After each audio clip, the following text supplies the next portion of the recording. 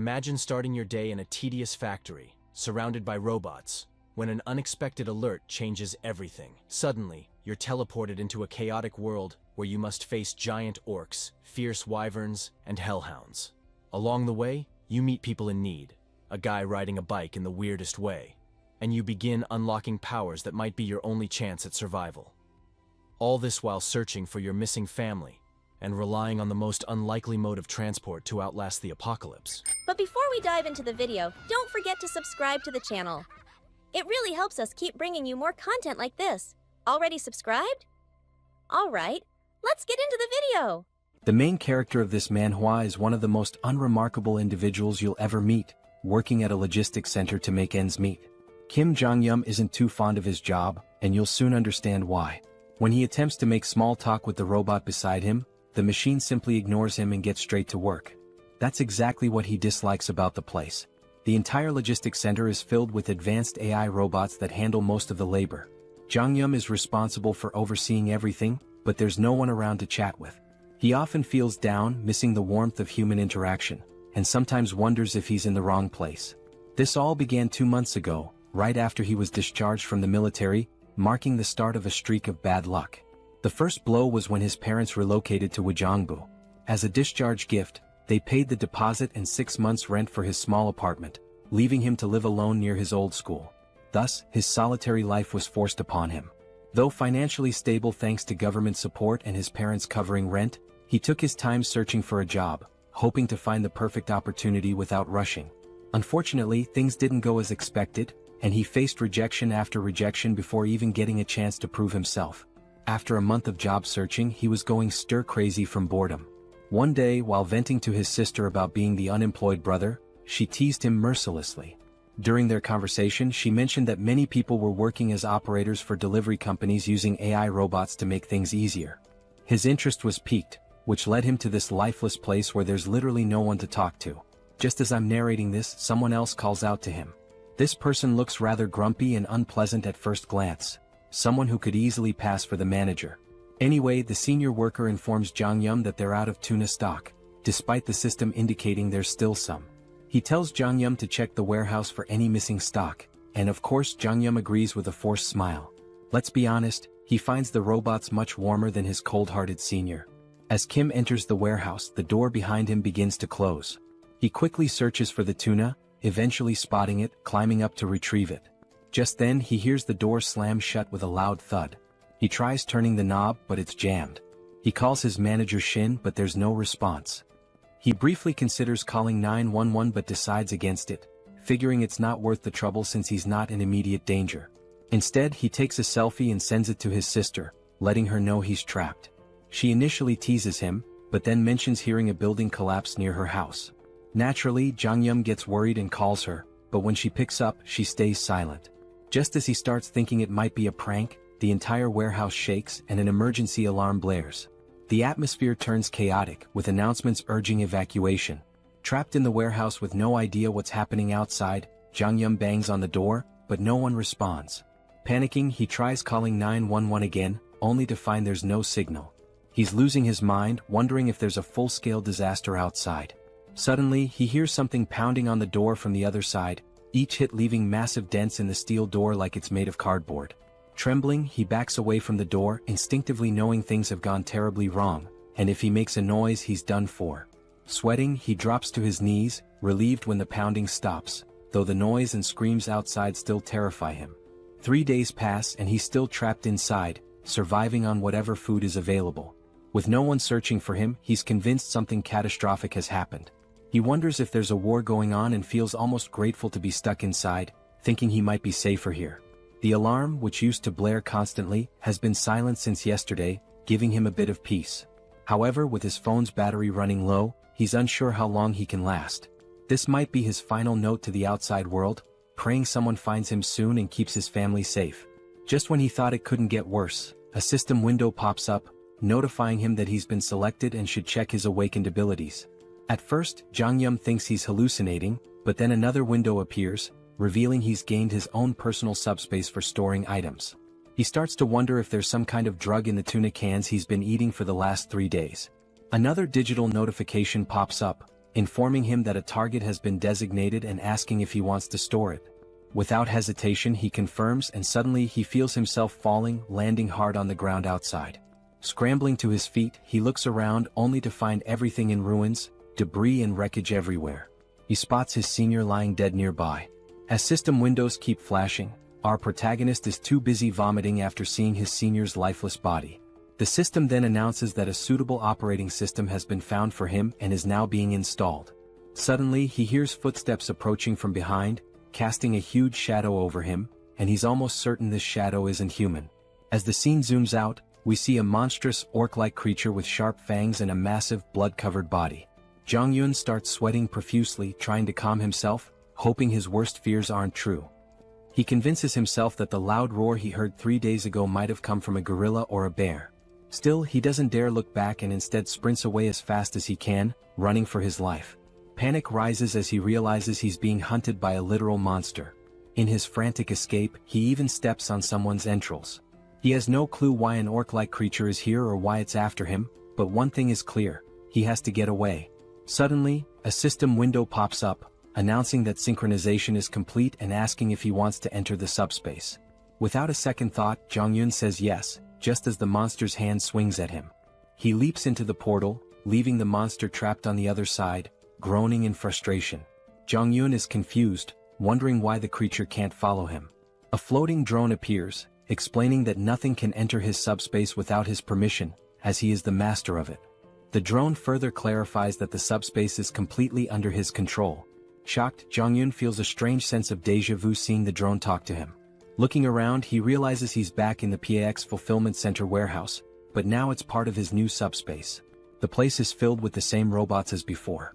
The system then informs him that as he's entered the subspace for the first time, he will be rewarded with a mana stone. The stone materializes in his hand, but before he can figure out what it does, the monster outside begins pounding on the portal again, startling him.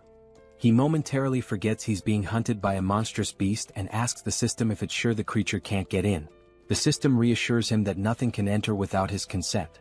A new system window appears, informing him that the PAX Fulfillment Center is a 5-story facility with a total area of 10,000 pyong, approximately 33,000 square meters, and contains everything necessary for improving customers' lives. It can ship products at speeds of 60 kilometers per hour, with a maximum shipment size of 2 meters. Jong-yun is just as baffled as anyone would be by all this information. The system adds to his confusion by stating there are only 2 minutes left until maintenance. Jong-yun, still disoriented, asks if the facility will shut down after 2 minutes. The drone confirms this and explains that he can use the mana stone to power the facility and maintain operations within the subspace. With 1 mana stone he can keep the facility running for 24 hours. Impressed by its efficiency, Jong-yun listens as the drone explains that when the PAX Center was stored in the subspace, its energy system was modified to run on mana stones. Jong-yun, still skeptical, asks if this is even real or just some sci-fi nonsense. Suddenly, the facility's lights shut off, and the drone begins flashing warnings. The PAX system explains that the power has been cut, and if energy isn't restored, PAX fresh products, items like fresh vegetables, meat and pre-prepared meals, could begin to spoil. Jong-yun realizes that in a chaotic world like this, where outside is a war zone, food is essential for survival. The power outage in the freezers and refrigerators could be a huge problem. He asks the drone if the mana stone can really replace electricity. The drone confirms this, so Jong-yun inquires how he can get more mana stones. The drone replies that mana stones can be obtained from creatures of other worlds. Clearly, Jong-yun isn't thrilled at the idea of confronting a muscle-bound monster that could easily tear him apart. He tells the drone to use the mana stone for now, then rushes into the facility to gather weapons. Inside he grabs as many weapons as he can, but a system window flashes their prices. With limited resources, he's worried he might run out of stock if he throws everything at the monster too quickly. He's also unsure whether these blades can even pierce the monster's thick skin. He figures that wounding the monster slowly rather than trying to kill it outright might be a smarter strategy. Since the creature can't enter his subspace, there's no rush to finish it off in one go. He'll focus on injuring it little by little, ensuring he doesn't waste resources or run out of weapons too quickly. Jong-yun hurls an axe at the monster, but it only grazes its body, which only enrages the creature further. With his original plan failing and aware that his weapon supply is limited, he decides to give the heavy axe another try, hoping it will have a more noticeable effect this time. He asks the system how many axes are left in stock, and to his surprise, he's told there are 15 remaining. He was expecting far fewer, so the number takes him off guard. He quickly checks the location of these axes, and upon reaching the storage area, he's shocked to discover that the axes are duplicating infinitely. The system explains that the items are produced through a process that allows them to be duplicated endlessly. While they can be damaged or altered, they cannot be fully depleted. This revelation leaves Jong-yun stunned. If the system is right, he has an endless supply of weapons at his disposal. Surprisingly, the system confirms this. With this newfound knowledge, Jong-yun feels relieved, knowing he no longer needs to worry about running out of weapons. He can throw as many as he wants at the monster without fear of exhausting his stock. He realizes that his shoulders will probably give out before the monster does, but at least he has a seemingly unlimited arsenal. The system then reveals another useful detail. He doesn't even have to throw the weapons himself. He can automate the process, shipping items from the subspace to the outside world. The system clarifies that shipping can only occur every 30 seconds, but this speed can be increased by leveling up his skills. Jong-yun quickly asks how to launch the weapons, and the system tells him he only needs to think of the registered item and say ship to have it automatically sent out. As soon as the system explains this, Jong-yun says ship, and an axe hurtles through the air at incredible speed, slamming into the monster's grotesque face and bringing it down instantly. The axe was launched by the drone, and when Jong-yun asks about the speed of the throw, the system replies that the default shipping velocity is 60 km per hour. Finally, Jong-yun understands what the system meant earlier by shipping speed. The system then informs him that he can adjust the speed to a maximum of 75 km per hour, but anything faster will require skill upgrades. Naturally, Jong-yun asks how to upgrade his skills, and the system explains that he can do so by using mana stones. At this point, Jong-yun remembers the monster he just defeated and realizes that he'll need to fight more creatures to progress. He quickly gears up inside the facility. First, he grabs lightweight combat boots priced at about 50,000 KRW and matching tactical pants for 78,000 KRW. Once he's suited up, he also buys a detailed map of the Seoul metropolitan area and a permanent marker. He marks a circle around Gwangjin district, then highlights surrounding areas in a specific order. With his route planned, he decides to start with the nearest district and gradually work his way toward his final goal, Ijeonggu, where he hopes to reunite with his parents. Since he's starting from Gunpo and doesn't have a car, Jong-yun knows the journey will be long. Even though it's not as fast as a car or motorcycle, a regular bicycle is incredibly valuable in a post-apocalyptic world, and in this situation it might as well be a Lamborghini. He hops on the bike and pedals through the desolate landscape. After around 30 minutes, night falls and Jong-yun has already taken down nearly 12 orcs.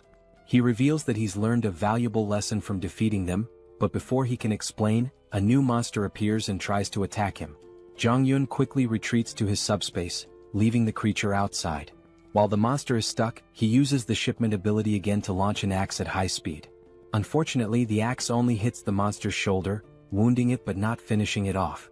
With the cooldown period of 30 seconds before he can ship again and a range limit of 10 meters, Jong-yun realizes that his abilities, though impressive, need more refinement, and that he can further improve them by collecting mana stones. Beyond shipment, Pax's ability has other applications, and we'll soon discover what those are. Suddenly, the monster notices movement and turns around, only to see the axe flying back into the portal and then returning, striking it in the face again and finishing it off. This is actually the second function of Pax's shipment ability, known as product retrieval, which automatically brings back dispatched items, just as useful as the shipping ability itself. Jong-yun uses the retrieval function once more to claim the mana stone from the monster, all while wondering why he can't simply retrieve the mana stone without killing the creature first. He then asks Pax the same question and learns that he can only use his retrieval skill on the stone after killing the monster, as it belongs to him at that point. Regardless, Jong-yun steps out of his subspace and shares another vital piece of information about this apocalyptic world. It turns out that the strange orcs aren't the only creatures wreaking havoc. There are also winged monsters, and he knows it will be a serious challenge to hunt one of those. Suddenly, he hears cries for help, but before he can identify the source, the scene shifts to a man named Choi, desperately fleeing. He's so exhausted that each step feels heavier than the last, and a flying creature is chasing him. The monster swoops down, slamming into Choi from behind, sending him crashing to the ground in agony. There's another person behind Choi, but before he can help his fallen friend, the monster lands right in front of him, blocking his path. Its fierce, drooling mouth suggests that human flesh is the most appetizing thing around. However, strangely, the monster doesn't attack the man standing before it. Instead, it fixes its gaze on Choi, who is writhing in pain on the ground. The man, confused as to why the monster is ignoring him, realizes it has been targeting Choi all along, likely because he seems like an easier victim. He feels helpless, unsure of what to do with only a small knife in hand, doubting whether it could even distract the monster. Just then, the sound of a bicycle bell rings through the air, and not surprisingly, it's our boy speeding toward them, though these two have no idea who or what is approaching. Before they can process what's happening, they witness the monster that was hunting them get struck by a projectile, sending it sliding across the ground from the force of the impact. The creature was felled by a single axe throw, leaving both men in stunned disbelief. Jong-yun quickly checks if they are okay, but they're still in shock, their mouths agape as they try to understand how someone on a bicycle managed to defeat a flying wyvern with just an axe. They immediately ask Jong-yun if he's a soldier, bowing their heads in gratitude for saving their lives. Jong-yun, glad they're safe, points to his uniform in response to their question. He explains that he's an employee of PAX FC, and they notice he's wearing the company's gear. This revelation shocks them even more, as they had assumed he was a trained soldier, given his impressive skills and presence. Even though he's not a soldier, his abilities are so extraordinary that if they hadn't seen it themselves, they wouldn't have believed someone could take down a wyvern with just an axe throw while riding a bicycle. Jong-yun is surprised to find out that these people are already familiar with the concept of abilities. One of them confirms this, mentioning that he himself has an awakened ability, though it's just a simple driving skill, which he hasn't had much chance to use under the circumstances. Choi then laughs, admitting that he's a bit jealous because he hasn't awakened any ability of his own. Jong-yun asks if there are more survivors nearby, and Choi explains that there aren't. They're currently in Block C, which houses a logistics center where many people gathered, but unfortunately so did the monsters. Most of the people were attacked, killed, or devoured, leaving only around 10 to 15 survivors who are now hiding in the underground terminal of Block E. He goes on to explain that they were searching for a drivable road and trying to collect essential supplies when the monster attacked them. The other man suggests that instead of continuing to talk there, Jong-yun should accompany them to their living quarters on the 4th basement floor. He assures him that the monsters have never breached that area, so they can sleep peacefully there, and even offers some snacks. Jong-yun considers the offer, clearly interested in seeing the vehicles they mentioned, as he's in desperate need of information about working transportation. Eventually he agrees to join them, though he remains cautious, unsure whether he can fully trust them. As they begin to walk away, we take one last glance at the dead monster lying on the ground. At that moment, Jong-yun discreetly retrieves the mana stone from the creature's body and slips it into his subspace, relieved that the two men don't know about his ability. This way he has an escape plan in case things go wrong. He can always retreat into his subspace if necessary. A while later they arrive at the basement, where they encounter a man who has just taken down an orc on his own. Choi rushes over to his friend, asking if everything is alright and what happened. The orc slayer assures him that all is well, explaining that the orc must have wandered in by accident. Fortunately, it hadn't spotted them, so they were able to take it out easily. No one was injured, but now they're less confident that the place is truly safe. Jong-yun meanwhile feels a surge of fear, realizing how perilous this area truly is. His thoughts are interrupted when the orc slayer asks who he is. Choi explains that Jong-yun is the one who saved them from the wyvern and used to work for PAX FC. He also mentions that Jong-yun is quite powerful, having taken down the wyvern with an axe throw from a distance. Everyone is both amazed and curious about what kind of abilities he might possess. At that moment, a woman rushes toward him, absolutely ecstatic that he saved Yongsu and Byung-kal. Overjoyed, she begins to do a little celebratory dance. The rest of the group starts to gather around, showering him with praise. Jong-yun tries to brush it off, modestly saying that he was only doing what was necessary. As he continues to receive so much attention, Choi steps in to break up the crowd, telling them not to tease the young guy. Just then, the orc slayer speaks up, revealing that everyone there has been working together for over a decade, and that Yongsu and Byung-kal are like family to him. He expresses his deep gratitude for saving them and introduces himself as Lee Jin-mak, the center manager of Daehoon Express Terminal. He even bows respectfully to thank Jong-yun for saving his two friends. After the introductions, Jin-mak gives Jong-yun a quick overview of the place. He explains that while they can't guarantee total safety, it's far more comfortable than being outside. They have a stockpile of food and water from the logistics center, and he encourages Jong-yun to eat as much as he wants and to make himself at home. Jean Mac adds that they have enough supplies to last for a while and can always get more from the logistics center if needed. However, Yongsoo interrupts, pointing out that the logistics center they're talking about has suddenly vanished. The group is left wide-eyed and speechless at this absurd news. Jean Mac immediately asks what Yongsoo means by this. Choi confirms it, explaining that the building has literally disappeared, which is why they were being chased by the wyvern. The others are skeptical, questioning how such a massive structure could simply vanish. Jean Mac, though stunned, eventually accepts the reality, reasoning that if monsters like the ones they've encountered are real, then a disappearing building might not be so unbelievable. Jong-Yun remains silent, unsure whether the disappearance of the logistics center is connected to his own subspace abilities. Trying to calm the group, the manager urges them to focus, stating that regardless of the situation, they must dig through the tunnel. Staying here will only make things worse. He encourages everyone to stay strong, saying that their time has just come a little earlier than expected and that they need to start heading into the tunnel as soon as possible. The woman from before, now fired up, tries to rally the group, reminding them that even without the logistics center, they must keep moving forward and force their way through. Jong-Yun turns to the manager, asking what forcing their way through actually means. The manager explains that everyone has homes elsewhere, and vehicles are essential for getting around. But with the roads blocked, they need to find a way through. Jong-Yun's interest peaks at the mention of vehicles, and he asks for more details. The manager confirms they do have working vehicles but says all the roads are blocked. A golf course obstructs the north, containers block the east, and the southern Yangdong Expressway is completely destroyed. The only remaining exit is the tunnel to the west, but unfortunately, a group of wyverns has taken control of it. Up until now, they've survived by scavenging supplies from the logistics center, but now they have no choice but to push through. The manager then tells Jong-Yun that he doesn't have to go through the tunnel since the blocked roads only affect vehicles, and there are other ways to escape on foot or by bicycle. Jong-Yun, however, insists that he also needs a vehicle, believing it's best to take the tunnel route. The manager doesn't argue further and tells him he's welcome to join them if he's up for it. Jong-Yun grins and says he'd be happy to work with them. He also thinks to himself that it's better to keep his abilities hidden for now. While the group seems nice, he knows they've been struggling to survive, and they might not be entirely forthcoming about their situation. Jong-Yun understands their need for secrecy and plans to stay cautious as well. He then turns to the manager, saying he wants to check out the situation at the tunnel and the wyverns. He claims he's planning to scout ahead, but in reality he's eager to use his abilities to wipe out the monsters and collect more mana stones. The scene briefly flashes back to when Jong-Yun defeated several monsters and saved up 5 magic stones. With these stones, he's now able to reduce the cooldown on his shipping ability to just 5 seconds. That's when he sees 3 new shipping abilities. The first is Precise Delivery, which locks onto a target and guarantees a hit. The second is Simultaneous Delivery, allowing him to send 2 items at once. The third is Automatic Delivery, which lets him deliver designated items automatically, with adjustable timing.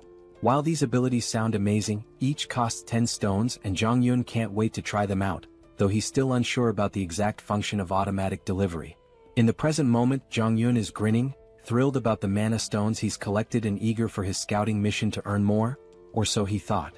His excitement is quickly dashed when he finds himself stuck with Yongsoo, one of the guys he had saved earlier.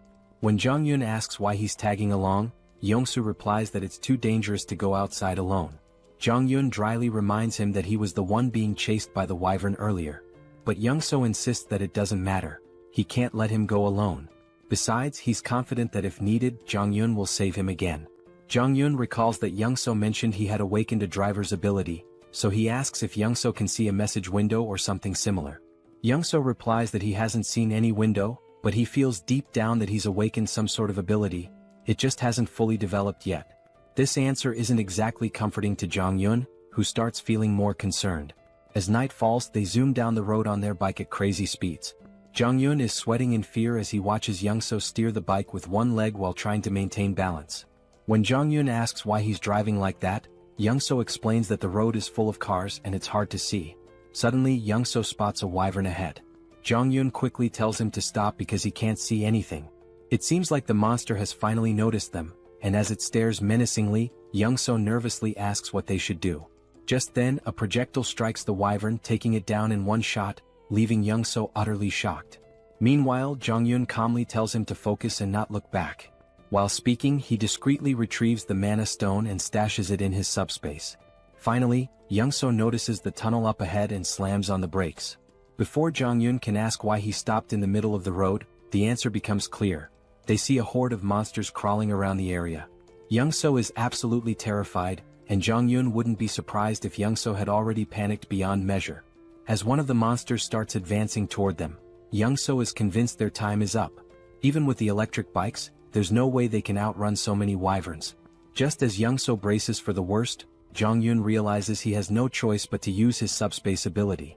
He quickly pulls up his system and dumps his mana stones to reduce the cooldown from 30 seconds to just 5 seconds. Confused, Young-so asks what Jong-yun is doing, but he doesn't explain. Meanwhile, the monster roars and every nearby creature starts converging on them. In the nick of time, Jong-yun shouts, "Ship!" and a projectile drops, taking out the monster and saving Young-so. Looking back, still panicking, Young-so's eyes widen as he spots a portal behind them.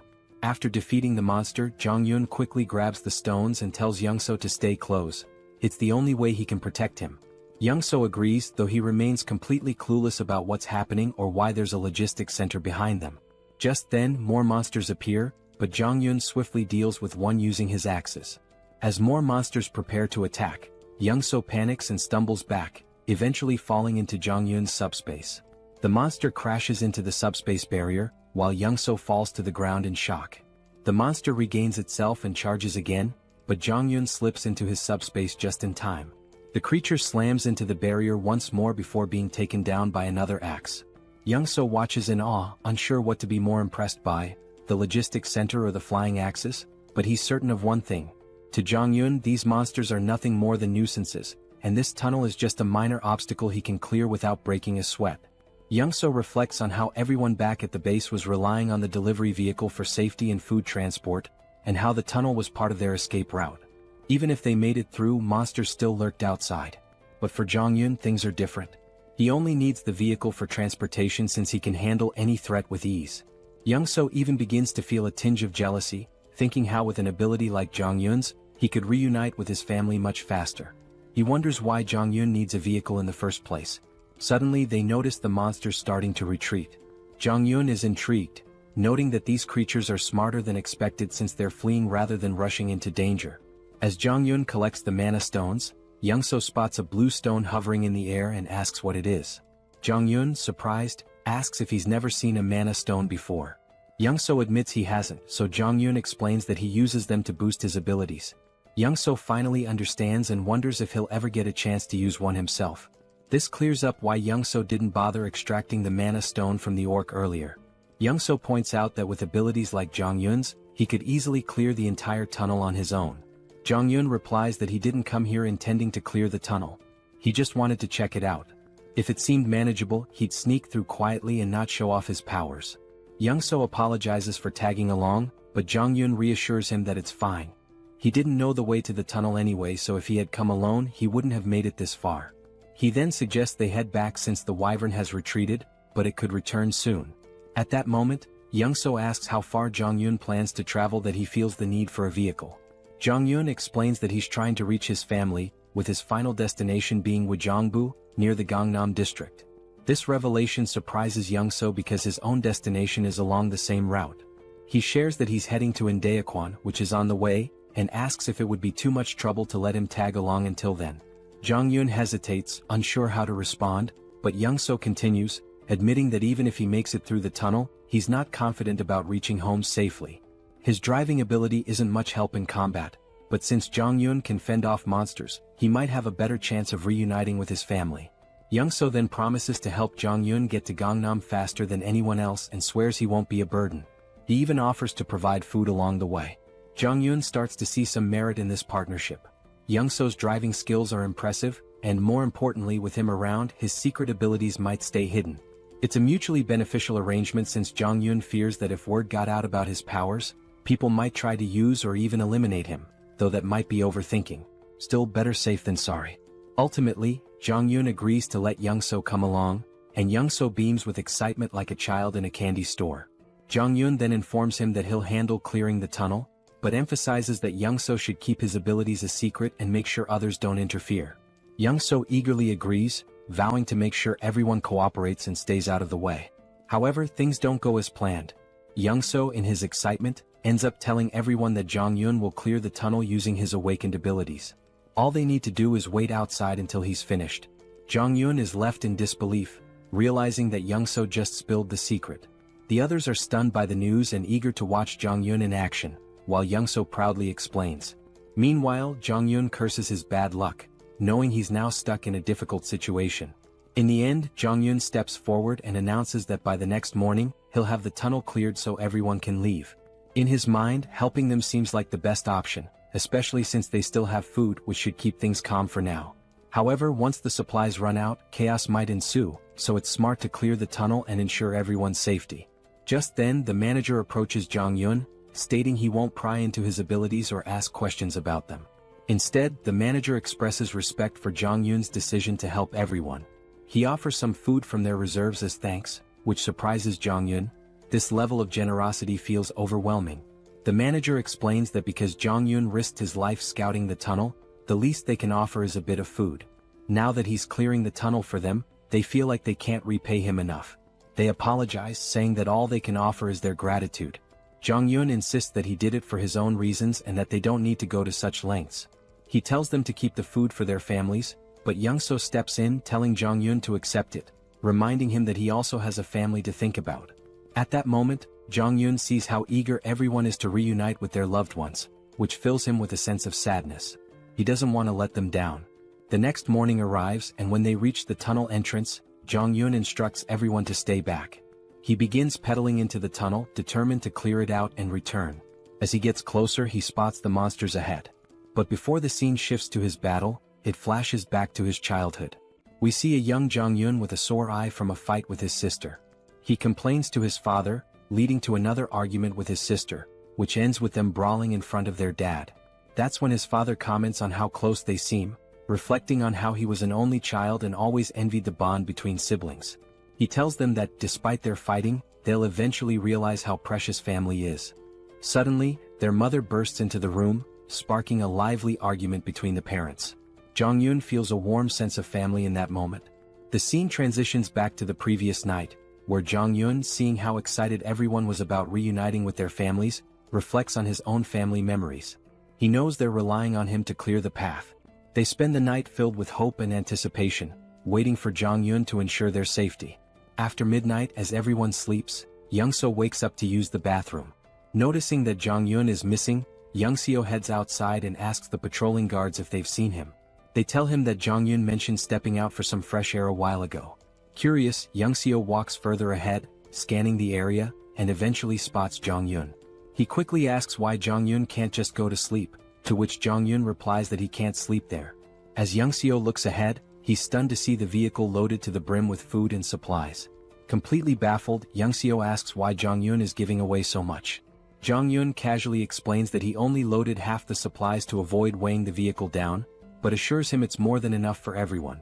Youngseo is even more shocked when Jong-yun mentions that this is the last vehicle he had to load. The realization hits hard. If this is the last one, then Jong-yun must have packed the other 15 vehicles with the same amount of supplies. Jong-yun quickly tells Youngseo to keep this a secret from the others. Still confused, Youngseo points out that if Jong-yun is giving away all these supplies, what will they have left for their own journey? Jong-yun nonchalantly responds that they still have plenty of supplies. Youngseo is left astounded, realizing the amount of resources Jong-yun has given away is more than you'd find in an entire logistics center. He can't comprehend how much stock Jong-yun must have left. Back in the present, we see Jong-yun effortlessly taking down monsters like it's no big deal. While fighting, he contemplates how much easier it would be if he could put all the people into his subspace and carry them to safety. Unfortunately, his system informs him that with his current subspace level, it's impossible. However, if he reaches subspace level 2, he could carry up to 20 people. To level up, he needs at least 100 mana stones. After mentally counting, Jong-yun notes there are about 40 monsters left, with a few fleeing. The numbers aren't enough for him to level up here. He realizes he'll need to find another way to gain experience, especially since he wants to eventually bring his family into the subspace. Suddenly, Jong-yun notices something strange among the fleeing monsters. A closer inspection reveals a stronger, more imposing version of a wyvern, clearly some kind of boss-level monster. Even Jong-yun is unsure of what he's facing. The scene then cuts back to the group waiting outside the tunnel, growing anxious about whether Jong-yun is okay inside. Finally, they see him emerge, pedaling his bike effortlessly, as if he's been out for a leisurely ride. His uniform is stained with blood, and the group anxiously watches until they see him smile. They burst into celebration, relieved that their mission was successful. It's finally time for everyone to part ways and reunite with their families. They thank the manager for sticking with them and wish him a safe journey home. Jong-yoon hints that if they face any trouble, they should open the cargo hold. He's left a little surprise that might help. Curious but eager to continue, they get into their trucks and slowly make their way through the traffic. After crossing the tunnel, they wave their final goodbyes before heading in different directions. In the truck, Jong-yoon sits in the passenger seat, still thinking about the monster he saw in the tunnel. He's unsure if it was really a wyvern since it fled before he could get a good look. He wonders if it was a leader or just an adult version of the monsters they've been fighting. His thoughts are interrupted by a disturbing crunching noise from under the truck. Looking near the tires, they see they've run over some corpses, and the driver's face is full of sorrow from hearing the bones break. Even Jong-yoon notices the regret in his friend's expression, but they have no choice but to keep moving. The road is filled with bodies and wreckage, leaving no clear path. Jong-yoon reflects on how, if his discharge had been delayed by just 3 months, he might have ended up as one of those dead soldiers. The situation is even worse than they imagined, with monsters still feasting on the remains. Suddenly, Young-seo calls out to him, snapping him out of his thoughts. When Jong-yoon looks ahead, he sees that the road is blocked. Young-seo points out that the barbed wire looks like it was set up by the military to block something, and they'll need to find another route. He suggests they try crossing another bridge, but just then Jong-yoon notices something at the far end of the blocked bridge. Upon closer inspection, they see a new type of monster they've never encountered before, and it becomes clear what the military was trying to contain. While Young-seo panics and considers turning back, Jong-yoon sees this as a perfect opportunity to level up his subspace. He spots a narrow sidewalk along the road, blocked on both sides, and quickly suggests they drive through it. He explains that he has a plan to get through without turning back and excitedly tells Young-seo to push the truck through the pedestrian path. Young-seo is horrified by the risky idea, especially when an orc appears ahead among the mutant hounds, scattering the pack. The monsters didn't seem to get along with each other at all. Despite the orcs' advantage in size and strength, the mutated dogs had sheer numbers on their side. The poor orcs stood no chance against such a ravenous pack, as their hollow mouths relentlessly tore into its flesh. Blood and chunks of meat flew in every direction, and our two protagonists could only watch the brutal scene unfold. Young-seo was truly terrified, and despite knowing the abilities of our hero, he seriously doubted the sanity of the plan to go straight ahead. He hesitantly asked if Jeonjaen really intended to cross the bridge, but Jeonjaen was completely confident in his skills, thinking it was easier than his frightened companion believed. As Young-seo tried to muster some courage, Jeonjaen suddenly asked him a strange question. Had he ever heard of a game where 3 different races are at war with each other? It was a space strategy game called Stark, but since Young-seo was older, he didn't know anything about it. Jeonjaen went on to explain a little about the game. In it, players could customize maps and tweak settings for fun. Jeonjaen's favorite map involved holding off waves of monsters with limited units and clever use of terrain. As he saw it, the current situation was quite similar to that game. Young-seo of course had no clue why Jeonjaen was sharing this story, but it didn't really matter. His job was simply to follow instructions. The first step was for Young-seo to back the car up to the barbed wire barrier, ripping it down and making as much noise as possible, all to attract the attention of the mutant hounds who were busy feasting on the orc. After that, it was Jeonjaen's turn to get to work. Activating his system, he unlocked a skill he hadn't planned on using but realized it was perfect for the situation: auto shipping. He spent 10 mana stones to unlock it, then instructed Pax to spend the rest of the stones to boost the shipping speed. Pax quickly complied, increasing the delivery speed to 100 km per hour. With everything set, Jeonjaen called out to the mutant hounds, inviting them to chase him after their meal. The unsuspecting creatures charged, but they weren't fast enough. A double-door refrigerator zoomed towards them and obliterated the pack. It was clear the hounds were in for a tough time. This game wasn't fun for them. And it didn't end with just one refrigerator. More kept coming, and within seconds Jeonjaen had collected 12 mana stones, much to his delight. The enhanced shipping range and precision targeting he had fine-tuned during his tunnel clearing worked perfectly now. Jeonjaen had initially planned to use axes, but with his upgraded precision delivery system, refrigerators proved to be much more effective. He had discovered earlier that the precision delivery skill didn't track targets fully but only adjusted the trajectory slightly based on their movements. Against these swift mutant hounds, an axe flying at 100 kilometers per hour might still be dodged, making it a less reliable option. But the refrigerator, with its size and weight, was ideal for taking out multiple enemies at once. A mere graze from it was enough to crush several hounds. On top of that, the auto-shipping feature made things incredibly convenient. Jianjian didn't even need to monitor the battlefield anymore. The system automatically took care of any approaching threats. For now, our hero could just relax as the hounds continued their futile attempts to get closer. They howled with rage but were helpless against the flying refrigerators. As the battle raged on, Youngseo made the mistake of looking back. His jaw nearly dropped when he realized what he was witnessing. He had thought Jianjian could only throw axes, but what he saw was beyond his wildest imagination. Refrigerators flying through the air, one after another, every 2 seconds. The sheer number of refrigerators was unbelievable. Youngseo couldn't fathom why the logistics center would even have so many in stock. He began to wonder if Jianjian's system somehow replenished items, like how the axes were retrieved and reused. But how this worked with refrigerators remained a mystery. Youngseo stood frozen in shock, unable to comprehend what he was seeing. He didn't even notice when Jianjian came up to him and casually asked if he wanted something to eat. Yongsoo finally pieced things together and asked a question to confirm his suspicions. He wondered if it was possible that Jianjian's supply was actually infinite. Jianjian was a bit taken aback by the question, assuming Yongsoo had figured it out long ago, but clearly he hadn't. All this time, Yongsoo believed Jianjian was simply collecting the axes after each use to recharge them. He never imagined that Jianjian had an endless supply. In reality, Jianjian did collect the axes with his system, but only to prevent them from lying around and accidentally harming someone. Even after hearing this explanation, Yongsoo still found it hard to grasp the concept of infinite items. Once he gathered his thoughts, Jianjian asked again if he wanted anything to eat. Having endured an emotionally exhausting day, Yongsoo felt that a Coke Zero and a donut would be more than enough for him. As they quietly enjoyed their food, behind them, the delivery system was relentlessly scattering the mutant hounds. Yongsoo felt a bit embarrassed for underestimating Jianjian's abilities and his own naivety, but he was still grateful for the meal, even if it came from an endless stock. Jianjian was happy to share and thanked Yongsoo for trusting him from the start.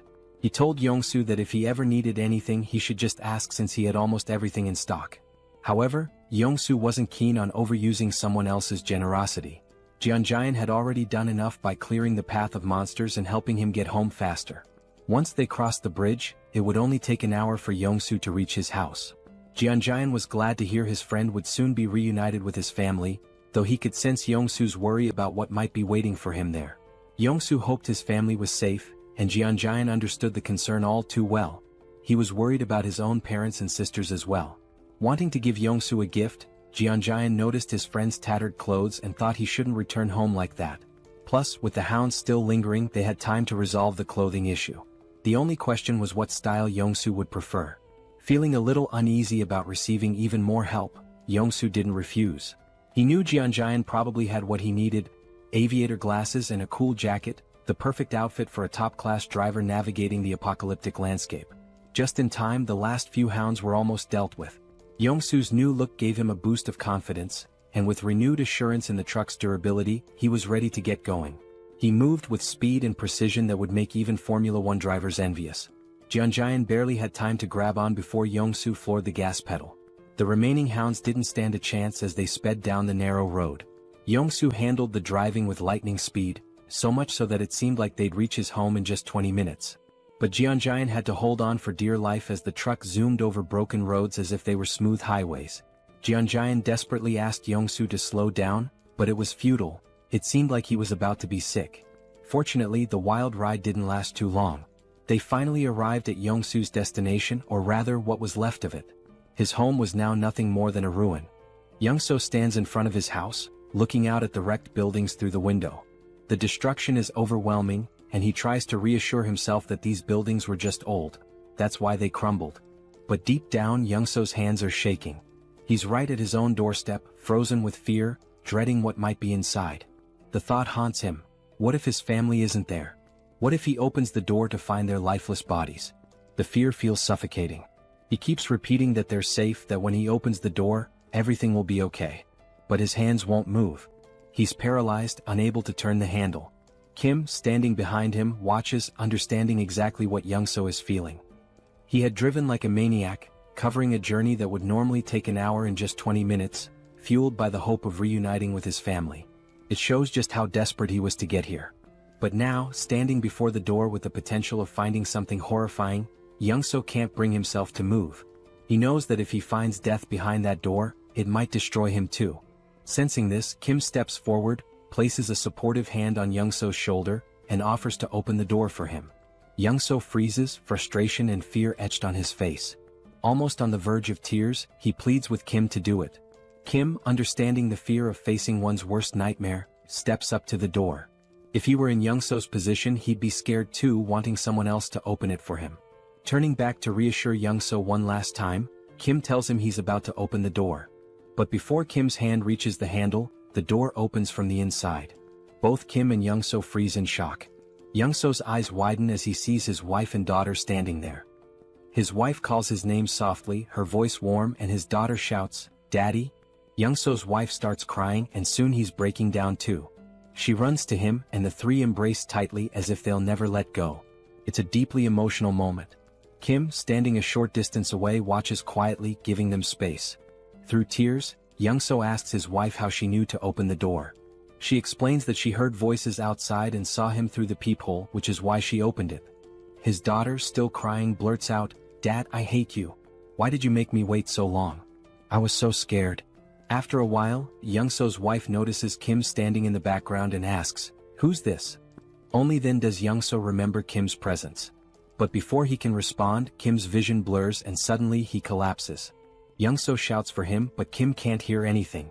His body is shutting down, and after 3 or 4 days without proper sleep, exhaustion finally overtakes him. Darkness envelopes him and he slips into a dream. In the dream he's struck, but not by a fist, by a pillow. Standing over him is his older sister, holding the pillow with a playful grin. She swings it at him, knocking him down, and Kim yells at her, asking why she hit him so hard.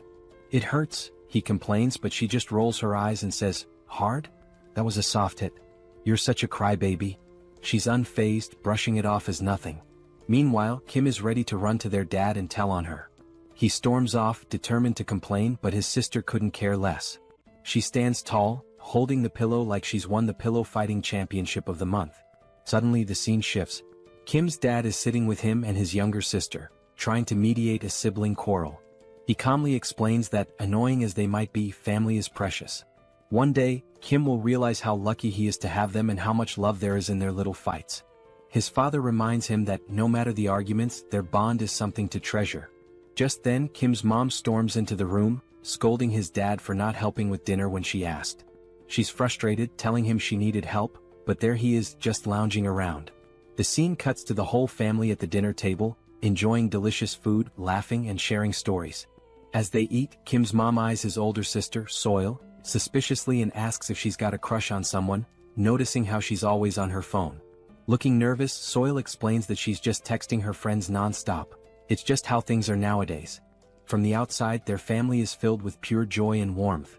Kim's dad, unable to resist, talks about how Soil is interested in boxing, suggesting she check out a sports club at the local middle school. With a smirk, Soil admits that the boxing club is the real reason she chose that school. Kim's ears perk up at the mention of middle school. Fast forward a year, and we see Kim attending the same middle school as Soil.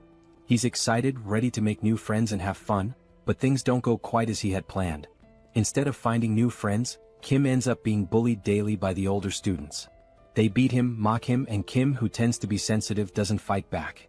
He endures the blows day after day. But then one day someone steps in. Soil, his fierce older sister, storms in like a force of nature. With an intense, threatening look, she grabs one of the bullies by the hand and breaks it with a single punch. Kim feels relief seeing his sister, his rescuer, but that relief is short-lived. Frustrated by her brother's weakness, Soil declares that his training starts now. And so, Kim's grueling training under his ruthless sister begins. It's brutal, but it pays off. Soon, no bully dares to approach Kim again. For a while, life seems to settle down. Kim makes friends, enjoys himself, and coasts through middle school. But time flies, and one day his younger sister lands a job at a nursing school, catching both Kim and Soil by surprise while Kim is lounging on his PS5, barely keeping up. Then, a moment arrives that flips his life upside down. Kim's dad walks in and tells him the time has come. Kim doesn't understand at first, but when it sinks in, it hits hard. It's time for him to enlist in the military. The family worries, though Kim tries to put on a brave face. Outwardly he's tough, but inside he's trembling. He doesn't want to leave his family. And after that, well, the rest is history. Slowly, Kim's eyes open. He feels disoriented and a bit afraid, lying in an unfamiliar bed. He remembers collapsing, standing outside Youngso's door, meeting his family, but after that, nothing. His mind races. Did Youngso betray him?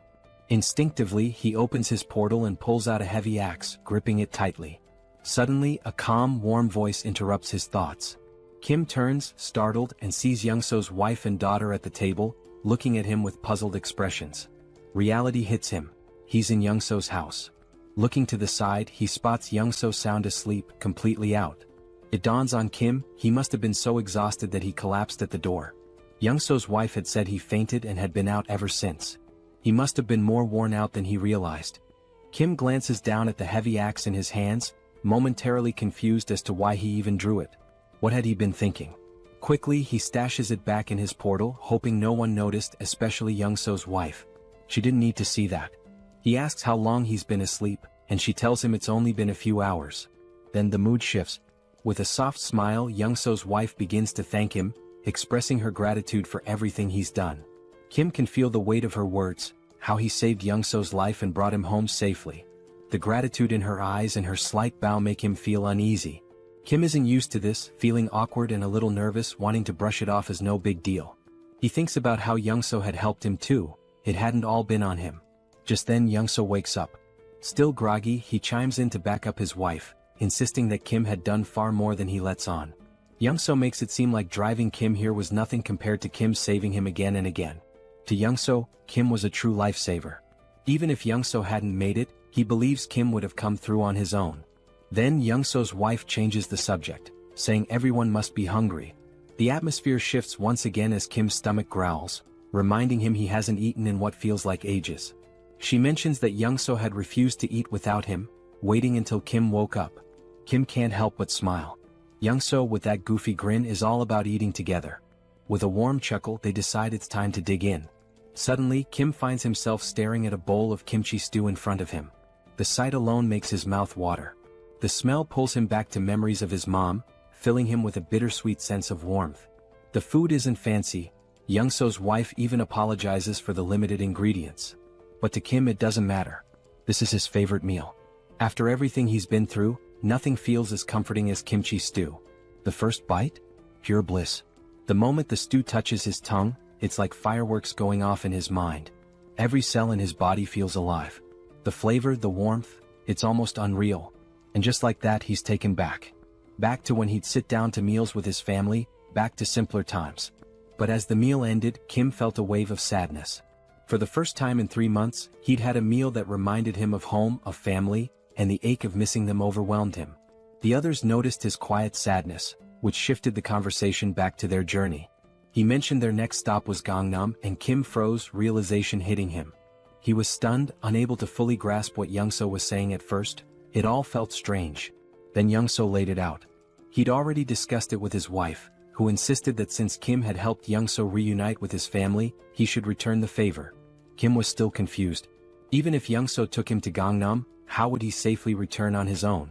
They stepped outside to get some fresh air, and that's when Youngso explained his plan. He'd drive Kim to Gangnam in his truck, and Kim would leave his electric bike with him. Once they reached Gangnam, Youngso would use the bike to get back home.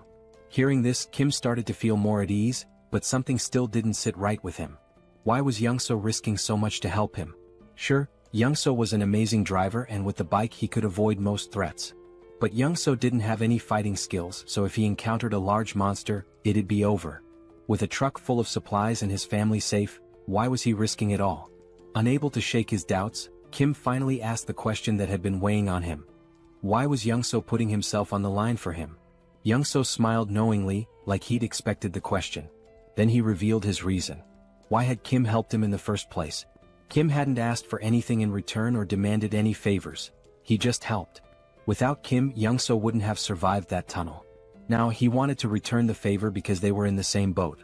Kim might have special powers, but that didn't make his life any less challenging. Youngso understood what it felt like to be desperate, clinging to the hope that his family was safe somewhere. That's why he'd risked the tunnel, and now he wanted Kim to feel that same happiness of reuniting with loved ones. With a sly grin, Young-so reassured Kim that he wouldn't take unnecessary risks. He was confident his driving skills would get him out of any tough spots, so Kim didn't need to worry. Then Kim had a flashback to when he first set out for the tunnel and saw a car with keys inside. Young-so could have left the group behind, but he didn't. He stayed and helped. That's when Kim realized Young-so wasn't about to leave him. He just didn't want to admit how far he'd go to help.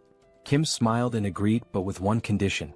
If Young-so was coming with him, he had to bring his family along. Kim explained he'd upgraded his subspace, allowing him to bring others inside. Young-so's family would be safer there than staying behind. Without hesitation, Young-so put on his signature shades and gave a confident grin, ready to drive with his top-tier skills. Meanwhile, Kim had upgraded his subspace to level 2, using 16 out of his 116 mana stones, allowing it to hold up to 20 people. The system informed him it would cost 6 mana stones per day to maintain, but he didn't mind. The system also asked if he wanted to enable external presence in the portal, and he agreed. A few months later, Young-so, his wife and daughter entered the subspace, astonished at what they saw.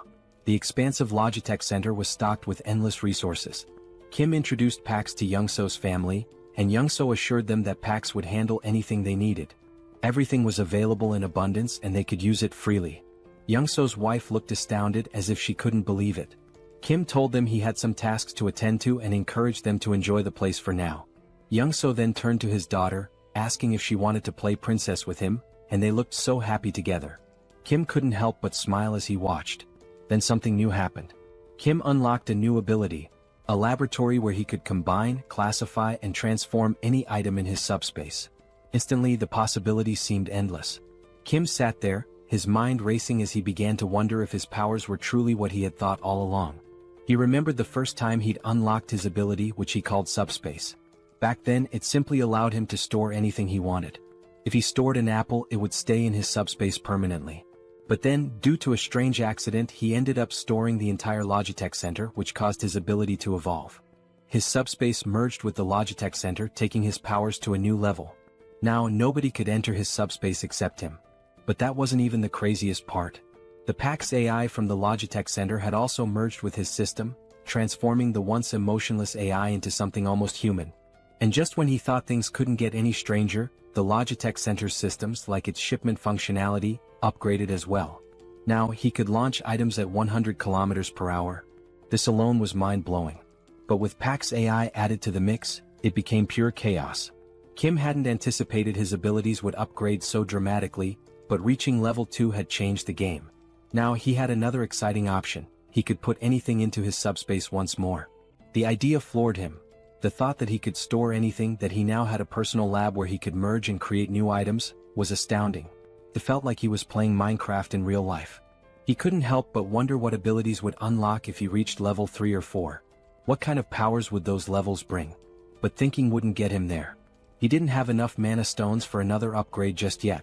So for now, he focused on deciding the next thing he'd add to his subspace. Last time, it had been the Logitech Center, which turned out to be a blessing. But now, with a determined aura, Kim commanded his system to store the entire Earth. Yes, you read that right. He was about to store the planet. If it worked, everyone would float off into space. The system asked for confirmation and Kim, feeling a little tense, confirmed. But after 2 minutes, nothing happened. Then the system sent a notification: failure. Earth was outside the storage range. Kim sighed, figuring it was too ambitious, but it was worth a try. Just then, Young-so showed up, discussing the route to Gangnam. Kim listened but quickly asked why Young-so wasn't playing with his daughter as he'd mentioned earlier. Young-so smiled softly, explaining that his daughter had always felt scared in their old building. But here in this new place she finally felt safe, and that's why she'd been able to fall asleep. It was all thanks to Kim. Young-so expressed his gratitude, but Kim, ever modest, reminded him that he'd been a huge help too. Without Young-so's driving skills, he wouldn't have made it this far. In his mind they were even. But Young-so, with a serious tone, insisted he'd do whatever he could to support Kim. The scene shifted, and there they were, Young-so in full driving mode, wearing his signature shades, and Kim feeling the tension in the air. Something felt wrong. Young-so, smiling, casually remarked that driving was his one true skill, and he was confident no one could match his speed. He told Kim to buckle up because things were about to get intense. Kim knew exactly what was coming and braced himself. Then it happened. Young-so floored it and the truck surged forward like a rocket. In no time they had covered a massive distance. But everywhere they looked was pure destruction. The ground was torn apart, buildings in ruins. While Young-so kept his cool, Kim looked pale, his nerves frayed from the stress.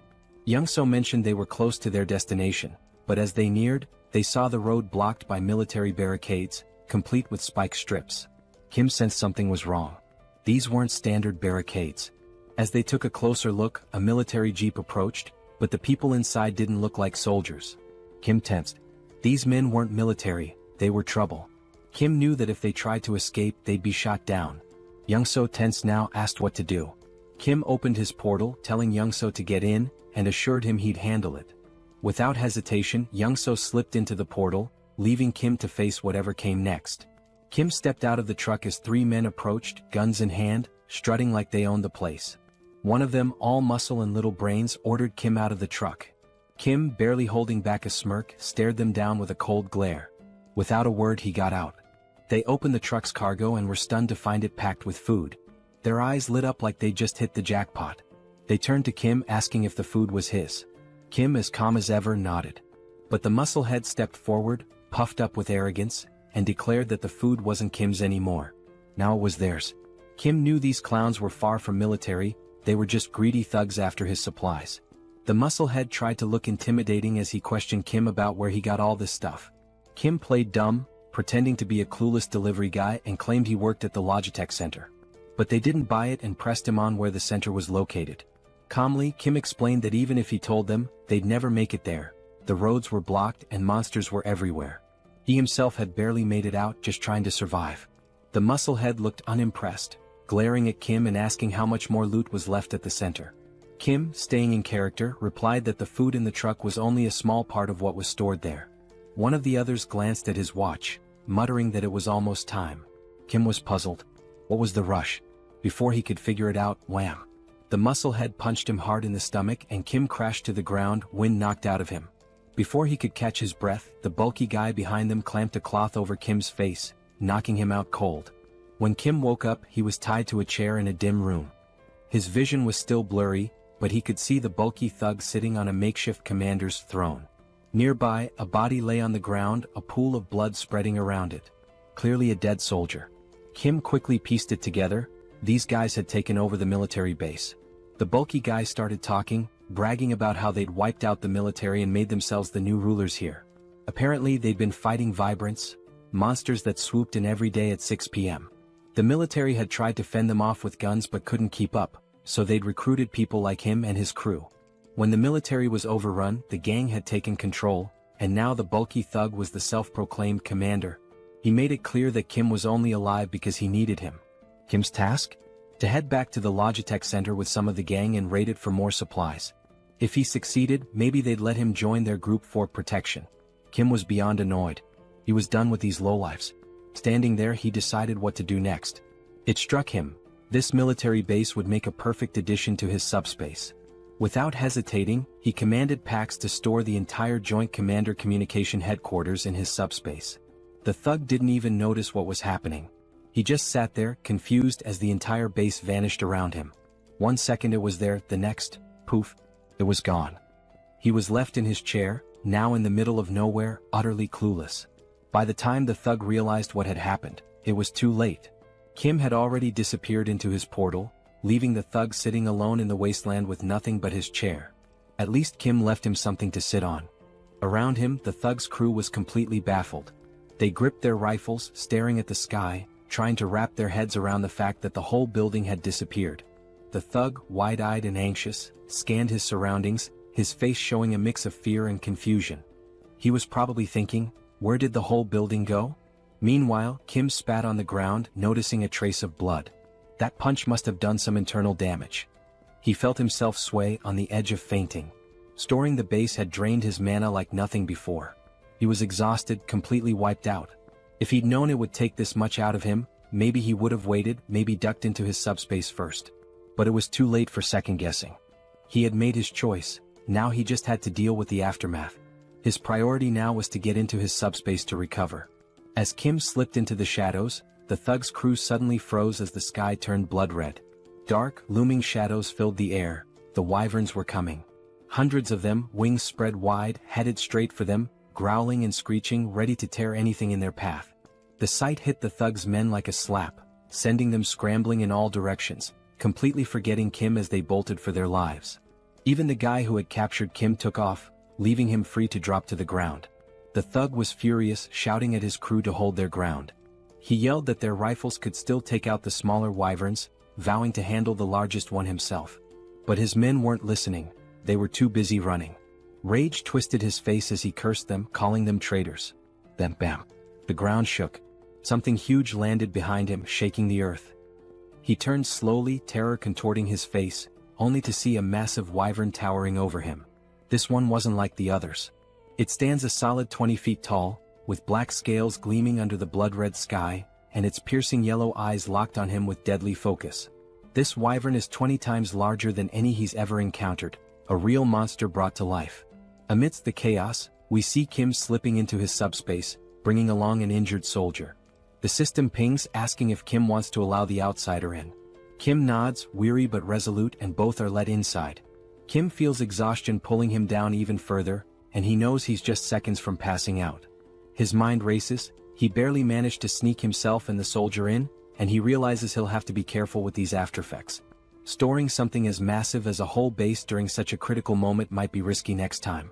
The black-scaled wyvern is still looming behind, its fierce gaze fixed directly on him, making Kim wonder why it's so intensely focused on him.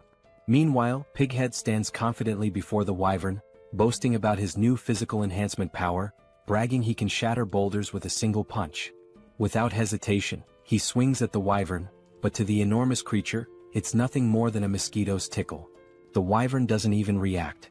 Suddenly, a bone-crunching sound fills the air. Kim, dreading what's happening, turns around slowly to see Pighead's fate, eyes widening in shock. With a single chomp, the wyvern swallows Pighead whole. Just like that, he's gone. Young-soo rushes over to Kim, checking if he's okay.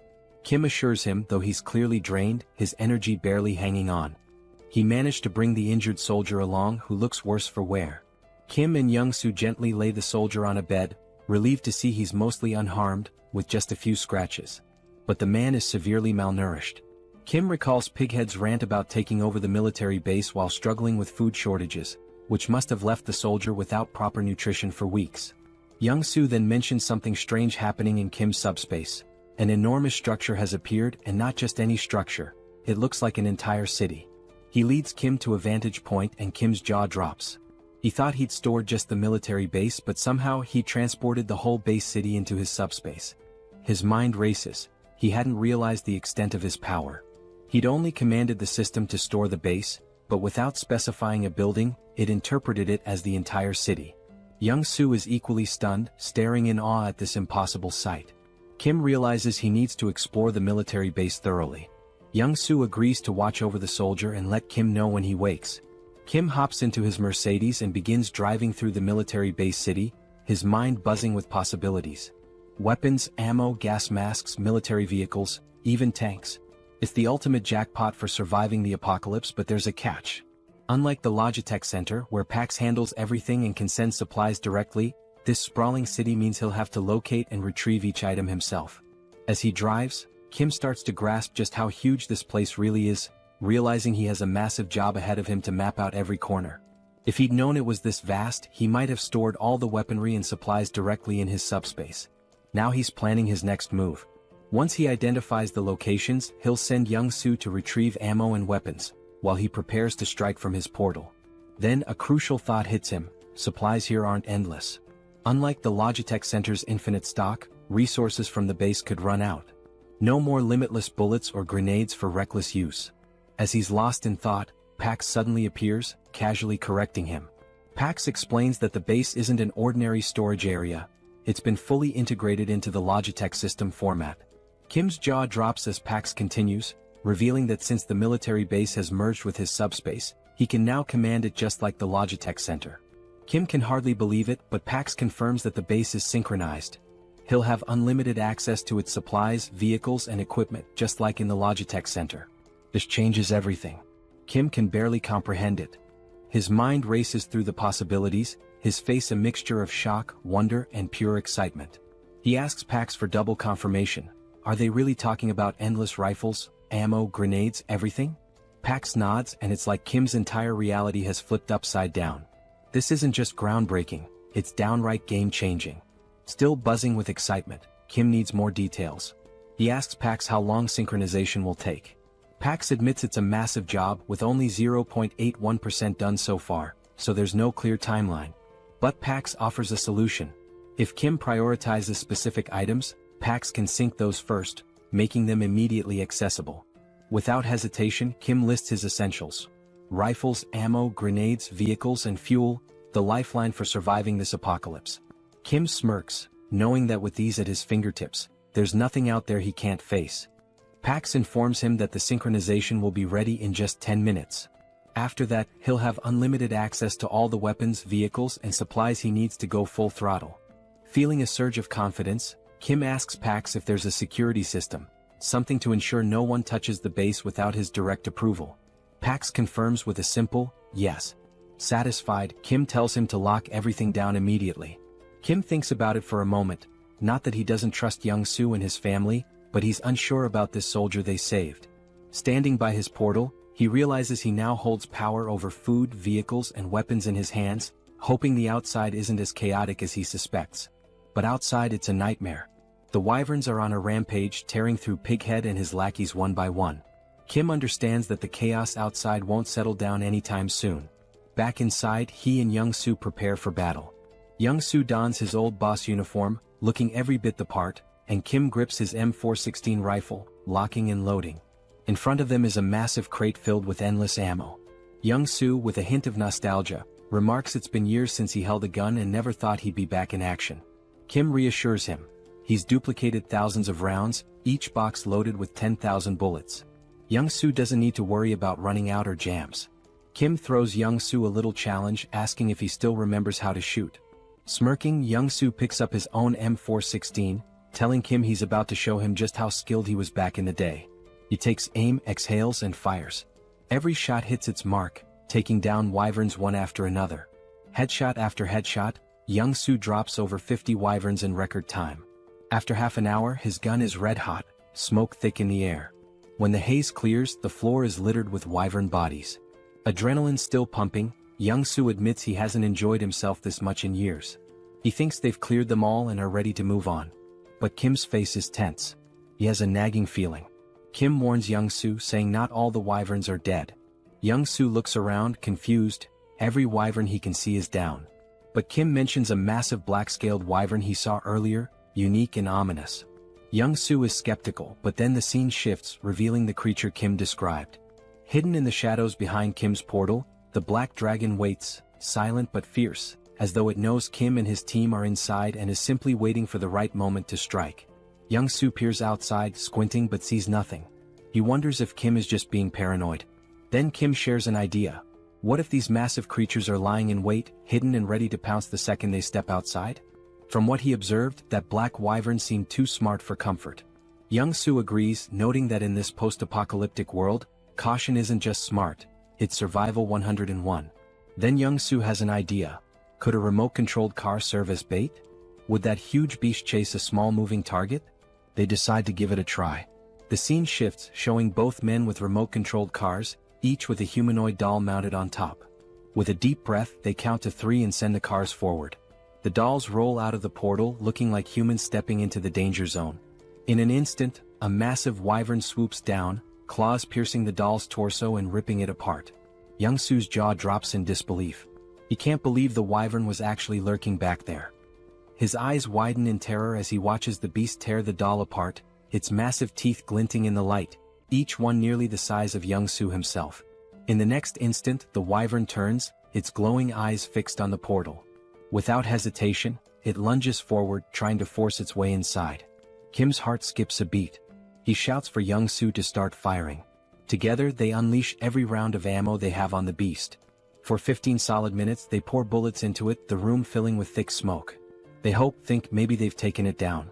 But as the smoke clears, those glowing eyes remain fixed on them. The wyvern, undeterred, shoves its head closer, drool dripping as it tries to devour the portal itself. Young-soo and Kim stumble back, horrified. They can see every detail of the wyvern's mouth, its deadly teeth just inches away. Young-soo is stunned. How is this creature still standing after all this firepower? Kim recalls that Pighead mentioned a similar wyvern, a beast that shrugged off all the military's attacks, forcing them to retreat. Kim realizes it must be the same one. But this isn't just brute strength. Something seems to shield this creature from harm. It's as if its hide isn't only thick but somehow imbued with a protective ability. Kim doesn't have time to dwell on it. He grabs a couple of grenades, hurls them into the wyvern's mouth and smirks.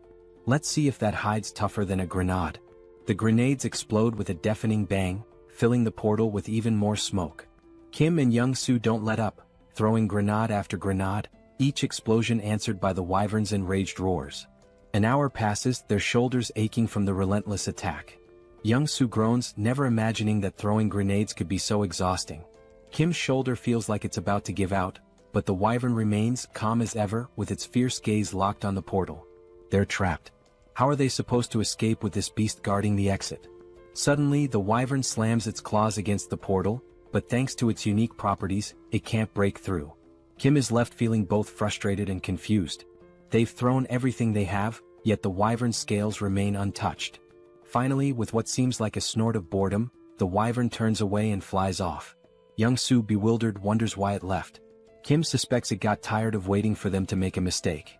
After hours of failed hunting, it probably decided to look for easier prey. At least for now they're safe. They wait an extra hour to be sure. When the wyvern doesn't return, Kim and Young-soo share a look. Exhausted but determined, they gather their supplies, ready to continue the journey. The scene shifts as Kim and Young-soo hit the road again. Young-soo, still visibly shaken, can't help but mumble about the horror of facing such a monstrous wyvern. Kim shares his concern. Those dozens of grenade explosions barely left a mark. If a creature that size can withstand grenades, what kind of weapon would it take to bring it down? Kim realizes that regular explosives just aren't enough. Bombs are designed for taking out smaller targets like humans, not dragons. Sure, he could grab a rocket launcher or missile from his subspace, but that kind of firepower would destroy everything around them, risking innocent lives. He can't take that path, it would strip away his humanity. Frustrated, he realizes he needs a weapon as powerful as a bomb but without the massive destruction. The more he thinks, the more his head aches. Maybe, he muses, if he had something heavy enough dropped from an extreme height, it could seriously damage the wyvern. But using a tank wouldn't work, the wyvern would dodge it with ease. He needs something small, heavy and lethal, but such a thing doesn't exist yet. He's stuck with just grenades and guns.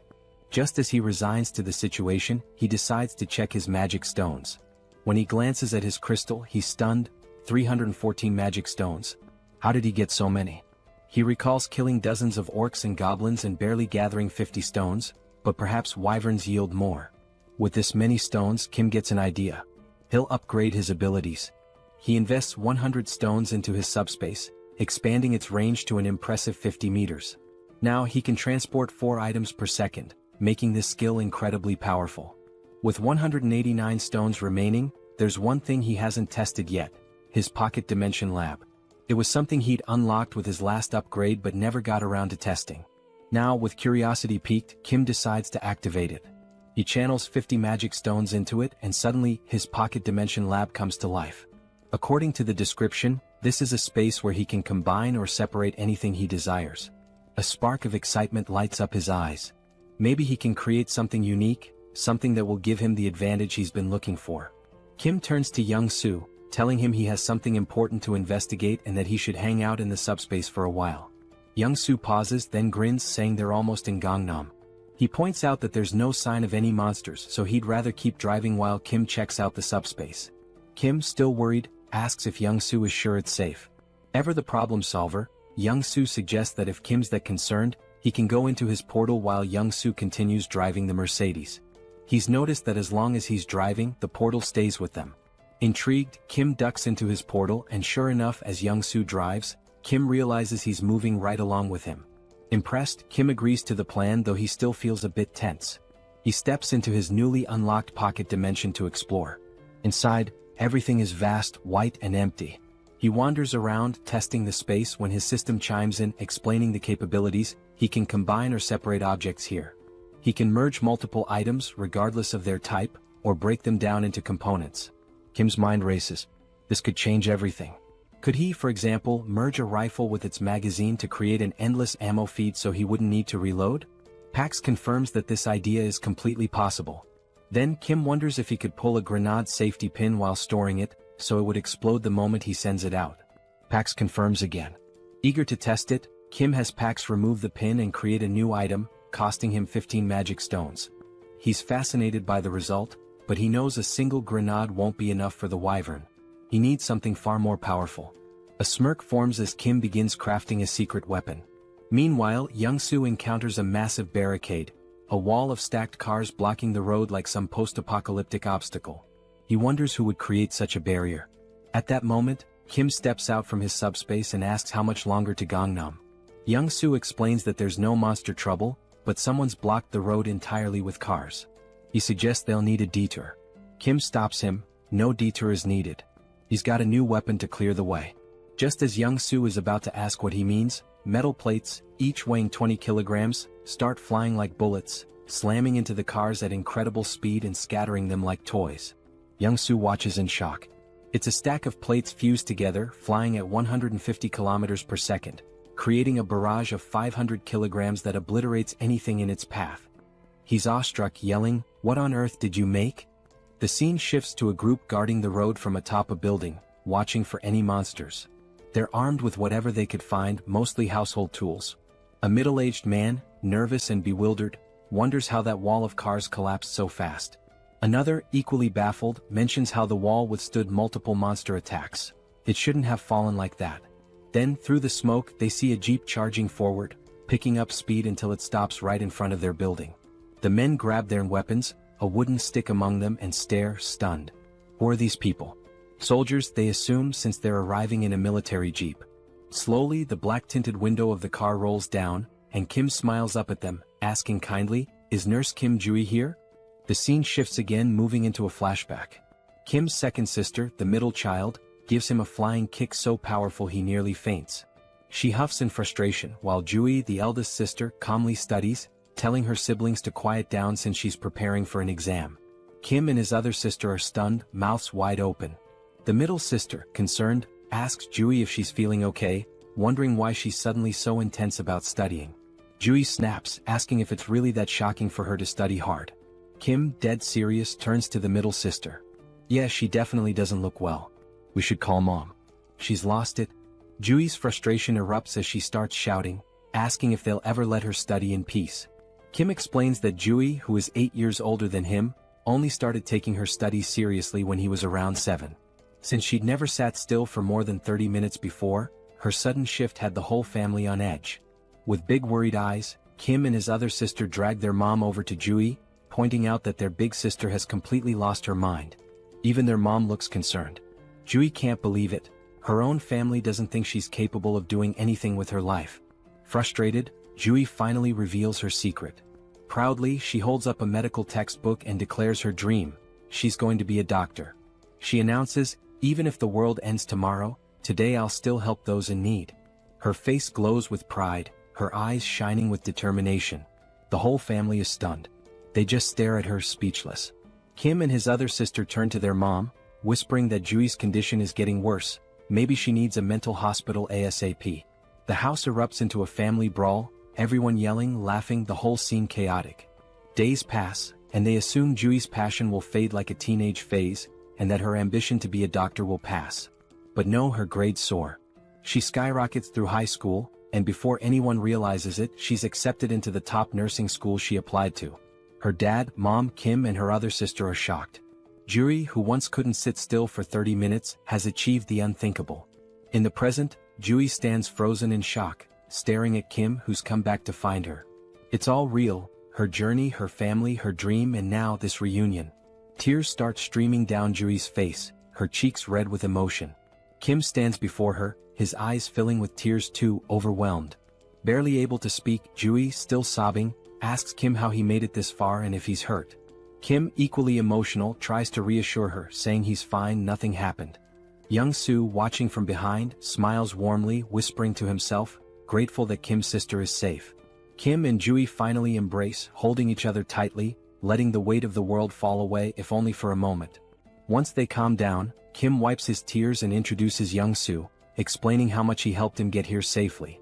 Young-soo bows respectfully, introducing himself, and Jui, deeply grateful, introduces herself as Kim's older sister, thanking Young-soo for protecting her little brother in this apocalyptic nightmare.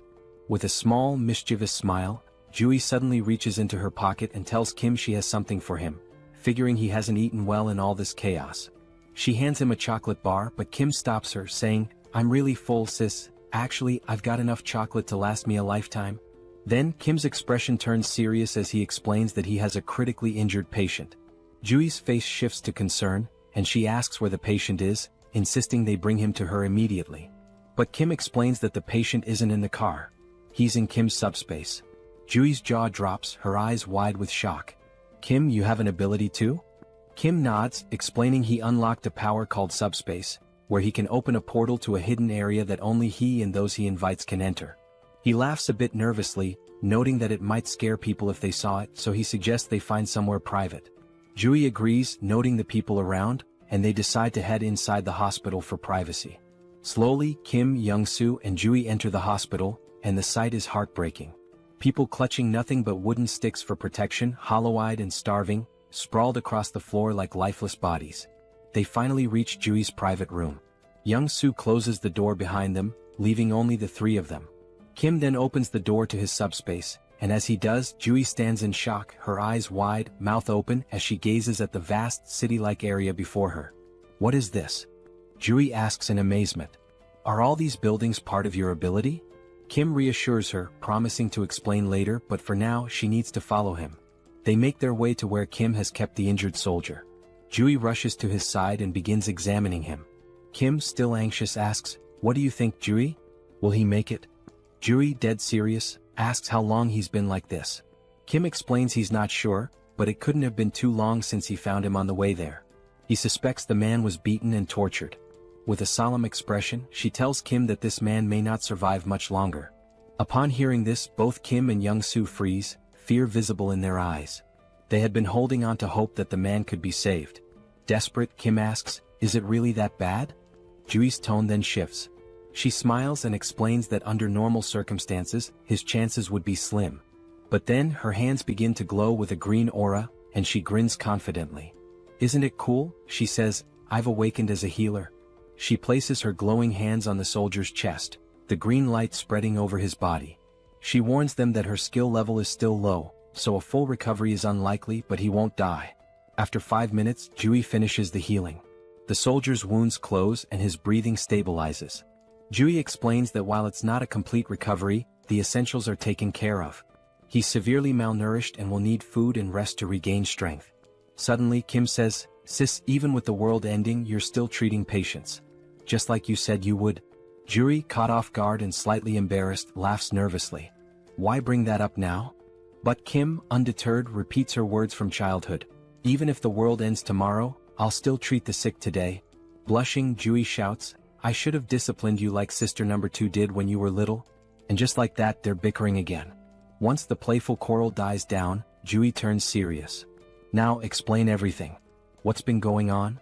Kim takes his time and goes into detail, telling the entire story, how he got trapped in the storehouse, how he sent messages to Jui and sister number 2, and how the network system went down.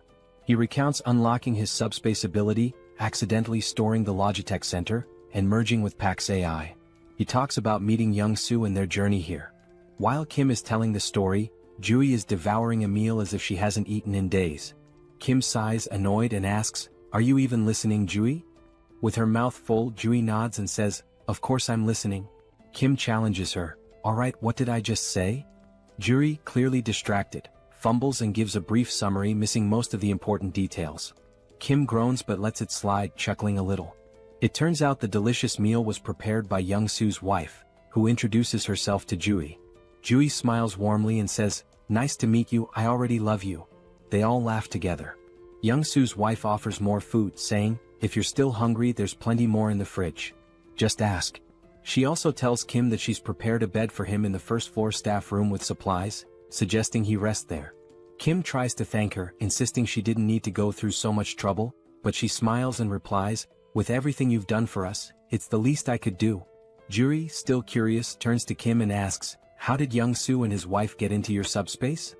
Kim, exasperated, groans, "I literally just told you this whole story, Jui." But Jui shrugs, so Kim sighs and begins the story again. Afterward, Kim starts explaining his future plans. He sums it up, saying he's going to bring his entire family into his subspace. The first goal has already been accomplished. His older sister, Jui, is safely inside. Next, he'll go find sister number 2, who is in Area 0. Jui's expression changes at this. In a serious tone, she apologizes to Kim, saying she can't come with him because she needs to stay here. Kim's face falls shocked. "Why do you have to stay in such a dangerous place all alone?" he asks, concerned. Jui sighs, agreeing that it's dangerous, but explains it's not just that. There are other patients, and while other nurses can help, she stops mid-sentence as the scene shifts. In another building, a shadowy figure watches through a window at Kim and Jui's building. He notes that 2 people arrived in a military jeep, and his guards reported a loud crash from the car wall outside. The wall was broken by a jeep, he wonders. Puzzled, he speculates that they might be special forces, but an unknown voice interrupts, suggesting that one of them is Jui's younger brother. The man's face is revealed, ugly and intimidating. His companion, sounding hopeful, remarks that if one of them is Jui's brother, they might not be hostile, just in need of food and shelter. With control over the food supply, they could leverage Kim if necessary. But the ugly man's expression turns serious as he smirks and says, "Do you really think those 2 are stronger than you?" Just then, a towering 7-foot muscular figure steps forward from the shadows.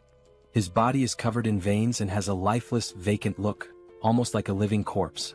The muscular man reassures his boss that it's unlikely anyone is stronger than him. The boss instructs him to greet Jui and her brother warmly, feigning kindness, while also making sure to fix the broken car wall. The muscular man nods, explaining that he has doubled the wall's height, ensuring it will be impossible to break through again. The scene shifts back to Kim and Jui, where Jui starts telling Kim about the department head, Jean. She reveals that Jean has an awakened ability, allowing him to control minds and poison people. Kim's expression turns serious as he listens intently. Jui continues, saying that Jean has somehow gained control over most of the awakened people in the area, and they are now guarding the food and monostone supplies. Because of this, the people in Jui's building are starving. She confesses that she's been secretly stealing monostones, trying to strengthen her own ability to potentially cure those who are poisoned or mind-controlled. She explains that she plans to stay behind to help these people while Kim goes to rescue their parents. But Kim firmly says no. Juri, frustrated, begins to explain that the people here have no food or water and will starve if something isn't done. Kim interrupts her with an annoyed tone, asking, "Did you even listen to my entire story?" Jui looks puzzled as Kim, arms crossed and eyes closed, coolly points out, "The main weapon Jean has is control over food, right?" Jui nods. With a sly grin, Kim says, "Then solving this problem is a piece of cake for me." He tells Jui to watch his incredible ability in action. Jui winces, muttering that it seems like Kim's middle school phase is back, but before she can finish her sentence, her jaw drops. From Kim's subspace, stacks of meat, vegetables, water and other food supplies come pouring down from above, filling the room to the brim, leaving Jui and the others in stunned silence. At this point, Kim has just uncovered the ultimate infinite food glitch. Jin Sunghak received an urgent report about Juyen's younger brother bringing in a supply of food, but he remained unimpressed. The messenger emphasized that the quantity was remarkably large, but the man stayed indifferent. With just 2 individuals in a single military vehicle, he doubted their capacity to transport such an amount. Sooner or later, people would steal their food, and once it was gone, they'd come back begging for rations like everyone else. Jin Sunghak thought they should have hidden their provisions and used them sparingly instead of being overly generous. Yet, this generosity might eventually play to the villain's advantage, making things easier than anticipated. The messenger added that the newcomers had brought in more supplies than the entire hospital had managed to gather so far. This revelation sent a chill down Jin Sunghak's spine. No matter how one looked at it, it was physically impossible for 2 people to collect such a large quantity of food for everyone. The hospital's current stash had been gathered by their scouting team, enough to fill an entire truck. Jin Sunghak speculated that the newcomers possessed some sort of ability to duplicate items or manipulate object sizes. Whatever the case, they clearly relied on an ability to secure those provisions, and the hospital needed to recruit them. Jin Sunghak prepared his signature drug and tasked his strongest subordinate, Song Hyun-gu, with the job of getting Juhyun's younger brother addicted to it. If the plan failed, they could simply kill the boy. There was also the driver to consider. Late at night, Young-hyun distributed food among the hospital's residents, all while searching for someone in the crowd. He believed that finding this person would simplify matters significantly. A short while earlier, he had shared his strategy for neutralizing all of Jin Sung-hak's weapons. The plan involved dumping the poisoned food and replacing it with fresh supplies, subduing the addicted ability users, and dealing with Jin Sung-hak, who was no combat threat at all. Young-hyun tried to gather as much information as Ju-hyun had. Most of the abilities possessed by the addicted users were trivial. One could reseal cans and another could automatically do laundry. In general, very few awakened abilities were combat relevant, with the exception of one individual in the hospital. That person was Song Hyun-gu, whose presence alone was intimidating. After the world descended into chaos, Hyun-gu traveled from Iljiro to Gangnam, concerned for his mother in the hospital. Ju-hyun didn't know much about Hyun-gu's ability other than that he was unnaturally strong. His massive frame was impossible to miss, and the car wall protecting everyone had been built by him with his bare hands. Now, that giant of a man had finally come face to face with Young-hyun for a private conversation. Although Young-hyun felt nervous, he had some business to settle with the muscle-bound man, making this encounter ideal. Hyun-gu couldn't fathom what kind of business the younger man had in mind, but it no longer mattered. The two stepped outside near the car wall that started it all. Calmly, Hyun-gu presented Young-hyun with two options: either drink the medicine willingly or face a painful death. He strongly advised against trying to flee as it would be futile. It became clear why Hyun-gu had chosen such a secluded location for their meeting. Young-hyun, however, never planned to run. He knew he'd be caught if he did. Instead, he opted for a secret third choice, trapping Song Hyun-gu on the spot. Provoked by the young man's defiance, Hyun-gu lunged to grab and crush him. Before he could, his fingers touched an immovable barrier. Young-hyun had disappeared, leaving behind only a strange portal to the logistics center. At first, Hyun-gu couldn't make sense of what he was seeing. By the time he noticed the drone hovering before him, it was already too late. A professional-grade high-speed bowling ball struck him in the stomach, winding him. Young-hyun wondered if a 90 km/h bowling ball was excessive but decided mercy wasn't an option.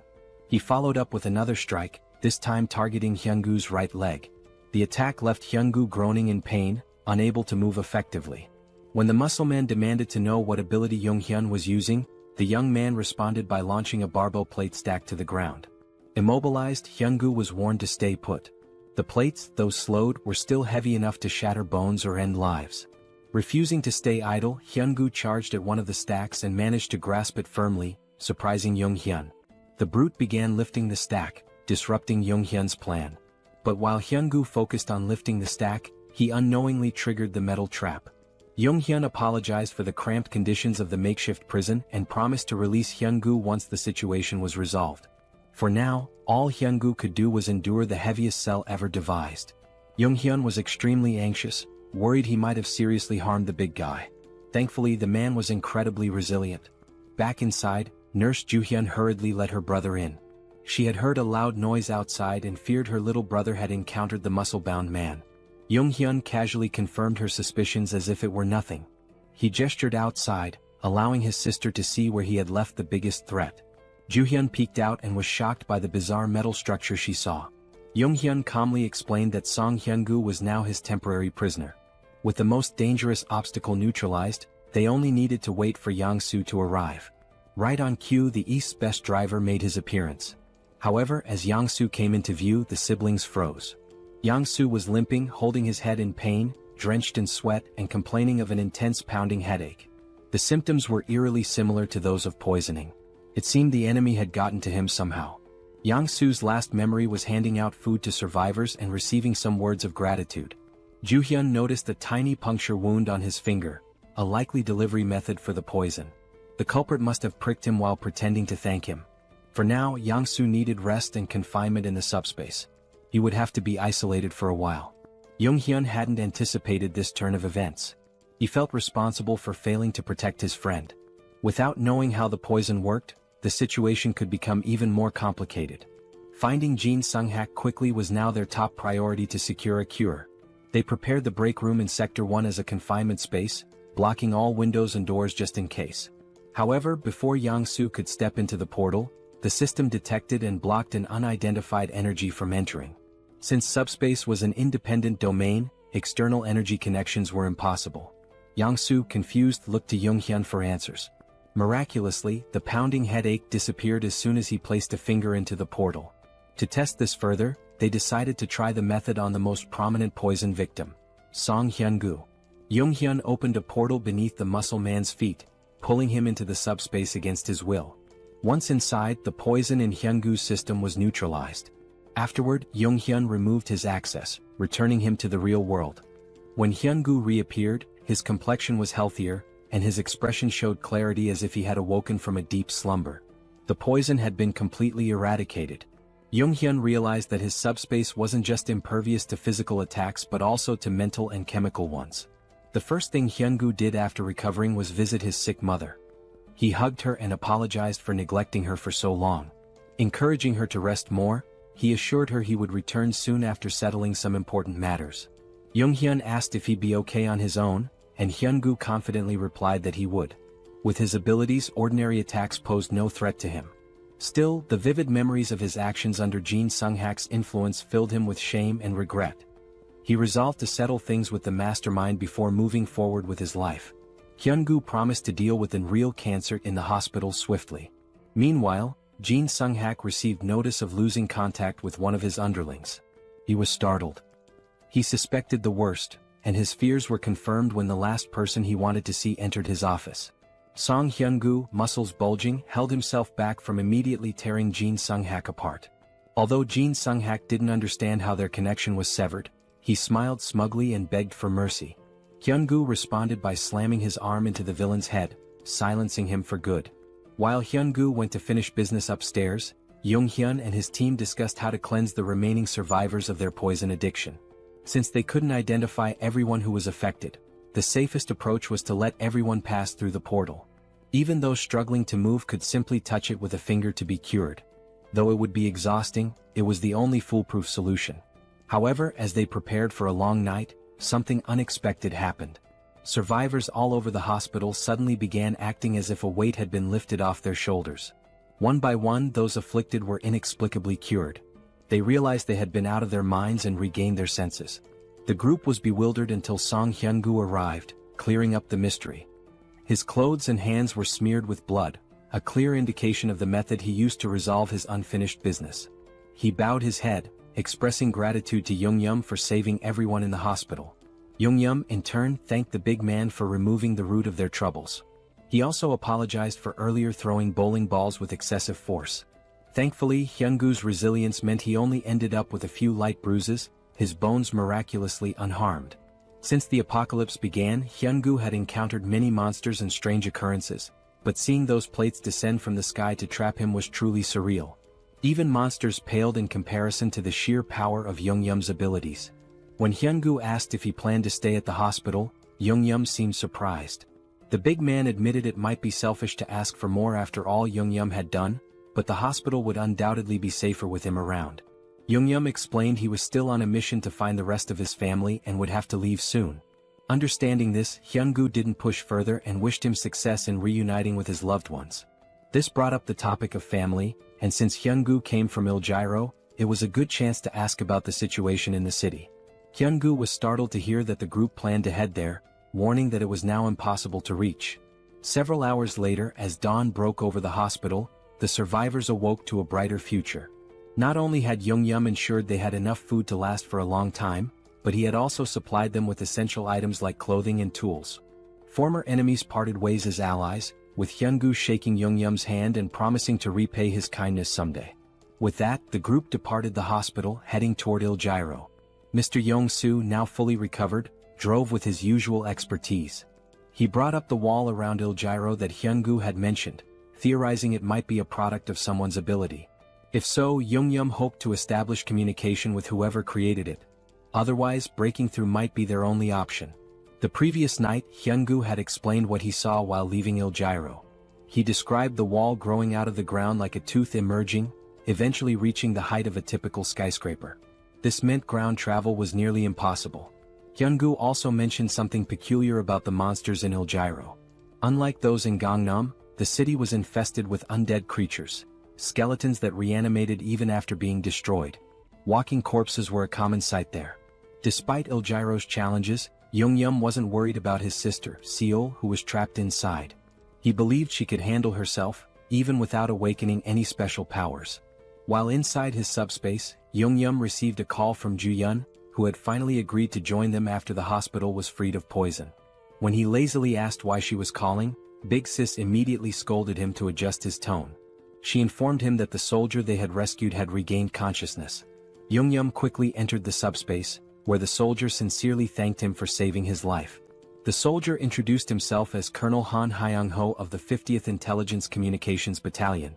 Thanks to Ju-yun's careful treatment, he had made a full recovery. Looking around, the colonel seemed confused. He could see the military command center outside but found the rest of the surroundings unfamiliar. There shouldn't have been any buildings in that area, let alone a logistics center. Yoongyum explained they were currently inside the staff lounge of the PAX FC Logistics Center within his subspace. Outside, they were in Gangnam heading toward Hanam Bridge. The colonel struggled to process this information until Ju-yun simplified it. They were inside the kid's ability, situated in Gangnam. Upon learning this, the colonel humbly requested to be dropped off on the road. Yoongyum assured him they meant no harm and only wished to help. The colonel acknowledged this as the group had saved him from near death, but he couldn't share the details of his mission, which was to reach the Joint Chiefs of Staff as soon as possible. Recognizing the national importance of the mission, Yoongyum called PAX for assistance. Instead of simply letting the colonel go, he handed him banana milk and a sandwich, insisting he eat before explaining more about his mission. Despite his hunger, the colonel resisted at first. But when Yoongyum presented a feast of pizza, waffles, chicken, and other delicacies, the colonel couldn't hold back. As he ate, he began to reveal classified information. It all started when creatures from the other world appeared simultaneously across the globe. These entities included more than just monsters. There were insects, animals, plants, and even geographical features like mountains suddenly emerging. They attacked indiscriminately, targeting humans, animals, and even each other. They showed no mercy to anyone or anything. With the appearance of these monsters, the government began enlisting individuals known as the Awakened to form a specialized unit. These recruits, wielding their extraordinary abilities, were highly effective against the creatures. Colonel Han's unit was stationed near Gwacheon and Anyang, where they maintained a relatively stable situation. Everything was under control until that beast appeared. He witnessed his men being massacred and devoured by a massive wyvern. Their weapons, guns, grenades, and even heavy artillery were completely useless against the creature. They repeatedly called for reinforcements from nearby military units, but everyone else was overwhelmed by their own battles against other formidable monsters. Strangely, they were able to communicate with Gwacheon and Anyang during the battles, yet no reports or updates ever came from command. Ultimately, Colonel Han made the tough decision to retreat to avoid complete annihilation by the wyverns. Their destination became the National Communication Command. As the monsters relentlessly hunted the remaining members of his unit, more comrades fell. When they reached a city, they attempted to recruit additional awakened individuals to strengthen their numbers.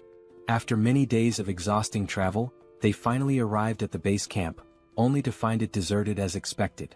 The reason for the abandonment became evident soon after.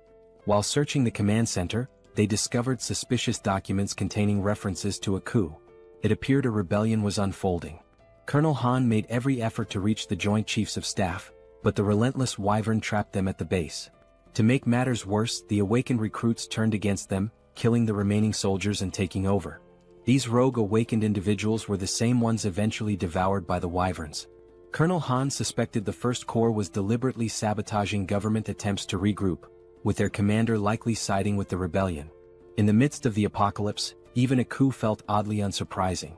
Since Yoongyum's group was heading toward Yeoljiro, he assured the colonel they'd drop him off when they crossed the Han River Bridge. The colonel expressed his gratitude while continuing to savor the gourmet meal in front of him. Yoongyum instructed Yongsu to increase their speed slightly, though not to maximum, given the time-sensitive situation. As the colonel pondered, he realized the young man had likely encountered the wyvern at the military base as well. He was just beginning to wonder how Yoongyum managed to evade such a persistent monster when his eyes widened in shock. A terrifying ogre was furiously pounding on the portal's barrier, desperate to break through. Yet Yoongyum and Yongsu appeared completely unbothered. While the colonel was paralyzed with fear, the rest of the group acted as though it were just another mundane day. Suddenly, a stack of heavy barbell plates shot out of the portal, striking the ogre and sending it flying like a lifeless ragdoll. The colonel watched in disbelief as the barbell stacks splattered the ogre's blood across the streets. Meanwhile, Yongyum and Yongsu remained utterly unfazed, accustomed to such scenes. The colonel, however, had stopped mid-bite, unable to process what he was witnessing. When Yongyum summoned a military vehicle from thin air, the colonel nearly choked in shock. The duo exited the subspace, leaving the colonel with instructions to eat and rest. Yongyum left the portal open so the colonel could monitor the situation on the road if he wished. Launching pillars of discs at incredible speeds and conjuring vehicles out of nowhere clearly highlighted the overwhelming power of Yongyum's ability. What once were fearsome ogres now became trivial enemies, easily defeated in a single attack. Yongyum's method was simple: hurl stacks of discs at the monsters, crushing them instantly. Colonel Han was so captivated by the ogre massacre that he leaned closer to observe. He saw magic stones from the slain ogres being effortlessly absorbed into the subspace. At first he doubted his eyes, but it was all happening before him. The portals were indeed propelling heavy objects at breakneck speeds, obliterating enemies at a rate of 4 per second. The trajectory of the discs could even shift mid-air, while magic stone collection had been streamlined through an automated system. Anyone could see that Yongyum's subspace ability was nothing short of broken when used this efficiently. Eventually the group reached Banpo Bridge, only to find it completely destroyed by some unknown force. Yongyum apologized to the colonel, explaining their travel time would increase slightly as they sought an alternative route. The colonel, however, remained grateful for their assistance and decided to rest in the subspace while they searched for a new path. Even with the detour and the constant monster attacks, it was remarkable that they had reached Banpo Bridge from Gangnam in just an hour. Although Yongyum's ability played a significant role, most of the credit belonged to Yongsu, who was in the driver's seat. Jongsu might seem like a bit of a clown at times, but his driving skills were absolutely top-notch. Even from the passenger's seat, watching him navigate the roads was enough to make one's head spin. When the colonel experienced it for the first time, he was so startled that he almost threw up in the back seat. It didn't take him long to figure out that staying inside the comfort of the subspace was the only way to avoid serious motion sickness. The colonel's evaluation of Jongyum and Jongsu was nothing short of stellar. Both young men were incredibly skilled and resourceful. After more driving and monster slaying, the group reached another bridge. It looked worn and unstable, but at least it was still intact. Jongsu believed he could drive across the entire length, but Jongyum hesitated. He had noticed some suspicious figures in the distance and grew cautious. Upon closer observation, he saw what appeared to be a massive wall, likely the rumored barrier of Yeljiro they'd heard about. With its immense size, there was no chance of getting through it by car. However, since they were still too far to confirm whether or not they could breach it, the best course of action was to get closer and assess. Crossing the bridge would also take them through Yongsan, allowing them to drop off Colonel Han along the way. After a few minutes of uneventful driving, they reached the colonel's stop. He expressed his gratitude for being safely escorted, even though it wasn't their responsibility. Jongyum wished him luck with his urgent mission and they parted ways. Meanwhile, Jongyum's focus returned to finding a way into Yeljiro, where his little sister might be. The fortress wall, upon closer inspection, was even higher and sturdier than expected. He considered whether leveling up enough to absorb the entire wall into the subspace might be a viable solution if all else failed. Unfortunately, his current level was far from sufficient for such a feat.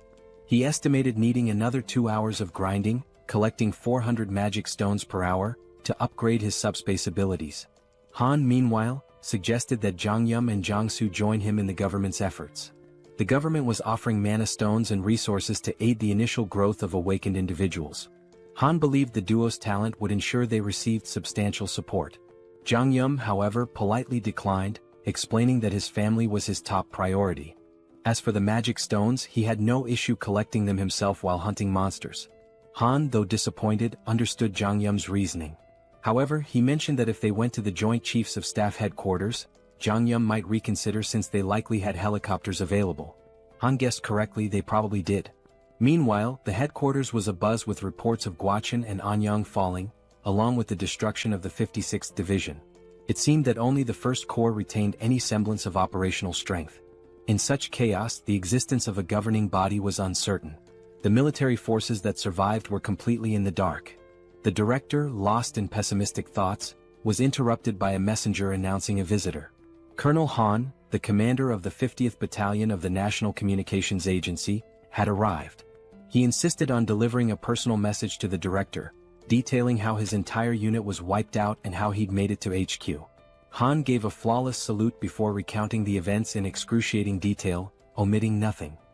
He concluded his report by handing over a document containing undeniable evidence of rebellion within the First Corps. The director's stomach dropped as he read through the papers. He had been oblivious to the treachery brewing beneath the surface during this crisis. Glancing outside, he saw the men who had helped Han deliver the critical intel. Both the director and the colonel hurried to thank Jang Yum and Jang Soo for their incredible service to the country. The director also mentioned Jang Yum's abilities and his request for a helicopter in exchange for supplies. Given the strategic importance of helicopters, the director agreed to provide one, on one condition. He formally invited Jang Yum to join the military as an awakened operative. The government was desperate to stabilize the situation, and Jang Yum's abilities could be a game-changer. However, Jang Yum respectfully declined, reiterating that his priority was rescuing his family.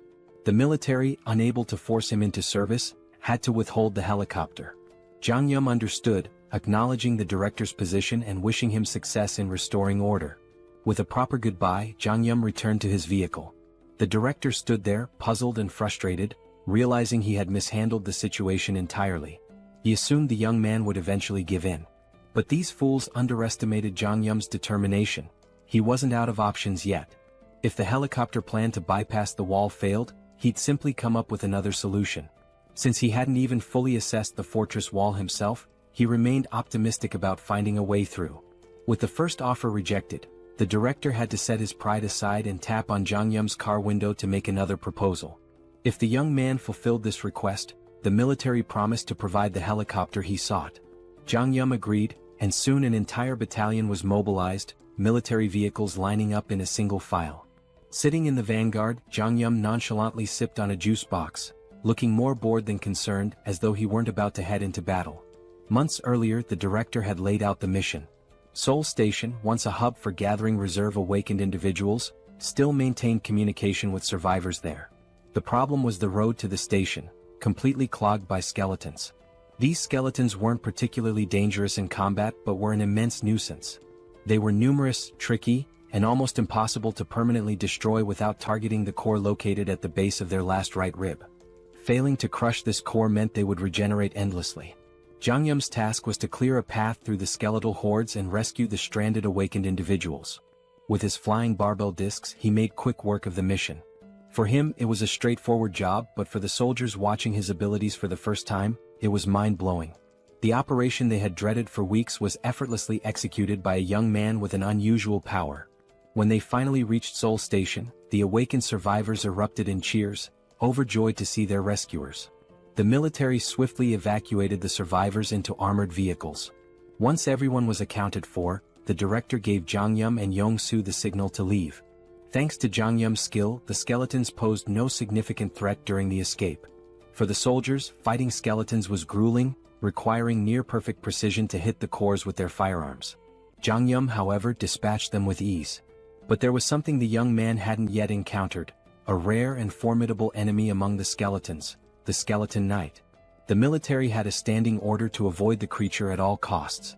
Engaging it was considered futile as it was deemed indestructible. As usual, Jang Yum opened his portal and sent a barbell disc hurtling toward the enemy. This time, though, it wasn't an ordinary skeleton standing in the middle of the road, it was the Skeleton Knight. The menacing figure stared down the convoy, its piercing gaze fixed on them. To everyone's shock, the creature began speaking in an unfamiliar language. Though unintelligible, it was clear the knight was trying to communicate. Then, it plunged its sword into the ground and pulled out a magic stone, crushing it in its skeletal hand and sprinkling the resulting dust onto the ground. With that, the Skeleton Knight began speaking human language, introducing itself as Sir Gawain, one of the 12 knights serving the Night King.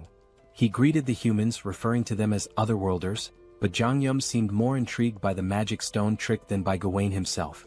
Sir Gawain admitted that being greeted with flying chunks of metal was unusual and asked if Jang Yum was a mage. He also questioned the humans' presence in skeleton territory, noting the importance of maintaining proper etiquette in negotiations, even in this chaotic world. In response, Jang Yum flung another barbell disc, which Gawain effortlessly slashed in two at blinding speed. The Skeleton Knight warned that such attacks were futile, as they couldn't even scratch his armor. But Jang Yum wasn't listening. He sent another barrage of discs, prompting Gawain to roll and dodge with precision, stabbing his sword into the ground for leverage and launching a counterattack.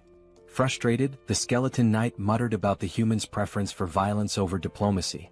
Unfazed, Jangyum launched 4 more barbell stacks at the indignant knight, showcasing his resolve to handle the encounter his own way. Gawain masterfully deflected the first attack with his shield, gracefully dodged the next, and slashed the remaining discs out of the air, halting their momentum entirely. This chain of precise maneuvers brought the skeleton knight alarmingly close to the convoy. Yong-su, seeing the terrifying figure charging at full speed, began to panic. Meanwhile, Jangyum was more intrigued than scared, marveling at how easily the knight could slice through 500 kilograms of steel as if it were butter.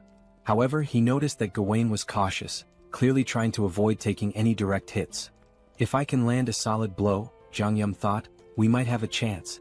Determined, he gritted his teeth and spent 50 magic stones to unlock tracking delivery for greater precision. As a test, he launched a single stack directly at the skeleton knight's chest. The massive steel disc shot out of the portal like a cannonball, aimed with pinpoint accuracy. Gawain scoffed, mocking Jangyum for using the same trick repeatedly and calling him a fool by a mage's standards. Confidently bragging that he could dodge any projectile thrown at him, Gawain was blindsided when the disc suddenly adjusted its trajectory midair. Instead of the usual straightforward attack, this one veered sharply, homing in on Gawain's chest just as Jangyum intended. Though the attack struck, the skeleton knight managed to absorb most of the impact with his armor, batting the disc away after the initial hit. "You're getting ahead of yourself, boy," Gawain growled. "I was merely caught off guard. It won't happen again." But before he could finish his sentence, a bowling ball came hurtling out of nowhere, slamming into his head and knocking him to the ground. Gawain recovered quickly, lifting his head with newfound wariness. Yet, before he could react, another bowling ball struck him square in the skull, eliciting the first hint of fear the skeleton knight had felt in ages. The fear froze him momentarily, giving Jangyum another opening to unleash a relentless barrage. Inside the car, Jangyum chanted commands like a gamer inputting cheat codes. Left head, back head, crown, front head, right head, left head. Each command sent a bowling ball flying in a pre-aimed direction, creating an automated assault. Though his jaw ached from issuing rapid orders, Jangyum didn't let up. The skeleton knight, struggling under the ceaseless rain of projectiles, found himself cracking, literally. Jangyum noticed fractures spreading across Gawain's skeletal frame and decided it was time to act decisively. He suggested the military convoy retreat while the enemy remained disoriented. But before they could leave, Gawain's curses turned to pleas. Fragments of his bones scattered in all directions as the relentless impacts took their toll. Seizing the opportunity, Jangyum ordered simultaneous disc attacks from all sides, left, right, front, and back. The coordinated strikes shattered the skeleton knight's form, marking the end of the formidable foe. Even in defeat, Gawain maintained his dignity, commending Jangyum as a remarkable mage. He issued a grave warning: "This is not the end. Skeleton knights do not die. Even in death we serve the Night King." As his body disintegrated, 3 magical shards fell, a pair of large blue mana stones and a small red reinforcement shard. Jangyum swiftly secured the loot through his portal. The soldiers trailing behind were dumbfounded. They had just witnessed a young man defeat a skeleton knight, a creature impervious to tank shells, with nothing but flying discs and bowling balls. At the rear, the survivors erupted into cheers, chanting Jangyum's name in celebration. The unkillable knight had been slain, and their victory deserved to be celebrated. Back at HQ, the director listened to the report with astonishment. He had explicitly instructed Jangyum to avoid engaging the skeleton knight at all costs. Yet, the young man had not only ignored the order but triumphed spectacularly. Despite his initial disapproval, the director realized the importance of having Jangyum and Yong-su on their side. Swallowing his pride, he practically begged the duo to join the military's efforts. But Jangyum, unwavering in his resolve, politely declined. His quest to reunite with his family remained his top priority, leaving the military forces to wonder how to move forward without him. Thankfully, the director was a pragmatic man and chose to step back. Still, the offer remained open. He hoped that once Jangyum completed his mission to reunite with his family, the young man would reconsider the military's proposal. At present, the armed forces already regarded Jangyum as an irreplaceable ally to the nation. For now, the director's priority was to honor his promise and provide Jangyum with the helicopter he'd earned as a reward. Jangyum wasn't exactly thrilled with the weight of expectations being placed on his shoulders. It was just another layer of pressure. Still, he could understand their perspective. After all, he had just taken down an unkillable skeleton knight that had been a nightmare to deal with. Truth be told, his victory was far from flawless. He barely scraped through. If there had been even one more adversary as skilled as Gawain, their mission would have been doomed. The harsh reality was that this rescue could have ended in disaster. What's more, there were at least 11 other skeleton knights like Gawain out there. After all, he'd called himself one of the 12 knights. And then there was Gawain's ominous warning. Skeleton knights don't truly die, even in death. Jangyum couldn't ignore the implications. If the skeleton knights were that strong, their master, the Night King, had to be even more terrifying. It was time to rethink his arsenal. The pillar stacks, while powerful, had barely left a dent. On the other hand, the bowling balls, for reasons that defied logic, had managed to crack Gawain's near-impenetrable armor. But then again, logic had ceased to exist in this world long ago. As they ascended to the helipad, the director asked if Jangyum was really planning to head to Yoljiro. From the HQ, everyone could see the high walls encircling the area. The military had already dispatched a unit to investigate the nature of these mysterious walls, but contact with the team was lost. Since then, aerial reconnaissance missions had been conducted whenever feasible. These expeditions confirmed that people were still active inside the walls. The director believed his troops, and perhaps Jangyum's family, were safe within. Jangyum appreciated the director's optimism, though he felt a twinge of guilt. He had almost forgotten that his sister might be in danger. To be honest, he wasn't worried about her at all. That girl was more of a monster than anything he'd encountered since the apocalypse began. The director shared another peculiar observation. The top of the wall appeared to be growing and curving inward, as though it were forming a roof. While they couldn't estimate how long it would take for the structure to fully enclose, the director was relieved they could provide Jangyum with a helicopter before it did. At last, after a long climb to the rooftop, they arrived at the helipad. Jangyum's gaze landed on a battered, worn-out helicopter that looked like it had been plucked from a battlefield. Did I really go through all that trouble for this? He thought. Trying to convince himself it would suffice, he reasoned that as long as it could fly over the wall, it didn't matter how it looked. But the director quickly redirected his attention to the other side of the rooftop. There, parked at the far end, was a pristine, cutting-edge helicopter, gleaming brilliantly under the fading sunlight. Jangyum and Yong-soo were momentarily stunned into silence.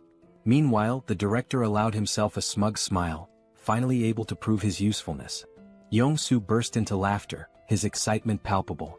With his aviator sunglasses and Top Gun jacket, he now looked perfectly at home next to the sleek, powerful aircraft. Kim was equally taken aback. At the same time, the director began explaining something, but Young-soo interrupted with loud laughter. Turning to the director, Young-soo expressed how touched he was that the director was lending them a Black Hawk helicopter in such a desperate situation. He was already thrilled at the prospect of flying it. The director chuckled, remarking that he had been wondering who would pilot the Black Hawk, but it seemed Young-soo had prior experience with such aircraft. Before the director could finish, Young-soo interjected, "I've never flown a Black Hawk before." Young-soo then glanced at his system notification and explained that while he'd never flown a helicopter, he felt confident about piloting this one.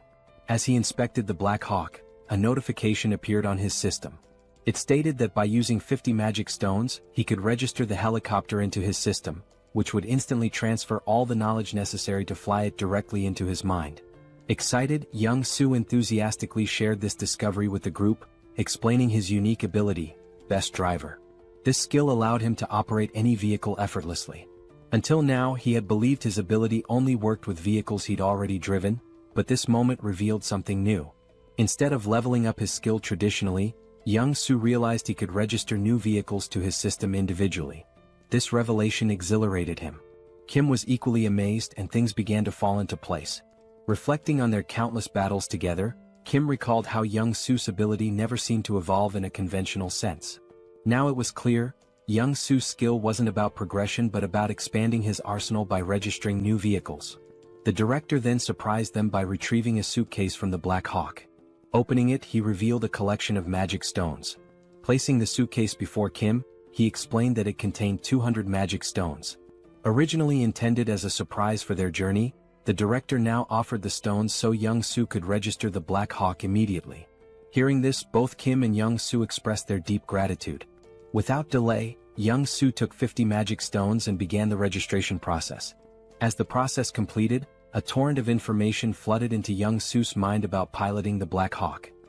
His excitement surged, his grin growing wicked, almost as if he were possessed by some malevolent spirit. Kim, observing the transformation, felt a shiver run down his spine. With a devilish smirk, Young-soo declared, "I've got this bad boy all figured out."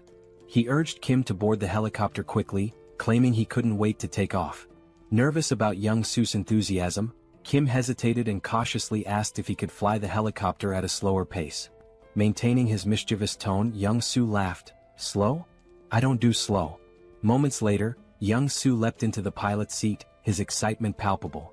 Kim, his eyes brimming with tears of apprehension, reluctantly strapped himself in, resigned to what he knew would be a chaotic ride. Like a mad scientist at work, Young-soo began pressing buttons and muttering to himself. Turning to Kim, he quipped that they still had a bit of time before departure, suggesting Kim mentally prepare. Finally accepting his fate, Kim shifted his focus to what lay ahead. He knew that once they entered the city, they would face more skeleton knights. With this in mind, Kim decided to check his inventory to assess how many magic stones he had. He needed to upgrade his subspace level. Kim thought upgrading his subspace might unlock a new skill. Opening his inventory, he used 2 large mana stones and 1 enhancement stone. The system notified him that the large mana stones had been converted, along with 200 regular mana stones, leaving Kim with a total of 1,393 mana stones. Shocked at the sheer quantity, Kim used 1,000 mana stones to upgrade his subspace to level 3. The system informed him the upgrade would take a few minutes. While waiting, Kim inspected the enhancement stone. The system explained that enhancement stones were unique, imbued with special properties. Unlike regular mana stones, they could be consumed via the awakening system to grant specific enhancements to an item. The enhancement stone in his possession carried the fire property. A spark of inspiration struck Kim. He now had an idea of how to use the enhancement stone. However, the critical question loomed: which item should he upgrade? More importantly, Kim had no way of knowing how much his ability would increase from enhancing an item with the stone. He considers his 2 primary weapons for offense: the bowling ball and the iron pillars. However, whenever Kim used the iron pillars, the skeleton warriors easily sliced through them. Only the bowling ball proved effective against them. This is why Kim decides to upgrade the bowling ball. Upon upgrading it, he receives a new item, the fire bowling ball, which is surrounded by lava-like flames and possesses 2 main abilities, penetration and ignite. Afterward, Pax asks Kim if he wants to register the fire bowling ball as a new item. Kim agrees, and as soon as the registration is complete, Pax informs him that it's time to depart. Kim begins to mentally prepare himself, but before he can steady his nerves, Young-soo starts the helicopter. As the Black Hawk lifts off, Kim grows anxious. The director salutes Kim, expressing his hopes that he will safely reunite with his family and eventually return to the team once his mission is complete. Kim gives a thumbs up, bidding the director farewell. At that exact moment, the system notifies Kim that his subspace has been upgraded. The upgrade reveals new unlockable items and enhancements, including the ability to temporarily increase the shipping size limit for individual items using magic stones. As Kim reviews his unlockable items one by one, he comes across his new skills. His jaw drops in astonishment as though he's seen a ghost. The director, observing Kim's stunned expression from the ground, begins to feel uneasy. Reflecting on the 200 mana stones and the Black Hawk helicopter he provided to Kim, the director feels he has been more than generous. He even imagines reminding Kim of his help once he returns to the military base. However, he can't help but worry if something might be wrong to cause Kim's concerned reaction. Meanwhile, Kim is still reeling from his newly unlocked skill, the Subspace Laboratory. This feature grants a transportation function with a minor healing effect, allowing him to recover naturally within the lab. More importantly, it enables Kim to register external objects into his subspace. The system explains that a registration fee will be determined by the object's size, weight, and value. This revelation is a game-changer for Kim. Previously, his subspace ability was limited to pre-registered items, such as those from the Logitech Center or military base. But now, the ability to register external objects offers massive potential. However, the system clarifies that new items must still fit within the 2 existing categories, Logitech Center or military base. Kim's gaze falls on the Black Hawk helicopter. He wonders if it qualifies as a military base item. Testing his theory, Kim attempts to register the helicopter into his subspace. The system confirms that the registration will require 107 magic stones. Kim agrees and completes the process. The scene shifts back to the director, who is heading back toward the military base. Suddenly, the sound of the helicopter fills the air again. Turning around, he sees Kim and Young-soo flying back. The director grows anxious, fearing something might be wrong with the Black Hawk. Before he can react further, a large portal opens in front of him. Out of it falls a Black Hawk helicopter. Moments later, a second portal opens and another Black Hawk helicopter emerges. As the two helicopters land before the stunned director, Kim waves at him with a smirk before flying off again.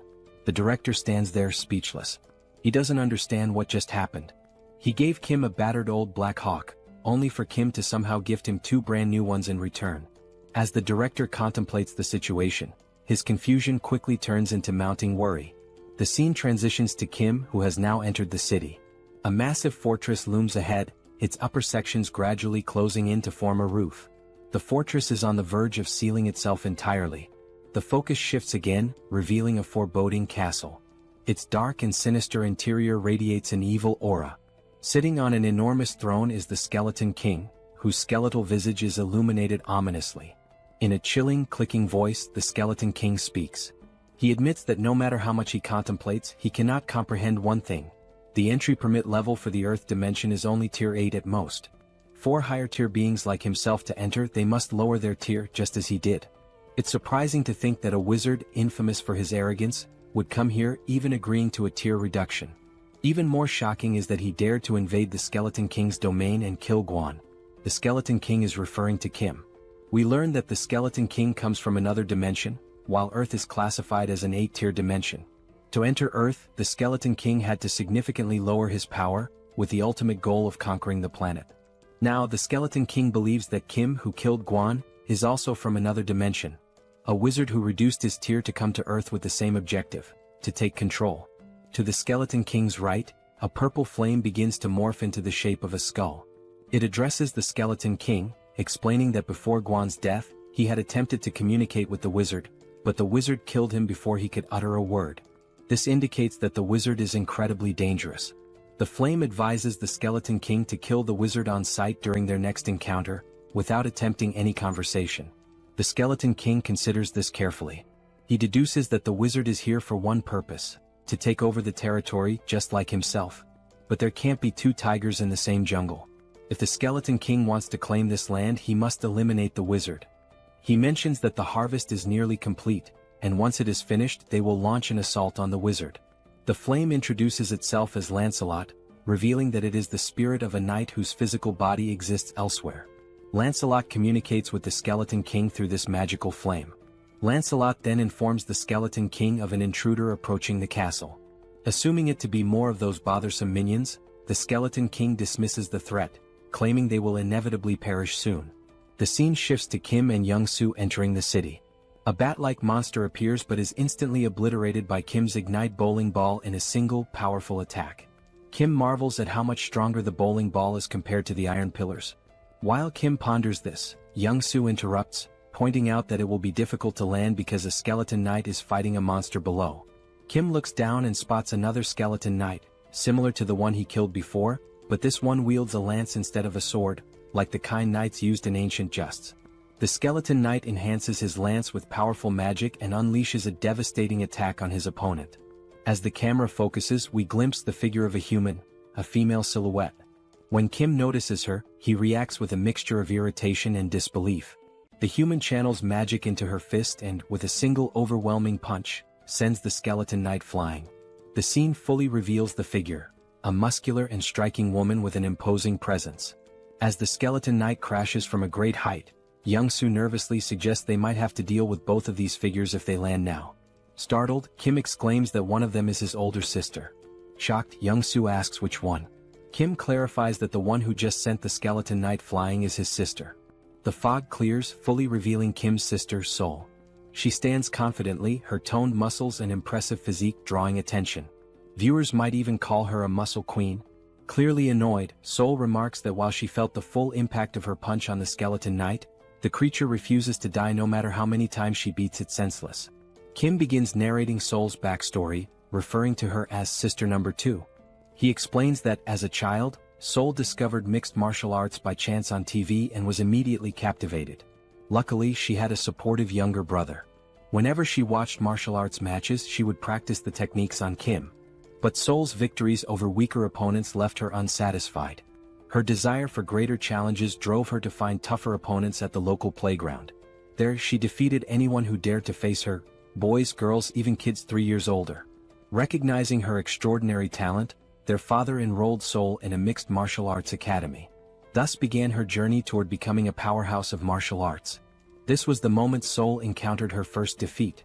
Her teacher bested her. But rather than feeling disheartened, Soul found the pain of losing exhilarating.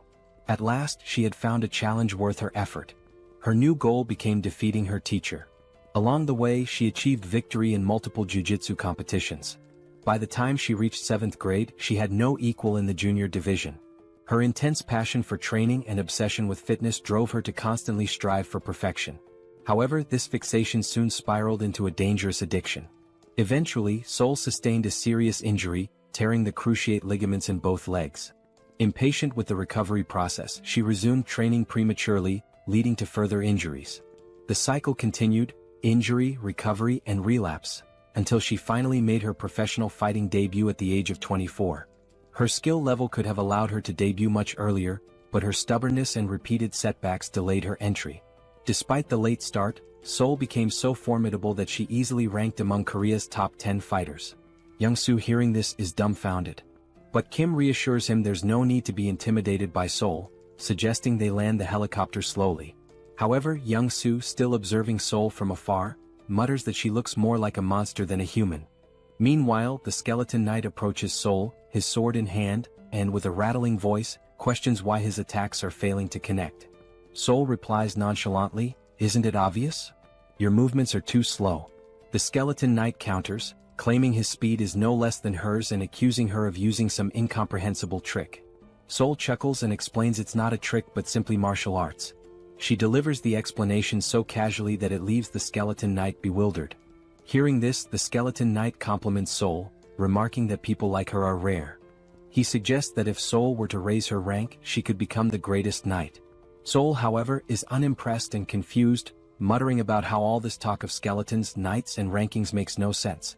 The skeleton knight continues, confessing that he's developed a deep admiration for her. He promises to speak to the skeleton king to ensure she's the only one spared in the city. But before he can finish, a flaming bowling ball comes hurtling out of nowhere, smashing into him with a deafening crash and shattering his body into fragments. His remains scatter around Soul. Moments later, the fiery bowling ball rolls to a stop at her feet. Soul, puzzled, wonders how this strange bowling ball managed to obliterate the skeleton knight when her martial arts couldn't. As she contemplates this, 2 large mana stones and an enhancement stone emerge from the knight's remains. The stones are swiftly drawn into a mysterious portal, which appears to be controlled by a device resembling a piece of corn. At the same time, a helicopter hovers overhead and slowly descends. Kim steps out with a smirk, greeting Soul with a playful, well, long time no see." He teases her, saying, "As expected, you're still kicking asses, sister number 2. Soul stands frozen, mouth agape, stunned to see Kim after all this time. The scene shifts to a table laden with delicious food, fried rice, pizza, burgers, and an assortment of mouth-watering dishes.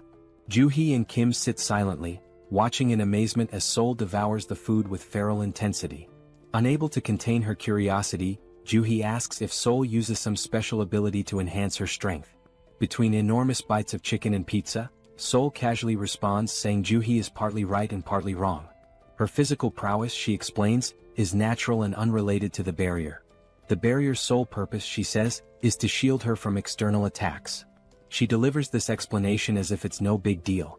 As Soul continues eating voraciously, Joo-hee's patience finally snaps. "Eat slower," she scolds, warning Soul that she'll choke or get indigestion if she doesn't. Kim, observing the exchange, chuckles and tells Joo-hee it's futile to argue.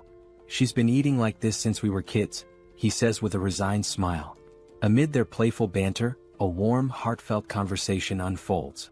Kim, smiling genuinely, tells his sisters how relieved he is that all 3 of them awakened survival-related abilities and managed to endure this long. Kim now had just one more task, to find their older brother. As Soul ate, she glanced at Kim with skepticism and asked, "Everything's fine, but seriously, Kim, your ability feels like a cheat code. How are you even capable of all this?" Kim chuckled softly, replying, "It's a long story. I'll explain everything to you later, but for now, just eat and get some rest." He showed Sol how to use the packs to order anything she needed and mentioned that Young Su's family was safe in the subspace. He suggested Sol take a moment to say hello to them.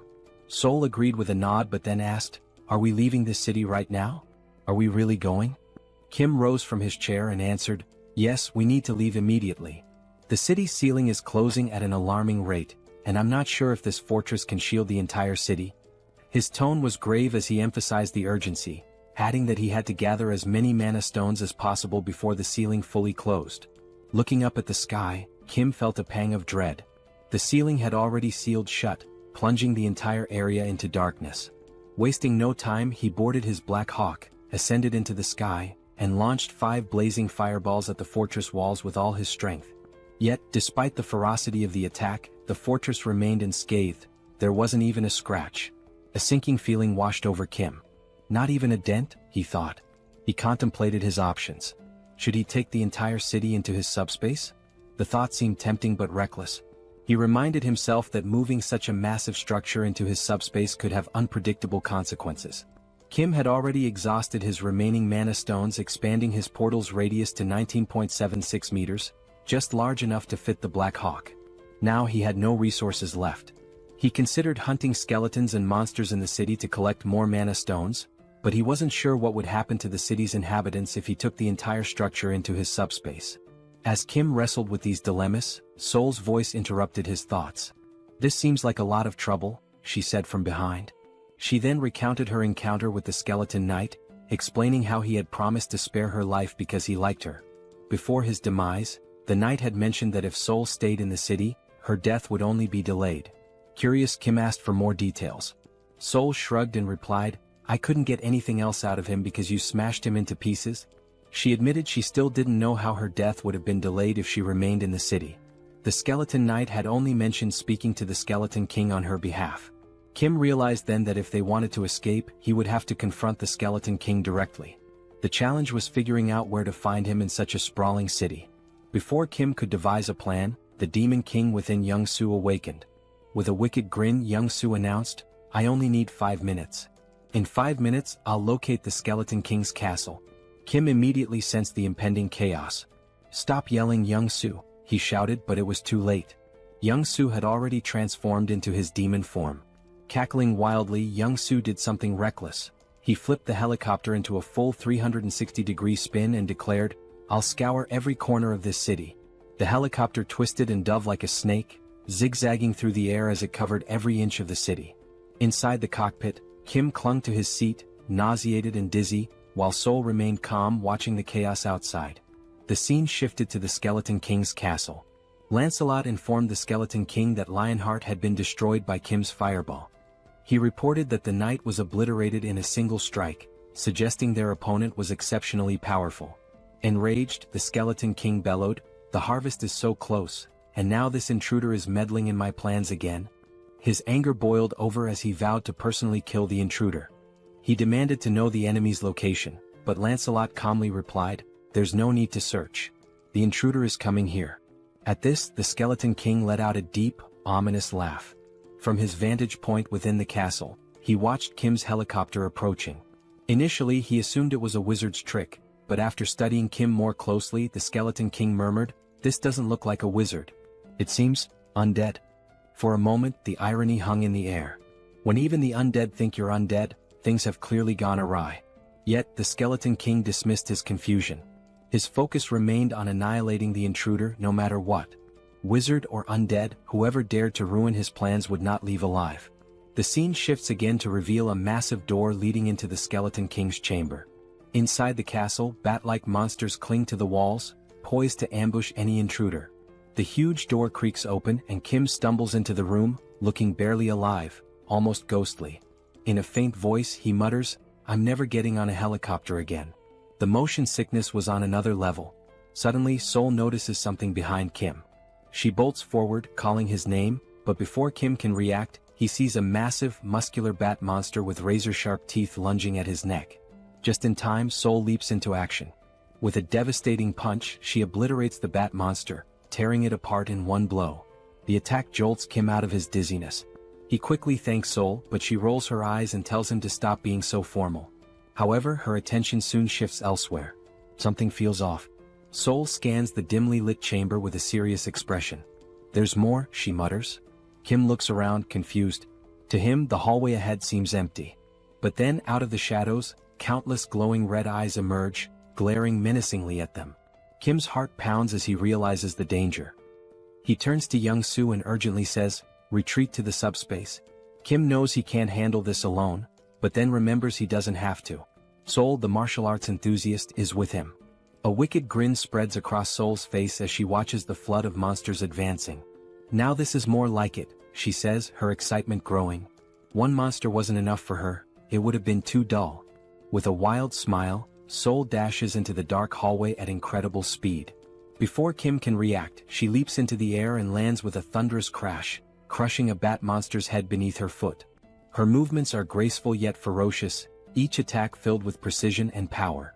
One by one, Soul annihilates the monsters, slashing, punching, and smashing with almost playful fury. When a bat monster sneaks up from behind and sinks its teeth into her neck, she doesn't even flinch. Instead, she grabs it by the head and slams it into the ground with enough force to shatter it completely. The blood-soaked ground becomes a testament to Soul's relentless rampage. Her laughter echoes through the chamber, unhinged and chaotic. The remaining monsters tremble, their resolve crumbling in the face of her ferocity. Kim watches from the sidelines, torn between awe and concern. He knows Soul is in her element, but he's also aware of the risks. He retreats to his portal, an idea forming in his mind. Inside the subspace, Kim begins constructing a strange device. A high-powered electric pest repellent designed to lure and eliminate the bat monsters. As the machine powers up, it emits a strong current that draws the monsters in.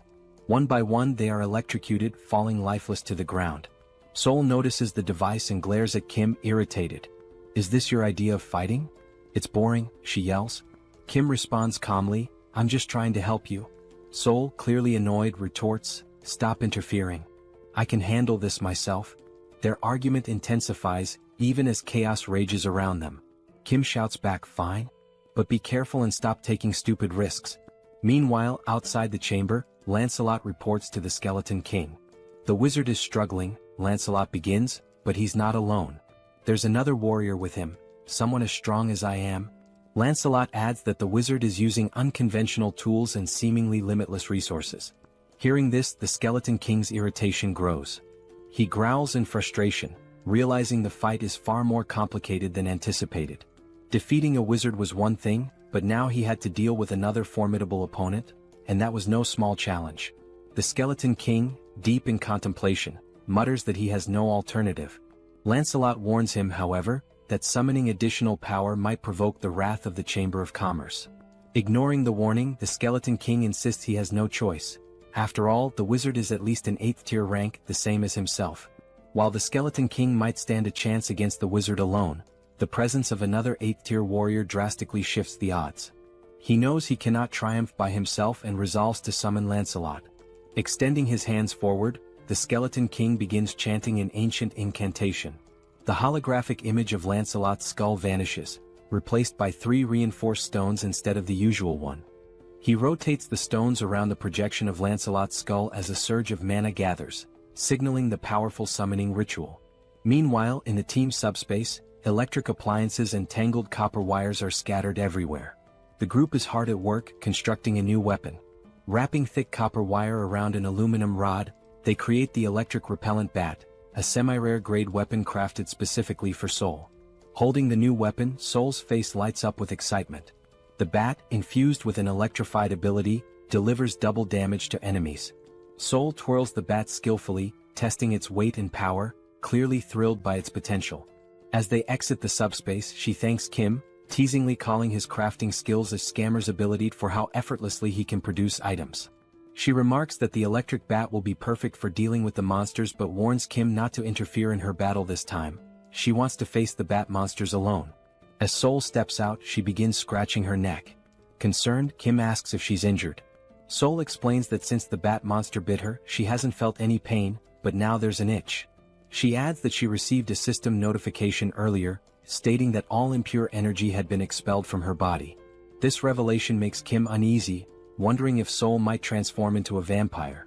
Soul, noticing his worry, jokingly tells him that if she does turn into a vampire, he has to kill her. she wouldn't want to live as a vampire lady. The siblings share a brief, light-hearted moment. The scene shifts back to the Skeleton King, who turns his attention to Kim, his voice laced with sarcasm. He sneers, mocking that the name Arcane must be ashamed of Kim's reckless behavior. The Skeleton King accuses Kim of ruining his plans and causing chaos in his domain. He declares that, regardless of Kim's origins in the arcane dimension, he has no right to meddle in his affairs. With a chilling roar, the Skeleton King vows to fight and kill Kim. Kim and Soul exchange glances, baffled by the king's rant. "This idiot makes no sense," Kim mutters under his breath. The word idiot only enrages the Skeleton King further. Furious, he calls for Lancelot to attack, commanding him to eliminate Kim and Soul immediately. Lancelot finally emerges from the summoning. His presence is nothing short of terrifying. His 4 glowing eyes gleam menacingly, and his massive silver armor radiates power. In his hand he wields an enormous sword capable of cutting through anything. Soul, seeing Lancelot, grins with excitement. She had grown tired of weak monsters and was ready for a real challenge. She turns to Kim, warning him again, "Don't interfere in this fight. If you do, it won't end well," before charging straight at Lancelot. Before Soul can make her move, Lancelot lunges forward, hurling his sword with lethal precision, aiming to cleave her in half. Reacting quickly, Soul dodges the attack and counters with her electrified bat. The clash sends shockwaves through the room, the force so strong that even Kim feels it from a distance. As the battle intensifies, Soul notices that Lancelot's strikes are slowly slicing through her weapon. Realizing the danger, she retreats just as Lancelot delivers a devastating blow, splitting the electric bat in two. Soul looks back at Kim and jokes, "My bat wasn't weak, it's just that Lancelot is ridiculously strong." Despite losing her weapon, Soul remains undeterred. Lancelot, now fully revealed, stands as a fearsome and nearly invincible knight. Watching from afar, the Skeleton King boasts about summoning Lancelot, his most powerful knight. Meanwhile, Kim reflects on Soul's words. It's rare for her to acknowledge an opponent's strength, and that fact alone tells him how formidable Lancelot truly is. If Soul acknowledges Lancelot's strength, then he is indeed a formidable and dangerous opponent. Watching Soul, Kim proposes a deal. If she manages to kill Lancelot, would she give him Lancelot's magic stone? Kim argues that he used up all his own magic stones to craft weapons for her, and since Lancelot destroyed those weapons, it's only fair to repay him with the stone. Soul, however, flatly refuses, declaring that whoever lands the killing blow will claim the magic stone. With a confident smirk, she adds that Lancelot won't be able to stop her. Determined to contribute, Kim activates his Ignite bowling ball and hurls 5 fiery high-speed projectiles toward Lancelot. Yet Lancelot remains unfazed, standing casually as if unbothered. Drawing his sword, Lancelot effortlessly slices through all the bowling balls with a single slash. The shattered projectiles ooze a molten, lava-like liquid, but even this does not affect Lancelot. Refusing to give up, Kim launches more bowling balls from different angles, hoping to overwhelm him, but Lancelot cuts through every single one with the ease of slicing tofu. Kim's jaw drops in shock as he watches. He can't believe how effortlessly Lancelot counters his high-speed, magic-infused attacks. While Lancelot focuses on cutting the projectiles, Soul sees an opening. She charges forward and punches Lancelot in the face with all her strength, but to her dismay, it doesn't even cause 1% damage. In retaliation, Lancelot swings his massive sword, narrowly missing Soul's neck as she dodges. She counters with punches to his face and chest, but the strikes are completely ineffective. Kim seizes the moment and launches another Ignite bowling ball, this time aimed directly at Lancelot's head. The impact sends Lancelot flying, but when he rises, he remains unscathed, glaring at Kim with glowing, menacing eyes. A growing sense of unease washes over Kim. Something feels terribly wrong. He recalls a similar ominous feeling from his battle with the Black Wyvern. Trusting his instincts, Kim quickly activates his subspace and pulls Soul into it. Furious, Soul demands an explanation for Kim's interference. Kim explains the overwhelming sense of danger he felt. Even after using his most powerful attack, Lancelot emerged unscathed. He compares the situation to previous battles, where his strongest move could split the Skeleton King in half, yet it did nothing against Lancelot. Begrudgingly, Soul admits she cannot defeat Lancelot alone. Outside the subspace, Lancelot wastes no time. In a flash of insane speed, he vanishes from his position and reappears in front of Kim's barrier, slamming his massive sword against it. Kim is genuinely terrified by Lancelot's speed and strength, while even Soul admits the knight is extremely dangerous. If the fight continues, both of them will die.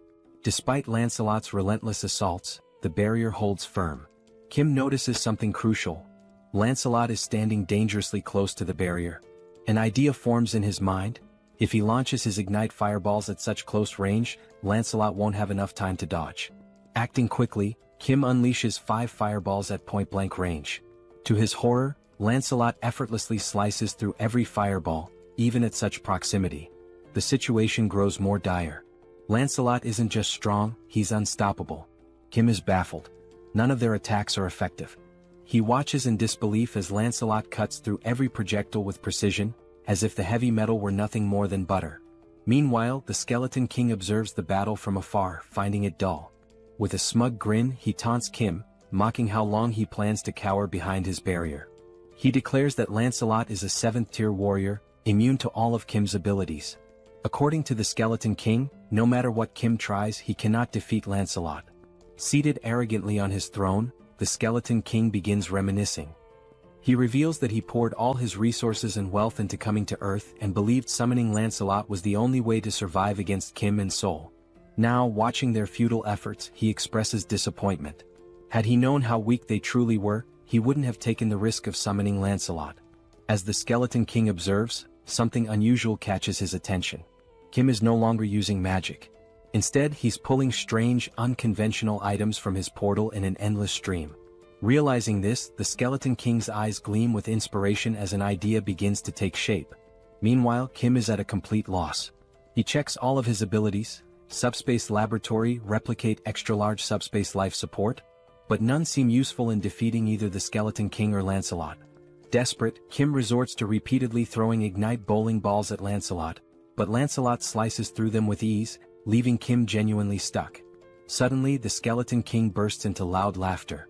He commands Lancelot to stop attacking, announcing that the 2 individuals in the portal are not wizards, but rather potential allies for his future plans. Obeying the command, Lancelot ceases his assault and steps back toward the Skeleton King. The Skeleton King rises from his throne and approaches Kim's portal. Initially, he had assumed Kim and Sol were wizards, but as he observes Kim more closely, he realizes they are ordinary humans. Even more intriguing, Kim possesses a unique ability. Confused, Kim wonders what the Skeleton King is referring to. With a cunning grin, the Skeleton King begins to explain. He mentions that Kim must have encountered and killed 2 skeleton knights to acquire reinforced stones. These stones, the Skeleton King reveals, can only be produced within Camelot Castle by sacrificing living beings.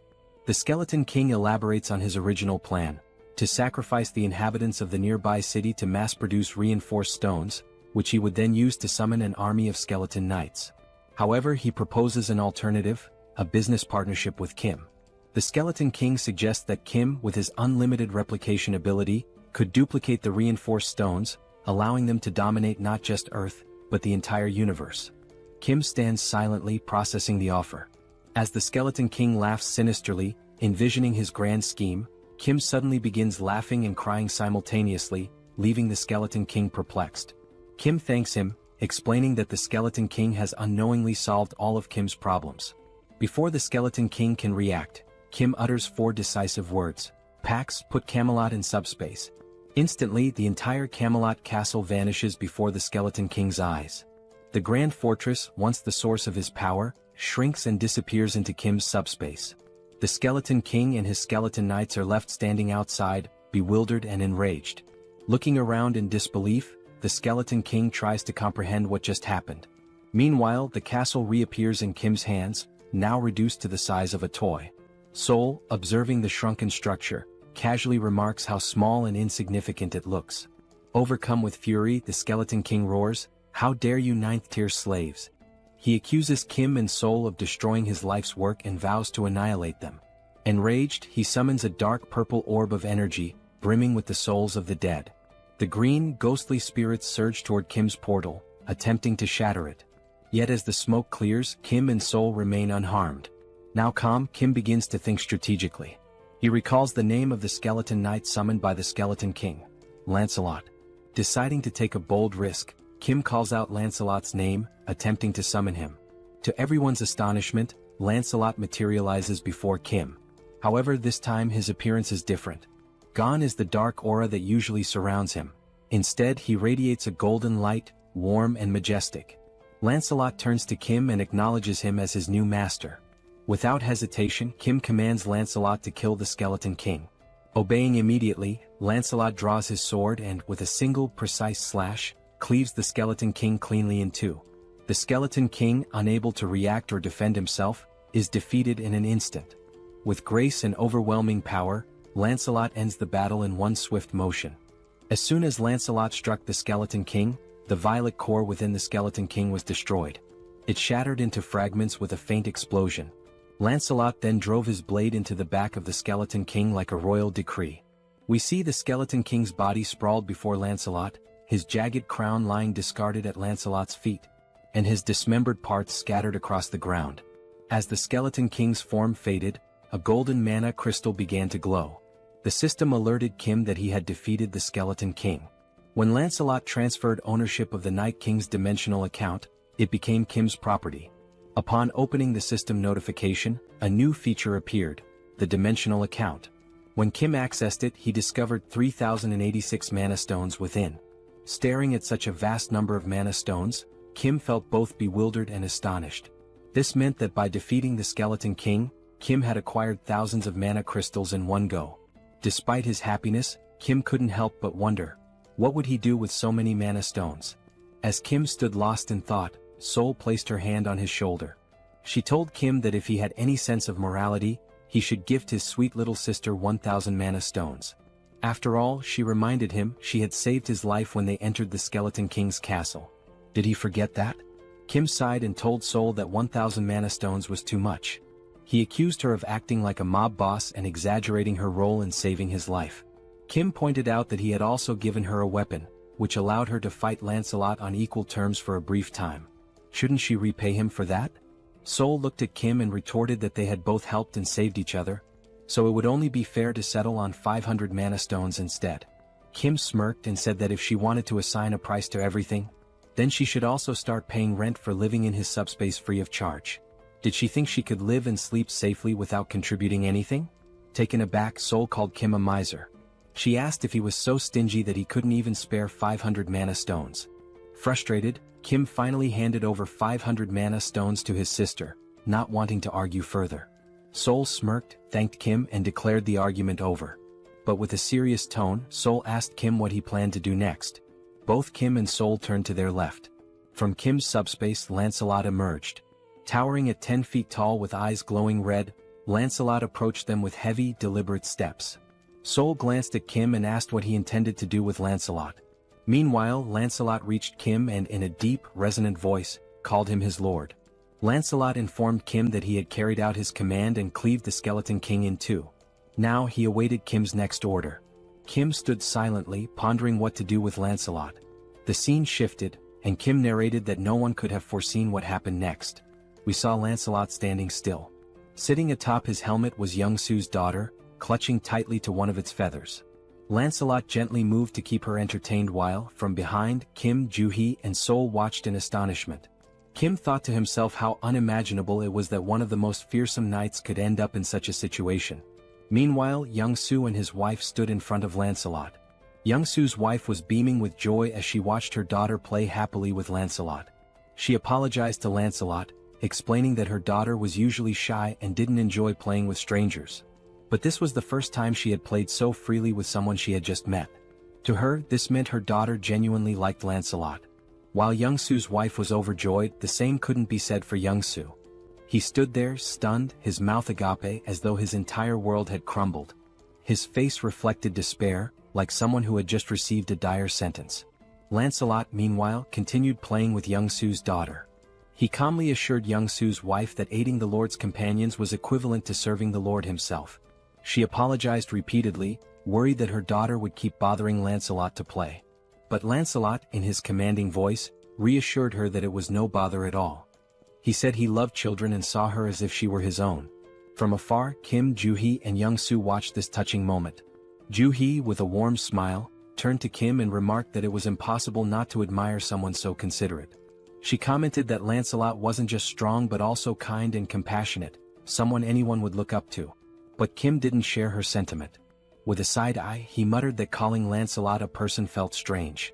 After all, Lancelot was a skeletal knight, and no one really knew what lay beneath his armor. Yet, after a moment of reflection, Kim admitted that Lancelot was never truly evil. He realized that Lancelot had simply been following the Skeleton King's orders. The true villain had been the Skeleton King all along. Now, with Lancelot under Kim's command, away from his former master's dark influence, Kim saw that Lancelot displayed qualities of goodness and loyalty. This made Kim reconsider his initial judgment, allowing him to trust Lancelot at least for now. Ju-hee, noticing Kim's thoughtful expression, turns to him with a serious tone and asks, "Are you planning to go to Dabangu City right now?" Kim glances at Ju-hee and replies that he intends to head to Dabangu City immediately since their older brother's new home is located there. Hearing this, Ju-hee looks visibly concerned.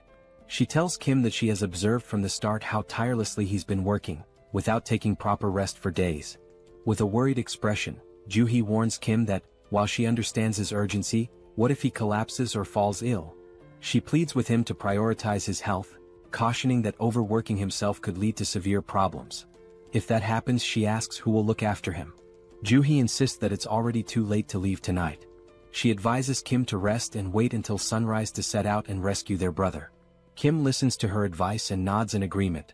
He then turns to look at his wife and daughter. His daughter is still perched atop Lancelot's head, while young Su is trying all sorts of ways to coax her down. With a mix of exasperation and humor, young Su tells his daughter to climb down from Lancelot and sit on his shoulders instead. He even volunteers to play the role of a brave knight. However, young Su's daughter begins playfully hitting Lancelot's head and declares that her father is boring. She loudly proclaims she wants to play with a real knight, not a pretend one. Hearing this, young Su feels a bit hurt, though he hides it behind a strained smile. Meanwhile, young Su's wife teases her husband, joking that even she wouldn't want to play with a fake knight like him. Instead, she quips she'd rather choose Lancelot, the real deal. And yet, despite the humor, Kim finds himself momentarily distracted by a ridiculous thought. Why, of all things, is he imagining Lancelot playing with young Su's wife? Kim shakes his head, silently cursing his own wandering mind. Watching this heartwarming scene, Kim pauses for a moment, his face softening into a warm smile. He announces that they will take the night to rest, enjoy the moment, and set out in the morning to rescue their brother.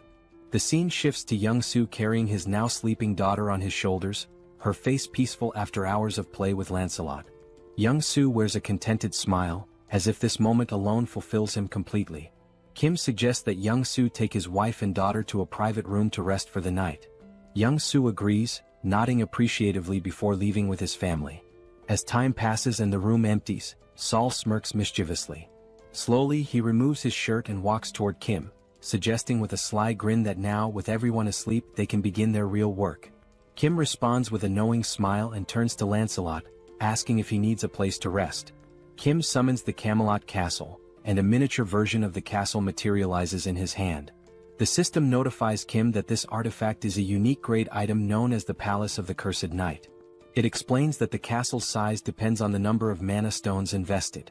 The system further details its three powerful abilities. Blood Sacrifice. By sacrificing livestock, Kim can create reinforcement stones. Summon a Ghost. Using mana crystals, Kim can call forth ghosts from the castle. Knight Investment. By combining ghosts with reinforcement stones, Kim can forge knights as powerful as Lancelot. Kim marvels at the artifact's capabilities, deeming them both overpowered and fascinating. However, he notes that the castle's size scales directly with his investment. For example, 500 mana stones would result in a 500 square foot castle, while 1,000 stones would yield a 1,000 square foot one. After some deliberation, Kim decides on a size sufficient for housing 12 knights, opting for a 300 square foot castle. He invests 300 mana stones, and the Camelot Castle grows and expands to its new dimensions. The now enlarged castle stands before Kim, Lancelot, and Saul. As Kim observes the structure, a slight unease creeps in due to its eerie appearance. He turns to Lancelot and asks if the castle's size is adequate for 12 knights like him. Lancelot, with a calm demeanor, responds that he doesn't care about the size as he can adapt to any space. Then, with a wry sense of humor, Lancelot jokes that the castle is as tiny as the Skeleton King's little PP, adding that, compared to Kim's vast subspace, this castle is nothing. Lancelot explains that when Kim summons more skeleton knights in the future, they will reside in his subspace. while Camelot Castle will primarily serve as a summoning hub. Saul meanwhile looks stunned. She realizes how large the Skeleton King's castle must have been, at least 30 times the size of Kim's. This revelation leaves her wondering just how many mana stones the Skeleton King had used to build his massive fortress. Lancelot, overhearing the conversation, confirms that while he doesn't know the precise number, he remembers the Skeleton King using tens of thousands of mana stones to construct Camelot Castle. Hearing this, Saul is even more astonished, realizing the immense effort and resources the Skeleton King devoted to building his massive fortress. Meanwhile, Kim begins to reflect. Even though he stored such a large structure in his subspace, there were no side effects. Kim wonders if it's because the castle is initially small, but this thought leaves him uneasy. Camelot Castle is practically a city in itself, yet storing it caused no disruptions in his subspace. Deciding to set aside his concerns for now, Kim turns to Saul and asks why she hasn't gone to rest yet, mentioning that the night is long and she should take a break. Saul, however, explains that she has something personal to ask Lancelot and has been waiting for the right moment to do so. That moment, she declares, has finally arrived. With an eager gleam in her eyes, Saul turns to Lancelot and, striking a confident pose with her hands on her hips, announces her request. She wants to learn his swordsmanship. Saul boldly asks Lancelot to teach her his techniques. Kim, overhearing this, is taken aback. He thinks to himself that if Lancelot agrees to teach Saul, her skills will improve significantly, which would greatly benefit their team in the future. On the other hand, Lancelot looks thrilled. In his deep voice, he responds that he would be delighted to teach her his swordsmanship, but under one condition. Lancelot explains that when Saul used her martial arts against him previously, he found it fascinating. If she wants to learn his swordsmanship, then she must teach him her martial arts in return. It would be an exchange of skills, her martial arts for his swordsmanship. Hearing this, Saul smirks, her expression shifting into one of playful mischief, almost bordering on manic. With a teasing tone, she praises Lancelot for being clever, admitting that her martial arts are indeed impressive. She calls him a little kid and playfully questions whether he could even handle her intense training regimen. Kim, watching this from the sidelines, notes how Saul's excitement peaks whenever the topic of martial arts comes up. She's undeniably a martial arts enthusiast, if not an outright fanatic. Meanwhile, Saul continues to taunt Lancelot, her mischievous smile intact. She suggests they start with a simple sparring session before beginning formal training. The scene shifts to Kim, who, feeling drowsy, starts heading toward his room in Camelot Castle for some rest. Meanwhile, Lancelot and Saul engage in their sparring session. Saul enjoys the match immensely, pushing Lancelot to his limits. By the end, Lancelot earns his place as a true member of their group, fully integrated into their family dynamic. The scene shifts again, this time to Kim and Young-soo observing from Kim's subspace. Both are surprised to see numerous military officers in the vicinity, communicating through walkie-talkies and appearing to scout the area. Confused, Young-soo asks, "Are there other people besides us planning to travel in the morning?" Kim, however, finds the situation suspicious. Just as he is about to voice his concerns, the sound of a helicopter echoes in the sky. Looking up, they spot the aircraft flying toward Kim's subspace. Young-soo, recognizing the helicopter, exclaims, "That helicopter looks very familiar." Kim realizes it too. It's the same helicopter he had stored in his subspace and later handed over to the general. The helicopter lands and the general steps out with an elated expression. Hurrying toward Kim, he greets him warmly, saying, "Hello, Kim." Kim returns the greeting and asks if the general is alright. The general replies that he's fine but shares that he's been searching for Kim for a long time and has finally found him.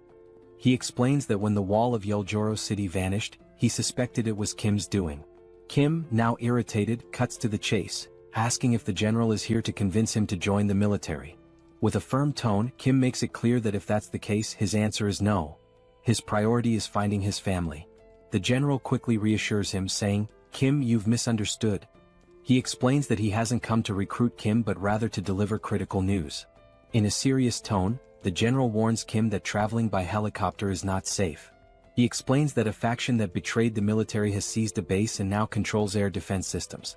If Kim and Young-soo were to travel by helicopter, especially a military one and a general's at that, they would be targeted and shot down. Both Kim and Young-soo are stunned by this revelation. The general provides detailed information, elaborating on how the rebel faction captured the military base and now commands a significant portion of air defense forces. He also shares that he had sent a scouting team in the same helicopter Kim had given him. That helicopter was destroyed mid-air, leaving the general without any information on those individuals. Growing increasingly concerned, the general reminds Kim that he mentioned traveling through the city to rescue his family. The general warns that if Kim had chosen to travel by helicopter, it could have placed him in extreme danger.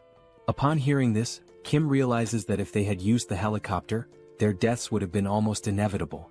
Acknowledging the severity of the situation, Kim thanks the general for providing such vital information.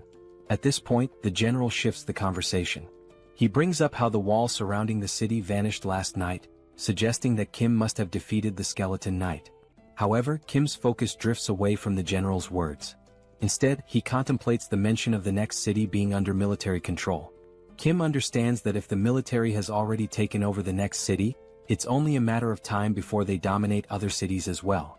Even if he travels through the entire city to save his family, the looming military presence will remain a significant threat. Adding to the peril is the Black Wyvern, a formidable force capable of annihilating helicopters, intensifying the danger. Kim resolves that to save his brother, he must head to Donggu City, a city now under military control. This means he must obliterate the enemy camp to secure his brother's safety. With a resolute and determined expression, Kim takes immediate action. He summons the Lord. From the subspace, a dark shadow emerges, causing the general to grow visibly uneasy. Kim, maintaining a calm yet intense demeanor, addresses the general. In response to the earlier question about whether he defeated the Skeleton Knight, Kim affirms, "Yes, I defeated the Skeleton Knight and took him captive." As Kim speaks, the Skeleton Knight appears. Towering 10 feet tall, the figure has glowing red eyes, wields a massive sword and carries a formidable iron shield. The knight stands ominously behind Kim. The general stares in pure horror and disbelief. He realizes that this knight is far stronger, at least 10 times more powerful, than the previous Skeleton Knight. And now, this terrifying entity is under Kim's command, ready to follow his every order.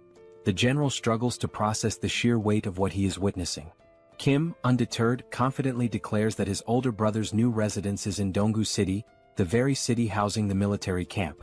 This leaves Kim with no alternative, he must go there. With a sly, confident smile, Kim turns to the general and asks, "So, how about we take down all those military forces?" Overcome with joy and relief, the general feels tears welling up in his eyes. We are now introduced to another location, seemingly destroyed, which appears to be some kind of base.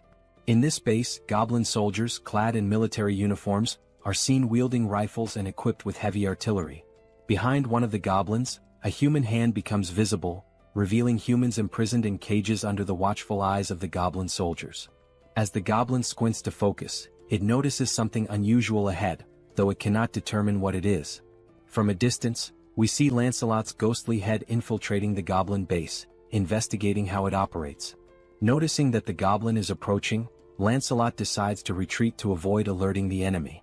While flying to gather more information, he overhears a conversation between two goblins but cannot understand their language.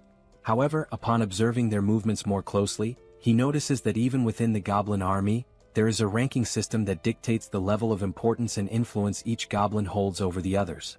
Still concealed behind a tree, the ghostly head concludes it has gathered enough information and decides to return to the command center to report his findings. As he departs, the system screen reveals how the summoning ability for this ghostly form works, named Phantom Summon. This ability allows the summoning of Camelot's ghosts, with specific costs associated with each invocation. It is also shown that while knights are in their ghostly forms, they cannot physically interact with the environment, but they are also immune to physical interference. Moreover, this ability enables them to pass through walls and even fly freely. Summoning a ghost consumes 1 enhancement stone and 500 magic stones, the same cost as summoning a knight. Although not explicitly stated in the description, once summoned as a ghost or knight, they can switch forms without incurring additional costs. In other words, phantomization can be considered an optimal means of reconnaissance behind enemy lines. A few hours earlier, the general had been outlining the strategy they would use, showing on a map the cities involved and relying on Lancelot to patrol the enemy lines, determining the strength of their forces, the location of anti-aircraft weapons, and other characteristics of the enemy troops. Based on the information gathered, the plan was to devise a strategy to outmaneuver the enemies. However, due to the ghost's limited range, everyone needed to move closer to the enemy lines and pinpoint where government forces were stationed before reconnaissance could begin. Lancelot returned to the Allied base after taking 2 hours and 30 minutes to complete his reconnaissance. While reporting his findings, Kim was shocked to learn that the soldiers had mutated into goblins and had imprisoned over 200 people, referring to them as sacrifices. Additionally, Lancelot shared further details he had overheard. First, the enemy had a total of 9 anti-aircraft weapons. Second, they planned to recruit additional manpower from Bangkok Dong. Third, the brigade commander, a high-ranking officer, was stationed in the eastern wing. Lastly, they mentioned that the world would change when a certain someone arrived. Lancelot confirmed the accuracy of this information, leaving the 4 members listening utterly astonished. The commander remarked that security had indeed been tighter than usual and suspected they were plotting something but hadn't anticipated the capture of civilians. Kim mentioned rumors that some had voluntarily joined the rebel forces but expressed confusion about their motives and the reason for imprisoning civilians. He also questioned who this person capable of changing the world might be. Lancelot's ghost replied that he didn't know who this individual was but speculated that the reason for capturing people was likely to gain repulsive force. He explained that all beings across dimensions have a classification system known as hierarchy.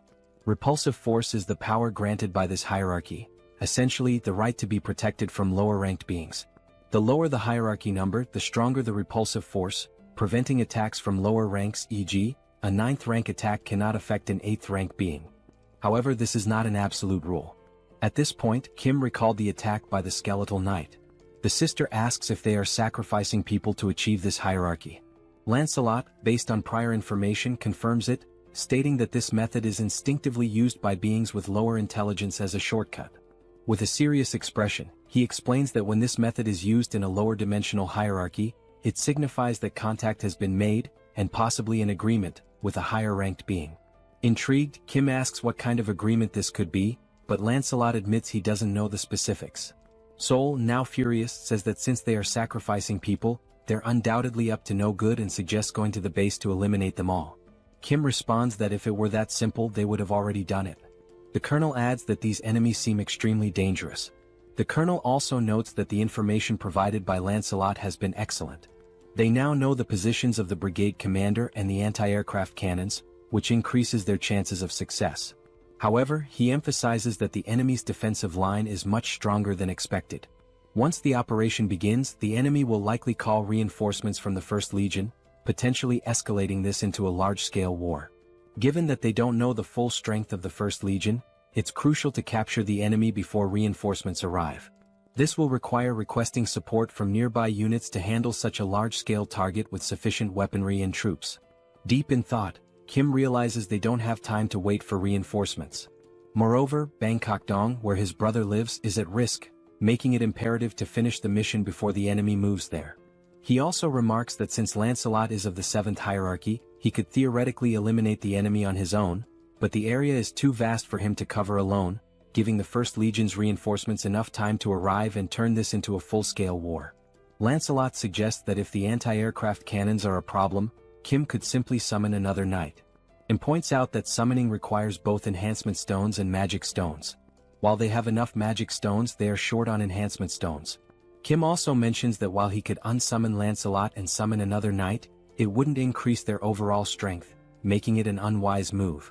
More importantly, he feels it wouldn't be right to dismiss Lancelot just to summon someone else. Frustrated, Kim says it would be ideal if they could duplicate the enhancement stones and magic stones in their subspace.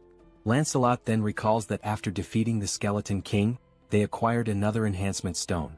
Surprised, Kim admits he doesn't remember this, but upon reflection, he recalls that Lancelot did indeed retrieve a stone. Now, with everyone staring at Kim in judgment, he apologizes, saying anyone can have a lapse in memory. He then asks which knight should be summoned. Lancelot explains that all 12 knights of Camelot are exceptional, possessing both skill and loyalty. He assures Kim that regardless of who is summoned, it will be a good choice. However, there is one knight in particular who would be the most logical choice: Bedivere. He describes Bedivere as a genius archer unparalleled in skill, specializing in long-range attacks. Enthralled, Kim exclaims that he can't resist and wants to summon him right away. Back at the goblin base, the captives appear gravely debilitated. A girl wearing an orange sweater is called out by one of the goblins. Frightened, she asks if he's really speaking to her. The goblin points out that everyone else in the cage looks weak except for her. He then asks if she wants to escape. Confused, she hesitates, but the goblin quickly reveals he's only testing her. He declares that if she offers him something of value, he'll let her go. From the expression on the goblin's face, she understands exactly what he means. Before he can finish his proposition, his head is swiftly severed. The girl is stunned, her eyes lighting up as she realizes what Lancelot has just done right in front of her. Lancelot opens the prisoner's cage and, without wasting any time, continues moving swiftly. The girl steps out of the cage, still trying to process what just happened before her eyes.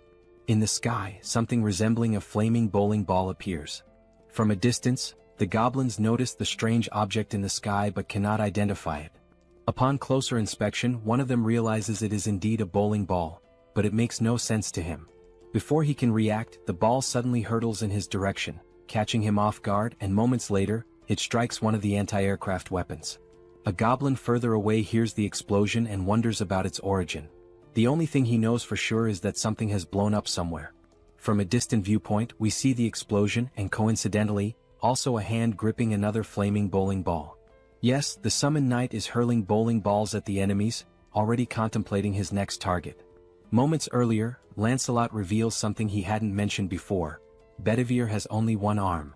Kim is taken aback and confused as Lancelot had described Bedivere as an archer. He questions how Bedivere could possibly be an archer with just one arm. Lancelot confirms that Bedivere was indeed an archer, but that is a story from the past. He explains that long ago, Bedivere served as a knight under the Duke's command but lost his arm to a commander jealous of his exceptional talent. From that point on, Bedivere adapted, mastering throwing techniques using a leather strap.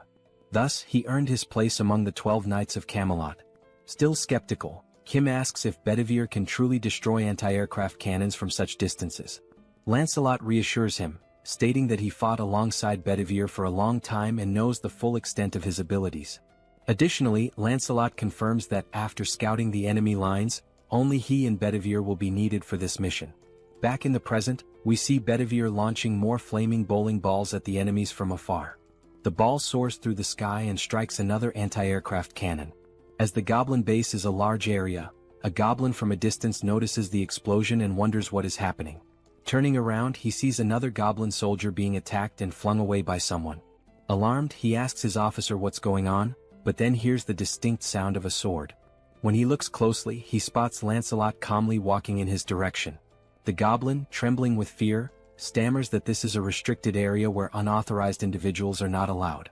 Lancelot remains silent, continuing his steady approach toward him with an air of calm authority. Meanwhile, we see Kim's system sending him notifications. The first shows he acquired 4 magic stones, bringing his total to 2,686. Shortly after, another notification appears, adding 12 more magic stones, increasing the total to 2,698. Kim, staring at the system screen in surprise, reflects that owning a dimensional account eliminates the need to collect magic stones manually, as they are gathered automatically. Still, he finds it hard to believe how quickly the stones are being accumulated and wonders if this is really correct. Moments later, 3 more notifications pop up, one with 5 more magic stones, another with 8, and yet another with 5, bringing the total to 2,788 magic stones. Young, Sol, and Kim stand idly waiting for a signal to act, and Kim continues to question whether this situation is as it seems. Young reassures him, suggesting he look up at the sky, stating that it is likely the source of the multiple notifications. Above, 2 flaming bowling balls launched by Bedivere collide mid-air, creating a massive explosion that draws everyone's attention to the sky.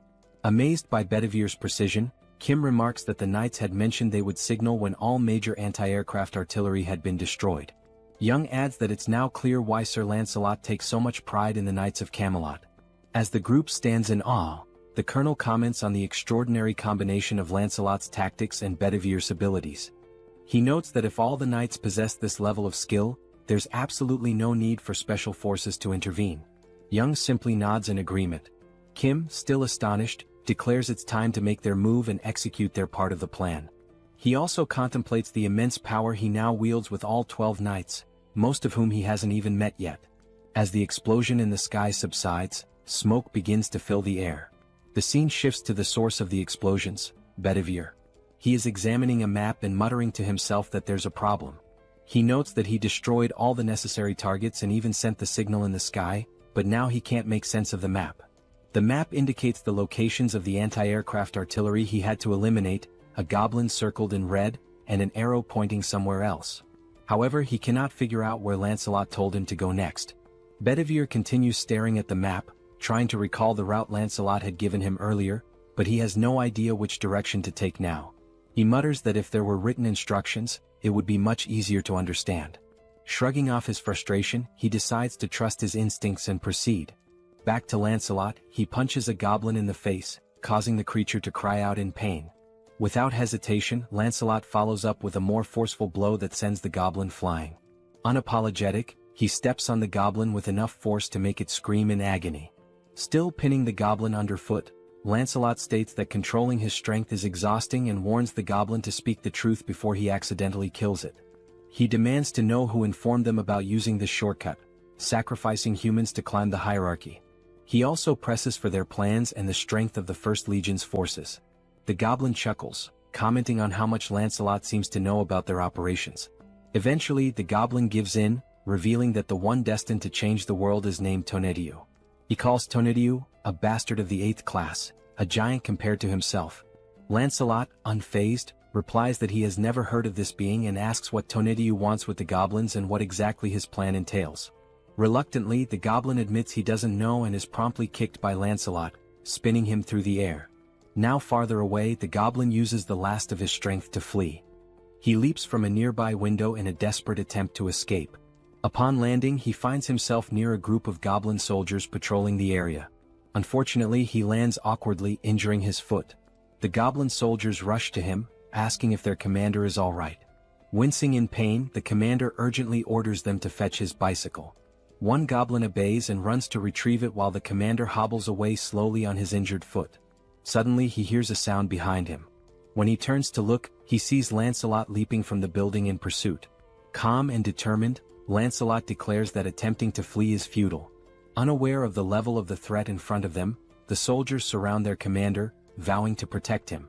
One goblin, holding a rifle, declares that they'll take care of him, while another assists the commander in walking, offering support.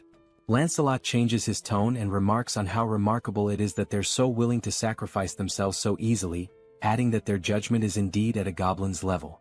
The goblin retorts, saying it's better to be a goblin than an empty-headed fool like Lancelot. Now aiming his rifle, the goblin advises Lancelot to drop his arrogance, noting that there are also 8th-ranked individuals in their main force. He boasts that if he had only consumed 10 more, he too would have been in 8th rank. Disbelieving the audacity of their actions, Lancelot questions whether all those who became goblins are doing the same thing. The goblin, with a sly grin, affirms this. He adds that he is one of the intelligent ones, adapting to a changing world.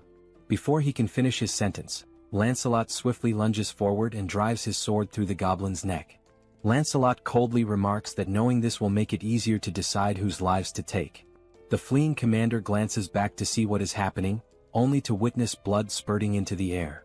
Lancelot's sword is now soaked in blood, and his gaze shifts toward his next target. The goblin commander, once again in danger, has no choice but to run. But as he glances up at the sky, he freezes in shock. There he sees a helicopter, unaware that the anti-aircraft artillery has been destroyed.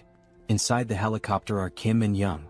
Young announces his intention to land the helicopter, but Kim, feeling nauseous, warns that landing there is too dangerous and suggests entering the subspace.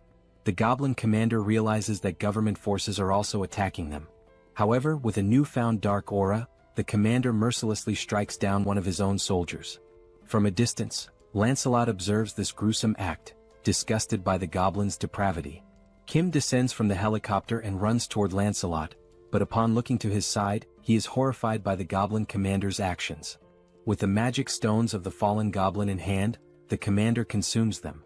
Lancelot curses him, calling him a bastard and accusing him of becoming an 8th rank because of the stones. From behind, we see the goblin commander now transformed into a monstrous figure with long hair. As he turns, his glowing red eyes burn with rage. Kim asks Lancelot if the commander truly abandoned his humanity to become an 8th rank. Lancelot replies that the commander tried to ascend ranks too quickly and dismisses it as nothing more than a cheap trick.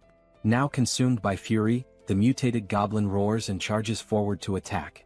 Calmly, Kim asks Lancelot about his rank.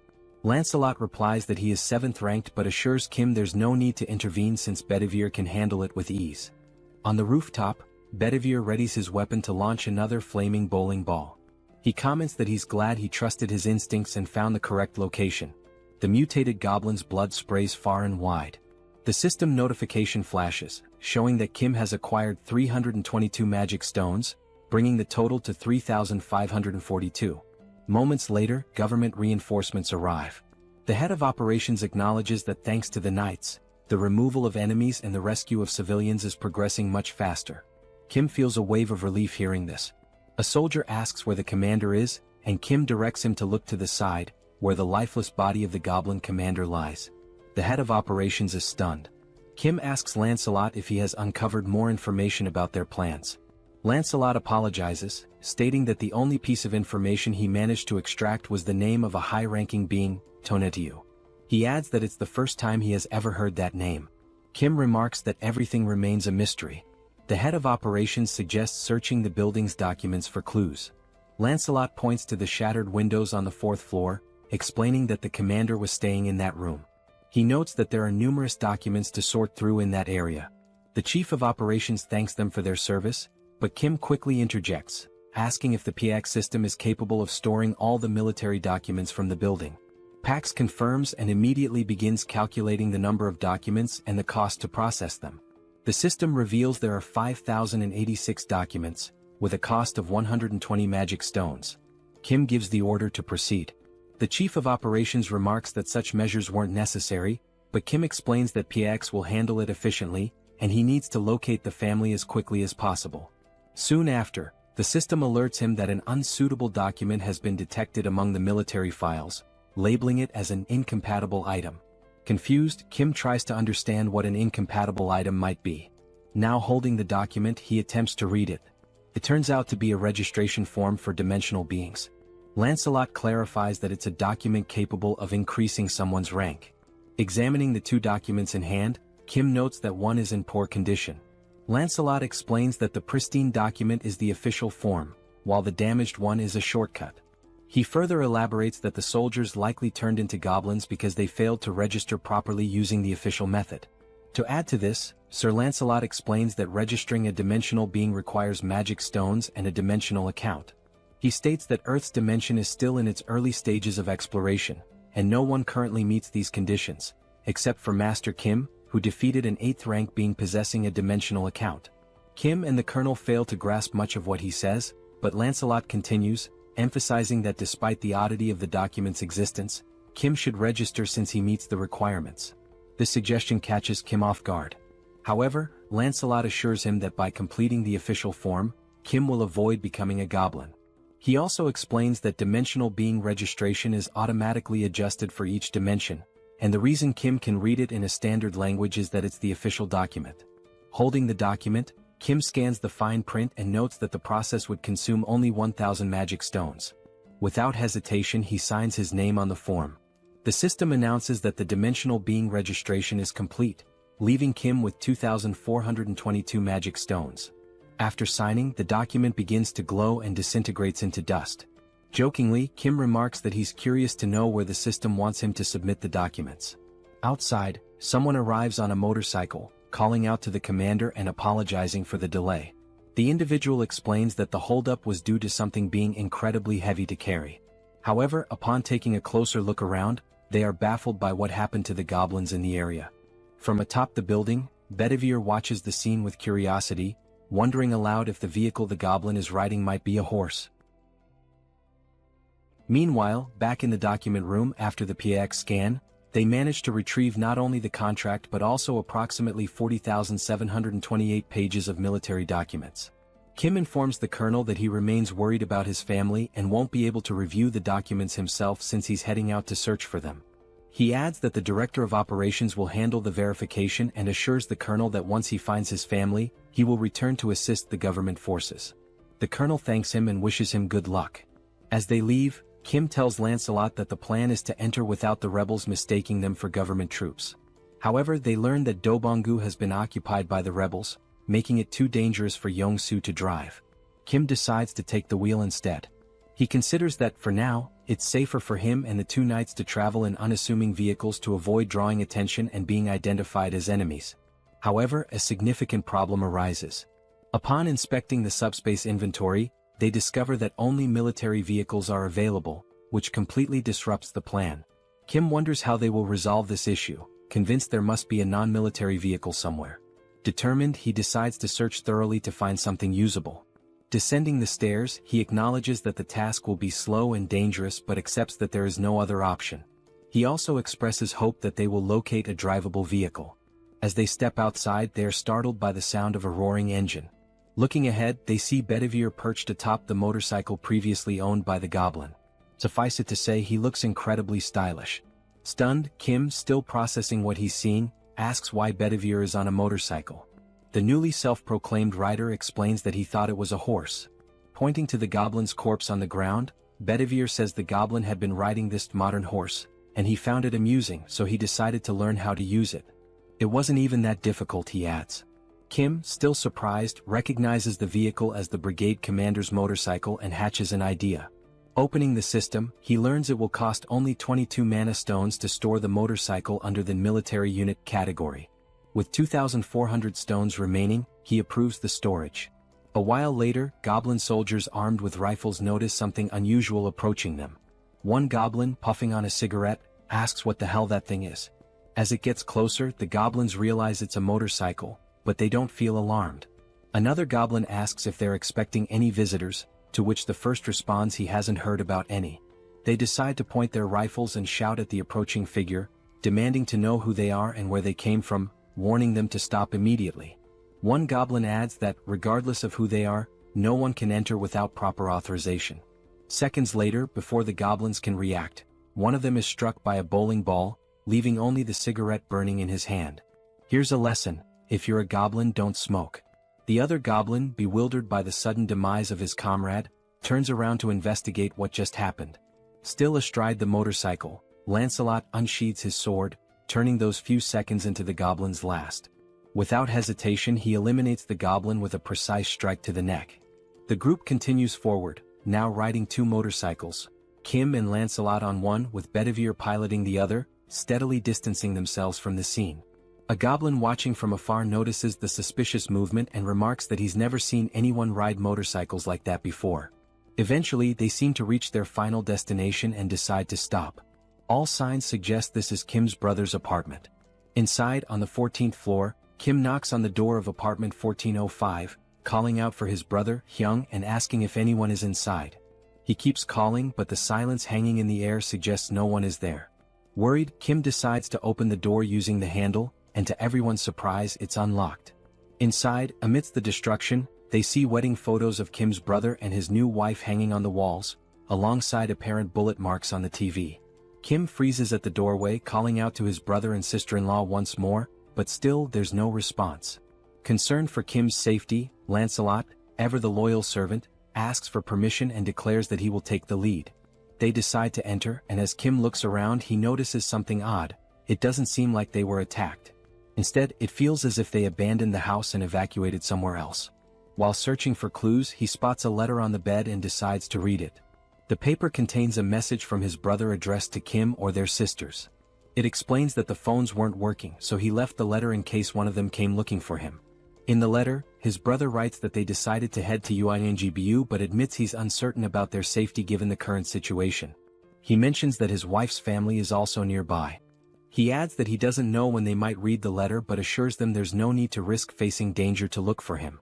He explains that outside, soldiers have been forcefully removing people from their homes and abducting them.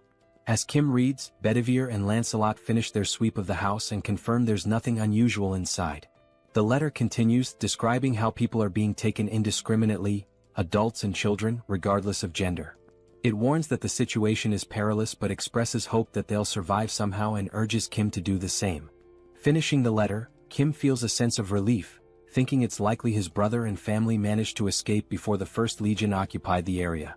Kim calls Bedivere over, hands him the letter, and orders him to show it to his sisters in the subspace. He wonders when his brother, Hyung, wrote the letter and fears that if the Legion occupied this area, they might soon target where his brother is now. Turning to Lancelot, Kim declares they'll leave immediately, urging haste and stating he'll take the lead this time. Lancelot complies but asks if Kim is alright. Lancelot expresses concern that Kim may have developed a phobia, suggesting he let Lancelot drive. Before they can act, a helicopter suddenly appears outside the window, its turret aimed directly at them. The goblin piloting it reports via radio that he's identified an unknown individual and a skeleton at the location and is preparing to open fire. The turret roars, unleashing a barrage toward the two until its ammunition is depleted. For a moment, it seems like Kim and Lancelot have vanished. As the smoke clears, Kim reappears, grimacing and commenting that the attack hurt more than he expected. With a touch of humor, he confirms the phobia.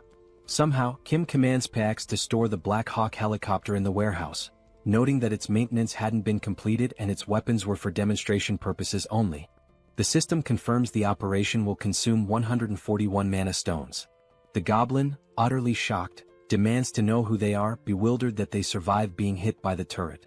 When the goblin asks if they are rank 8, the helicopter suddenly vanishes into subspace, leaving the pilot panicked as he realizes he's about to fall from a considerable height. Kim turns to Lancelot, emphasizing that they can't waste any more time. Meanwhile, they hear the goblin scream until it abruptly ends with a splat.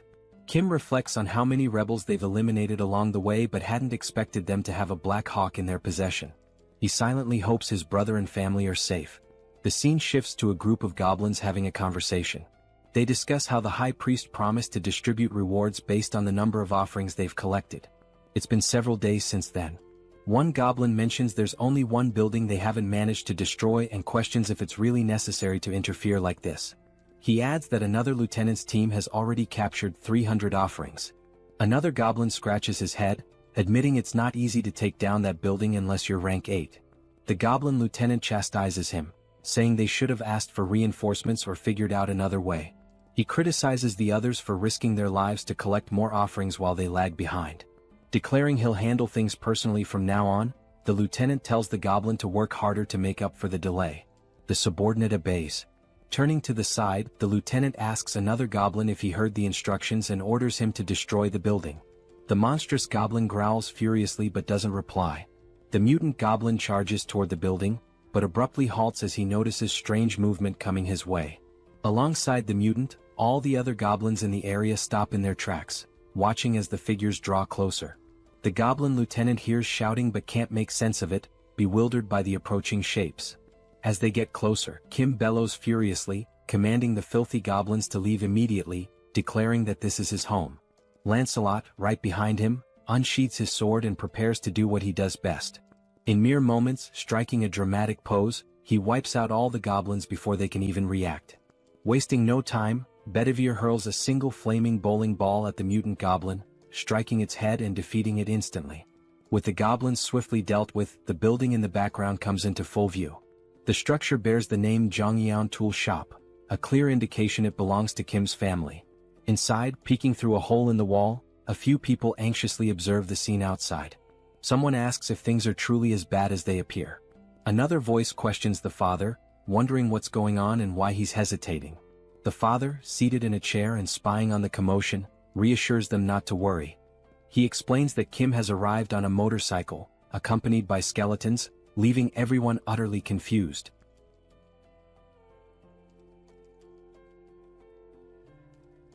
Then we are shown a flashback of his father, reminiscing about when he was young. His mother used to say that good and bad things only happen because of people, and this idea had fascinated him. Having survived many challenges, he realized that not a single word his mother had said was wrong. Even when his business failed, the reason he was able to get back on his feet was because of the people who stood by him, and love. He reflects that this is why he raised his children with the values of love and compassion. Watching them grow up from small children into capable adults, he felt like a dream had come true. A scene follows of Kim losing to his sister in a video game. The father continues, sharing his dream of building a large, spacious home where he could live with his family. To pursue this, he began studying civil construction, something he had never done before and found immensely difficult and complex. The financial burden made the dream seem unattainable. In the end, his children all grew up well. His eldest son recently married, his eldest daughter became a nurse, the youngest daughter became an athlete, and his youngest son had just completed his military service. Their futures seemed so bright, until the monsters appeared. He recounts how, luckily, as the manager of a tool shop, He survived the monster attack using hammers and other tools. However, even with that resourcefulness, the situation was dire. They had to constantly worry about food and water. He often pretended not to be hungry to give his wife the little food they had. On top of that, there were neighbors who raided for food and monsters roaming about, forcing them to hide as silently as mice. Amid this catastrophic situation, the first to arrive at their refuge were his eldest son's in-laws. Shortly after, his eldest son and his daughter-in-law made it there as well. Looking at his eldest son's face, stained with tears and blood, he could guess what they had been through to get there. He simply embraced him and silently wept. Another blessing came when his daughter-in-law awakened a new ability to generate water, eliminating one major concern in this apocalypse. He recalls how, over time, soldiers mutated into goblins and began wandering around. These goblin soldiers started abducting civilians regardless of age or gender, isolating their family even further. It was utter chaos. The very soldiers who were meant to protect them were now capturing people. He wished deeply for the safety of his children amidst such disorder. At one point, a system screen appeared before him, and he awakened an ability of his own. The ability was named Architect, and the system indicated that he now possessed exceptional skills in architecture and could build freely. He doesn't fully understand how his long-dormant dreams suddenly became a reality, but he feels grateful that it did. With this newfound power, he immediately got to work reinforcing the tool shop. Thanks to his daughter-in-law's water ability and his own architectural skills, they managed to survive. Even for the goblins armed with weapons, breaking into their fortified location was no easy task. Peering through a hole in the wall, he noticed that a group of soldiers had been stationed outside their home since the day before, and they had brought a monster with them. It was clear now that they were determined to destroy their refuge this time. But he had prepared for this possibility and retreated to plan. Seated in his chair, he called for his eldest son and instructed him to gather the family and escape through the tunnel. His son hesitated, asking what would happen to him. The father explained that the tunnel was an emergency passage meant for situations like this, though he couldn't guarantee that the other end was safe. At the very least, it's better than staying here and dying, he said. His wife, looking concerned, asked if he intended to stay behind. With a confident smile, he assures them he will leave as soon as everyone is safely out, telling them not to worry. In the meantime, a strange noise from outside catches his attention, sparking his curiosity. Before inspecting, he urges everyone to hurry, warning that the goblins are already moving and time is running out. Peeking through the hole, he goes silent for a few seconds. Those around him grow concerned, whispering questions about whether the situation outside is dire or if something is wrong, causing him to hesitate.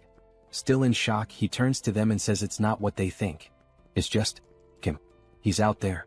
He explains that Kim has arrived on a motorcycle, accompanied by a skeleton. Outside, Kim, Lancelot, and Bedivere approach the tool shop. Kim points to the building, now fortified with metal spikes and barricades, and declares, "This is my house." Then, sighing, he adds, "But that doesn't matter now. What matters is my family. Are they okay?" Suddenly, the door handle turns in front of him, catching him off guard. Looking more closely at who's in front of him, he freezes in shock. The father steps forward and asks in disbelief, "Is it really you, Kim?"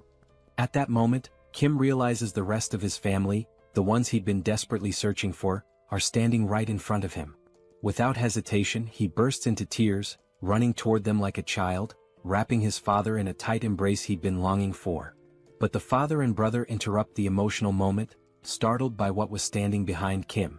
He glances back to confirm. "Don't worry," Kim says reassuringly, "despite how they look, they're friends, they're on our side." Kim then reveals, "And that's not the only surprise I've got." Using his powers, he opens a subspace portal. Inside, his two sisters are safe and enjoying a hearty meal. Seeing them eating brings tears of relief and joy. His sisters, realizing what's happening, break down, sobbing uncontrollably. Inside Kim's subspace, the reunited family sits down for a meal they haven't had in ages. For the parents especially, it's a heartwarming moment. Tasting the food, the mother is taken aback. She thinks to herself, "No matter where I go, I always trust my cooking. But this grilled mackerel is on a whole other level." She turns to Youngso's wife and asks if she's a professional chef. The wife thanks her for the compliment, smiling. The mother declares, "Now that you've set the bar with such a delicious meal, I can't back down." She takes it upon herself to make a dessert worthy of matching it. The dessert consists of thinly sliced green grapes placed delicately atop whipped cream on a cheesecake, arranged with care. When it's ready, she presents it as a token of gratitude, naming it Mom's Green Grape Tiramisu with whipped cream. Youngso's wife tries it and is overwhelmed by the burst of flavor, reminiscent of something out of Shokyuji no Soma. She asks how the mother managed to make something so divine, and the others eagerly agree as they taste it. Elsewhere in Kim's subspace, someone is hammering iron. It's an elderly man, the father of the eldest son's wife, tinkering with Lancelot's armor. The old man asks Lancelot for his name. "I'm Lancelot," he answers. The man abruptly cuts him off, asking, "Do you know how to play Jengi?" Lancelot pauses, confused. "Are you sure you mean Jengi?" Clearly misunderstanding, Lancelot begins explaining how, in his hometown, they were famous for dismantling monster corpses, so he's dealt with organs before. The man interrupts again, asking what nonsense he's talking about. In the foreground, a reinforcement stone comes into view as the old man remarks, "Seems like you don't know how to play. Grab a chair, I'll teach you." The reinforcement stone, held by the eldest brother, is handed over to Kim. Kim asks his brother why he has such a stone. The system identifies it as a Tier D reinforcement stone, with attributes of penetration and explosion. The brother explains that he found it after witnessing a battle between a rhino-like monster and a griffin. The griffin one tore off a chunk of the rhino's flesh and flew away. He found the stone in the rhino's remains. Still offering the stone, he says, "You'll probably need this more than I do." Kim gratefully accepts, promising to put it to good use. Completing his thought, Kim mentioned he should express his gratitude and reminded them that, as he had said before, if anyone needed anything, whether it was furniture or something else, they should just let him know. He also added that his sister-in-law's family should feel at home here too. His brother was touched by how Kim was looking after his in-laws as well. Reflecting, he remarked how much Kim had grown since being discharged, recalling that when they were younger, Kim used to cry every time Sol hit him. Laughing, Kim admitted he would probably still cry if Sol hit him now. His brother joked that the best thing about being born before Sol was avoiding her wrath. He thanked Kim sincerely before excusing himself, saying he was going to check in with his in-laws. As Kim noticed the scar on his brother's face, he commented on how they had managed to survive so far with the help of their father's and sister-in-law's abilities. He couldn't imagine how hard it must have been. Suddenly, someone approached Kim from behind. Turning, he realized it was his father. The father spoke, saying how happy he was, not only because the family was safe but also because of Kim's abilities, which gave everyone the chance to eat in a secure place. Then his father asked if Kim knew that good and bad things, but Kim interrupted, completing the saying, "Can only happen when there are people." Kim nodded, saying he understood. He added that no matter how powerful his abilities were, he wouldn't have made it this far alone. He shared that this realization hit him when he started helping people cross a tunnel filled with wyverns. Yongsoo had told him that even with awakened abilities, the challenges were the same for everyone.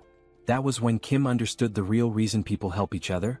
It's because everyone wants their family to be safe.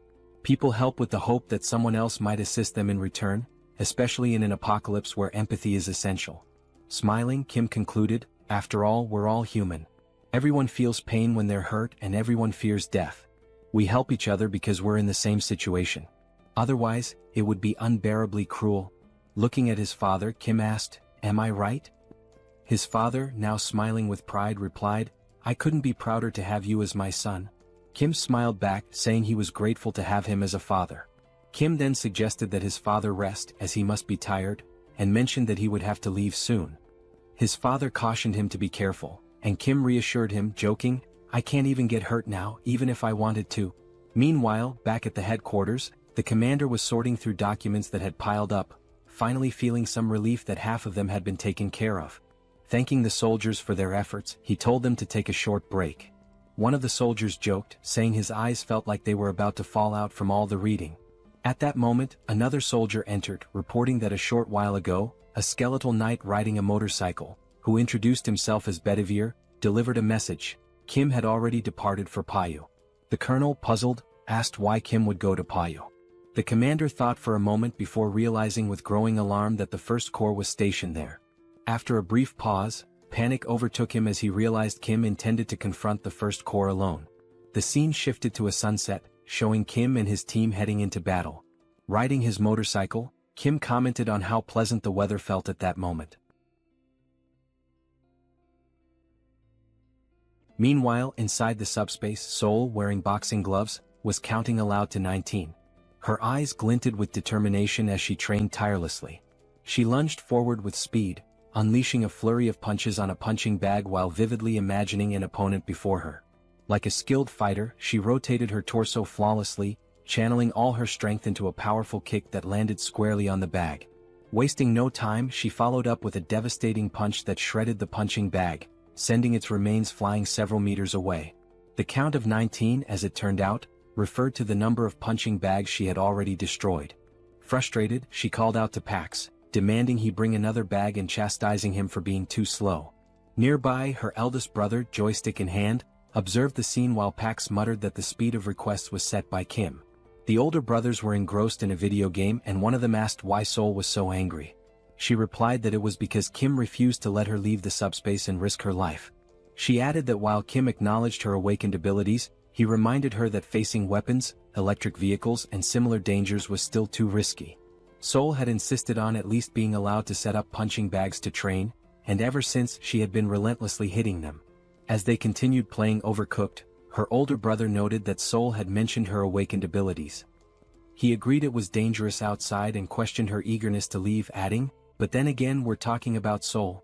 Joyeon chimed in, agreeing, and mentioned that she'd overheard Kim talking about a scar on their brother's face. Touching his face, the brother dismissed it as nothing to worry about. Suddenly he heard a faint buzzing sound. As he touched the scar, he noticed something unusual. Alarmed, he realized the scar was gone, as if he had woken from a dream. Joyeon teased him, remarking that the scar wasn't that bad but that the bruise was a bit over the top. Still shocked, he insisted that the wound had been significant, pointing out that the scar had still been there yesterday.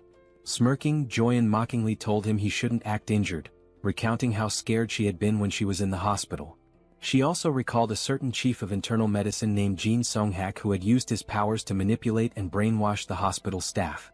Angrily recalling the ordeal, Joyeon admitted that it made her tread carefully with every action out of fear of being controlled too. At that moment, Youngso's wife appeared in the doorway, announcing that it was time to eat. Without hesitation, Joyeon dropped the joystick and bolted toward the dining area, leaving her brother to play alone. As their mother called everyone to the table, she overheard playful voices in the background. Someone declared themselves the devil of the underworld, while another announced, "I'm Yu Jong, the magical girl who's going to defeat you." The voices belonged to their father, Youngso, and his young daughter, who paused their game and acknowledged they were on their way.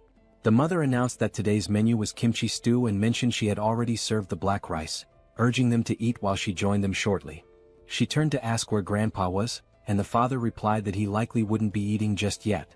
Noticing the old man sitting with his back to her, she inquired why he wasn't joining them. He was focused on the board game he was playing with Lancelot, visibly intrigued. It was the first time he had ever encountered such a game. He marveled at how Lancelot, despite never having played before, could be so skilled. No matter how hard he tried, he couldn't find a single weakness in Lancelot's strategy. He resolved to ask Lancelot to explain his methods when he returned, impressed by the brilliance of his gameplay. Back on the battlefield, the scene shifted to war tanks rolling steadily toward an unknown destination.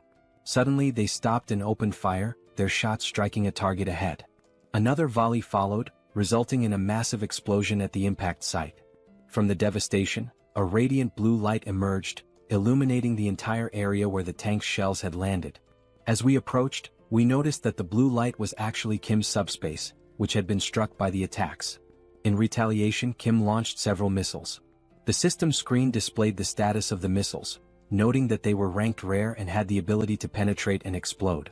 The missiles struck the war tanks, destroying them in the blink of an eye with small explosions. One by one, all the tanks that had previously been attacking Kim were now obliterated. Observing the situation, Kim remarked that he had avoided using high explosive weapons to prevent any harm to civilians who might be nearby. However, according to Lancelot's information, the First Legion had divided its forces between the locations where civilians were detained and the stronghold of the main rebel force.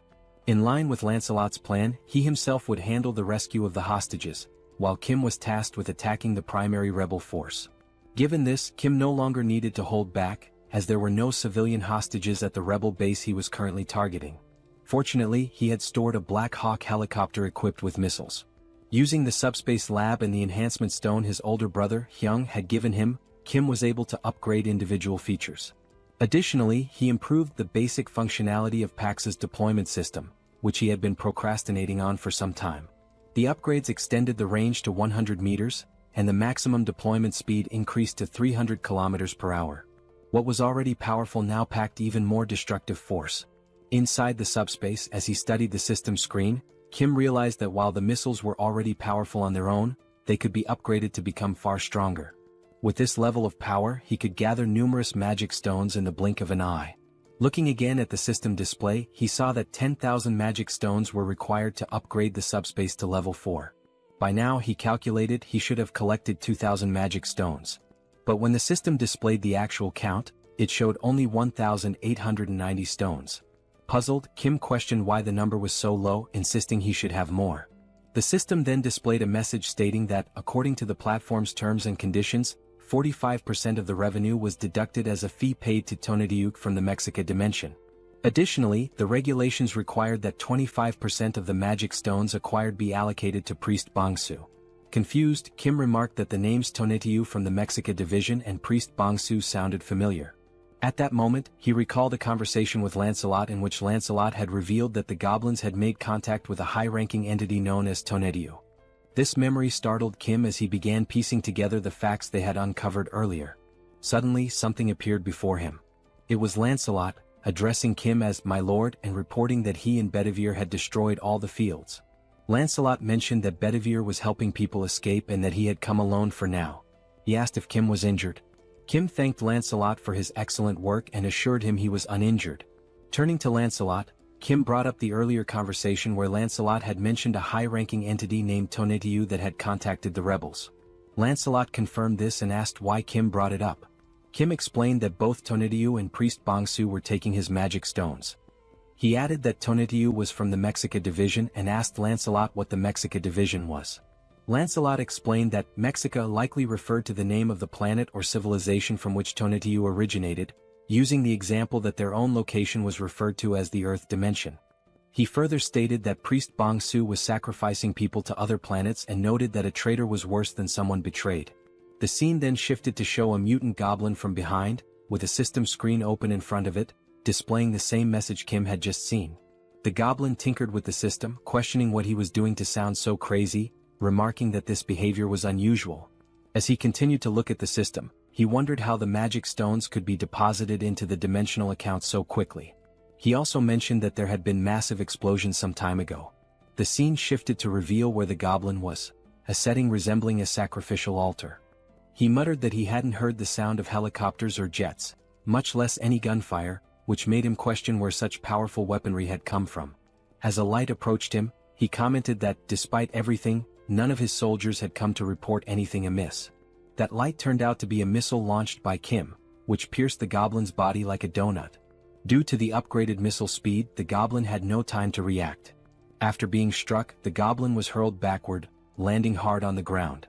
Moments later, Kim arrived, calling the goblin by his name, Priest Bongsu. Lancelot and Kim climbed to the altar, with Kim exhausted and joking that the stairs had nearly killed him. Kim also remarked that he had long wondered who Bongsu was, then asked if he was the commander of the Legion. The goblin lay on the ground, pierced like a donut, with smoke rising from the hole left by the missile. While writhing in pain, the smoke seemed to have a regenerative effect, beginning to heal the goblin's wounded body. Kim, astonished by the sight, asked what was happening. Lancelot explained that the goblin was recovering from his injuries. As the goblin rose to his feet, Lancelot remarked that he had been curious about the blackish red smoke that had been rising throughout the camp.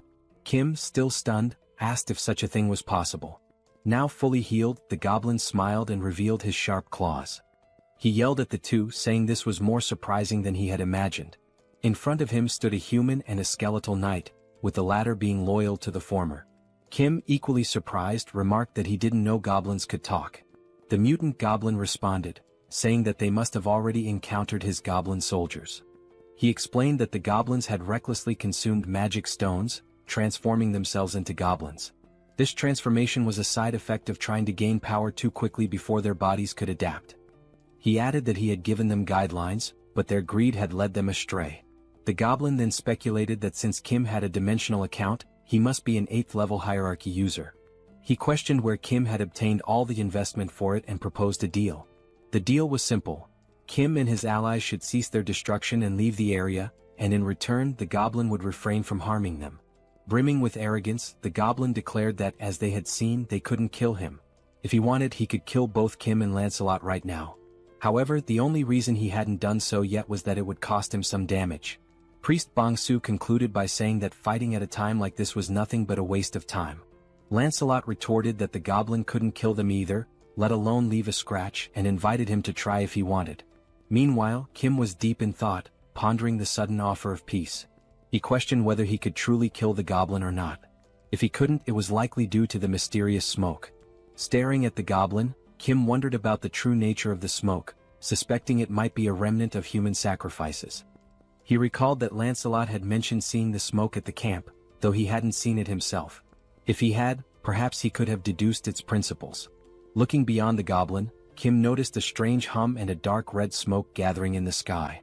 He glanced upward, questioning why the smoke was also in the sky. The heavens glowed a deep scarlet, resembling a scene that signified the end of the world. As Kim stared upward, he was caught off guard by something that made his eyes widen and his body tremble with fear. In the sky, a massive sphere appeared, resembling a glowing, terrifying red eye, unlike anything he had ever seen before. The smoke enveloped the sky, particularly around the enormous eye. Kim stood frozen, overwhelmed and unsure of what to do as he gazed upon such a colossal and awe-inspiring sight. Looking up at the sky, Kim wonders what exactly he is seeing. Still in shock, chills run down his spine as he questions whether the entity before him is truly a high-ranking being. Priest Bongsu smirks, clearly amused by Kim's reaction. The goblin remarks that it must be Kim's first time encountering such a creature, as they usually never appear due to classification restrictions. However, he explains that Lord Tonediu is different from other beings. Unlike them, Tonediu will descend in person. Placing a hand on his chest, Bongsu claims that he alone has the power to make this happen. Still grinning mockingly, he taunts Kim, pointing out how foolish he has been. Despite that, he decides to grant Kim a chance, but only because of his abilities, which he finds too intriguing to waste. But there is a condition. Kim must kneel, beg for forgiveness, and plead for his life. Only then will he be granted the honor of becoming Bongsu's right-hand man. Before he can finish speaking, Lancelot dashes forward, delivering a powerful strike that slices through Bongsu's neck in an instant. Lancelot is enraged that a mere goblin dared to place himself above his master. The goblin's severed head flies several meters away, yet even as his body collapses, he erupts into laughter, knowing his regeneration ability will soon restore him. Seconds later, the goblin's head begins floating back toward his fallen body. Smirking, he tells them to stop wasting their time, as they should already realize how pointless these games are. With Tonediu watching from above and Bongsu rapidly recovering, the goblin declares that no matter how many times they kill him, he will simply return to life. His expression darkens as he mocks Lancelot, questioning if his brain is so empty that he still cannot grasp such a simple concept. He also adds that Lancelot has no idea how useful he could be. As a true knight, Lancelot replies that he indeed does not understand, but then corrects himself, saying that honestly he doesn't care to. With unwavering conviction, he states that the only thing that matters to him is Master Kim. He will cut down anyone who threatens his master's safety, no matter how many times it takes. The goblin sharpens his claws and sneers, remarking that the knight truly has an empty head. Without hesitation, the goblin lunges forward, inviting Lancelot to attack him as many times as he wants. Watching Bongsu's reckless charge, Lancelot reconsiders his approach. Instead of drawing his sword, he clenches his fists and decides that if cutting won't kill him, he will simply pummel him into dust instead. With lightning-fast speed, Lancelot lands a devastating punch to the goblin's face. Bongsu has no time to react. With a single blow, his nose is shattered, several teeth are broken, and blood spews from his mouth. The goblin recovers quickly and, grinning, remarks that Lancelot's fists are not bad. However, even with that strength, they are still useless. Boasting about the blessing of immortality, the goblin fails to notice Lancelot moving.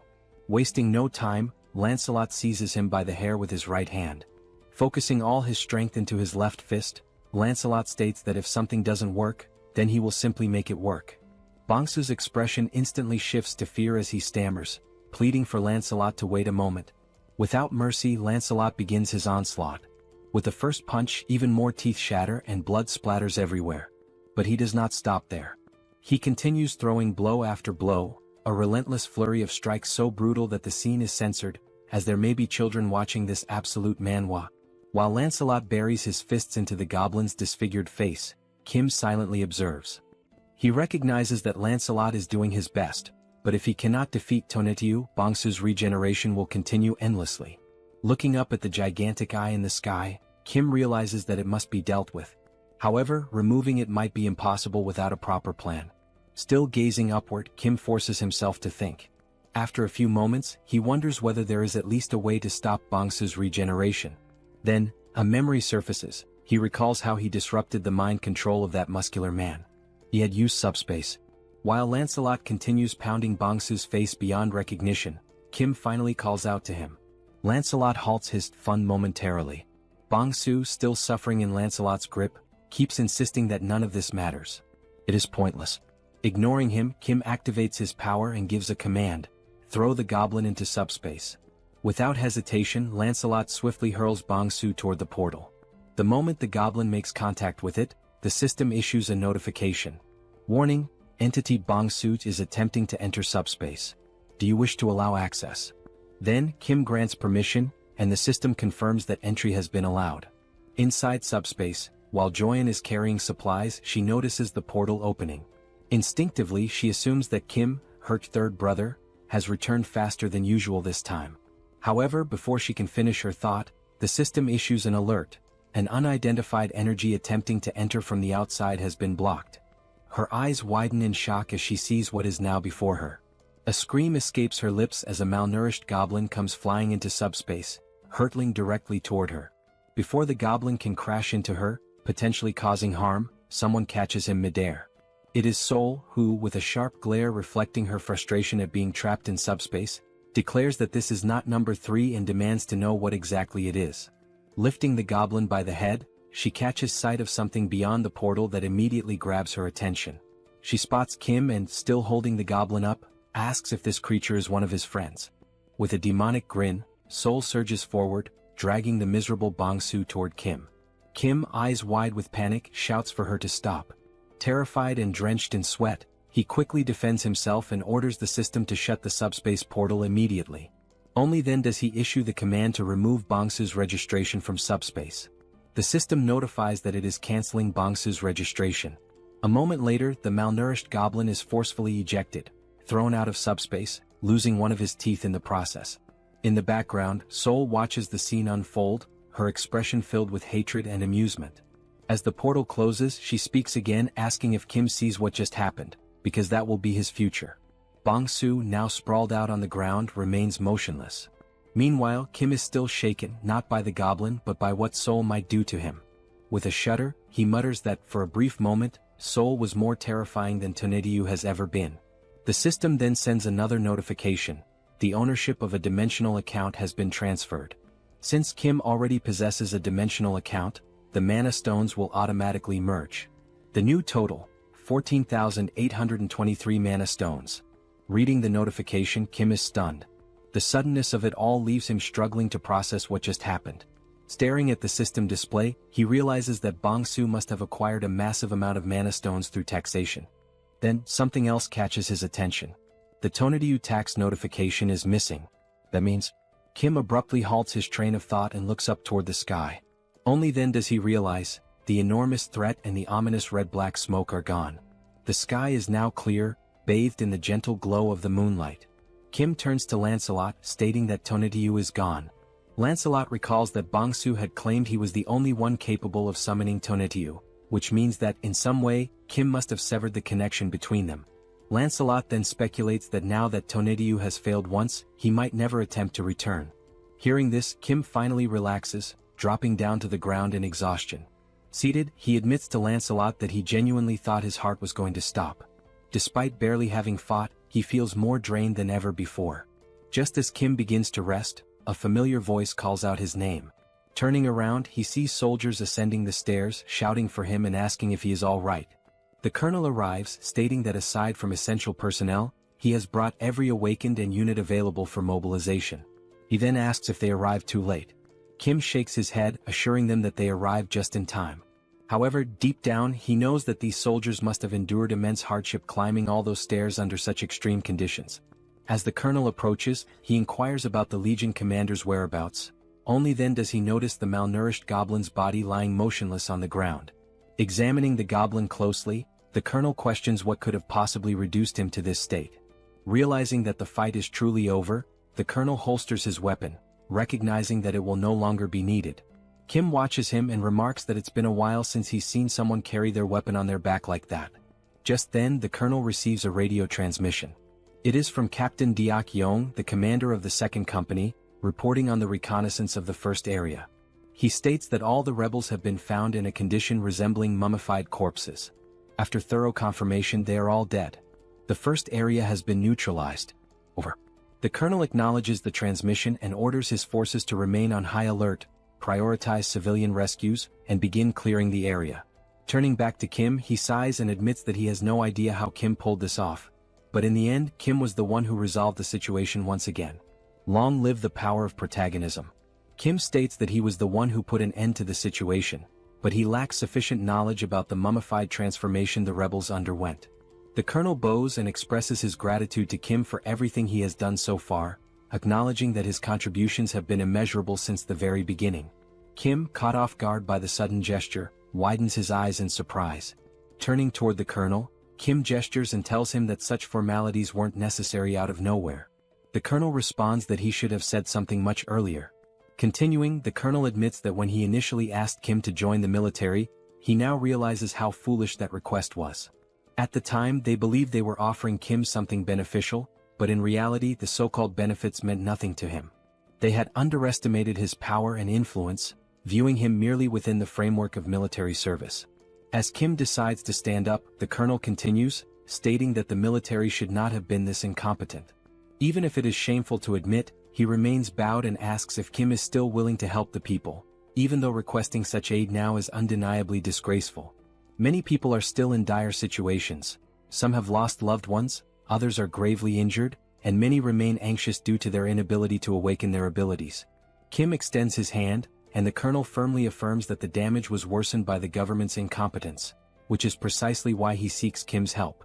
With the composure of a gentleman, Kim clarifies that this is not a deal, but a voluntary act of assistance. He insists on doing it from the front lines without any intention of joining the military.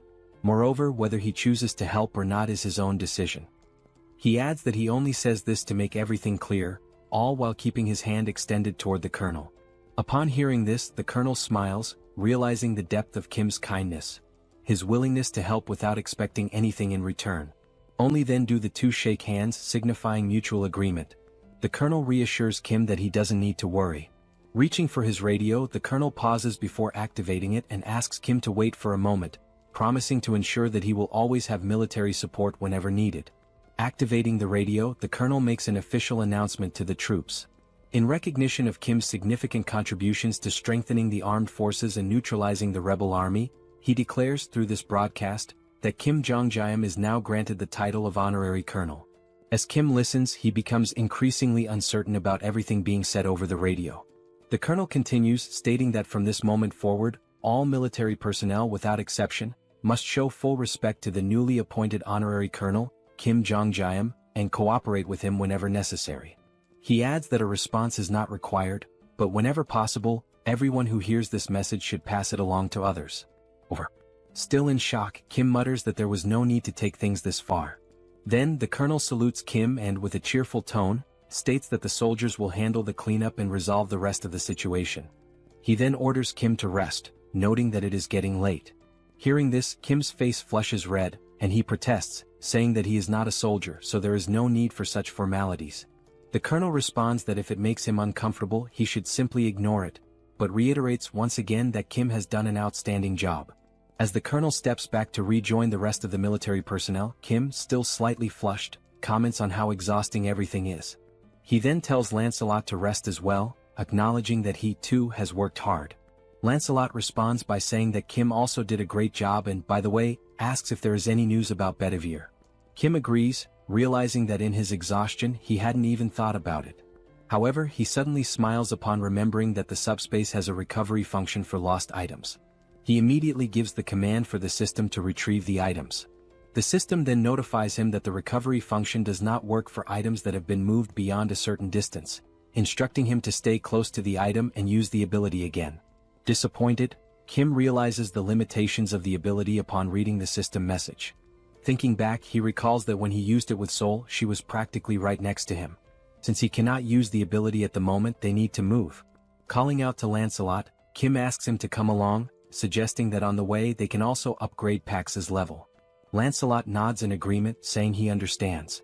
The system then confirms that 10,000 mana stones have been used to level up the subspace, noting that abilities can still be used during the upgrade. The remaining mana stone count is now 4,823. Meanwhile, in another area, soldiers begin mobilizing to assist the survivors, instructing them to form slow and orderly lines. They reassure the survivors that if they need anything else, they should speak up, as the military can provide food and water as necessary.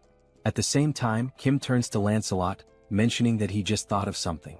Since the soldiers are focused on helping the survivors, he wonders what Bedivere might be doing at this moment. The scene shifts to Bedivere, who is holding a document in his hands.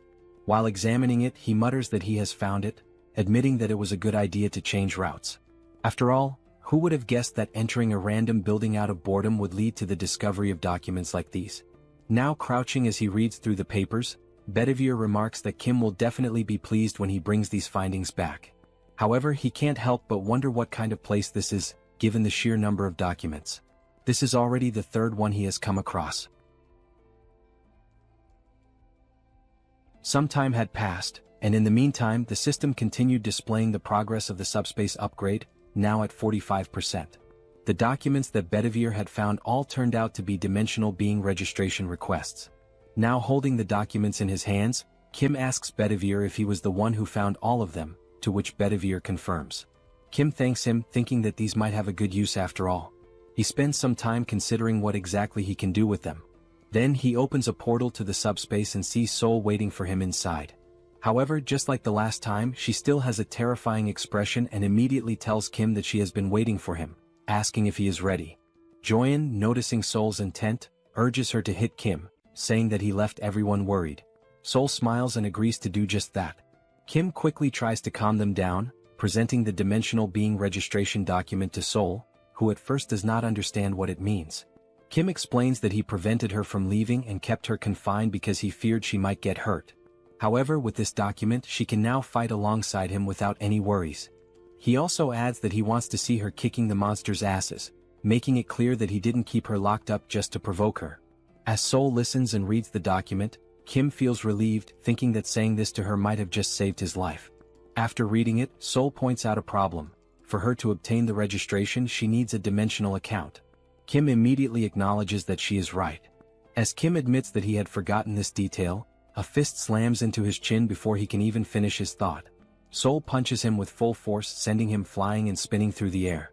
But it doesn't stop there. Before Kim can even hit the ground, Sol charges after him. Kim catches himself with one hand on the ground, preparing to run. As Sol chases him down with an intimidating aura, Kim feels a sense of relief, because despite the sheer impact of the punch, it didn't hurt at all. Meanwhile, the system notifies that the subspace level up is complete. New items and additional upgrade options have been unlocked, along with a new ability, Subspace Life Support System. This ability enhances healing effects within the subspace. As Sol continues chasing Kim, in the background, Lancelot, Bedivere, and Joyen are watching the scene unfold. Joyen bursts into laughter, saying that Kim deserves this. She then tells the knights that they should not interfere, as this is simply a demonstration of love between the sisters and their younger brother. Joyen also notes that Kim is now at level 8, meaning no matter how much Sol hits him, it won't hurt. Lancelot agrees, but Joyen notices something is off about him. Looking back at the two knights, she realizes that they are trembling. Concerned, she asks if they are okay. As Sol puts Kim in a rear naked choke, he starts thinking about how heavy the hold feels, even if it doesn't hurt. However, Joyen suddenly interrupts their scuffle, shouting that something is wrong with the knights and calling for help. Kim immediately tells Sol to let go and rushes over, asking about their condition. The knights are so weakened that they can't even stand. Lancelot places his hand on the ground, and soon after, both he and Bedivere are overwhelmed with pain. Seeing Lancelot and Bedivere collapsing, Kim and Sol rush over, asking if they are okay and what happened so suddenly. Lancelot struggles to respond, saying that he has no idea what is happening. He also mentions that suddenly, his entire body started itching uncontrollably and burning. Joyen immediately asks what kind of itching he is feeling. Bringing his hand to his head, Lancelot admits that he has actually been feeling this itch for a while, but now it has become much worse. Joyen wonders what it could be, noting that such intense itching and stinging are not normal. She suspects that something might be poisoning them. Sol then recalls that when she was bitten on the neck during the fight against the Skull King, her neck also itched. But now, it has completely healed. As Sol describes how unbearable the itch was back then, Kim starts thinking hard, trying to figure out what could have caused the poison. Kim recalls the system messages, where it indicates that there is a slight healing effect applied within the subspace. It also states that external objects that fit into the subspace category can be registered. However, a separate registration fee is charged based on the value, size, or weight of the object. Another message regarding the completed subspace level up appears, stating that new, previously unknown items and additional upgrade options are now available. Additionally, it confirms the activation of a new subspace support ability, which slightly enhances healing effects within the subspace. Upon remembering this last part, Kim is shocked, realizing that the healing effect might be restoring the knights.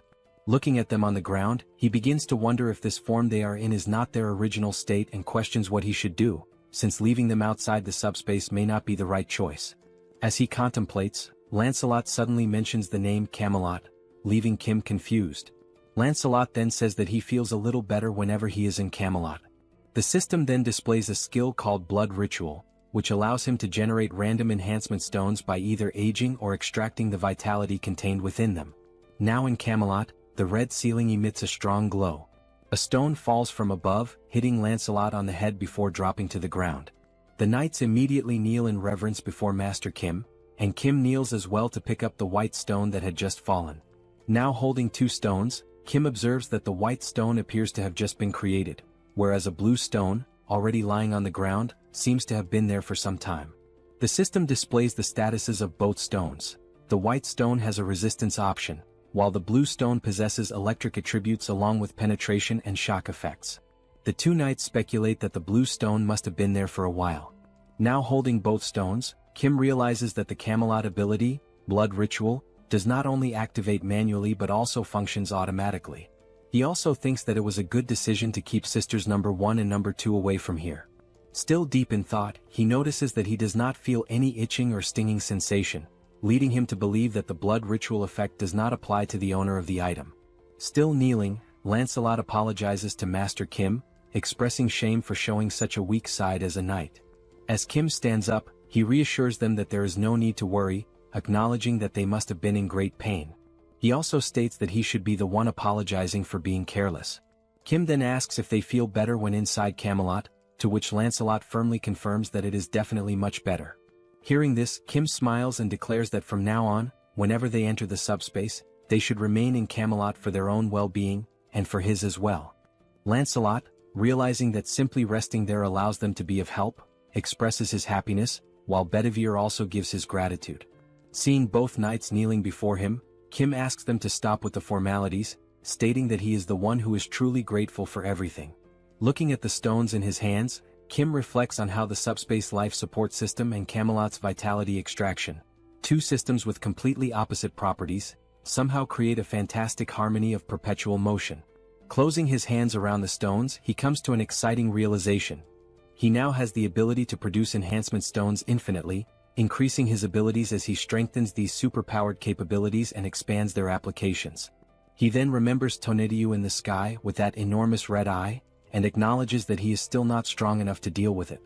Kim understands that he must become stronger to defeat higher-level enemies.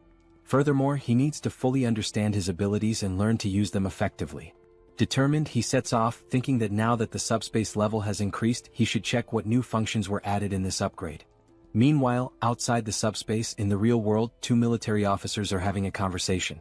The colonel asks if it is really true that the rebels disguised themselves as the national army, raised the national flag, and used it to lure people in for sacrifices. The other soldier confirms that it is indeed true, adding that they even had a reward system, offering magic stones to those who brought in more sacrifices. The colonel remarks that it is fortunate Colonel Kim handled the situation, as it was on the verge of a coup, and only now does he realize it. The colonel also states that he will inform Kim about the additional supplies as listed and that the essential troops should be selected while the rest are sent back. The other man agrees, salutes and leaves. After that, something catches the colonel's attention. Looking toward the horizon, he sees a bright light descending from the sky. It is only then that he realizes morning has arrived, and there is still much work to be done. At that moment, the system screen appears before him, prompting him to read it. The system displays a notification from the multidimensional Chamber of Commerce, announcing that recent activities have included free exploration, internal and external projections within Earth's dimension. Additionally, Earth has generated 13,117 new cases of internal projection blessings, and the same message appears on Soul's screen, continuing with the information that, through 17 cases of induced negative growth targeting free merchants, Earth's dimension has demonstrated sufficient growth and profit potential for the multidimensional realm. Soul wonders aloud what this message means by multidimensional. The system continues, stating that, as a result, the multidimensional Chamber of Commerce has evaluated Earth's growth as grade BB-. Based on this assessment, the second exploration proposal has garnered significant attention. Another message reveals that, according to the detailed opening strategy of the multidimensional Chamber of Commerce, an official bidding competition for all regions of Earth will be held in 7 days. Soul turns to Joy and asks what this means.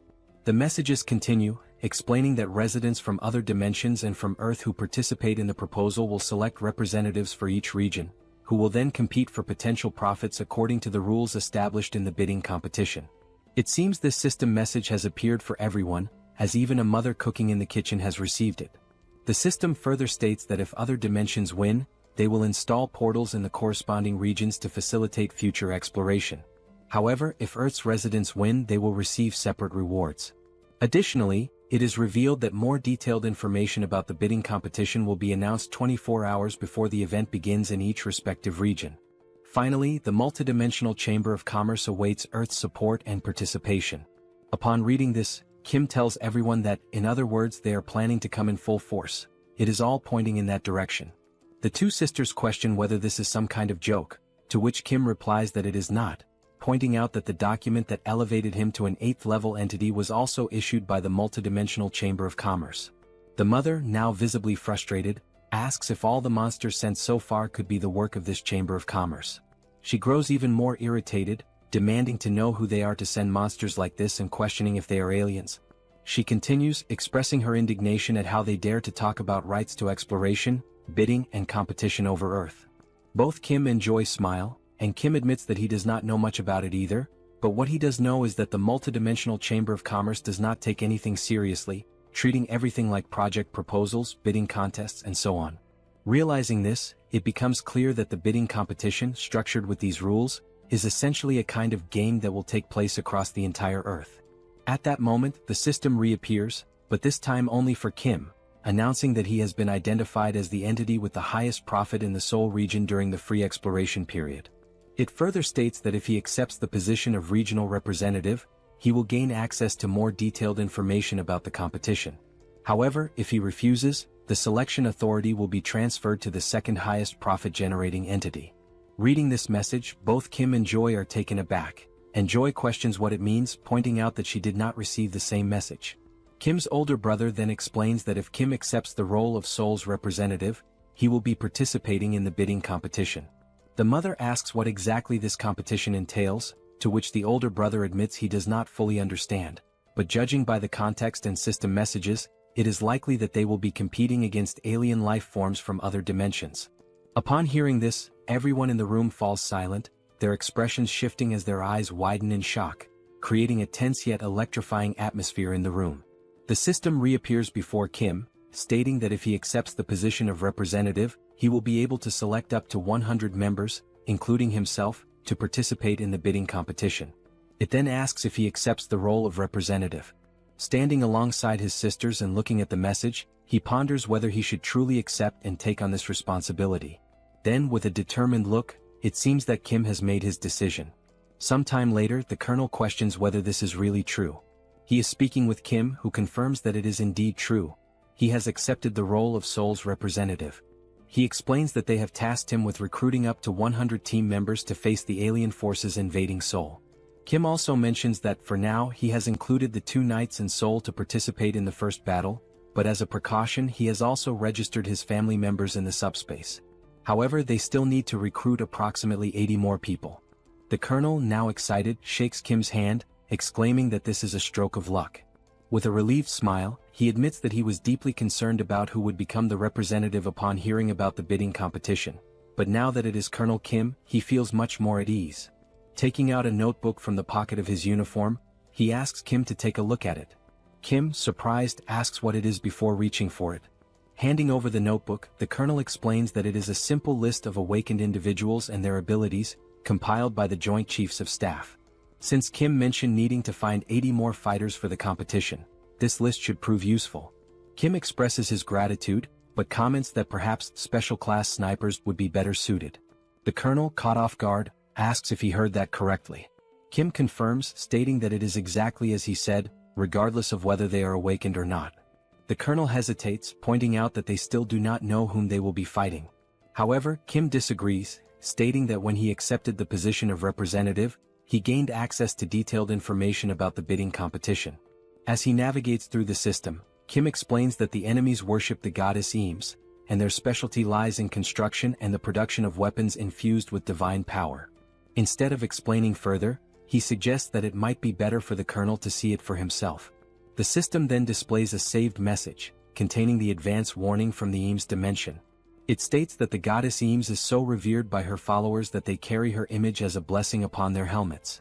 In their devotion to the goddess Eames, the enemies proclaim that she shines with compassion, and that the inhabitants of Earth are nothing more than barbaric and primitive beings, destined to receive the holy mace filled with the goddess's light.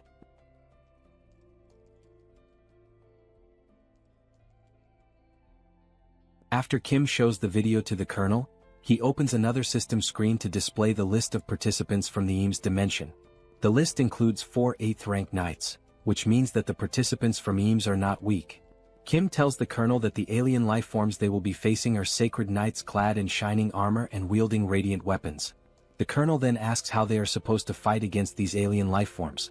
Kim begins explaining the details of the bidding competition, which he confirmed when accepting the position of representative while reviewing the information alongside his sisters. He starts summarizing what he saw, stating that 1 hour before the bidding competition begins, both sides will take their positions and enter a combat readiness phase. During this period, a barrier will be formed, making it impossible for either side to attack. This combat readiness phase serves as a preparation period before the battle. The Eames dimension will bring in a gate core, and once the competition starts, the gate core will automatically hatch after 12 hours. Destroying this gate core before it hatches is the victory condition for Earth's dimension, whereas the Eames dimension wins if they successfully protect it. Kim turns to the colonel and states that, in other words, for Earth to win, they must simply destroy the gate core. He also adds that the Eames forces will not merely focus on defending the core. Kim explains that just as they can see the participant list from Eames, the enemies will certainly be able to view Earth's participant list as well. Since most of Earth's participants are 9th rank, the Eames forces will likely assume that Earth's main advantage lies in speed and attack power. The colonel understands and states that, in reality, both Kim's team and the military must reinforce their offensive strategy to try to destroy the core simultaneously. Kim states that the attack strategy can involve his team, Lancelot, and Soul, meaning the offensive side will not be an issue. However, the real challenge lies in defense as they need to block the assaults of 8th-rank enemies. The colonel then states that long-range weapons will be effective in holding back enemy attacks, and only then does he realize why Kim specifically requested expert snipers. However, he warns that standard military weaponry may not be effective against 8th-rank alien forces. Kim gives a smile and tells the colonel not to worry about that, explaining that he increased his ability the night before. The scene then shifts to Kim thinking the previous night about the need to become stronger, but in order to achieve that, he must first gain a deeper understanding of his ability to utilize it effectively. He opens the system and reviews possible enhancements that can be made. Options include the ability to send up to 8 products simultaneously, access information about improvement results or combinations in advance, run simulations for upgrades or product combinations, and even create new categories to be included in the logistics center, with a limit of up to 2. After examining the abilities, Kim states that no entirely new functions have been added, but there are supplementary features to enhance existing abilities, such as the 2 available options in the Subspace laboratory. With this function, he is able to manipulate objects to briefly assess their performance and view the completed form of a product through a simulation before actually creating it in the Subspace laboratory. He then grabs a mug and starts sketching ideas to determine what kind of weapon he should create using this function. While writing down that he has electric enhancement stones and durability enhancement stones, he considers that the weapon needs to be easy to use, even for those without special abilities, and, moreover, must be capable of killing 8th rank beings. After much thought, deliberation, and research, the weapon he creates is an enhanced rifle with upgraded ammunition. Initially, he tries enhancing only the ammunition, but as soon as he fires, the weapon is completely destroyed. Then, using enhancement stones, he attempts to modify the rifle to withstand the powerful shots. However, in the end he manages to improve the weapon just enough to barely endure 3 shots. Now, holding one of the rifles he created, Kim states that regardless, the strategy is to stack these 3-shot weapons to defend against enemy advances and destroy the core to secure victory. After hearing all of this, the colonel, practically drooling with excitement, exclaims that he understands and that he expected nothing less from Kim. He then adds that he will send over a list of the best expert snipers and begin preparations immediately. And so, the 1-week preparation period began with the specialist snipers training their shooting skills, weapon switching, and tactical maneuvers for the competition. Meanwhile, Kim's father began discussing technical terms related to construction, quickly boring Kim. Without delay, his father used his architect skill to construct a fortress. Seoul, along with the attack team, strengthened their abilities using magic stones obtained from exterminating monsters. As a result, Seoul became capable of extending her barrier beyond her body to a certain distance, leaving Kim astonished. Additionally, Joy mentioned that she had also managed to level up her ability to level 2 and could now use healing with an area of effect impact. Seeing everyone's dedication and progress, Kim felt reassured, realizing that his team was now incredibly strong and that everyone could utilize their awakened powers. Time passed quickly, and now only 1 hour remained before the competition was set to begin. At the National Assembly building, a portal opened, and soldiers began emerging from it. Numerous warriors from the Eames dimension clad in the shining armor Kim had described earlier. However, among them, one soldier held the gate core, the key element that would determine the winning side in this battle. Observing from a distance through binoculars, Kim carefully analyzed the scene and concluded that the glowing orb was indeed the core. His father asked what he was seeing, and Kim responded that it was exactly as shown in the video he had displayed earlier, except for one odd detail. His father asked what seemed strange, and Kim pointed out that the Eames Dimension forces were constructing structures beside the National Assembly building, likely to protect the gate core. Hearing this, his father asked if their constructions were superior to his own. Kim, however, simply considered the fact that the competition would begin in just an hour and questioned whether it made any sense to build something now, as there was no way they could complete it in such a short time. Setting the binoculars aside, Kim glanced downward and noticed something that took him by surprise. 5 knights from the Eames dimension stood motionless before the protective barrier.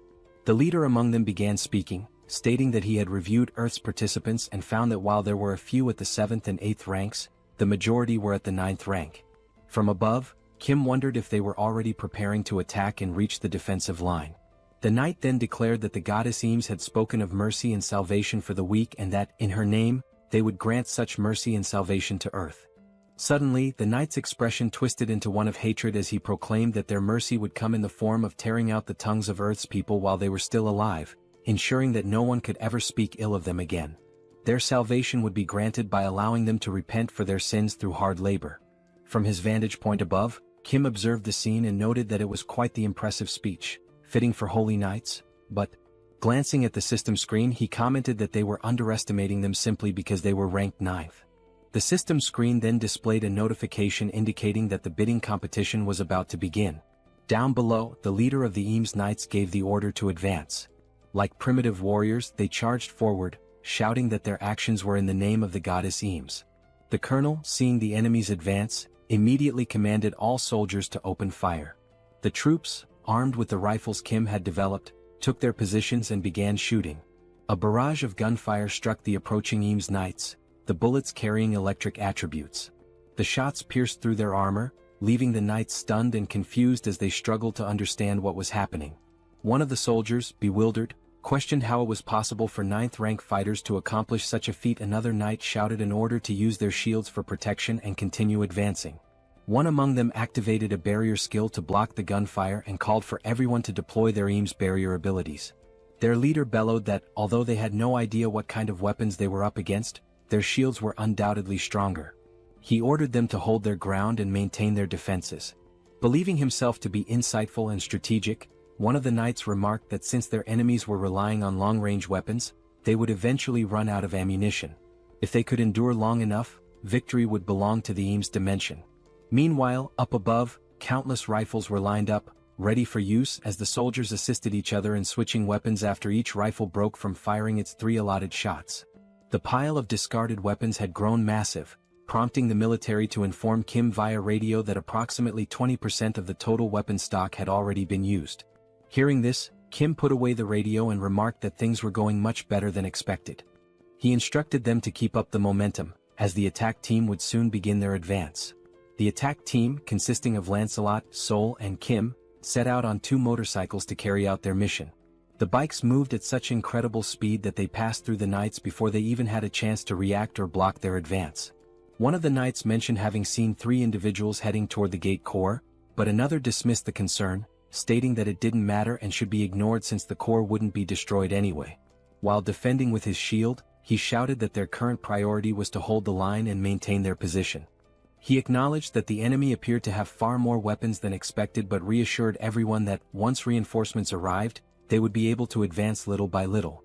As a way to encourage his fellow knights, he urged them to endure just a little longer, assuring them that reinforcements would be there soon. Ignoring the knights entirely, Bedivere began hurling his infamous flaming bowling balls toward the battlefield. His absurd precision allowed the balls to curve perfectly through the air before striking their targets. His targets were none other than the Eames reinforcements advancing through the center of the battlefield. One of the knights, casually walking forward, noticed something unusual approaching but couldn't quite make out what it was. Then the flaming bowling ball struck, triggering a massive explosion that sent the Eames knights flying in all directions. Upon hearing the explosion, Kim hit the brakes on his motorcycle. He already knew exactly what had happened. It was Bedivere's handiwork, expertly carrying out his task of intercepting the enemy in the middle of the battlefield. Refocusing on the attack line, the final objective remained. There they stood, Lancelot, Sol, and Kim, stationed in front of the massive statue of the goddess Eames, awaiting the signal to launch their assault and destroy the core. Gazing up at the colossal statue before him, Kim recalled his initial thoughts when he saw them constructing something earlier. At the time, he had dismissed it as nothing important. Now, however, he couldn't help but wonder, how the hell had they managed to build such a massive structure at such an absurd speed? Still baffled by the sheer impossibility of it, he launched several missiles toward the statue. The missiles struck their target, resulting in a powerful explosion. However, as the smoke slowly cleared, the statue remained completely unscathed, not even a single scratch. Kim was taken aback. Even after being hit by enhanced missiles, the only visible effect was a radiant glow. Then he chuckled and came up with an idea. He remarked that, in moments like these, it would be rather interesting to store such an object inside the subspace. The system immediately prompted a question. Would you like to store the unfinished statue of the goddess Eames in subspace? At that moment, a soldier from the Eames army bellowed that Earth would be nothing more than pastureland for the Eames and that Kim and his people were nothing more than 2-legged cattle. An elder, his voice hoarse from shouting, declared that they should be grateful and should bow to the sacred feet of Eames. He then questioned the foolishness of launching missiles at the statue. The soldiers accompanying the elder urgently warned him that it was too dangerous and urged him to retreat inside. However, the elder refused, insisting that he had to spread the words of the goddess Eames and cleanse the evils of Earth's dimension. As the elder spoke, something else caught Kim's attention. One of the knights advised the elder that, if he truly wanted to continue his speech, he should do so from inside. The elder, offended, demanded to know if he had committed some kind of sin to warrant such treatment, questioning why he wasn't allowed to speak outside. However, Kim was no longer listening. His focus had shifted to something else entirely. In the distance, Kim had spotted something interesting. While the elder argued with the knights, Kim's gaze locked onto a warehouse stocked with construction materials. A wide grin spread across his face as an idea took shape in his mind, an exceptionally good one. With a menacing aura and practically drooling with excitement, he ordered packs to store the warehouse. The system immediately responded, storing the temporary construction material warehouse of the Eames dimension in subspace. After that, the elder noticed something unusual in the surroundings. Looking back, he and the 2 knights realized that the warehouse filled with construction materials had vanished. Only then did he finally grasp who was responsible for this. Kim entered subspace and approached Young, who was lounging comfortably, asking if he was interested in piloting a helicopter again after so long. Young questioned the sudden request. He responded that he would love to fly and asked how he could help. Kim clarified that it wouldn't involve much flying, he just needed to ascend as high as possible. Excited, Young expressed his eagerness to give it a try. Meanwhile, Lancelot and Sol sensed something off and immediately went on alert. Within moments, they noticed several spears descending from the sky, hurtling toward them.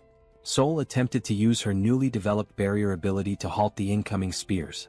However, the materials used to create objects in this dimension were far too strong, and the barrier could not withstand the impact.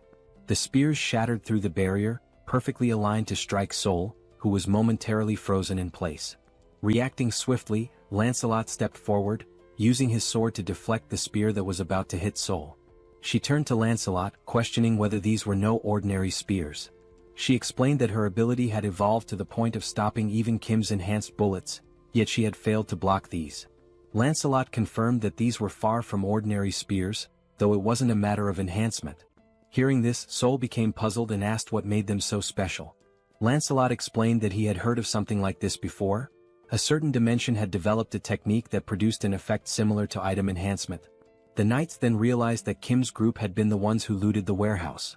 Enraged, they shouted the order to attack and continued hurling spears.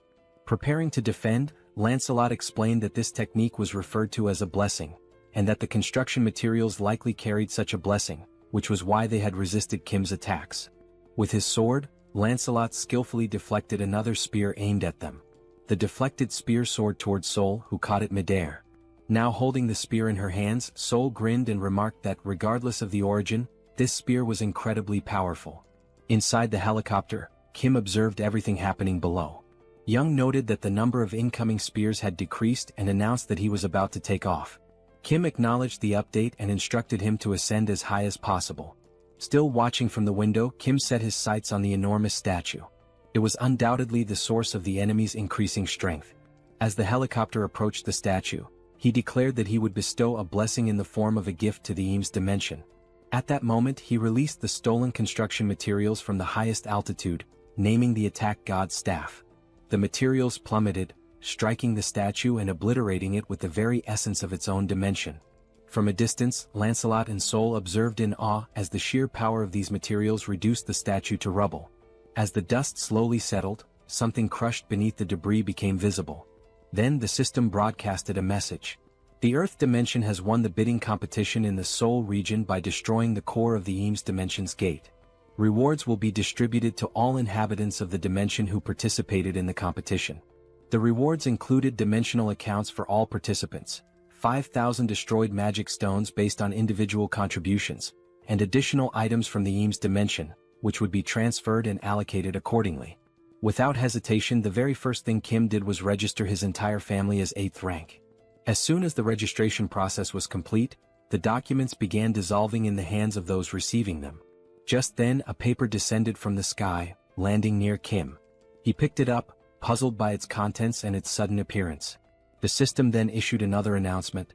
The commercial rights of the Lettal dimension, previously held by the Eames dimension, have now been transferred and allocated to the representatives of Sol. With this, Kim had essentially obtained exclusive commercial rights to the Tertius region. As soon as they finished reading, a new portal, this time glowing red, appeared before them. Both his father and Sol questioned what the portal was. Kim admitted that he wasn't sure, as he hadn't been the one to create it this time. He speculated that it might be related to the commercial rights mentioned in the document. Determined to uncover the truth, he gathered his courage and stepped forward, reaching out to touch the portal. However, a system message immediately popped up, stating, "Not a registered company. Please verify authority." Looking at the document, Kim was taken aback. Even with the rights granted to him, he still needed to register as a business entity. Opening the system, he was presented with an option. Would you like to sell the commercial rights to the multidimensional Chamber of Commerce? If sold, a total of 10,000 magic stones will be paid as the purchase price. Looking at the system message, Kim felt even more confused.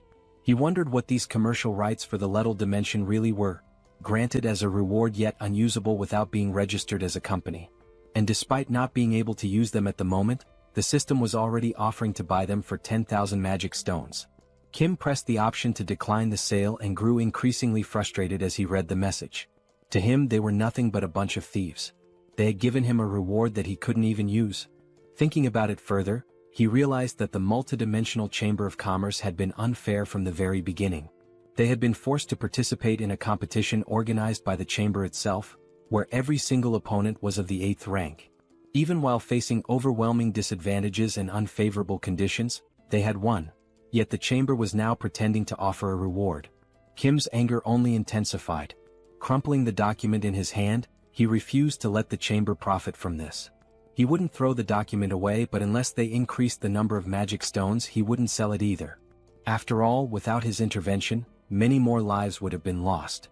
Observing Kim's irritation from afar, his father asked what was wrong. Kim, trying to keep himself composed, responded that it was nothing significant, just that they had won a useless portal that they couldn't even use. Joy then asked if the only urgent task now was to fill out the paperwork, as she still needed to finish treating the wounded. Kim apologized for gathering everyone right after the competition ended, realizing they were all exhausted.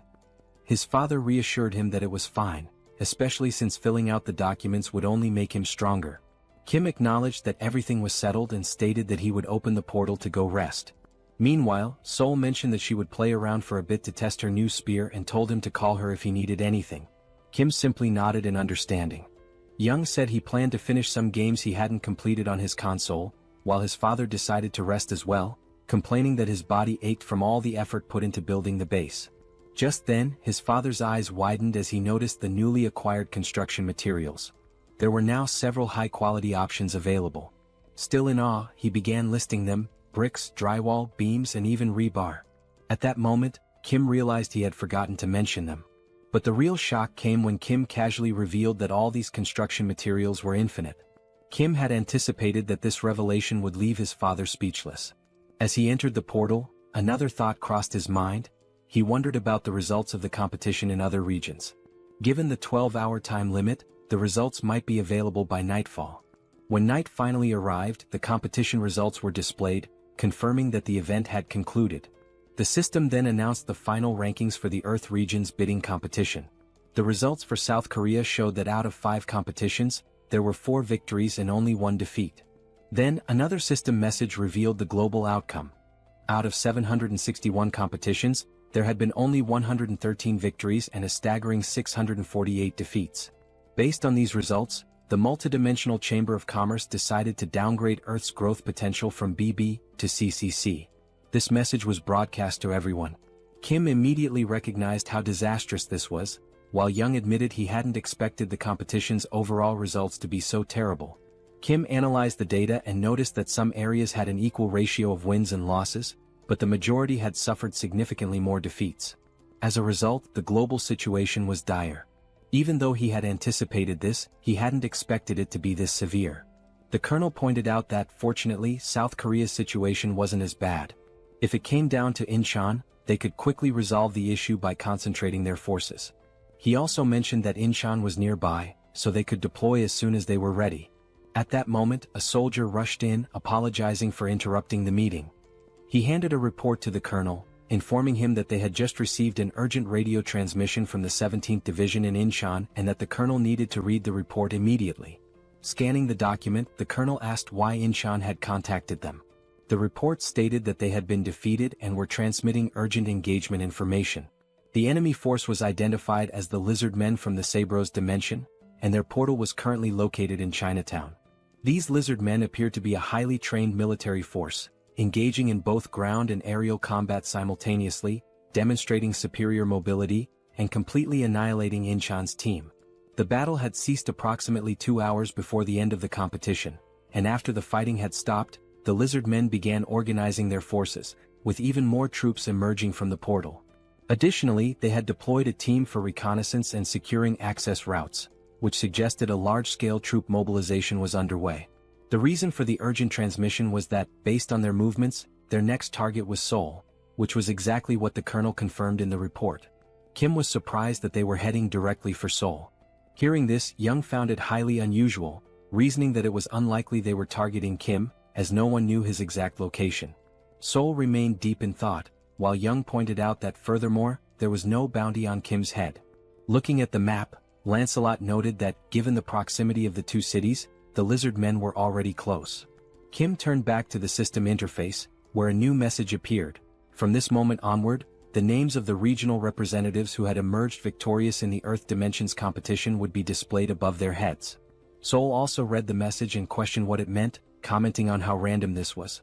If this actually happened, then Kim's name would appear above his head, and she wondered if there was any kind of badge instead. Kim instinctively looked up, trying to see if a name was displayed above him, but found nothing. He then questioned whether he was truly the regional representative. However, Lancelot countered, stating that if Kim wasn't the representative, then the entire competition made no sense. Kim, still confused, asked why it wasn't visible if that were the case. Sol reread the system message and another announcement appeared. Starting now, 7th rank beings were partially allowed to travel through all installed portals on Earth. Furious, Sol clenched her fists. She had just reached the 8th rank, yet this rule was exclusively for those of the 7th rank, meaning she would be trapped inside the subspace again.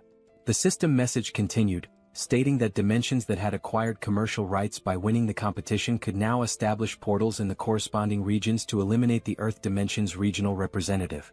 Everyone read the new rule and immediately felt outraged. This was incredibly unfair. The colonel then spoke, stating that from now on, they would have to face 7th rank beings and that the regional representatives would likely be the primary targets of these attacks. He compared the situation to a game of territorial conquest, but what stood out was that Kim did not have a name displayed above his head. At that moment, Lancelot had an idea of what might be happening. He asked for a moment to confirm something. Lancelot walked toward the window while Kim, confused, asked what was going on. Stepping outside the building, Lancelot held onto the window frame and looked up. What he saw left him stunned. The words "Sole Representative" were massive, displayed not above Kim's head, but hovering above the entire building for all to see. Lancelot calls Kim over to take a look, and upon stepping outside, Kim is left speechless, not expecting something this conspicuous. Realizing what had happened, Kim remarks that the tag wasn't missing. It was just so high up that no one had noticed it. Sol points out that something this massive makes it the perfect target for the lizard men, with Kim himself being the obvious objective. A strange feeling washes over Kim, a bad premonition settling in. The lizard men were organizing their forces to attack Sol, even though there had been no bidding competition. Turning to Sol, he connects the dots, pointing out that a wonderfully convenient new rule had just been added, and questions whether it feels like they had prepared in advance, knowing these rules would come into effect. Sol hesitates but admits that it is strange. Lancelot, however, is certain they knew these rules were coming. However, instead of targeting the representative from the beginning, they had been preparing for battle. Lancelot further suggests that perhaps they have experience in these bidding wars, meaning they had likely anticipated this rule and were familiar with it beforehand. Regardless, the situation is dire as there is little time left to prepare for their attack. Kim, running a hand through his hair, admits that he had a bad feeling about all of this, but he never expected them to be this experienced. Sol, concerned, asks if there's anything they can do to prepare and whether everyone could just stay inside Kim's subspace for safety. Lancelot, in his usual wisdom, quickly dismisses the idea. It won't be that simple. While defeating Master Kim would be impossible for them, they could take hostages and force them out of subspace, or worse, they could divide their forces and overrun other regions first. Kim murmurs in frustration, acknowledging that he's right. This wouldn't be defending, it would be hiding, and they wouldn't even be able to attack from within the subspace. No matter how they looked at it, the lizard men would have to be defeated in the end. Then a thought occurs to him. If he himself were the target and his location were exposed, it would undoubtedly draw them in. In that case, he could lure them into a place where they would be at a disadvantage. A heavy silence falls over the group as they contemplate possible strategies. The colonel finally speaks up. If they could anticipate the enemy's movements, mobilize their troops faster than the lizard men, set up weapons and defensive lines before the attack, then this would be the best course of action. He adds that speed will be the key. Young reassures them that there's no need to worry about movement, as he can cut down travel time significantly, then asks if they should move now and where they should go. Kim admits that this is the problem. He hasn't chosen a location yet. The five of them exchange thoughtful glances, trying to determine a battlefield that would give them an advantage. Then an idea strikes Kim. A place he had been to before, where he had defeated several hellhounds using refrigerators. He recalls that the terrain there could minimize damage to them while causing significant harm to the enemy. In other words, Gyeong Bridge was an ideal battleground, no civilians would be involved and its straight, narrow layout would work against the lizard men. Additionally, due to its limited space, their mobility would be restricted, and the surrounding area was an ecological park, free of residential buildings, meaning they could launch attacks at full power without concern for collateral damage. Kim further points out that even if the lizard men attempted to cross from another bridge, Bedivere could scout ahead, as there were no tall buildings nearby to obstruct visibility. Moreover, with the materials obtained from the Eames dimension combined with his father's construction skills, fortifying the area using Pax's features would be easy. On top of that, the sacred lances from Eames had arrived along with the material warehouse, and Kim's father had the idea of using them as barricades. Sol mentions that she has already learned how to wield the lances. Looking at the sacred lances in front of him, Kim suddenly recalls that Lancelot had mentioned Bedivere's proficiency with dart throwing, which means these lances could certainly be put to good use. At another moment, Sol grips a lance while Bedivere is already scanning the surroundings, keeping an eye out for enemy movements. The two of them stand atop the newly built defense tower, which Kim's father had constructed using the new materials. Meanwhile, his father remains hard at work, building at full speed. Given the urgency of the situation, the structure itself had been prioritized, with guards deployed first, and beams were reinforced to create defensive walls. Additionally, barricades made of the sacred lances had been erected around the tower, serving as an additional barrier to slow the enemy's advance as much as possible. Observing the preparations, Kim recalls the enemy report, which stated that the lizard men were fast both on the ground and in the air, which meant that blocking their ground approach was an absolute necessity. At this point, a total of 4 hours had passed. Kim acknowledges that his father had exceeded expectations, as these 4 hours had been nothing short of miraculous, thanks to his architectural skills and Pax's assistance. It is only then that Kim realizes they had overlooked two critical details. The first, reptiles are excellent swimmers, meaning the lizard men could approach unnoticed via the water. And the second thing is that the surrounding bushes had grown faster and were lusher than he had expected. And yes, the lizard men were doing exactly that, taking advantage of the gaps. One of the lizard men then remarks that he cannot understand how the warriors of the Eames dimension lost to these people from Earth. Even though they seem weak, their defense is something to be considered, and with this construction they wasted a lot of valuable materials. The lizard man pauses and says that, for now, he will not be able to hold his head high in the multidimensional battlefield, but perhaps he can extract something more. This lizard man is a general named Lakis. He states that last time he took a spear and this time he will take armor. The lizard man soldier informs him that the other general, Yatu, is also ready. Back at the bridge, Bedivere is closely observing everything, trying to detect any suspicious movement. Then he notices a strange noise and Sol also senses that something is wrong. Looking carefully, Sol is taken aback. The lizard men, armed with spears and mounted on giant lizards, are advancing to attack the tower. From afar, Kim and Lancelot hear a shout, warning that the enemies have appeared. Turning their heads, they see a battalion of lizards charging toward them, both on land and in the air. As they advance, the lizard men cry out that this is revenge for the people of the Eames dimension. Kim is startled, wondering how they managed to get so close so quickly. Wasting no time, the soldiers atop the defense tower begin opening fire. The shots manage to take down some of the mounts, slowing the lizardmen's advance. Additionally, objects are being launched by the Pax at relatively high speeds. One of the lizardmen soldiers warns his comrades to be careful, noting that they are using materials from the Eames dimension. One of the lizardmen generals, wielding a spear, skillfully deflects and counters all incoming attacks. A soldier calls out to General Lakis, stating that the enemies are throwing materials from their brother dimension, Eames, and that it will be difficult for the Awakened to use them effectively. He urges them not to fear and to keep pressing forward. Enduring the attacks, the lizard men declare that now is the time to persist, not to retreat. Then one of the generals, Yatu, proclaims that he only knows how to attack and will never fall. Charging forward with his mouth wide open, he challenges anyone to stop him. As he advances toward the tower, a bright light streaks toward him. A spear strikes near his snout. He simply grabs the spear, yanks it out, and scoffs that it is not enough to stop him. He continues his assault. Watching the scene unfold, Kim is alarmed that the attack did not work, while Lancelot readies himself for battle, drawing his sword. Lancelot quickly assesses that they are facing two enemies of the 7th rank, but notes that this large one fights with no particular technique, just sheer brutality. Looking toward the barricades, he realizes that the real threat is coming from that direction. Still gripping his sword, he turns to Kim and warns that this will be a tough battle. However, he adds that the previous attacks were effective against the bulky lizard. Lancelot states that he will take care of the other enemy and warns that if the large one reaches the defense tower, the battle will be lost. He instructs Kim to keep him at bay, even if it means restraining him. Kim tells Lancelot to be careful, and he assures him that he will. Without hesitation, Lancelot charges toward the enemies in the other direction. General Lakis then notices something coming toward him. He swiftly blocks a high-speed attack with his spear. Lancelot was the one who struck, moving with incredible speed, but Lakis successfully parried the blow.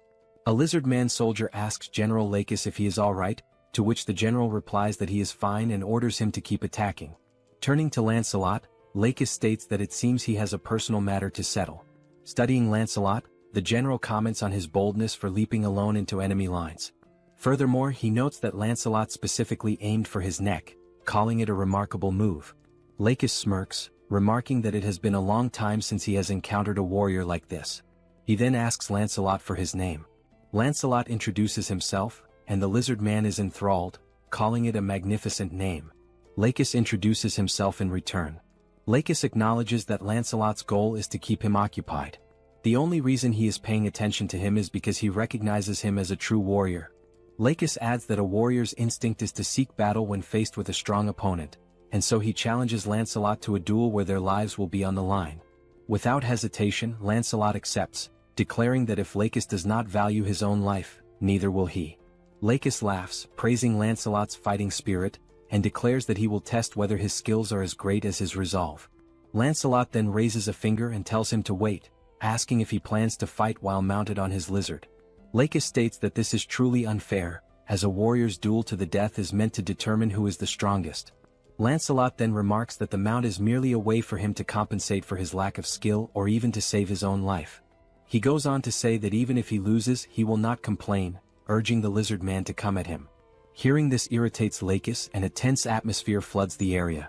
Dismounting, Lakis begins walking toward Lancelot, who then asks if they are now evenly matched and ready to engage in a battle where their lives are at stake. Meanwhile, on the other side, the soldiers continue firing toward the lizard men. Their bullets find their marks, and some of the reptilian warriors are hit, tumbling from their mounts amidst the chaos. However, despite the casualties, their assault does not slow down. Determined, the lizard men keep advancing toward the defense tower, ignoring the danger and pressing forward. The soldiers, realizing that the enemy is closing in dangerously, shout to one another, ordering them to keep firing without hesitation. Suddenly, one of the mounts leaps unexpectedly and, with its sharp fangs, sinks a brutal bite into the shoulder of one of the military soldiers. The force of the attack sends him crashing to the ground, and as he falls, his comrades rush to his aid, shouting that there is a wounded man. Amid the chaos, a lizard man and his mount attempt to break through. One of the soldiers quickly takes command, declaring that he will tend to the injured and requesting cover fire. Additionally, he warns that more enemies are approaching rapidly. Before anyone can react, someone appears wielding a spear. In a swift motion, the spear is thrown, striking the mount that was about to breach the defenses. The impact is so powerful that the lizard man riding it loses his balance and crashes to the ground. He barely has time to process what happened before Sol appears and, without hesitation, slams his head into the ground with a devastating strike, leaving him no chance to react. Sol raises her gaze toward the soldiers and, with determination, declares that she will take care of any enemies that get close to the building. She then orders them to keep firing without stopping. A reckless lizard man, still mounted, charges straight at Sol. Standing firm, she gathers all her strength into a single punch and, with one crushing blow, sends the enemy soaring into the sky like a ragdoll. Once again, Sol shouts for the soldiers to keep shooting. They quickly obey, and their bullets strike the charging mount, bringing it down mid-attack. In the back line, Joy begins to act, using her healing abilities. The wounded soldier groans in pain as she works swiftly to treat him, assuring him that it will only take a little longer to finish. Meanwhile, the lizard men riding flying mounts notice a weak spot in the defense and launch a direct assault. However, before they can get close, one of them is struck mid-air by a spear, plummeting to the ground along with his mount. Another lizard man, sensing something approaching, tries to react but isn't fast enough. He too is hit, but this time the force is so great that his mount collides violently with another, creating a destructive impact. Even so, their numbers remain overwhelming. Despite those who have been taken down, many continue pushing forward, relentless in their attack. Some of the fallen remain pinned against the walls, while the others press on with even greater ferocity. From a distance, Bedivere observes the battlefield and realizes just how dire the situation is. He wonders whether he can handle such a large number of enemies alone and questions how long it will take before reinforcements arrive. Elsewhere on the battlefield, Yatu, the brute among the lizard men, slowly pushes forward, trying to defend himself against Kim's attacks. His body is already riddled with wounds, but he continues moving, grinning as he remarks that these attacks are quite impressive. Amused by the fight, he declares that this is excellent and asks if Kim has an even stronger attack that might actually affect him. Without hesitation, Kim launches several sturdy beams, the same ones he obtained during the battle in the Eames dimension. Yatu, however, merely blocks them, showing little concern. With each new strike, Kim hears Yatu commenting from afar that this continuous barrage leaves him no opening to advance. Hearing this, Kim realizes that Yatu is a complete idiot. He had been using the same automated attack from the very beginning, yet for some reason, Yatu believed it to be a new tactic. Even as the beams continue firing relentlessly, Yatu seems increasingly impressed. Kim, on the other hand, recognizes that he has effectively trapped him. Now he must decide what to do next. He wonders whether he should maintain this strategy and wait for Lancelot to return or take a different course of action. Scanning the battlefield, Kim tries to assess Lancelot's fight. However, he quickly realizes that waiting might be too risky. Even so, he wishes there were a way to help Lancelot. At that moment, a distinct sound rises above the battlefield. A series of rapid strikes cut through the air with tremendous force, creating a loud, slicing noise. Kim immediately identifies the source. It's coming from Lancelot's fight. The sound originates from the sacred spear wielded by Lacus.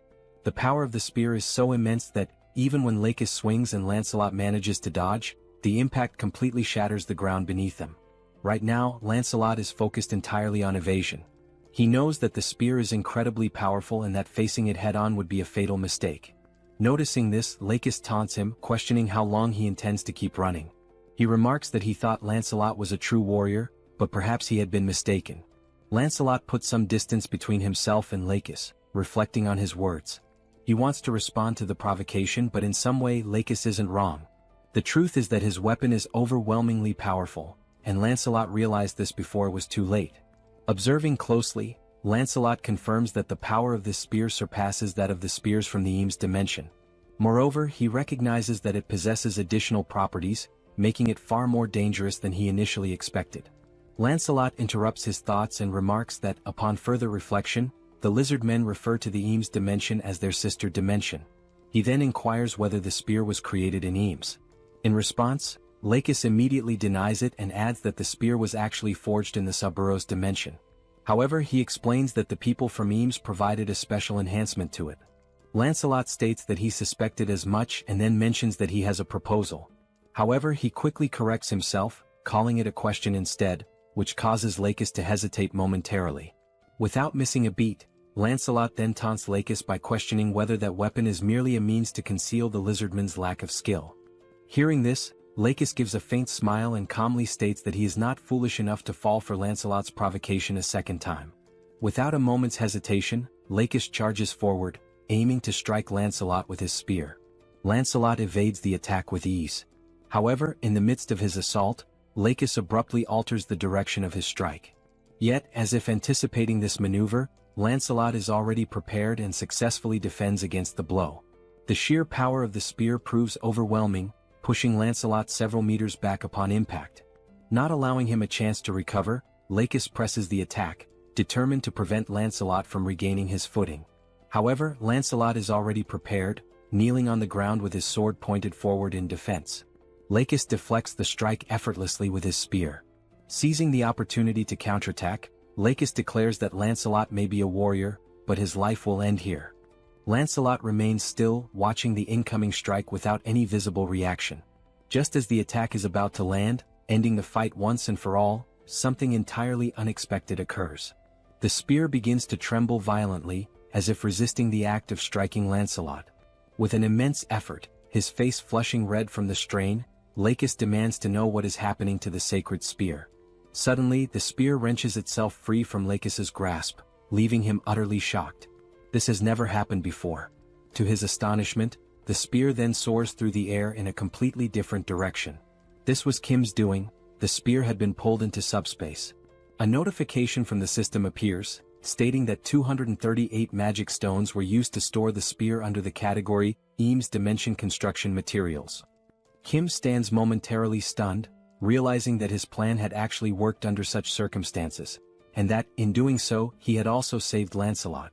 Even so, he does not fully understand why such a powerful weapon has been classified under construction materials. Regardless, he expresses his gratitude and resolves to make good use of it. Back on the battlefield, Lancelot remains kneeling as Lakis turns his furious gaze toward Kim, struggling to comprehend what has just happened. Frustration growing, Lakis demands to know why Kim has chosen to disgrace a duel between sacred warriors in such a manner. Redirecting his anger back toward Lancelot, Lakis accuses him of speaking so much about lacking skill, when in reality, Lancelot himself is the disgraceful one.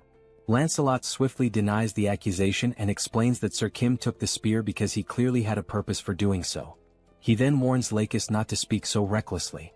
Lakis's irritation only intensifies. His voice dripping with anger, he asks whether Lancelot is making a joke out of this situation. With a smirk, Lakis then raises his index finger, pointing it directly at Lancelot. His voice is laced with mockery as he questions whether this so-called master whom Lancelot follows is truly so dishonorable that he does not even understand the concept of honor. Lancelot, unshaken, demands that Lakis take back his words. His tone shifting, Lancelot declares that he now fully understands his opponent. He states that the reason Lakis is so enraged is not because of the duel itself but because he fears losing his spear. However, Lancelot reassures him that there is no need to worry, after all he himself is a warrior. With that, Lancelot drives his sword into the ground, proclaiming that whether he perishes by decapitation or by being beaten to death, the end result remains the same. Now raising his fists, ready for a hand-to-hand battle, Lancelot asserts that one fact remains unchanged: Lakis will die. The lizard man smirks, remarking that Lancelot has quite the nerve for someone who was nearly killed just moments ago. Accepting the challenge, Lakis takes a step forward. Lancelot stands firm, calling his enemy to battle. And so, the two warriors prepare to engage in a fight to the death, this time with their bare hands. From another perspective, the remaining lizard man soldiers continue their advance toward the defense tower, their numbers pressing forward relentlessly. Meanwhile, following his acquisition of the sacred spear, Kim watches the system while Soul effortlessly cuts down every lizard man that dares approach the tower's perimeter. While observing the system, Kim notices something peculiar and wonders what exactly it could be. The system then displays the spear, along with its status information. It is identified as the Lakis' Sacred Spear, Enhanced Level 3. The classification is marked as Epic, with enhancements provided by God Eames. The listed attributes include plus 31 penetration, plus 31 acceleration and purification. Reading through the details, Kim immediately realizes that this spear is on an entirely different level. The scene shifts back to the lizard man Yatu, who remains trapped within the beams launched by Kim. With a smirk, Yatu questions Kim, asking why he has suddenly stopped attacking. His gaze filled with arrogance, he assumes that Kim must have been overwhelmed by the sheer might of the great Yatu. He convinces himself that this must be the case. After all, his body is incredibly resilient. Kim must have exhausted himself trying to attack, realizing that he simply cannot bring Yatu down. He then asks Kim if he is aware that, in the 7th hierarchy, there are only two individuals, Brother Costes and the other lizard man, Lakis. They are the only ones who have ever succeeded in halting Yatu's advance. Never in his life has he encountered warriors like them. Given this, Yatu assures Kim that it is inevitable. Kim will die without ever being able to stop his advance. However, at the very least he made an attempt. Once again Yatu grins, declaring that for a warrior, death is an honorable fate. He asserts that Kim should feel proud to perish by his hands, as once the dust settles, he will end this battle swiftly. As Yatu revels in his own strength, something suddenly strikes his hands, rendering him completely speechless. His eyes widen in shock. Looking down at his now pierced hand, he stares at the wound and realizes that it is the sacred spear of Lakis embedded within it. Confusion floods his mind as he wonders why that spear is in his hands. Before he can even comprehend what is happening, multiple strikes follow. His body is pierced in several other places, leaving him unable to react. Kneeling to the ground, Yatu's strength quickly fades, and with one final breath, he collapses, succumbing to the devastating assault of the sacred spear. As his eternal rest begins in the background, Kim's subspace remains active, launching the spears at an astonishing speed. At that moment, the system notifies Kim that Yatu's dimensional account has been transferred to him. However, since Kim already possesses an account, the value is simply added to his own. Additionally, he receives a Tier D enhancement stone. This new enhancement stone does not possess any active attributes but offers the option of liquefaction. On the other side of the battlefield, the soldiers continue their relentless barrage, firing their rifles. The electric-charged shots strike down the lizard men and their mounts one after another. Soul observes the battlefield and realizes that only one lizard man remains standing, charging forward in a desperate all-in attack. Growing bored, Soul notes that no more lizard men are near the building and concludes that there is nothing left for her to do. Just then, a sound from above catches her attention. As she tries to make sense of the situation, she hears a wyvern's piercing cry from high above. Only at that moment does she remember, she had completely forgotten about Bedivere, leaving him alone up there to deal with all the lizard men riding wyverns. Rushing up to the defense tower, the first sight that greets her is Bedivere sitting on the ground, surrounded by lifeless lizardmen, all of them pierced through by spears. Sensing someone behind him, Bedivere turns to see who it is. Locking eyes with Soul, he calmly remarks that she is quite late. He then asks what they should do next now that there are no more lizard men left. Back on the battlefield, the duel between Lakis and Lancelot continues. Lakis swings his tail in a powerful strike, but Lancelot effortlessly dodges, maintaining a safe distance. With swift footwork, Lancelot closes in, keeping his guard up, and delivers a solid punch to Lakis's face. Following the initial strike, Lancelot immediately plants his foot firmly on the ground, rotating his torso to throw another powerful punch, this time, landing directly on Lakis's abdomen. Still dazed from the first hit, Lakis finds himself taking blow after blow, unable to react as Lancelot's relentless barrage continues across his entire body. After a brief moment as his consciousness begins to return, Lakis finally registers another incoming punch. However, just as Lancelot's fist is about to make contact, it swings through empty air. Lakis manages to evade at the last second by ducking low to the ground. Seizing the opening, Lakis lunges forward, attempting to counterattack. But Lancelot, quick to react, drives his knee straight into Lakis's face. Now down on the ground, Lakis's thoughts race. He cannot believe that he has been brought to this state. Before he can recover, Lancelot follows up with an uppercut, striking Lakis squarely on the chin. The impact is so forceful that Lakis momentarily lifts off the ground, nearly standing upright again, only for Lancelot to deliver another crushing punch. This final blow sends Lakis flying several meters away. Lying motionless, Lakis realizes that this is the end. He has no strength left to stand. Slowly, Lancelot approaches the fallen lizard man. Standing over him, he asks if Lakis has any final words. Still on the ground, drained of all energy, Lakis calls Lancelot a true warrior and acknowledges that it was a splendid duel. Lancelot agrees, admitting that it was indeed a good fight. Summoning his remaining strength, Lancelot clenches his fist and delivers a devastating punch to Lakis's face, slamming him into the ground. The impact is so brutal that blood splatters across the battlefield. The fist of the now victorious Lancelot remains stained with the blood of his fallen enemy. From atop the tower, the soldiers observe the battlefield and the commander, seeing the outcome, states that it is finally over. At that moment, one of the soldiers calls out to him.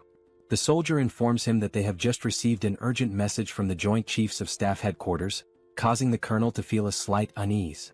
As the battle comes to an end, Kim takes a moment to process the difficulty of the fight. The lizard men had proven to be formidable opponents, and the strategies initially devised had not worked as expected.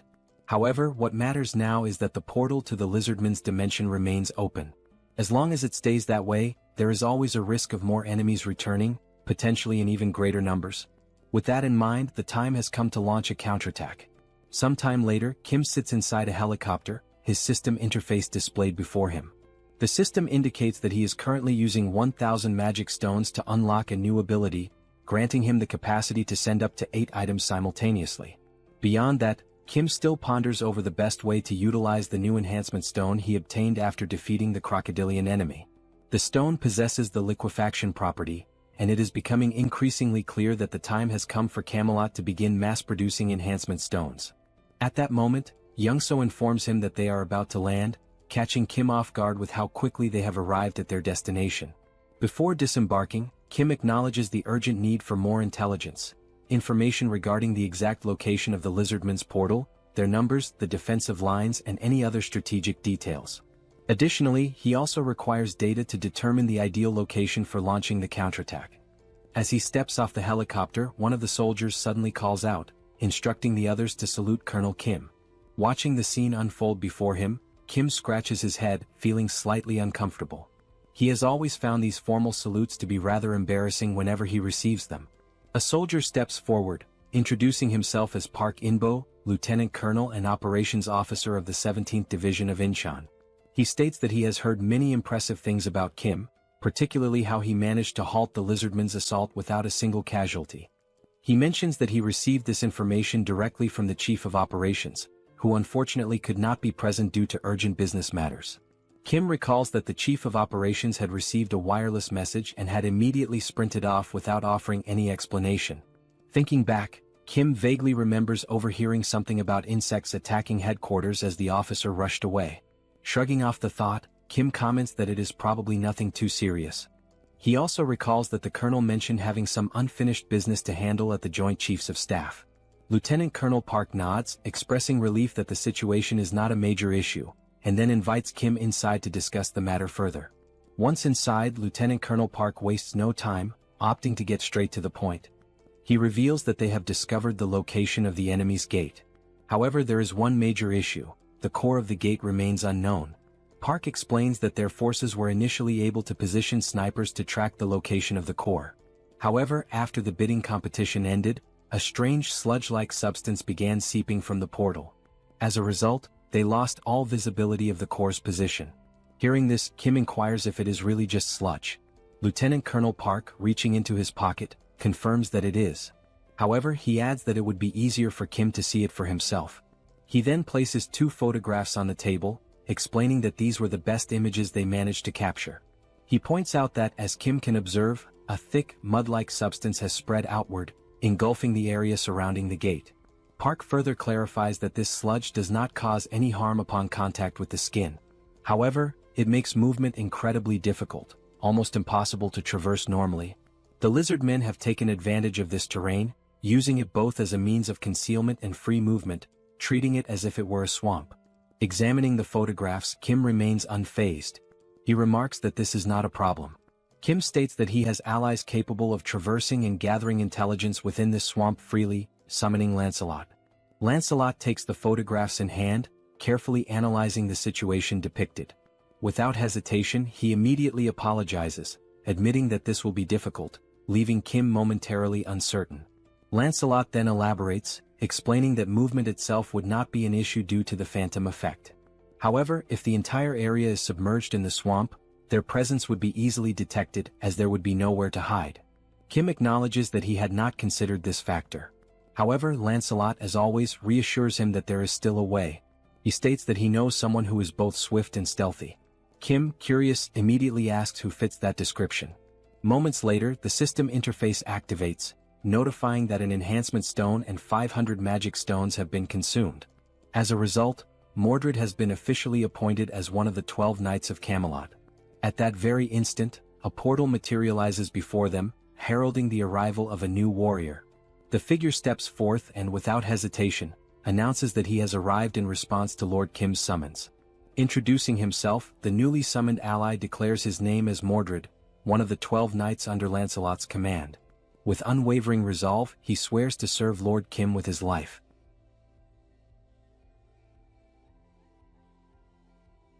Unlike the other knights, Mordred rarely fought on the battlefield. His true battlefield was deep behind enemy lines, where he used his skills in infiltration, assassination, and theft. It was through these talents that he earned his place as one of the 12 Knights of Camelot. The reason he distinguished himself as an assassin was not only due to his exceptional skills and intelligence but, above all, because of his unique ability, an ability that allowed him to eliminate his targets without being noticed. This ability, known as stealth, enabled him to become virtually invisible for a brief moment, hiding his appearance without actually disappearing. However, this also meant that he was still susceptible to external factors. Despite this, Mordred used his talent to become an extraordinary assassin, and the very fact that he survived proves his strength. Furthermore, the enhancement stone used to appoint Mordred, a materialization enhancement stone, revealed his ability to avoid physical interference, although this ability could not be maintained for extended periods. In simpler terms, a great assassin became even greater thanks to the enhancement stone. Back in the scene, Kim, clearly excited, tells Mordred that he will now explain what he needs him to do, and Mordred agrees, addressing him as my lord. Pointing to a map, Kim says that they need to find the core of the Lizardman's Gate from the Sabros dimension. Upon hearing these straightforward instructions from his master, Mordred responds that he understands perfectly. Kim praises him, saying that it is just as he expected from someone with experience. Mordred grasped exactly what needed to be done, despite the vague explanation. Meanwhile, Lancelot warns Mordred to remember that if he dies, the entire operation and strategy will be for nothing. Lancelot also mentions that, based on his experience fighting the Lizardmen officers, they are not enemies to be taken lightly. Even if Mordred fails to gather any information, he must return alive no matter what. Mordred once again reassures them that he understands and announces that he will begin his mission, turning with the conviction of a superhero ready to infiltrate the enemy lines. Watching this, Kim smiles, thinking that Mordred seems to be someone truly trustworthy. At that moment, the colonel asks if they are sure about sending that knight on the mission alone. Kim turns to the colonel and assures him that of course they are. After all, these knights are the best of the best. He tells the colonel that they can simply trust and wait for the Knights of Camelot, for they will do what needs to be done. Kim suggests that the colonel take a break for now, as they will need to wait for Mordred's return in order to come up with a plan. He also says that he will let the colonel know once Mordred is back. The colonel thanks him and asks for permission to leave. He also advises Lancelot to rest in Subspace, since it hasn't been long since he fought against that powerful lizard man. Lancelot nods, explaining that since he is an undead, he doesn't feel fatigue, so Kim need not worry about him. As Kim is about to say that he still needs to rest, something catches his attention. Looking at Lancelot, Kim wonders if there have always been so few scratches on his armor. Lancelot thanks Kim for his concern, but Kim, more curious now, says that he is sure that Lancelot's armor and sword were much more damaged before. Lancelot responds, explaining that even if the armor or weapons are damaged, they regenerate within Camelot. This revelation leaves Kim astonished, as he never knew that Camelot had such a function. Lancelot goes on to explain that, since they are categorized as items, as long as the item is not completely destroyed, they can regenerate infinitely as long as the materials still exist. On the subject of Camelot, Lancelot adds that there is something he needs to inform Kim about. He tells him that a new enhancement stone has been created in Camelot, and its property is wound regeneration. Upon hearing this, Kim remarks that the stone sounds useful just based on its name. However, he decides to think more about how to use the enhancement stone once Mordred returns. While Lancelot agrees that this idea is indeed good, something suddenly catches his attention, and he shifts into a state of alert. Lancelot, now prepared to draw his sword, hears Kim asking what is happening. Holding the hilt of his sword, ready for combat, Lancelot says that someone is hiding, watching them. Kim is taken aback, realizing that the enemy is faster than expected. He wonders who is hiding and whether it is truly a lizard man. Lancelot admits that he can only sense the presence of this unknown figure and cannot pinpoint their exact location or identity. He urgently advises Kim to enter Subspace immediately. At that moment, Lancelot hears a noise coming from somewhere. He quickly spots the figure who had been secretly observing them. Lancelot disappears in an instant with a swift movement, stating that he will resolve the matter quickly and return shortly. From the spy's perspective, he watches as Kim remains alone, wondering where Lancelot has gone and whether the other person who had been with him also disappeared. However, due to Lancelot's exceptional speed, he was already behind the man, holding a sword to his neck. Lancelot began to speak to the spy, explaining that the only individuals he serves are Lord Kim and Lord Kim's allies. He emphasized that just because the man was human did not mean he was to be treated as friendly. Upon hearing this, the man slowly turned around. Still with the sword pointed at his neck, Lancelot declared that the man's answer to the question he was about to ask would determine whether he would live or die. With a killer aura, Lancelot proceeded to ask his first question, demanding to know why the man had been secretly watching them. At that very moment, Kim heard a noise that sounded like screams for help. He decided to rush over to see what was happening. As he approached the scene, Kim could only see Lancelot holding the man by the neck, the man screaming in pain. Lancelot calmly explained that it was this man who had been watching them. He assured Kim that if he waited just a bit longer, he would find out who was behind all of this. Still gripping the man's neck and tightening his hold, Lancelot warned the man that this was his final chance, stating there was no more time to wait. He asked the man if the lizard men had sent him there to spy on them. Crying and struggling to breathe due to the pressure on his neck, the man attempted to speak, but he couldn't. However, upon seeing Kim, he managed to call out Kim's name. Lancelot, visibly angered, demanded to know how the man dared to call out Lord Kim's name in this situation. He informed the man that he would now die in agony and that he would make sure he suffered before his death. Kim, looking perplexed, told Lancelot that he didn't know what was going on, but the man Lancelot was strangling was actually one of his friends.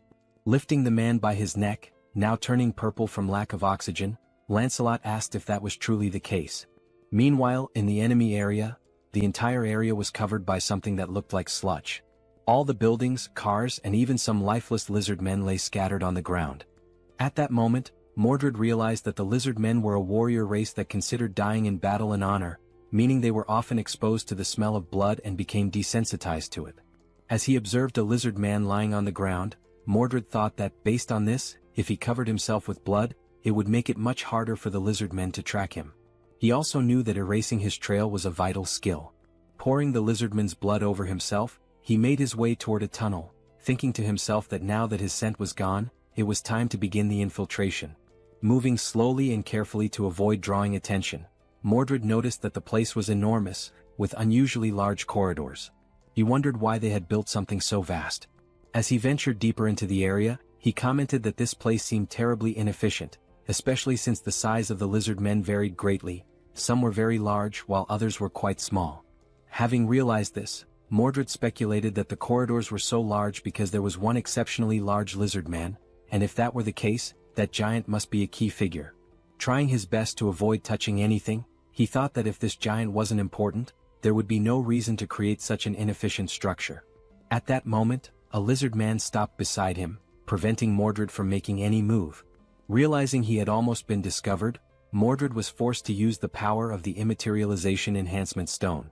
It dawned on him that this situation was truly dangerous, as if it weren't for the power of the stone, he would certainly be dead by now. And he couldn't afford to fail on his first mission.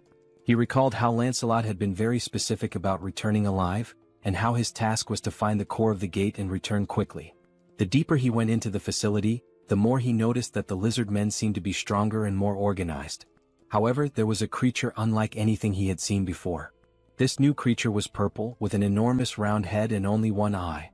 Hidden and observing everything, Mordred muttered to himself that he had finally found it. He saw the one-eyed creature conversing with a bald man who was reading some kind of book. The bald elder called the creature filthy and asked if it was trying to interrupt his magical studies. The elder warned that if the creature continued to disturb him, he would be forced to imprison it. At that moment, another voice suddenly emerged, expressing irritation at the elder's words and asking if Solzen had forgotten about the agreement between them, addressing him by the name Solzen. Solzen, the elder, responded that he had only agreed to protect the core of the gate, but at no point had he agreed to allow anyone to enter there. Closing the book he had been reading, the elder said that he would seal the core of the gate without causing any damage to it.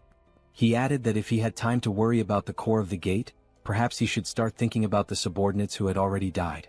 The voice replied once more, stating that it understood that, a long time ago, Solzen had indeed been an incredible arcane mage, but now he had been exiled and was desperately clinging to them in order to survive. As something moved towards him, Solzen remarked that there was no need to bring up such a topic so suddenly.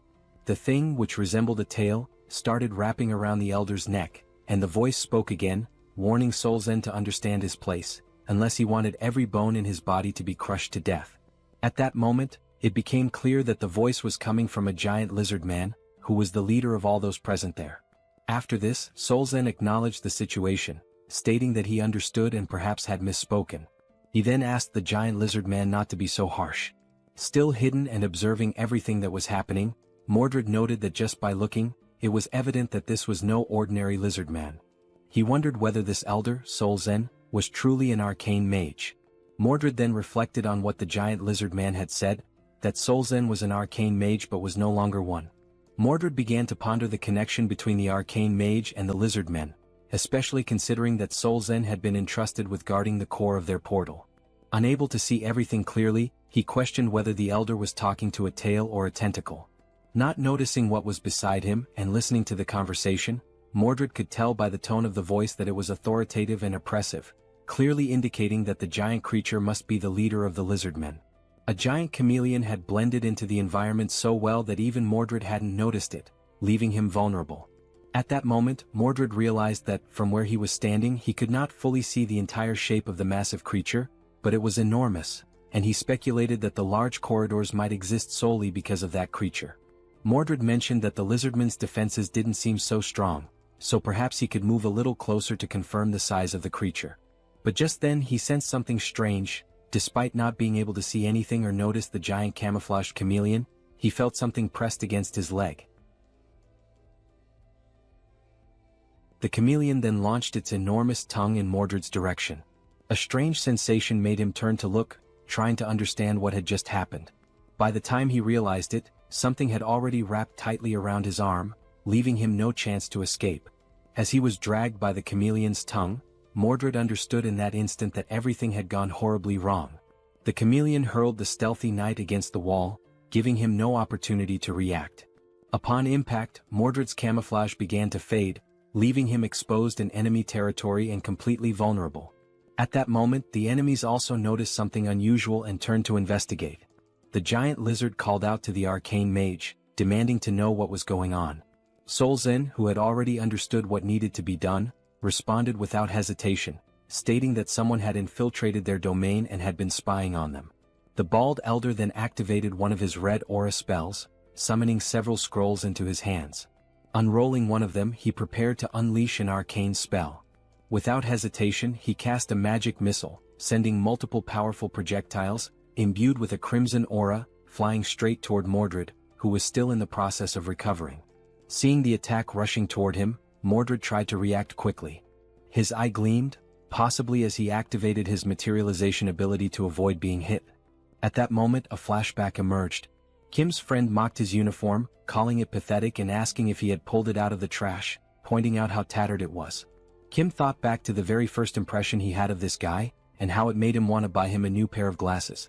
The boy laughed, making further remarks about Kim's family being poor, stating that from now on, Kim stinks and should stop talking to him. The word sparked Kim's anger. Without a second thought, Kim punched him in the face, and at that moment, the reason behind Kim's earlier thought about buying him new glasses became clear. Sometime later, the same boy was seen playing on a handheld console. He had just bought the video game the day before, yet he wondered why the other kids in the class didn't seem to care about him at all. Sitting alone in the room, the boy, comfortable in his privileged life, subtly boasted about it, trying to draw attention from his peers. However, the only thing the others could think was how annoying it was that he kept flaunting his wealth. Some even remarked that money wasn't everything, and despite his attempts, no one envied him. Kim, reflecting on the situation, considered that the boy had been young at the time, so it was understandable that he didn't know how to properly connect with his friends. But Kim also thought, I was young too, and I still found him incredibly irritating. What started as a small, random incident eventually led to something much worse. Some kids snatched his console and began fiddling with it, commenting on how he had some good games. As they took the handheld from him, they laughed, saying that since he was rich, losing something like that shouldn't be a big deal. At that moment, the boy tried to protest, saying that it wasn't right. But before he could finish, they punched him in the face, knocking him to the ground and continuing to beat him mercilessly, despite him being completely defenseless. The bullies sneered, telling him they hadn't asked for his opinion. However, one of them suddenly noticed something approaching from behind. When he turned to look, it was Kim rushing toward them with his backpack in hand. Without hesitation, he swung the backpack directly into the bully's face, momentarily halting the one-sided beating. Caught off guard, neither the boy who got hit nor his friends reacted immediately. But then Kim spoke up, making it clear that what he had just done wasn't out of a sense of justice. He reminded the group that this guy had always mocked his family's situation whenever they were around friends. Kim had only stepped in to prove that he wasn't an easy target and to show off in front of everyone. The delinquents quickly realized that the two of them might be friends and asked Kim if he wanted to take a beating in his place. At that moment, Kim regretted trying to act tough because the tables had turned. Now he was the one getting beaten up. Meanwhile, the boy with glasses watched, realizing that everything was his fault for having acted like a jerk. As the bullies continued their onslaught on Kim, someone suddenly grabbed the wrist of one of them. It was Sol, their dear sister, arriving at the perfect moment to intervene. Without saying a single word, her terrifying presence alone was enough to make Kim realize something. For the first time, Sol actually seemed kind of cool. And only then did Kim remember that Sol was somewhat famous in the area for being incredibly tough. As Kim grinned with relief at being saved, Sol simply stated that this was unacceptable and that from now on, Kim would be doing morning training with her as well. Hearing those words, Kim was left in shock, fully aware that this was not going to be easy. While still holding the delinquent's arm at that moment, Kim responded, saying that he wasn't even part of a sports club, so he had no intention of doing those exercises. Sol, however, dismissed his protest, stating that it didn't matter and that she would speak with the coach immediately.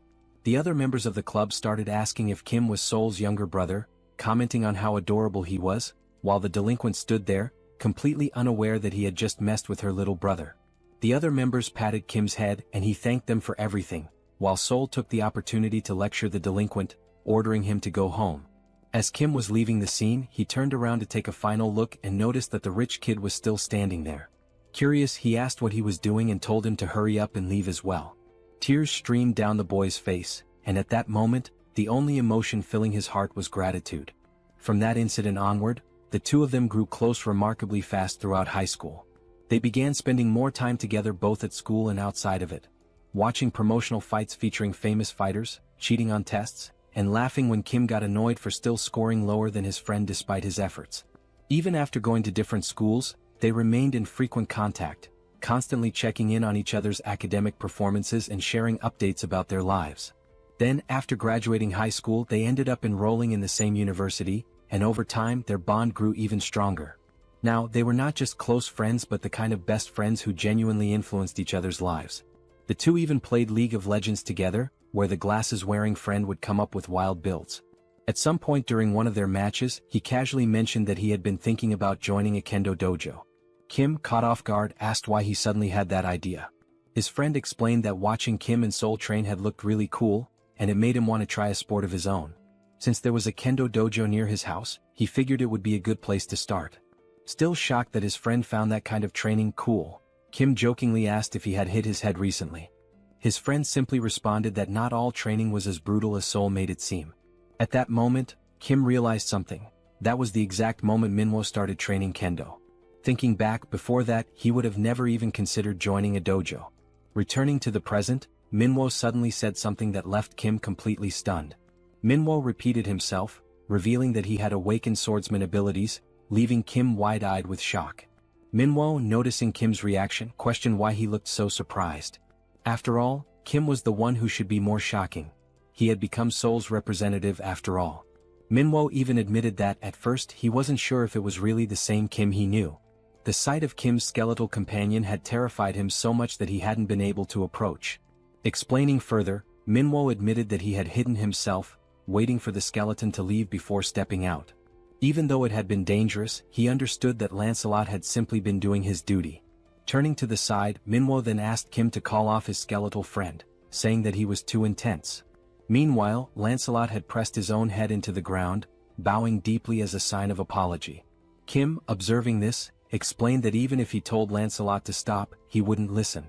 For a knight, honor was something personal, and this was a matter of self-discipline. It was about not being able to forgive himself, something that only he could atone for. At that moment, the only thought running through Lancelot's mind was how pathetic he was for having wronged Lord Kim's dear comrade. Beyond pathetic, it was tragic. With that heavy realization, Lancelot declared that he no longer had the right to call himself a knight. Manhwa, observing his posture, couldn't help but ask where Lancelot had learned such a stance. Kim casually responded that he had probably learned it from getting beaten by Sol. Shifting the conversation, Kim expressed his relief that Manhwa was safe and asked how his mother was doing.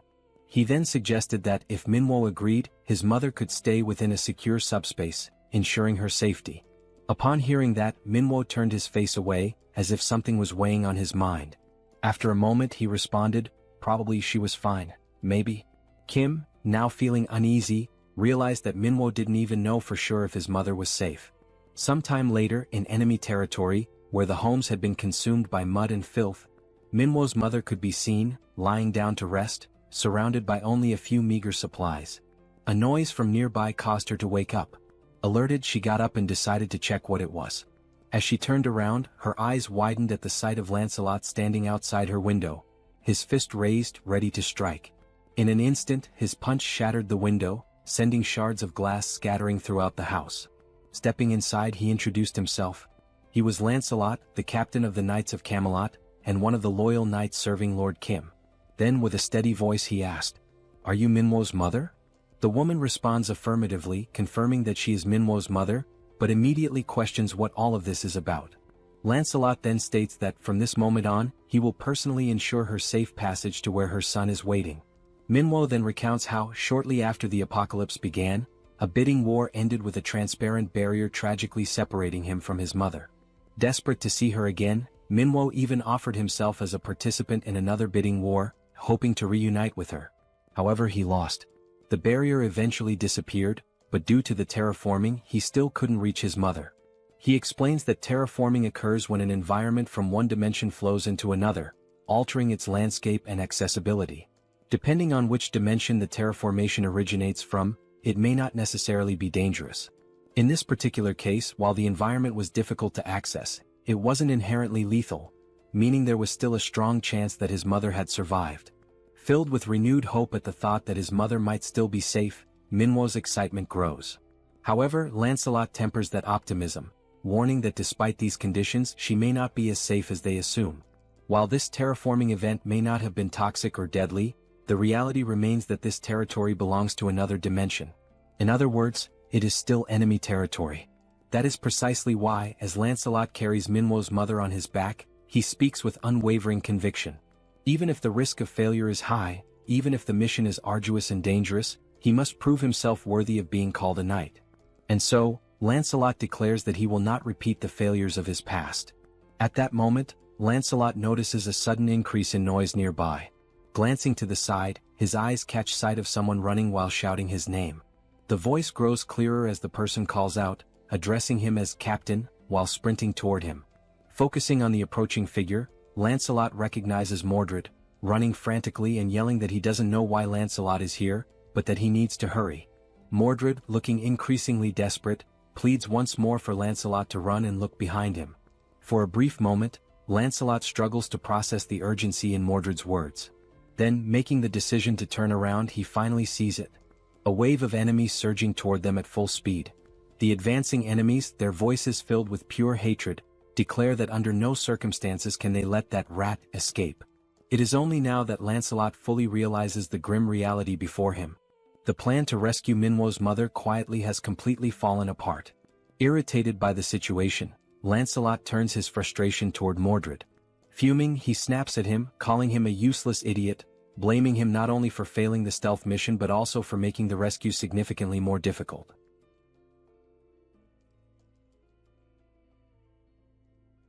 Mordred approaches, urgently requesting help from Captain Lancelot. Remaining calm, Lancelot addresses Mordred by name and asks how many of the approaching enemies belong to the 7th tier. Mordred replies that he isn't sure about the exact number, but confirms they are dangerous. Lancelot responds that he can sense that much himself, and that it's significant. In addition to an aerial assault, there are also new enemy types he has never encountered before. If the situation continues like this, escape will become impossible, as it's only a matter of time before they are overtaken. Understanding the gravity of the situation, Lancelot instructs Mordred to return immediately and deliver all the gathered intel to Lord Kim. From this point forward, Mordred will take over the mission to rescue Manhwa's mother. While lifting her gently onto Mordred's back, Lancelot identifies her and explains that the mission is to escort her back safely. Placing a hand firmly on Mordred's shoulder, Lancelot tells him he will try to buy as much time as possible, and expresses his hope that Mordred will complete the task without harm. He also instructs Mordred to inform Kim that he should use the enhancement stone, and that Percival would be a fitting candidate for it. Just as Mordred is about to question something, Lancelot cuts him off, saying there is no more time and commanding him to go immediately. Mordred accepts the captain's orders and affirms that he understands. Then he departs with Manhwa's mother to complete the mission and report back to Kim, leaving Lancelot behind to face the enemy alone. Lancelot draws his sword and declares his readiness. As the lizard men close in, the captain's mind is calm. There is nothing to fear. He has made his choice to prove he is a knight. All of this is in the name of Lord Kim, even if it means facing every enemy alone. The scene shifts. Mordred has already arrived at the destination where Kim and Manhwa are located. Opening the door, he announces that the mission has been accomplished. Manhwa bursts into tears at the sight of his mother. Kim, too, expresses his relief and happiness that Manhwa's mother is safe.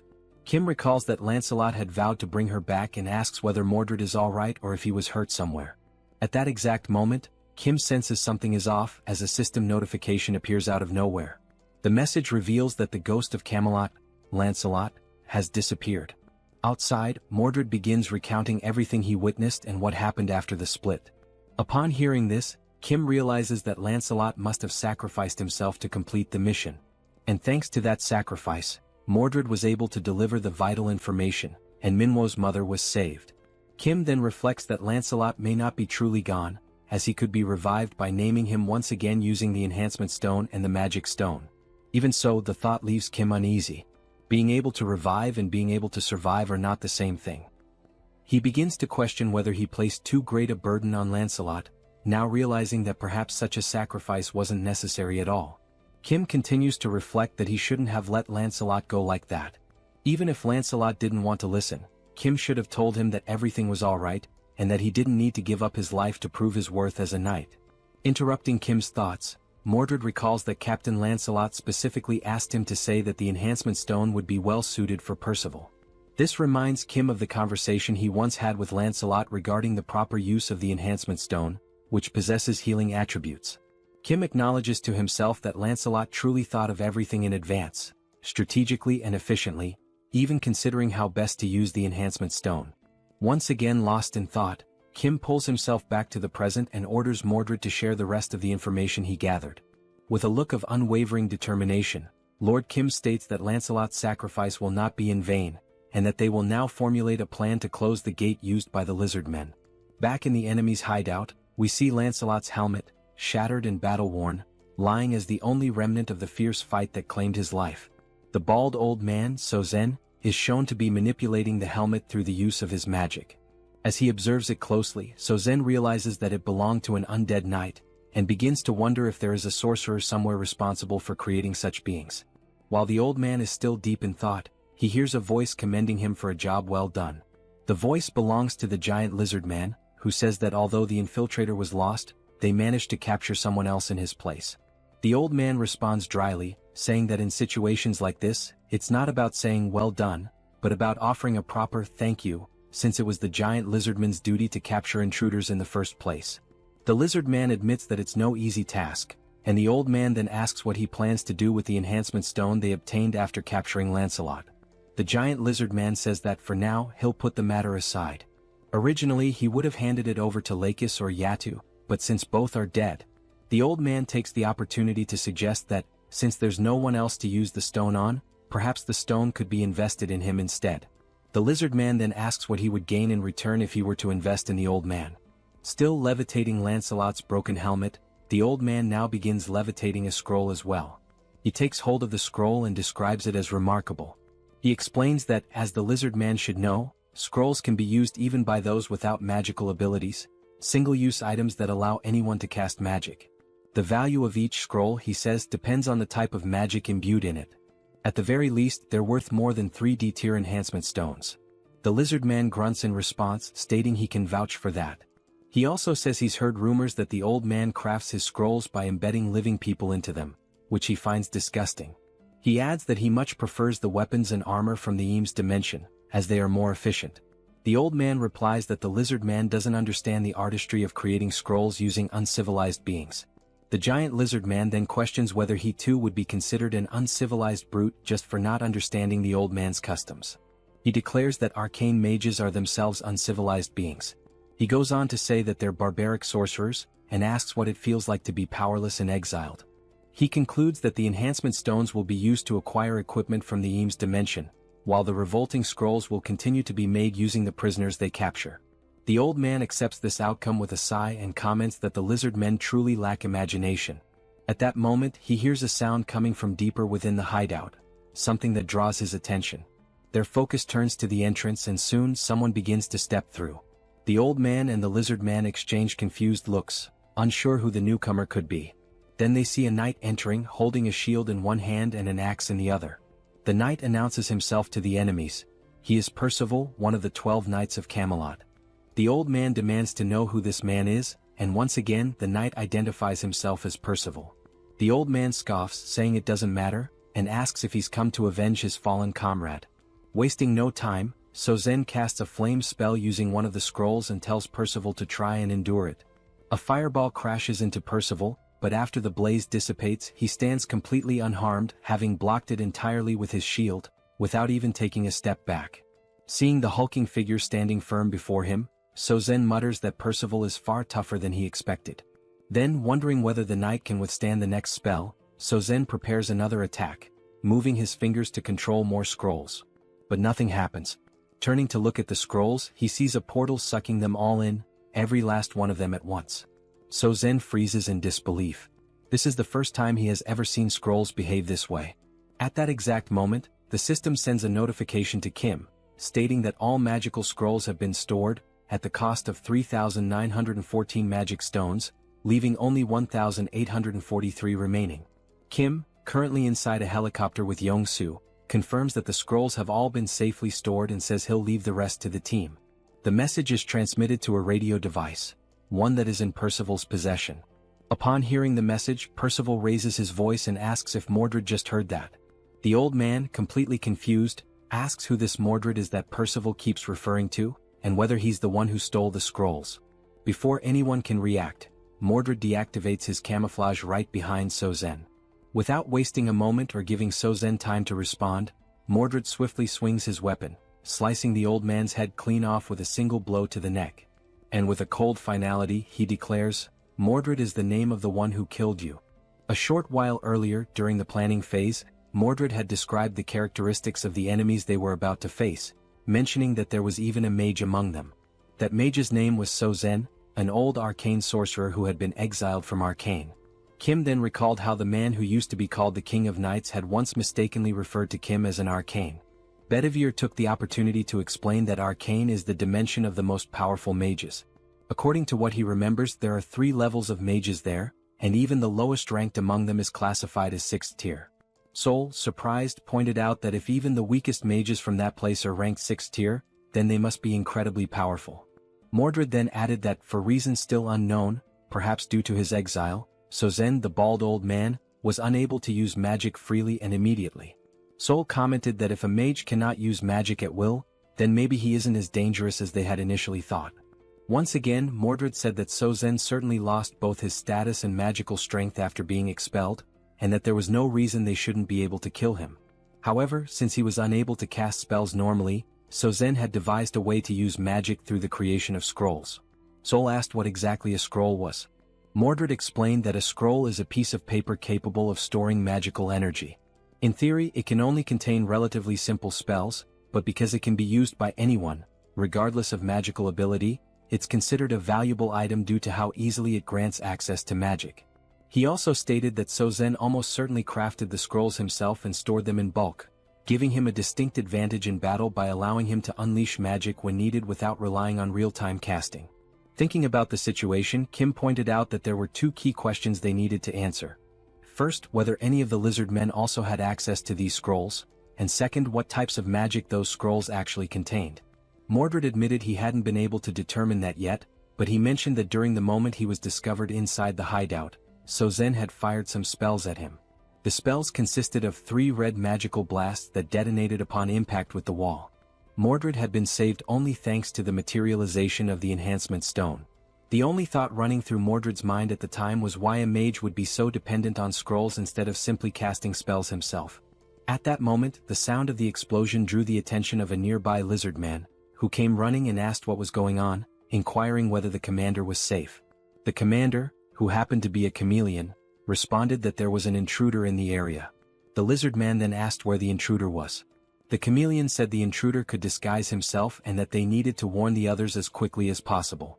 The soldier responded with a nod, saying he understood.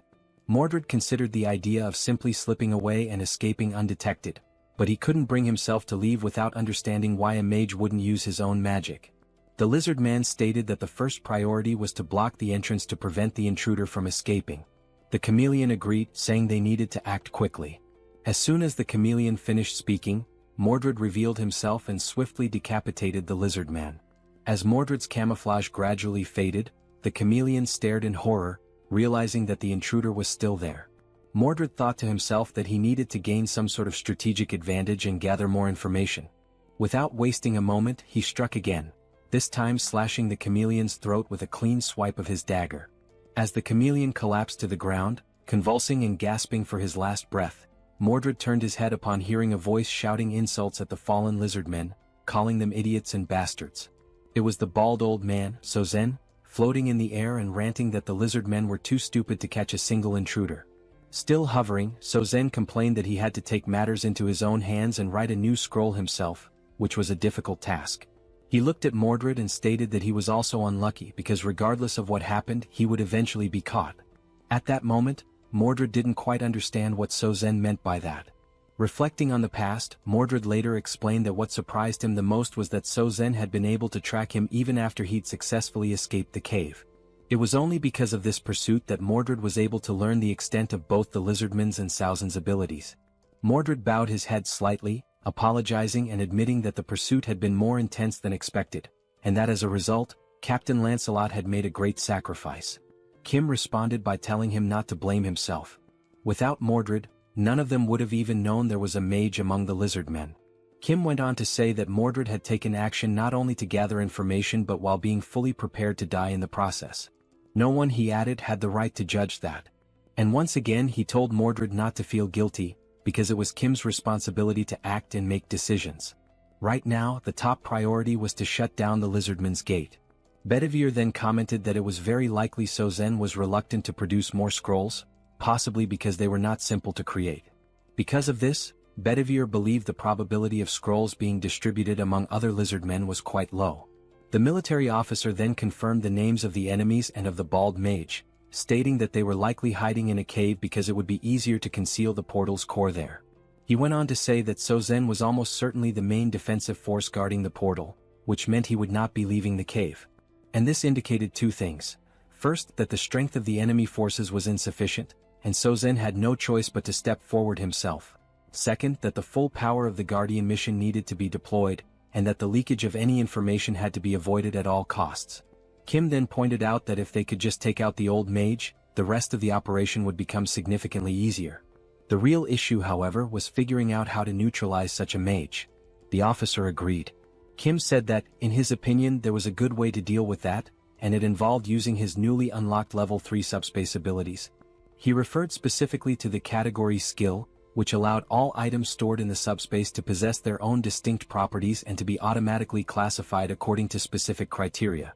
The categories were of a higher tier, but the downside was that it was not possible to create or edit new categories at that level. Kim remembered a time when he tried to register a car as a categorized item, but the system didn't allow it as there were no matching categories available. So, only items that already fit into one of the existing categories could be stored, and even then only by paying a cost. He also recalled that he was only able to store the Sacred Spear of Lakis because it fit under the Eames Construction Materials category. It hadn't been long since he had managed to evolve the subspace to level 4, after killing the traitorous goblin Bongso. After this upgrade, it became possible to create new item categories, though the system still limited the number of custom categories to a maximum of 2.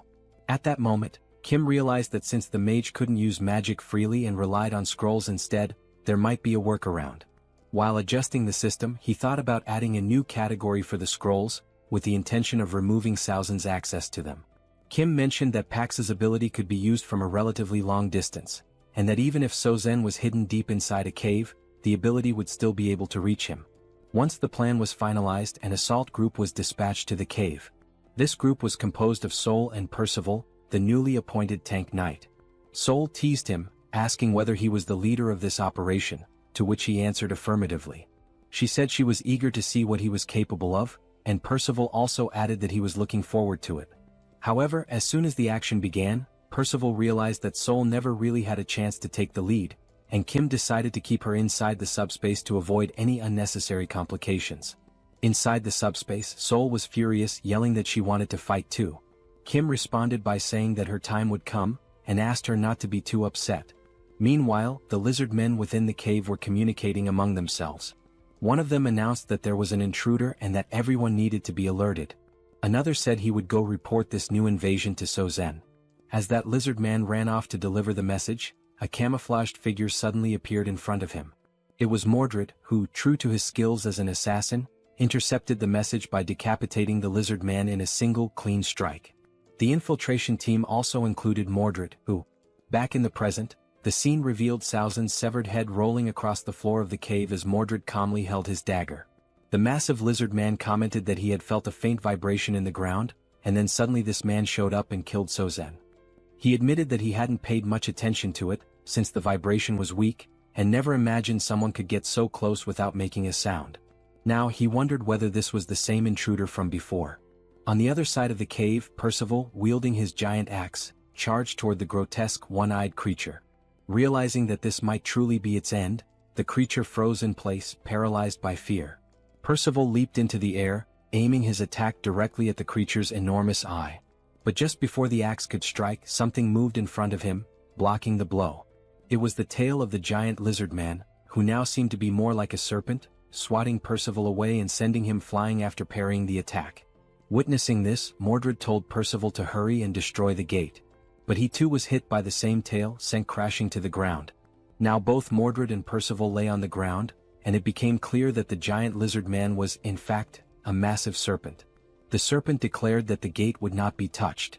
Inwardly, the giant snake reflected on how it had heard stories about the powers of the enemy knights, but nothing had prepared it for these two in particular. Glancing at Saozin's lifeless, headless body on the ground, the snake muttered that the old mage had been useless from the start. It had never accepted him, and now that things had come to this point, there was only one option left. The giant serpent then grabbed the one-eyed creature in its jaws and fled into the tunnels that lay deeper within the cave. Lying on the ground, Mordred questions the reason behind the enemy's actions and wonders what the true intention is with relocating the core of the portal. His thoughts circle around the possible objectives, trying to understand where the enemy intends to go with such a move. Meanwhile, as it flees through the tunnels, the giant serpent reflects on its past experiences and competitive bidding processes. From what it has learned, regardless of how powerful someone might be in the present, a representative is never allowed to be of the 7th rank. That rule, deeply ingrained in its understanding of power dynamics, makes the current situation more complex. The serpent considers that perhaps its leader has chosen to remain outside the cave for protection, yet is still observing and monitoring everything that is unfolding inside. As the serpent moves swiftly through the passageways and begins to see the light of the cave's exit, it becomes aware that with all the forces now focused within the cave, the leader, Kim, will be left exposed. And as the serpent had anticipated, just outside the cave inside the helicopter stood Kim, marked with a massive representative sign glowing above his head. Approaching quickly, the serpent concludes that it has finally found what it had been searching for. Inside the helicopter, Kim suddenly senses something rapidly approaching his position. Looking out and focusing his gaze, he is taken aback by a sudden and startling sight. A gigantic creature is closing in at high speed, preparing to swallow the entire helicopter in a single, overwhelming bite.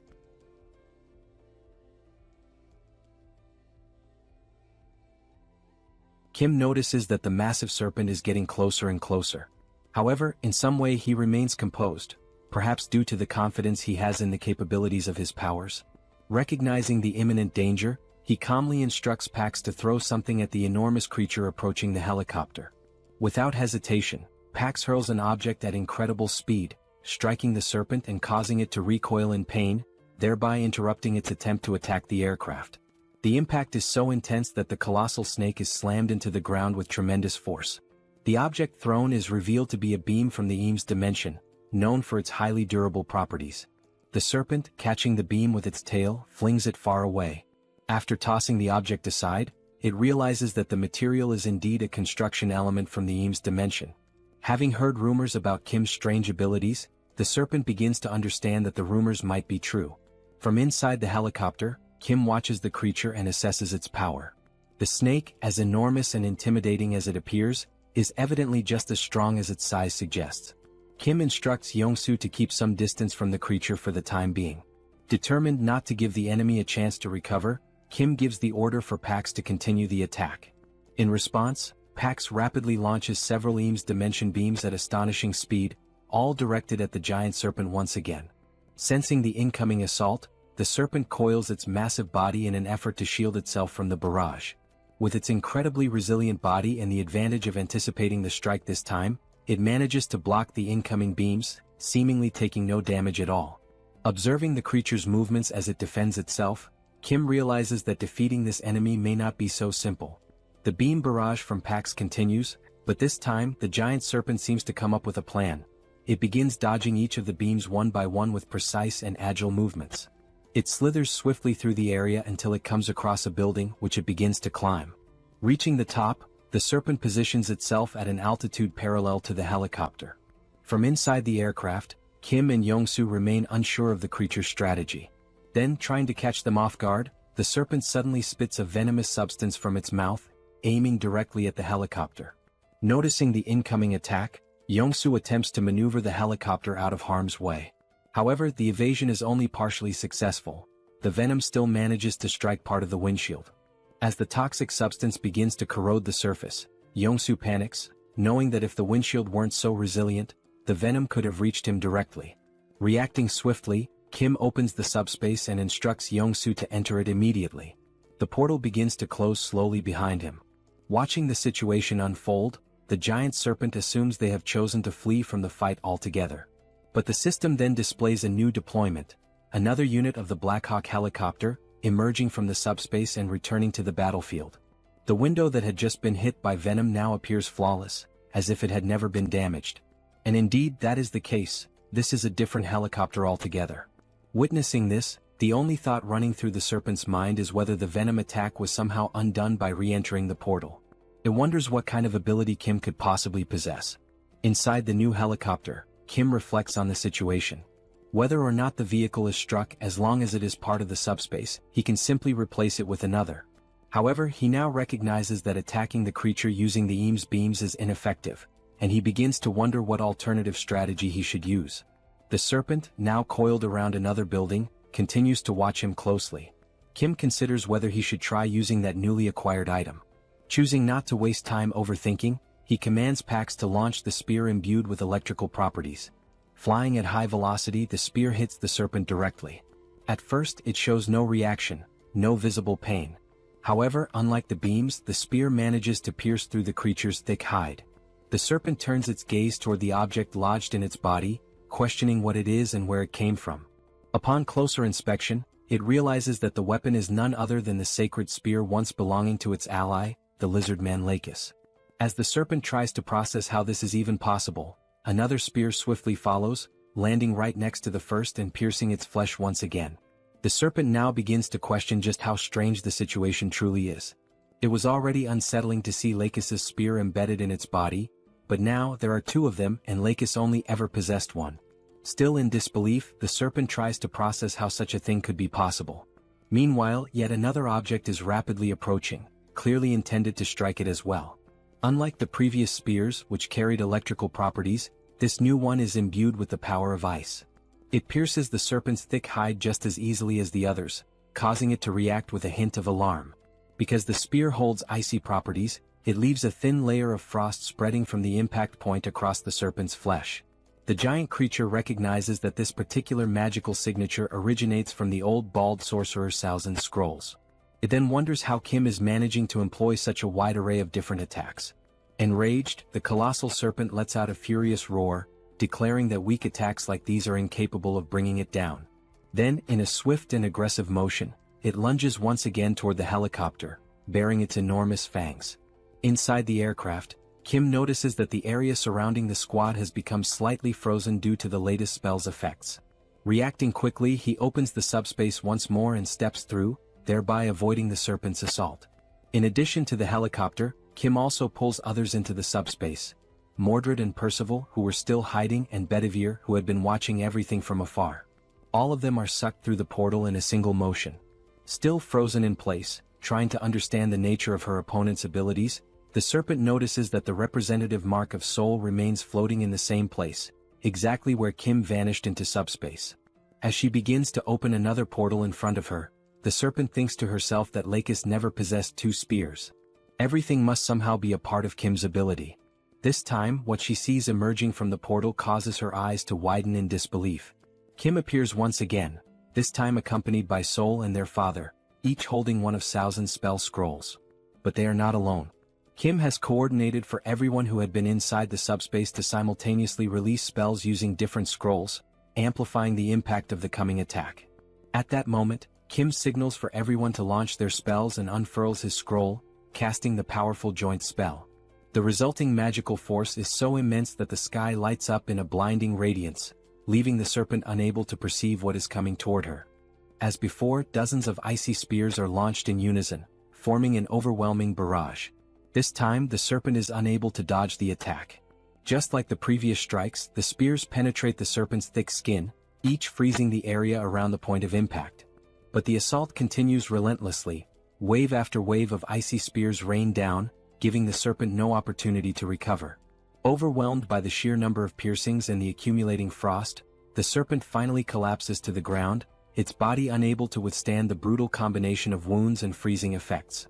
Observing the fallen creature, Kim announces that it has gone down and instructs everyone to fall back. He also tells Pax to deploy a new Blackhawk. Within seconds, a Blackhawk materializes in front of them, and Kim calls out to his pilot, Yongsoo, preparing for departure. They board the helicopter and exit the subspace together. Looking out the open door, Kim sees the serpent writhing in pain on the ground, clearly struggling to rise. He remarks that for now the massive beast won't be moving anytime soon. Opening another portal to subspace, Kim gives a sharp command for everyone to launch more scroll-based spells. Now each person within the subspace is seen holding scrolls of different colors, ready to cast once more. Realizing what's about to happen, the serpent reflects on what it could have done differently. Now its body is frozen and it can no longer move. Once again, the sky erupts in a blinding flash, caused by the immense power of the many scrolls being unleashed at once. At that moment, the system begins displaying multiple notifications, each indicating a different type of attack being launched at the serpent. This powerful, multifaceted magical strike heads straight toward the immobilized creature, which can do nothing but watch as the wave of destruction closes in. Thus, spells of various elements and properties strike the serpent with full force. Sometime later, as the dust finally begins to settle, Kim cautiously approaches the area. He states that he only has one question to ask. Then, looking ahead, he calmly asks why the enemies have been so desperate to launch their invasion. The serpent then states that things had to unfold exactly the way they did. Kim asks why. The serpent replies that he would not understand the reason, at least not now. Kim questions why he wouldn't be able to understand it. The serpent continues, explaining that the Earth's dimension is not far, and that, in time, Kim will realize that instead of simply defending himself as he is now, he will eventually become the one hunting other dimensions. It finishes by saying, "The universe, that is how the system was designed from the very beginning." And with those words, the giant serpent speaks for the last time. At that very moment, the system displays a notification stating that the dimensional account has been transferred, along with a total of 5,911 magical stones.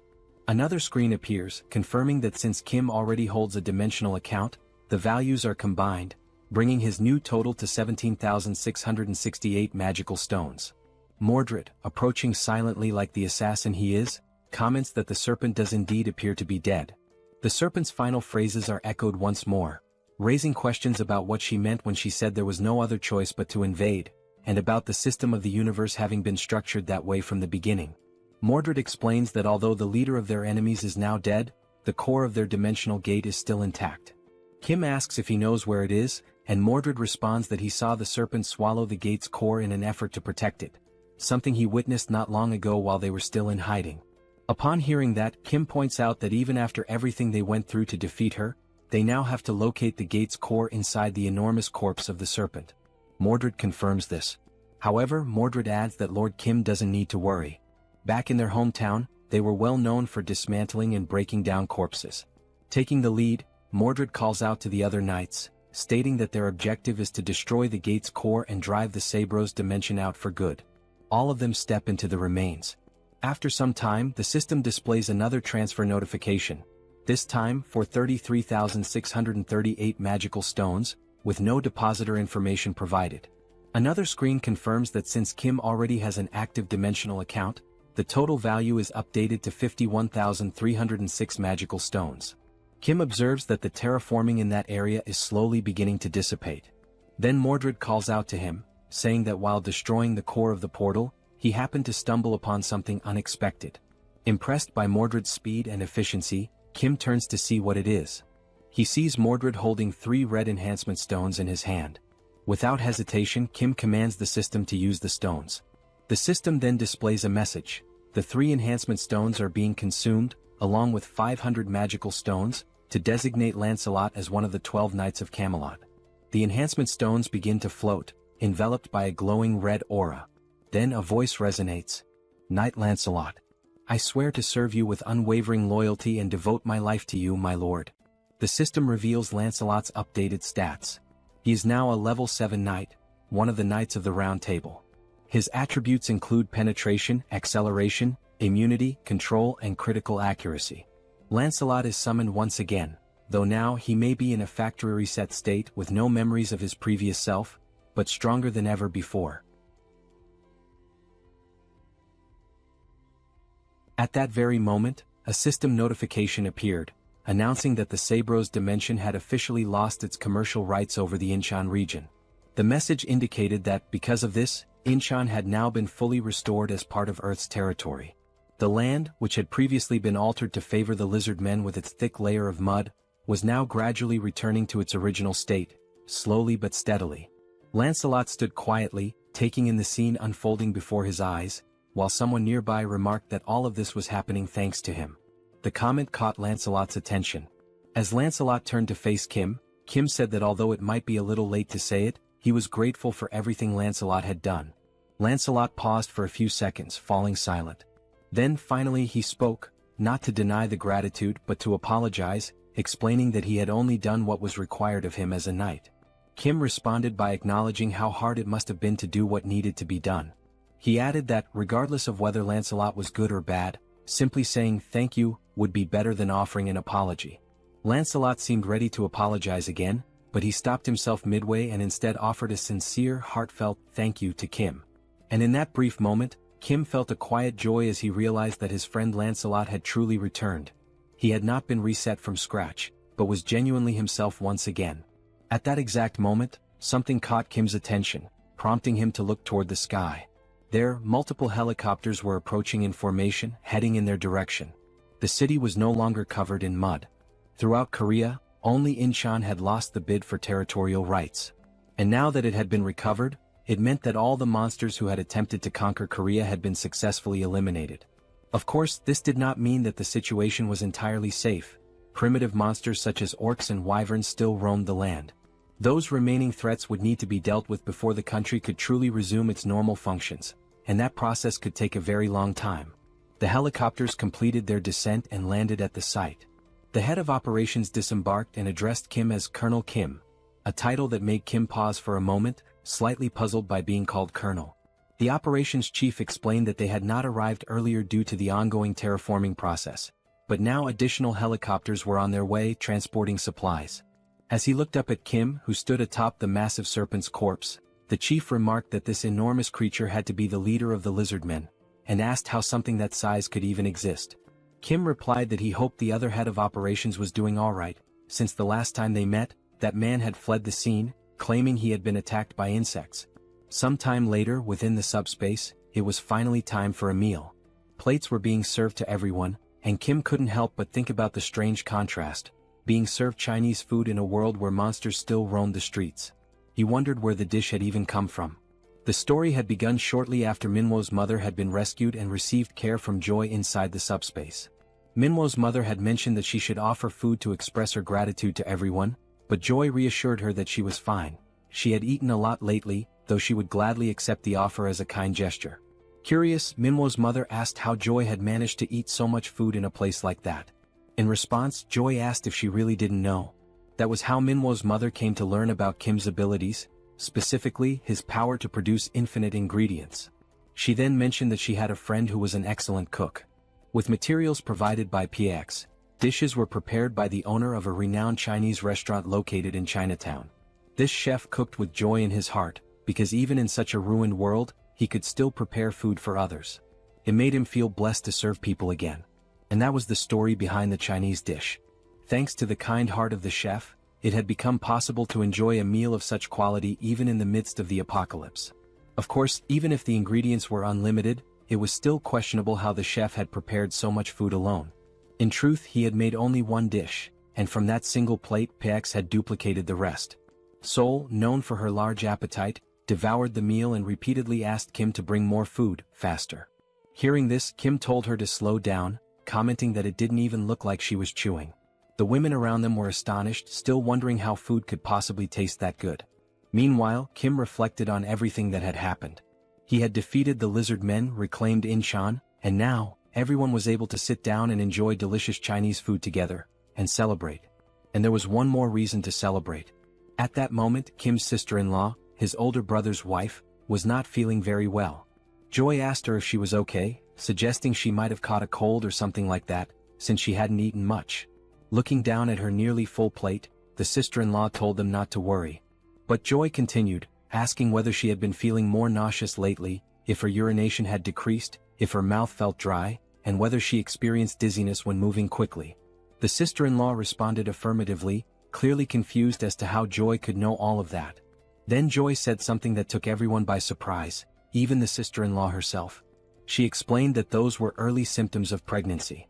Shortly after the meal, this information was shared with the rest of the family. Song, Kim's older brother, called everyone together for an important announcement.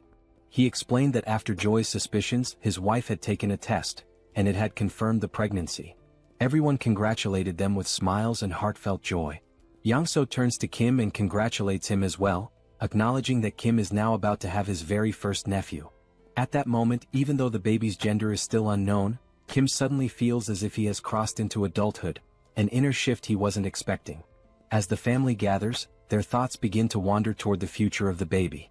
They start wondering about what the baby will wear, whether PX includes children's clothing, and which sport the child might eventually take up. Joy and Soul are equally excited about the baby's arrival, filled with anticipation and happiness. However, just as with many things in life, wherever there is joy, there can also be looming concerns. The moment of celebration and happiness proves to be brief. A soldier approaches Kim and speaks quietly, informing him of an urgent radio transmission coming from the chief of the Central Operations Command. He suggests that Kim should hear it immediately. Kim heads over to the transmission line and confirms to the operations chief that he is now listening. After receiving several initial details, Kim explains that the terraforming has disappeared from Incheon and asks if the chief will be returning soon. The chief of operations then reports that, through the remaining direct communication lines with both China and Japan, he is currently sharing the developing situation among the nations. He explains that terraforming is now occurring on a large scale in those areas, and its effects are slowly spreading. He adds that the impact varies from country to country. At the moment, they are facing specific dangers. Toxic gases are pouring from the Beijing Gate, while poisonous water is erupting from the Fukuoka Gate. Kim realizes that being in Korea, China and Japan are neighboring countries, practically next door. He asks which of the two is currently experiencing the most severe damage. The operations chief responds that neither situation is minor, but among the two, the most urgent threat is definitely the toxic gas leaking from the Beijing Gate. While the colonel continues speaking to Kim, a shot reveals a massive insect, already dead, lying on the ground. He explains that the toxic atmosphere hasn't reached them yet, but the arrival of these giant insects shows it's only a matter of time before the real danger begins. The colonel emphasizes that closing the toxic gate in Beijing is now the highest priority. He explains that troops are being organized for deployment, but this isn't a problem that can be solved through military might alone. That's why he has remained calm until now. Admitting he feels a bit ashamed, the colonel says he needs to ask Kim for a favor. Kim tells him there's no need to feel embarrassed. If they do nothing, the entire Korean peninsula could soon become a living hell. Wanting to understand the situation more deeply, Kim offers to fly directly to China by helicopter and asks whether that would be acceptable. The colonel instructs him to first visit the 3rd Guard Brigade before heading to China. Kim confirms the order, says he will leave tonight, and ends the radio transmission with the colonel. Now driven by the thought that he cannot allow his future nephew to grow up in a world filled with giant insects, air pollution and poison, Kim feels an even deeper determination to resolve these problems and restore balance to Earth. He gives the command for PAX to increase the level of the subspace. Immediately, the system displays the progress. 30,000 magic stones are consumed to raise the level, leaving 20,000 stones remaining in the system's reserves. As night falls, the system finally notifies that the subspace level upgrade has been completed, unlocking new features and enhancements. One of these newly unlocked functions is the installation of a fixed portal, different from the general portals seen so far. Kim gives the command to install this new portal. As stated in the skill description, this new type of portal is distinct from all previously summoned portals. There are several key differences. First, once this portal is installed, it becomes fixed in the exact location where it was summoned and cannot be moved. Second, this portal has no physical presence or defensive power, meaning it cannot be used as a barrier to block enemy attacks. However, for those granted access, they are able to pass through the portal and enter the subspace, effectively allowing them to avoid enemy assaults altogether. This portal differs from the summoning-type portals used until now. The ability to enter and exit the subspace and collect necessary items through a single fixed location is, without a doubt, a remarkable capability. Watching all of this unfold, Manhwa comments that this is indeed an amazing skill, one that could easily be used for fraud if someone had bad intentions.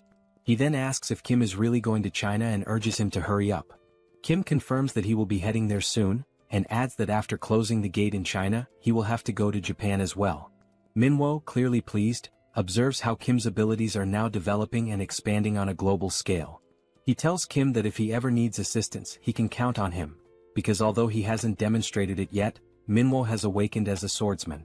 He also expresses his gratitude for everything Kim has done, especially for saving his mother. Kim thanks him as well, for everything, before heading off on the next journey to save Earth once more. Inside the helicopter, Kim and Yongso give a thumbs up as a way to signal that everything is okay and to offer a temporary goodbye. The helicopter lifts off and begins its flight toward a new destination. Some time later, at Incheon International Airport, someone is calling out for James, but there is no reply. A man approaches an aircraft while James's name is called again, urging him to come out. The man says he just received a call from the Joint Chiefs of Staff, informing him that the individuals they had discussed, the ones heading to China, have now arrived. Suddenly, James appears from underneath the plane, asking how they arrived so quickly. From his appearance and actions, it seems James is a mechanic. Still processing the sudden arrival, James expresses surprise at the speed of their arrival and comments that the aircraft hasn't even been fully remodeled yet for a long-range flight to China. As things stand, they won't be able to depart at this moment.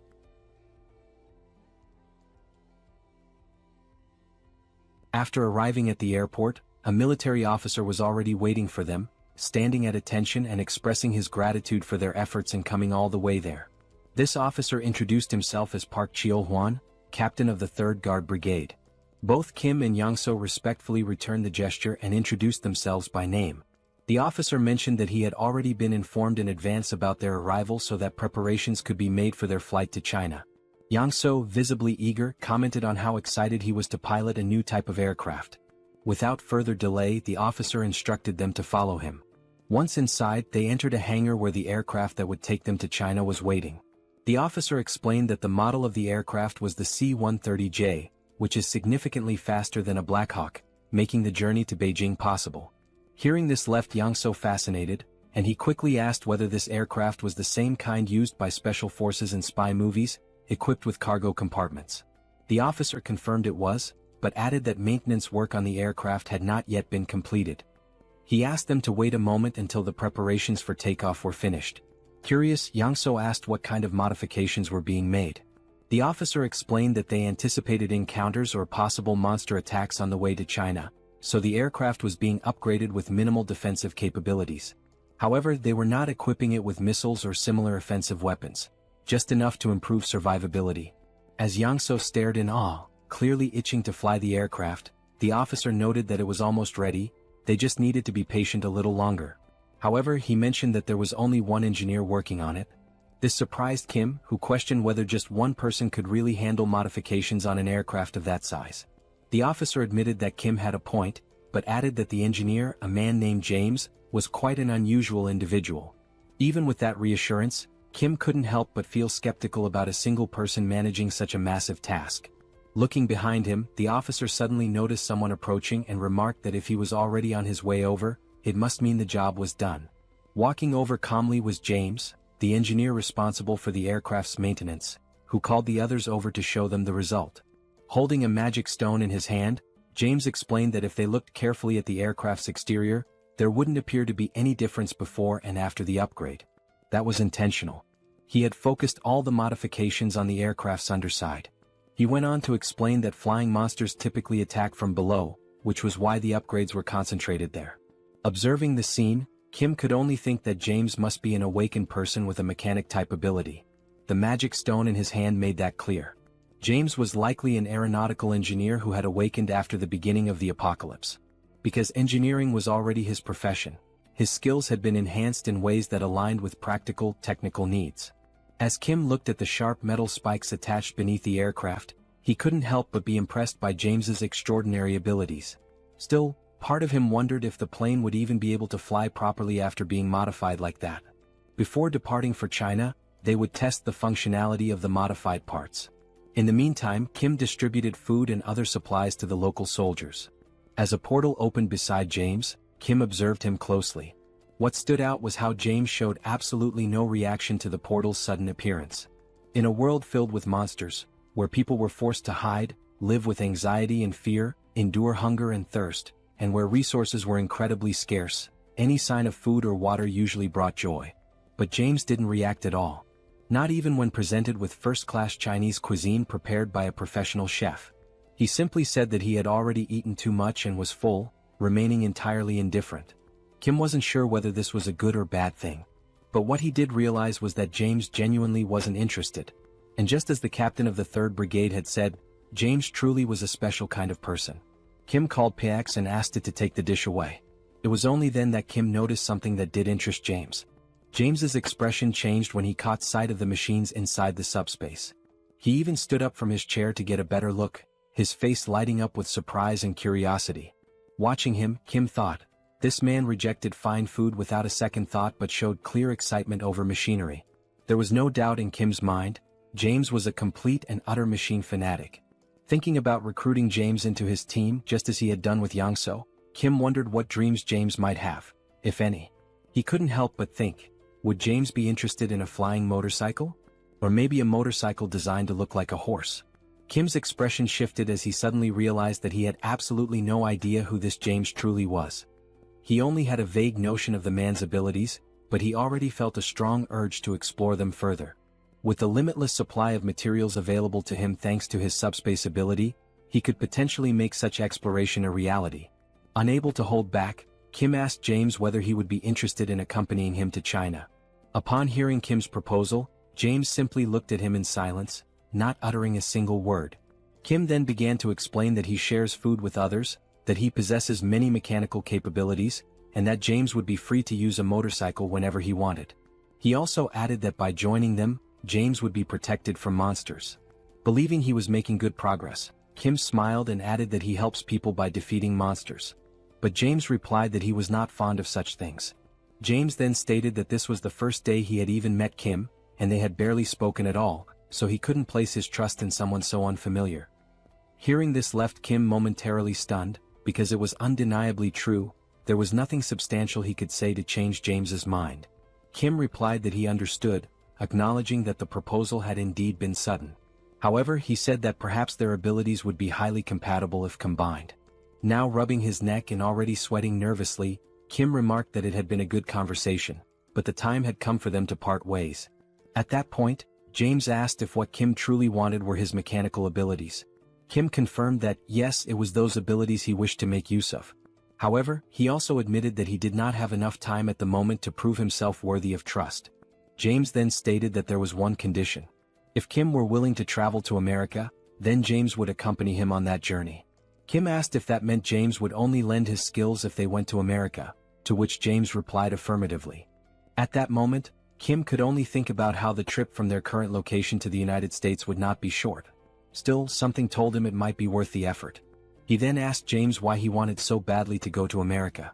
James replied immediately that he didn't have any family there. But even without family, there was still a place he deeply wished to return to. However, he did not want to risk making the journey alone, and with Kim being as strong as he was, it would be reassuring to go with him. Kim responded that going to the United States was a possibility, but not immediately. After closing the portal in China, he would need to head to Japan right away. James said he wouldn't pressure Kim that far as long as the delay wasn't too long. Kim smiled and said they had a deal, promising to take James back home. Then, as a way to initiate the sealing of this agreement, he opened a portal to his subspace. James had no idea what Kim was planning to do next. Suddenly, Kim pulled the entire aircraft into his subspace. Then he summoned 2 motorcycles and 2 Black Hawk helicopters. But upon noticing how empty the space still looked, he increased the quantity significantly, making many more vehicles appear. Kim looked over at James, who stood there speechless. and told him that all those vehicles now belonged to him. He could dismantle or rebuild them however he wished. Kim clarified that this wasn't a gesture of goodwill or a promise. It should simply be considered a gift. Smiling, he said he would return soon, waving goodbye. Then Kim left, while James remained behind, still in shock at what he had just witnessed.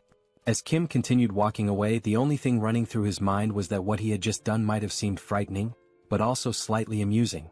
Back with James, he could only wonder what he was supposed to do with that many vehicles and aircraft. He questioned what kind of ability Kim even possessed. And at that very moment, James felt a deep sense of regret.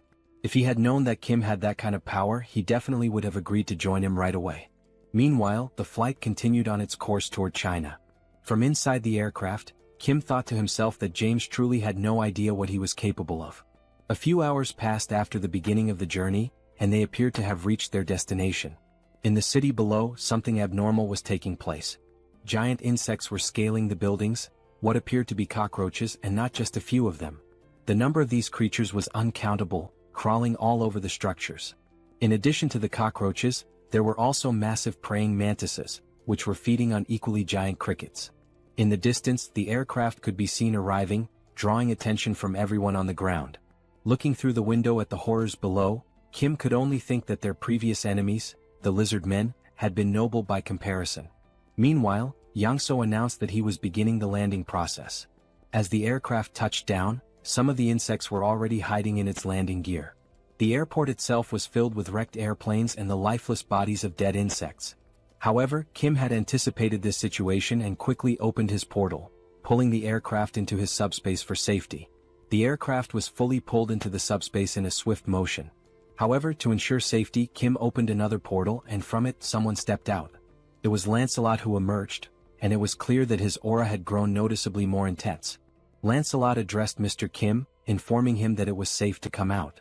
Kim responded by asking for a moment, explaining that he was in the process of putting on a new outfit. After a short pause, Kim stepped out from the portal wearing a suit designed to protect against radiation. He immediately asked whether there were any insects in the vicinity.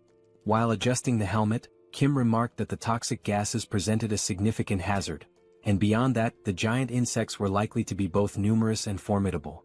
Lancelot reassured him, saying there was no need to worry for the time being, as no insects had been detected nearby. However, he added that it appeared they already had company. Kim turned to look and saw something he hadn't expected to encounter so soon.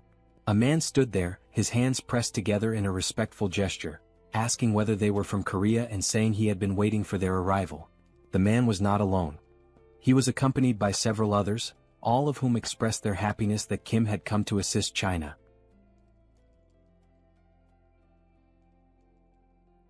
Besides the giant insects, the toxic air remains one of the most pressing concerns at the moment. Inside one of the buildings, a man with long hair cautiously opens the door. He takes a quick glance outside and notices to his relief that there do not appear to be any insects following them. After closing the door, he turns toward Kim, mentioning that the place might not be very comfortable but hopes it will suffice. Kim responds that the conditions are acceptable, yet something unusual catches his attention. There are individuals inside, cultivating a type of energy that radiates a blue light. It is not just one person but several, all meditating while emitting this aura. The men, however, do not appear to be in good health. Their eyes are marked by dark circles, and they seem noticeably dehydrated. While observing alongside Lancelot, Kim inquires about the condition of everyone present. The long-haired man explains that he has expelled all the toxins from the area using internal energy, so it is safe to remove the gas mask. Curious, Kim asks what exactly internal energy is. The man explains that, among awakened members of the Murim family, it is an inherited ability. He goes on to clarify that there are awakened members from the world of martial arts. In various parts of China, traditions that have been preserved since ancient times coexist with the new reality. One day, when monsters suddenly appeared in the world, individuals with awakened abilities also began to emerge. The abilities of regular people differed greatly from those of the martial arts school members. For instance, Kim's ability is Subspace, while Joy, his sister, possesses the ability to heal wounds. In contrast to individuals awakening unique abilities, martial arts members utilize internal energy. Thus, it becomes essential to wield inner strength with personal meaning and individuality, according to each practitioner's skills. The abilities of awakened martial arts members are remarkably extraordinary, to the extent that the Chinese government officially recognized them, quickly mobilizing them to exterminate monsters. These awakened martial artists have a leader, the long-haired man who goes by the nickname Anyang. Anyang explains that not everyone belongs to the martial arts world like his group. Sipping tea, he mentions receiving a call from the Chinese government with instructions to eliminate all kinds of monsters. However, the main issue lay in the competitive bids, and in Beijing alone, there had been 2 bidding contests. The dimension that won the bid was called Beelzebub. Kim briefly reflects, considering that Beijing's population is twice that of Seoul, so it would not be surprising if there were indeed 2 competitions for bidding. Anyang continues, emphasizing that there was a lack of crucial information about the enemies. While he detected the presence of toxic gases, the real issue proved to be the poison itself. Ordinary awakened individuals and soldiers, unaware of how to use internal energy, lost their lives almost instantly. Although the martial artists eventually deciphered the poison, the energy required for purification was so immense that it made simultaneous combat impossible. Even after resolving the initial problem, the gate opened, leading to a surge in the number of insects, which is the current situation. Anyang explains that detoxification requires continuously consuming a vast amount of internal energy, meaning the longer it takes, the worse the situation becomes. Moreover, for those who must breathe fresh air to accumulate and utilize energy, the toxic atmosphere becomes increasingly lethal. He further mentions that the toxic gases continue spreading through various channels, leaving no time to spare. Surprised, Kim asks him to wait for a moment before proceeding. He then inquires whether Anyang feels invigorated by fresh air. Anyang confirms this, somewhat puzzled while standing up. Kim reassures him that it is not a problem. Without further explanation, Kim opens the subspace, announcing that he will return shortly. As he steps inside, Anyang remains unsure about what Kim intends to do. The system displays the cost of an air canister, 9,901 each. Kim instructs the system to generate several canisters. Once produced, Kim commands the system to remove the canisters and stack the air bubbles in layers. As the layers of air accumulate, they begin to form a mass as large as a giant boulder, with each portion of air being recorded as a separate product. Near the martial artist deciphering the gas, the system is set to automatically release fresh air at intervals of 1 second. Suddenly, a powerful explosion erupts near the men, catching them off guard. The force of the air blast is so intense that it pushes all the toxic gas out of the area, creating a clean and breathable environment. And only then did the men finally manage to breathe properly after so much time. An unsettling sensation arose as they wondered how such a thing could be possible. Anyang remained there, watching all those men, expressing how refreshing and invigorating the clean air felt. Still in disbelief, he asked what Kim did to achieve such a result, as now all the men seemed revitalized just from being able to breathe pure air. Anyang, still incredulous, questioned how this could be possible. Turning towards the subspace portal, he noticed that the fresh air was emanating from Kim's ability. He began to realize that when he had reached out to the Koreans for help, it was truly a desperate situation. People who did not know how to utilize internal energy could not even move, and meanwhile the insects reproduced faster than they could be eradicated. That was the reason he pleaded for help, desperately grasping at any possibility. Naturally, he had anticipated a refusal when he explained over the call that the situation involved insects and toxic gases. However, during the call, he heard the soldier relay the situation to Kim, and the response came that Kim would be happy to assist. During the call, Anyang had also noticed the relaxed tone of the Korean soldier. Still uncertain, he had tried to confirm if Kim truly intended to come to China to help, and the answer was swift.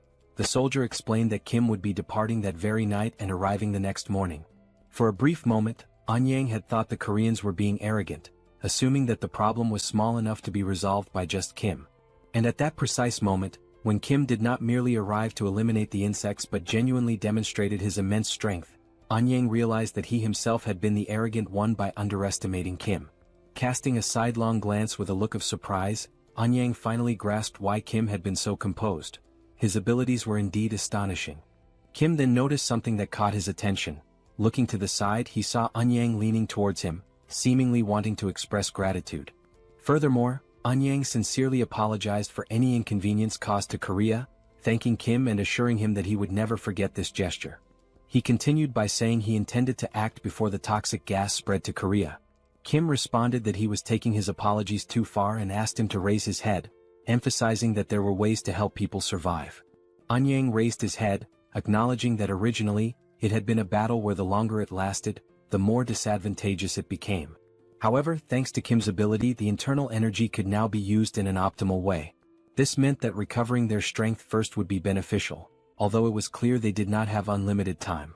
Anyang then suggested launching an operation 3 mornings from now.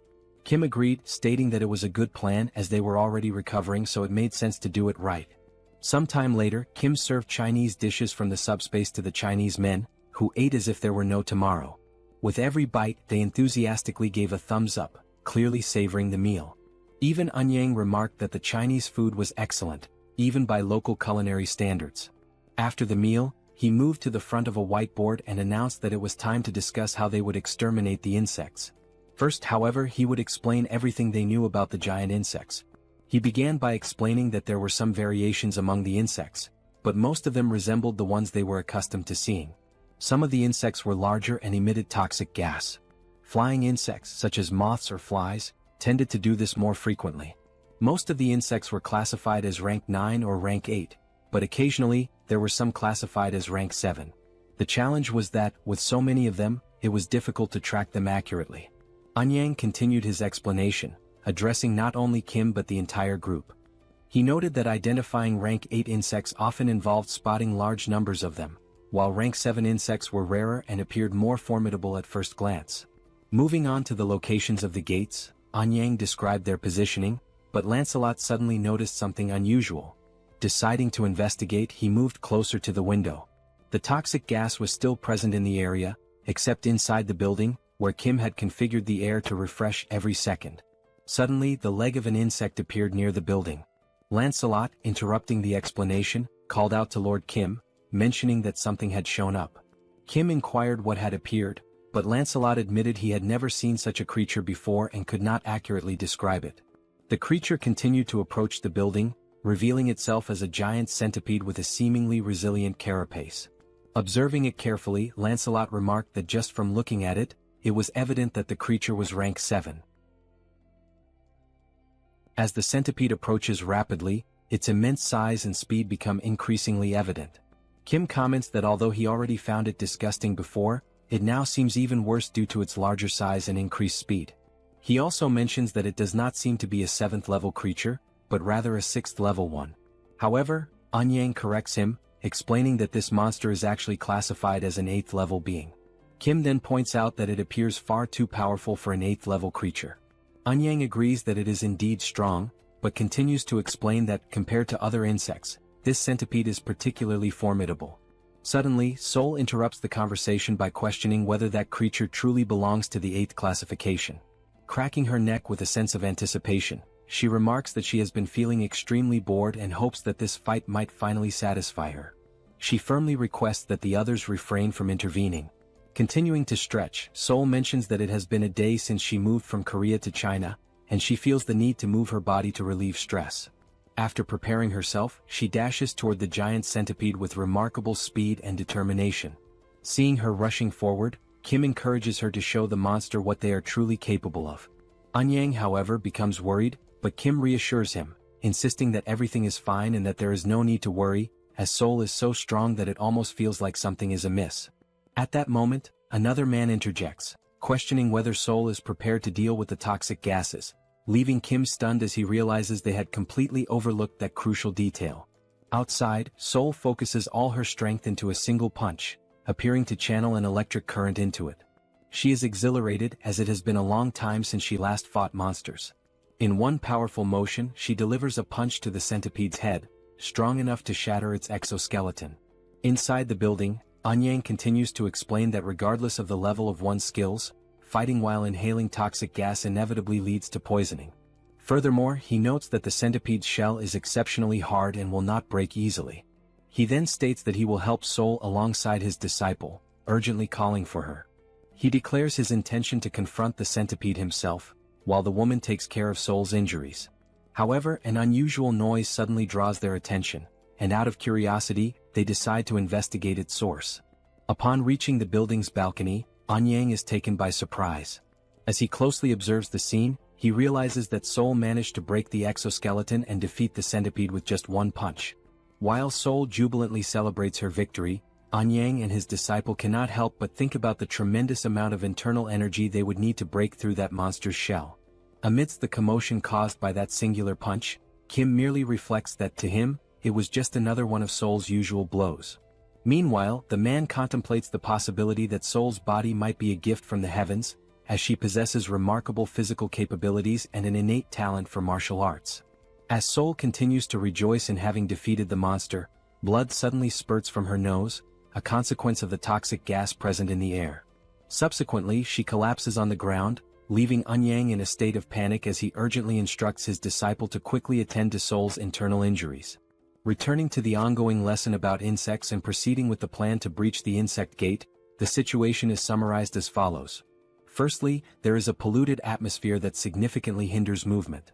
Secondly, it is extremely challenging to identify multiple insects simultaneously, as there could even be unidentified 7th-level creatures among them. Thirdly, the maximum deadline for closing the gate is 3 days.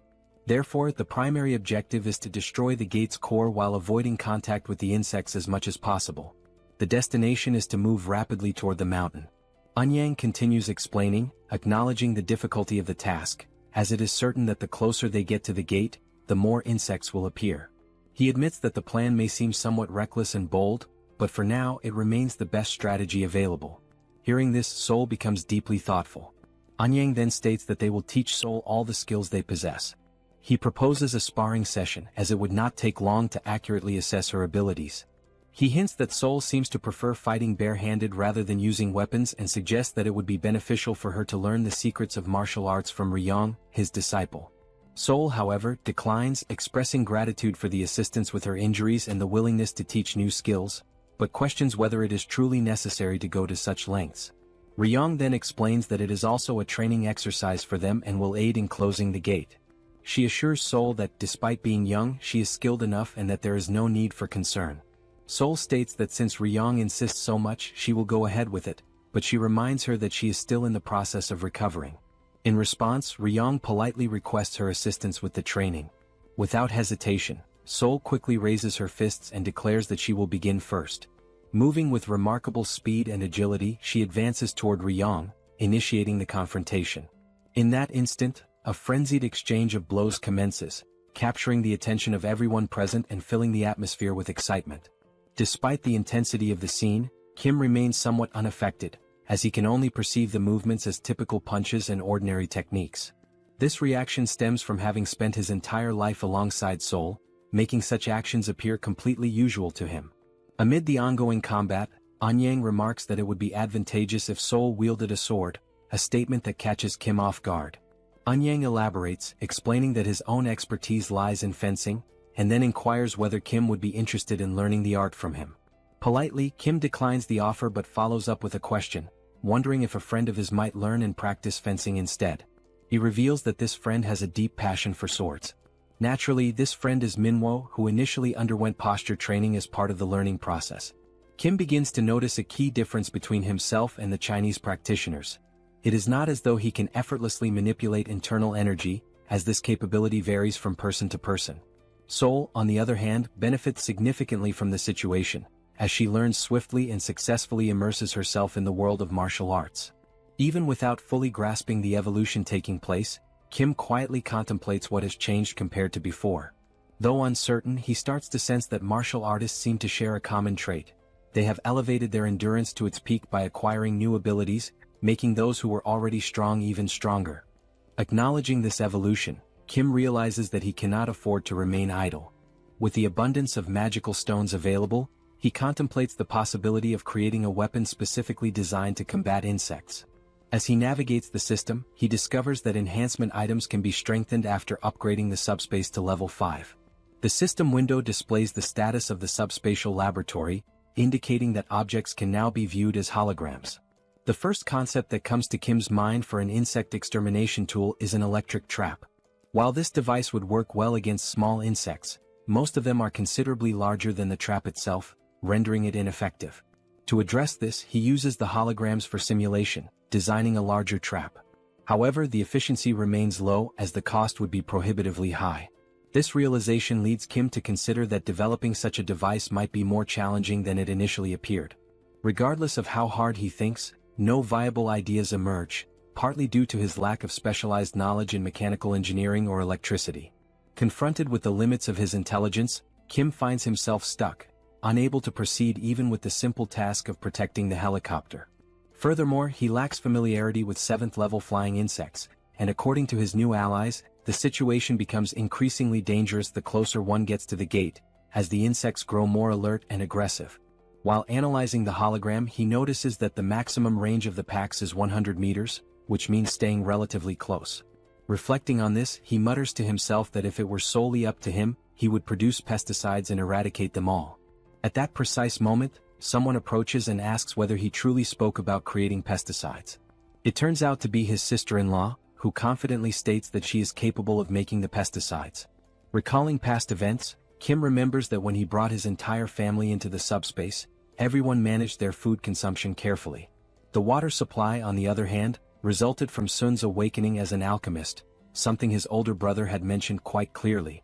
Realizing that his happiness over reuniting the family had momentarily made him forget this detail, Kim becomes more attentive to the situation. Excitedly, his sister-in-law reassures him that, although her alchemy skills are not as advanced as his, she is also an awakened individual and can be of assistance. She further explains that she has been using the laboratory while Kim has been preoccupied with other matters. He expresses his approval, granting her permission to use it whenever needed. Grateful, she inquires about the specific type of pesticide he requires. Directing his attention back to the hologram of the giant centipede and considering the vast number of insects, some even stronger than anticipated, Kim specifies that he needs a super powerful insecticide capable of exterminating all the insects at once. Sometime later, amidst a city overwhelmed by toxic gases and gigantic insects, the group moves toward the core of the portal. As they advance, Anyang reflects on how the past 3 days have flown by like an arrow, and he now finds himself in the best physical condition he has ever experienced. His pure internal energy feels more powerful than ever.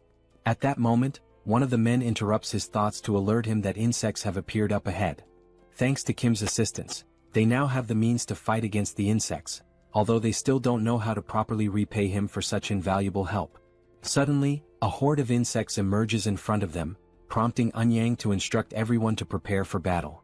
The insects in their path are ants, obstructing their progress. However, before the Chinese fighters can initiate their attack using internal energy, a green liquid is thrown at the ants. The liquid makes contact and seemingly eliminates them with ease. This substance is, in fact, the insecticide that Kim's sister-in-law had created specifically for combating the insect threat. The Chinese warriors are left stunned by the potency of the insecticide. Anyang reflects on how, while they had been focusing on gathering and refining their inner energy, Kim had been developing this powerful insecticide. At that time, Kim is riding a motorcycle with Lancelot. Observing the scene before him, he realizes just how incredibly effective the insecticide truly is. He recalls his conversation with his sister-in-law, during which she mentioned that she had been using his laboratory and that the holographic system made everything far more convenient. Over the course of the past 3 days, she had been experimenting with various types of potions aimed at eradicating insects. She mentioned that although she hadn't succeeded in creating anything particularly powerful, the pesticide had been easy to make. In that moment, Kim had come to the realization that even what she had already produced was impressively effective against the insects.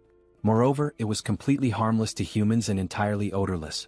Recognizing the functionality and value of the pesticide, Kim thanks his sister-in-law but adds a note of caution. The substance does not work against rank 7 insects, though it is excellent for dealing with common ones. After taking a short break, Anyang gazes out a window at what used to be a mountain known for its natural beauty, now transformed into nothing more than a dungeon swarming with insects. Turning to the others, he explains that from this point on, things become significantly more difficult. He expresses gratitude to Kim for getting them this far without needing to fight. However, the mountain itself will not be so easy to deal with. He further explains that many attempts have already been made to destroy the portal's core, but all have failed. Whenever they have tried to climb the mountain, the insects would unite and attack in force. Though they are mindless creatures, they seem to possess an instinctual understanding that they must protect the core of the portal. Anyang continues, stating that it has been a long time since their last attempt, and therefore, they have no idea what kinds of insects currently inhabit the area. Kim responds by saying that Anyang need not worry, as he is fully prepared to fight rank 7 insects. with a confident smile, he reveals something he had not mentioned earlier. He gestures to Lancelot and explains that Lancelot himself is a rank 7, and there is also something inside the subspace capable of dealing with rank 7 threats. Kim then reassures Anyang once more, encouraging him not to worry too much. However, their very first enemy on the mountain immediately makes Kim question just how powerful their opponents will be from this point on. Standing before them is a massive and terrifying grasshopper. Kim can only think that, unlike the lizard men they had faced before, this enormous insect is definitely a rank 7. As the grasshopper prepares to attack, Kim wonders whether such a creature could have possibly completed the dimensional entity's paperwork. He then recalls what Lancelot had once said about the traitorous goblins, that they had evolved through sacrificial means, a method that lacked intelligence. Those goblins had received unofficial documents, underwent evolution, and thus became what they are now.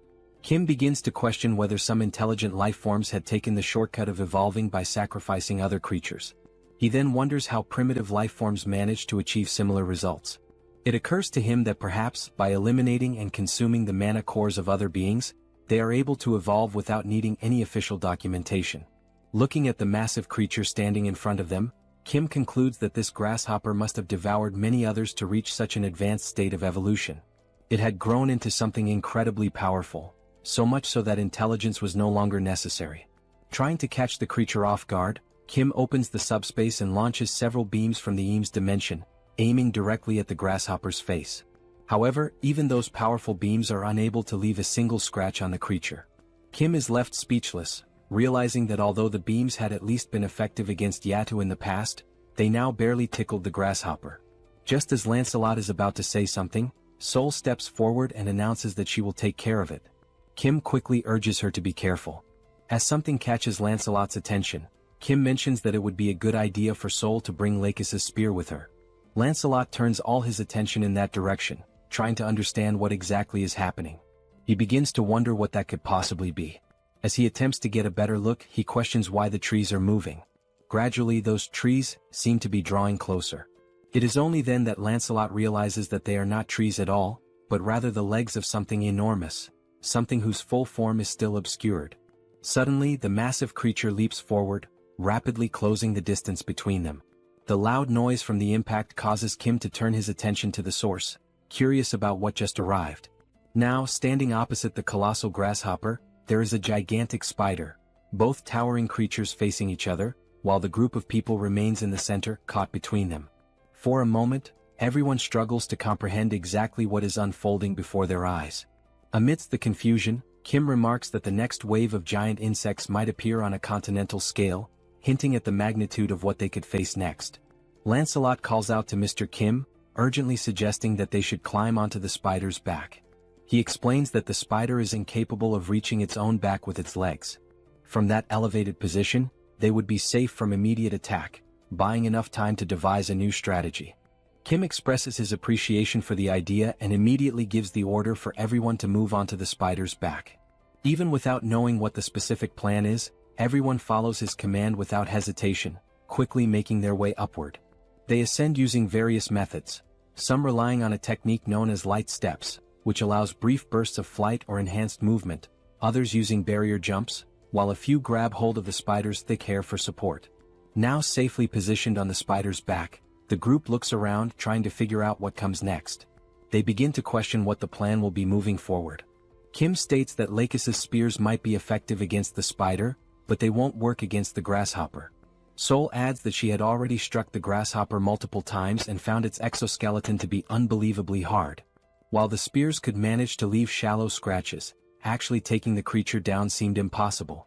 She also warns that if anyone drops their guard, the grasshopper will not hesitate to devour them. Right as she finishes speaking, the grasshopper suddenly launches itself toward their position with astonishing speed. The sheer agility of the movement leaves everyone momentarily stunned and unable to react in time. All of them are caught off guard by the sudden charge of that colossal creature, now barreling straight toward them.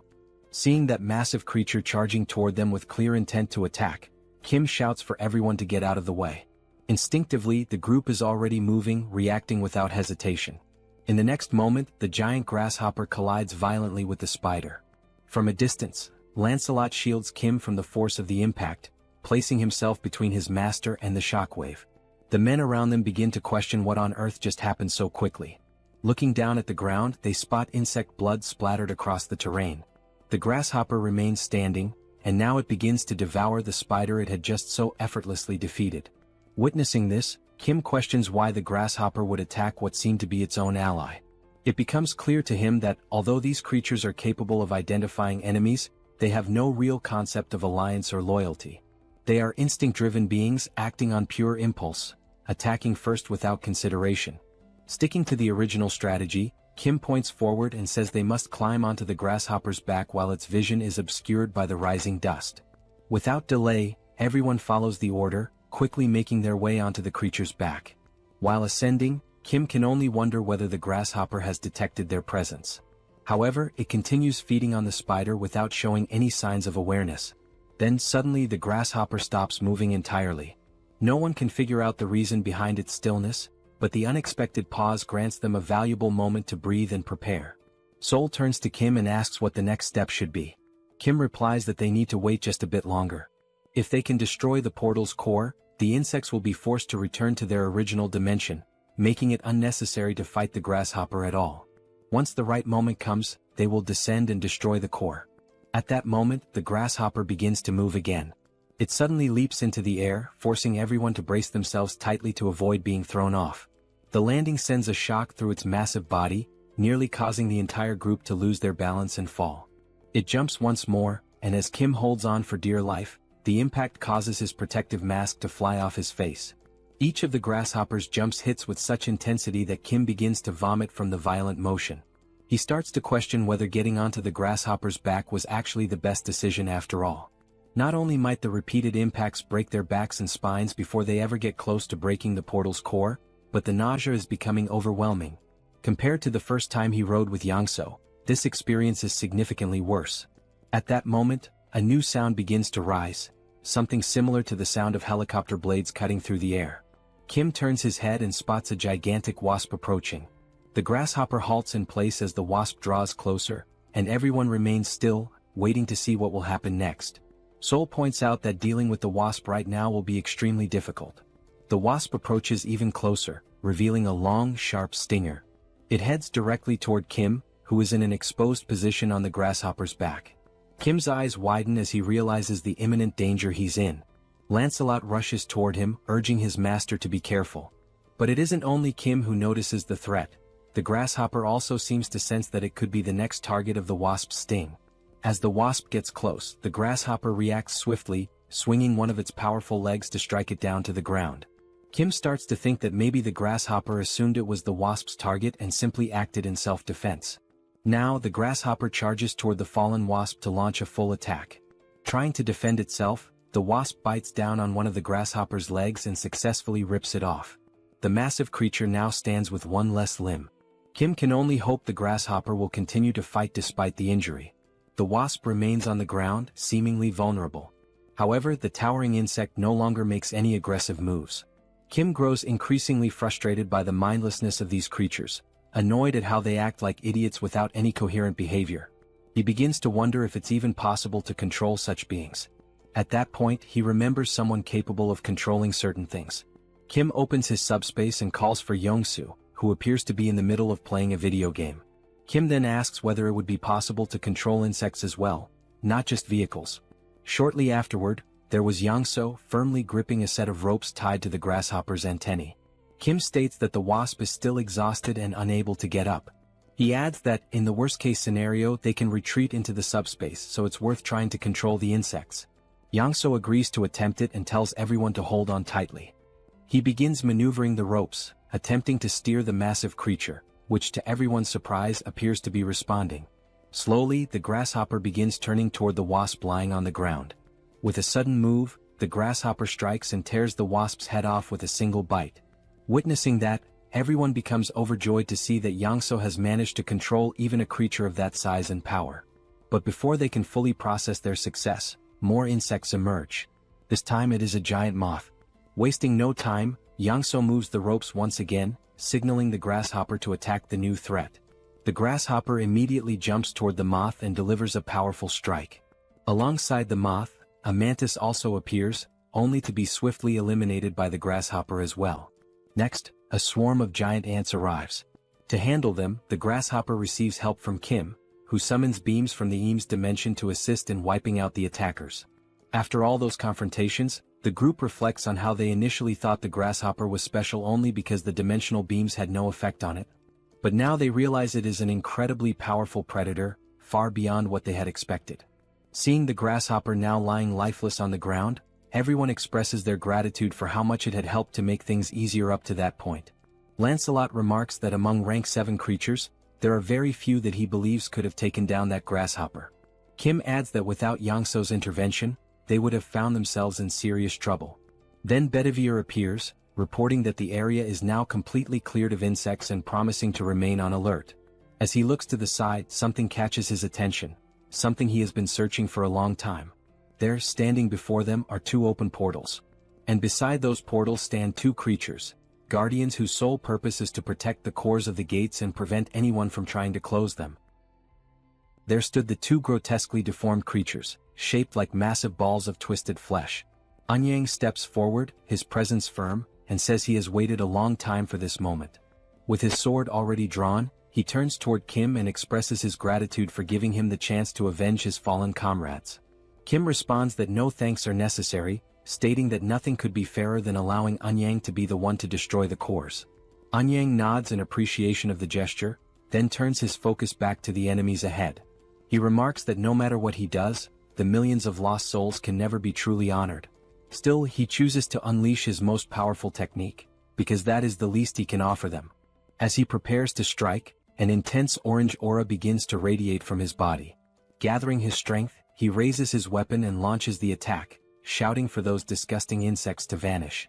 The skill, known as Descending Footprint, is released from a distance, designed to strike both gate cores simultaneously. The impact of the ability is overwhelming. Upon hitting its target, it obliterates the creature completely, crushing it with brutal force. The surrounding area is instantly engulfed in a thick cloud of dust stirred up by the shockwaves. Anyang turns around, his back to the devastation still unfolding behind him as the explosion continues to rumble. Watching the display of raw power, Kim acknowledges that Anyang had not been exaggerating when he said this was his strongest ability. The strength is truly formidable. Then one of the portals begins to close. However, everyone immediately questions why only one of the 2 portals is shutting down. As the dust settles, it becomes clear. The hand of some unknown creature had shielded one of the cores from the full force of the attack. Everyone turns to see what exactly that creature is. And since it has not yet emerged completely from the portal, Kim wonders what kind of being it might be. Gradually, the creature begins to exit the portal. It has multiple eyes, far more than anything natural. The being resembles a monstrous, mutated fly. The sight of such a horror leaves Anyang stunned. His most powerful strike had not even left a scratch. Then the creature attempts to speak. It says it will likely face reprimand from the Chamber of Commerce, but given the current situation, everything is already a lose-lose scenario. It adds that it smells something quite delicious. Sol asks whether that mutant can even still be considered an insect. Kim comments that the monster is revolting and questions whether it is also a rank 7 entity. Attempting to catch it off guard, he opens the subspace and gives the command for PX to launch the Lakis spears toward the fly. The spears strike the creature's eyes, yet cause no harm, not even the faintest scratch. This outcome surprises Kim, considering those same spears had managed to wound the grasshopper. His suspicion grows. Lancelot then confirms that the creature is indeed at least rank 6, possibly even stronger. The fly questions what had just been thrown at it, noting that it barely felt a thing. It also asks where those spears had come from. Sol looks to Kim and asks what they will do next. Kim, however, finds himself unable to focus on anything except trying to determine the next move, never having faced anything of such overwhelming power. He begins recalling past fights against opponents stronger than himself, trying to understand how he had managed to overcome those odds. There must be some kind of trick. Then reality hits him. Until now, all he had done was launch attacks endlessly. And now would be no different, because no other option remains. He shouts for everyone to stay back, announcing his intent to continue attacking from a distance until he can find a weakness. Again he opens the portal and fires more of Lakis's electric spears. The spears strike the fly, but are effortlessly deflected, causing no visible damage. The creature mocks the attack, sarcastically claiming that the pain was unbearable. It then wonders aloud whether it should simply wipe everyone out, leaving no survivors. Yet it says it feels too lazy to move. Now face to face with Kim, the creature hovers menacingly as Kim desperately searches for a solution, or at least tries to determine whether it's worth continuing to attack despite the lack of results. Kim remarks that the only small advantage is that the fly considers them so insignificant, it doesn't even seem to have acknowledged the presence of the humans. Lancelot calls out to Kim and insists that he doesn't need to fight this monster directly. All they need to do is find a way to destroy the gate's core, and the creature will vanish along with it. Kim responds that he knows that, but still can't stop himself from trying to take the monster down. Lancelot agrees to try and distract the creature. Once an opening appears, they all know what to do. Kim agrees with the idea but wonders how Lancelot plans to do that, especially when even the Lakis spears are being ignored. He concludes that the only possible solution is to find something the insect would be attracted to. Then, an idea seems to strike him. He reaches into the subspace and pulls out an oversized electric repellent. The system display shows that it carries an electric attribute, with functions including penetration, shock, and provocation. When Kim realizes what is happening, within mere seconds, the creature is already alarmingly close to him, as if it had been rapidly drawn in by some invisible force. With its sudden approach, the hundreds of eyes covering the fly become clearly visible, revealing how horrifying the creature truly is. The fly then questions what the object is, calling it both fascinating and beautiful. Kim begins to tremble with fear, mistakenly believing that the creature is speaking about him, and not the oversized electric repellent it now holds. While he remains paralyzed with terror, Lancelot shouts out to Mordred, urging him to act quickly and strike at the hand that is still guarding the gate core, while the fly remains distracted. Using his stealth skills, Mordred advances toward the enormous arm shielding the core. He gets close and then leaps in the direction of the core. Maintaining his stealth, he strikes with his dagger, aiming directly at the core that had been under the creature's protection. The blow lands cleanly, slicing the gate core in half. In that very instant, the system displays a notification indicating that the dimensional account's ownership has been transferred, though there are no details available about the previous owner. The account now holds 48,881 mana stones, totaling 74,616 in Kim's possession. Additionally, the system reports that the dimension associated with Beelzebub has lost all commercial rights. The Beijing region is restored to Earth's territory. At that moment, while the fly is still holding the repellent, visibly mesmerized by it, the creature is suddenly pulled backward, sucked into the portal, and sent back to its own dimension. Following this, the dark and oppressive atmosphere that had enveloped the area begins to fade, and daylight returns. One of the Chinese men, noticing that everything appears to have returned to normal, asks if it's really over. The sunlight breaks through once again, shining over a landscape that had, just moments earlier, been completely blanketed in toxic gas. All the men shout in celebration. At last, they have successfully cleared the Chinese gate. In a moment of relief, Kim collapses into a sitting position on the ground. Lancelot approaches and asks if he's alright. Kim replies that he is, even though his legs gave out and he nearly got eliminated by a giant fly. He explains that when the creature got that close to him, there was nothing he could do. The panic was so overwhelming and immediate that he couldn't even think about entering the subspace. In other words, this time he came back from the dead.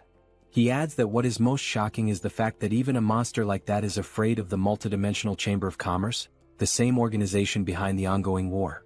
And if they wish to return to their former lives, they will have to confront that very group, to stand against something that even terrifying monsters fear.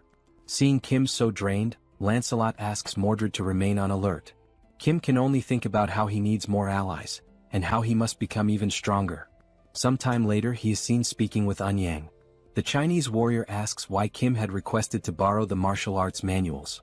Anyang remains in disbelief, especially because when Kim mentioned that he could copy the manuals, he never expected it would happen instantly.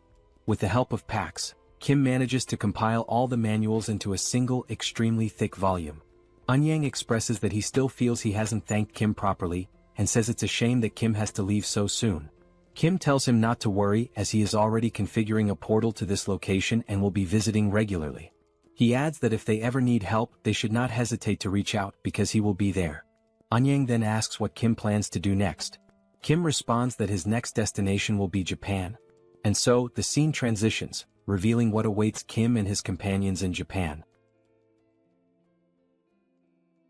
Sometime later, Kim had already returned to Korea and was now in conversation with the colonel, who began by congratulating him on successfully closing the gate in Beijing. The colonel, clearly concerned, asked if Kim had been injured or suffered any harm, to which Kim promptly responded that he was fine. However, Kim turned the focus back onto the colonel, noting that the commander himself did not appear to be in good shape. That was when Kim noticed a woman seated beside the colonel and asked who she was. The woman, visibly enthusiastic, introduced herself cheerfully as Park Seo-yeon, the representative of Busan. She added that it was a pleasure to finally meet Kim and mentioned that she had heard a great deal about him from the commander. Outside, one could clearly see the identification tags of both representatives, visible even from a distance. At that moment, the system displayed a notification. A declaration of war had been issued between Fukuoka and Busan. This time, the duration of the conflict would be 7 days, and the condition for victory was to eliminate the opposing representative. Everyone in the room was caught off guard, surprised that Fukuoka had declared war against Busan. The colonel then turned to Kim, asking if he remembered what had previously been said about Japan, that the situation over there was not looking good. Kim affirmed that he remembered, though he noted that China had been the more urgent matter at the time. The colonel explained that on that very same day the previous government of Japan had collapsed, and an ultranationalist group known as the Society for the Awakening of Restoration had seized power. As the name implied, this group revered beings from other dimensions and exalted awakened powers. Kim commented that it reminded him of the traitors from the First Corps who ended up turning into goblins. The colonel placed an image on the table and said that it showed the appearance of one of their enemies. Kim picked up the photo and was taken aback. It clearly depicted some sort of fish. He questioned whether they were not humans, to which the colonel responded that most members of the Society for the Awakening of Restoration appeared as fish-human hybrids. That was the only key difference between them and the goblins. Back in Japan there had been no one to stop them. Thus, their influence continued to grow unchecked until they eventually took control of the entire country. The situation escalated just the previous day when Hideki, a so-called assault captain, made a sudden appearance in Busan. Civilians working near the coast witnessed the arrival of the monstrous figure and were bewildered, unsure of what kind of creature it was.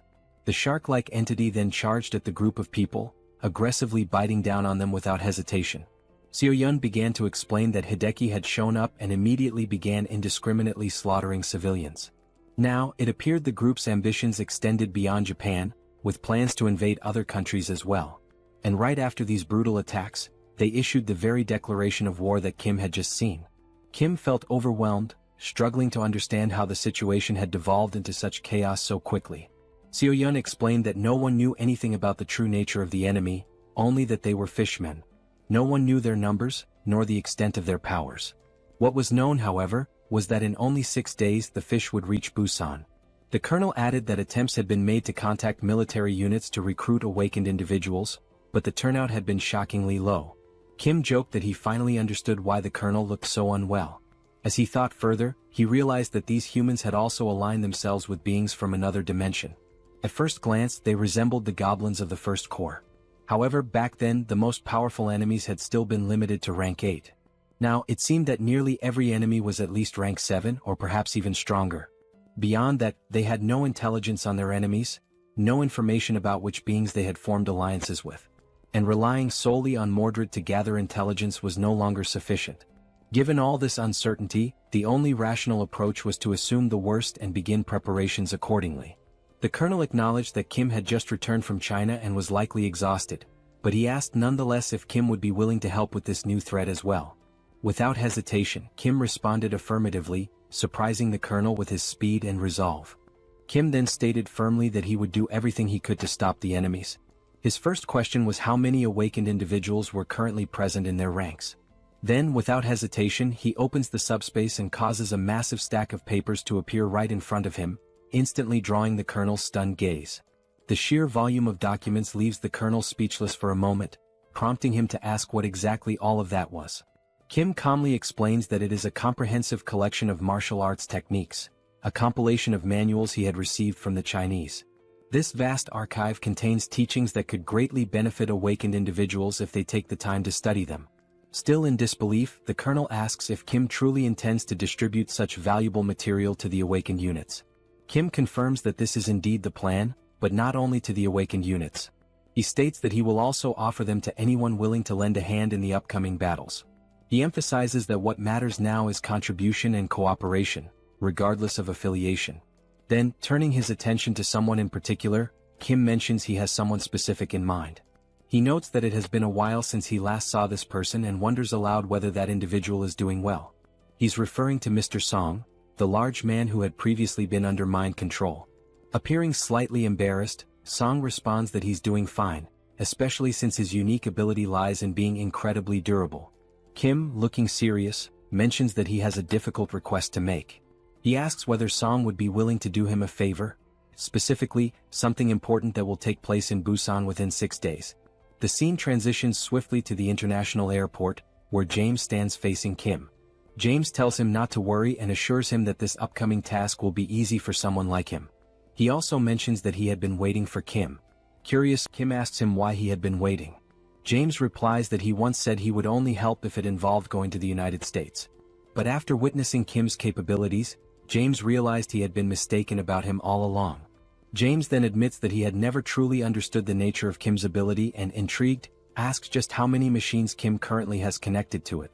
Sometime later, Kim finds himself walking through the area, deep in thought. He reflects on how the earlier misunderstanding with James had been resolved and shifts his attention toward evaluating their current combat strength. At the moment, their forces consist of 200 awakened troops and 20 awakened fighters, in addition to James himself. Kim wonders if the people of Murim are still occupied with clearing out Beijing and notes that he intends to reach out to them soon. He considers that he might need additional help in order to move forward with his current strategy. His thoughts drift toward the Camelot facility, a base he had constructed to house the knights. Realizing that it has been quite some time since he last used a strengthening stone, he checks the system and sees that a considerable number of enhancement stones have now accumulated. Unable to recall the last time he used any of them, Kim decides it's the perfect moment to put them to use and allocate them wisely to increase his force's capabilities. He immediately uses the stones and initiates the summoning of the other Knights of Camelot. The system promptly displays a notification that all 12 knights are being summoned. And then, almost instantly, the knights begin to emerge one by one, each appearing with purpose and presence. They gather slowly, walking with quiet strength as they come together to regroup. Witnessing this, Kim feels a surge of excitement. It truly feels as though he is reuniting with family after a long time apart. Now, at long last, as everyone has waited for, all 12 knights of the Round Table have been named, assembled, and are fully prepared for the approaching confrontation. After that, on D5 in Busan, a thorough and detailed meeting took place to discuss the approaching battle. However, given the complete lack of intel regarding the enemy's composition, strength, and tactics, the gathering ultimately served more as a damage control session than a strategic planning one. Based on the points covered in the meeting, both the father and James immediately began working on their assigned responsibilities. The father took charge of constructing a fortified base designed to withstand enemy assaults, while James focused on modifying a warship capable of engaging the enemy at sea. In particular, James's role proved to be of extraordinary importance in this operation. Though there was initial concern among the others about the weight of responsibility placed on his shoulders, it quickly became evident that James was nothing short of a technology fanatic. Rather than feeling burdened, he welcomed the challenge with excitement. As time grew short, Kim made the decision to request reinforcements from the martial artists as well. Anyang and his men reported that they had managed to get things in order back in China, just in time to lend their assistance in Busan. Unfortunately, not everyone could leave China, so only the strongest among them came to help. They dedicated themselves to training the awakened troops by using martial arts manuals to enhance their capabilities in combat. While watching the intense training sessions unfold, Kim expressed his gratitude for their support. However, Anyang replied that there was no need for thanks. What Kim had done for China was far greater and could never be repaid so easily. Anyang added that there was something he had been unable to say the last time they met, and now, he had a favor to ask. Curious, Kim asked what kind of favor it was. Anyang pulled something out and showed it to him, a sort of remarkable beauty and significance. He explained that he had used an enhancement stone on the weapon, which had significantly amplified its power. He then asked Kim if it would be possible to duplicate this sword, completely catching Kim off guard. Anyang went on to say that if such a sword could be shared with others who needed it, it would surely make a difference on the battlefield. And he emphasized that this was something only Kim had the power to accomplish. Still stunned by the request, Kim asked him to wait a moment, pointing out that it was such a valuable weapon. Duplicating something so rare felt like a big decision. Nevertheless, Kim accepted the sword and sincerely thanked Anyang for entrusting it to him. Eager to test its potential, Kim promised to treasure the sword and ensure that it would be shared with those who needed it most. The system then displayed the sword's stats. It was a rare-grade weapon with wind attributes and included piercing and acceleration options, an extremely powerful and well-rounded blade. Afterward, Kim opened his portal and summoned Minwo, telling him that he had brought a gift. Minwo, exhausted from continuous training, didn't even manage to ask what the gift was. He could only wonder what Kim had in store. A few minutes passed.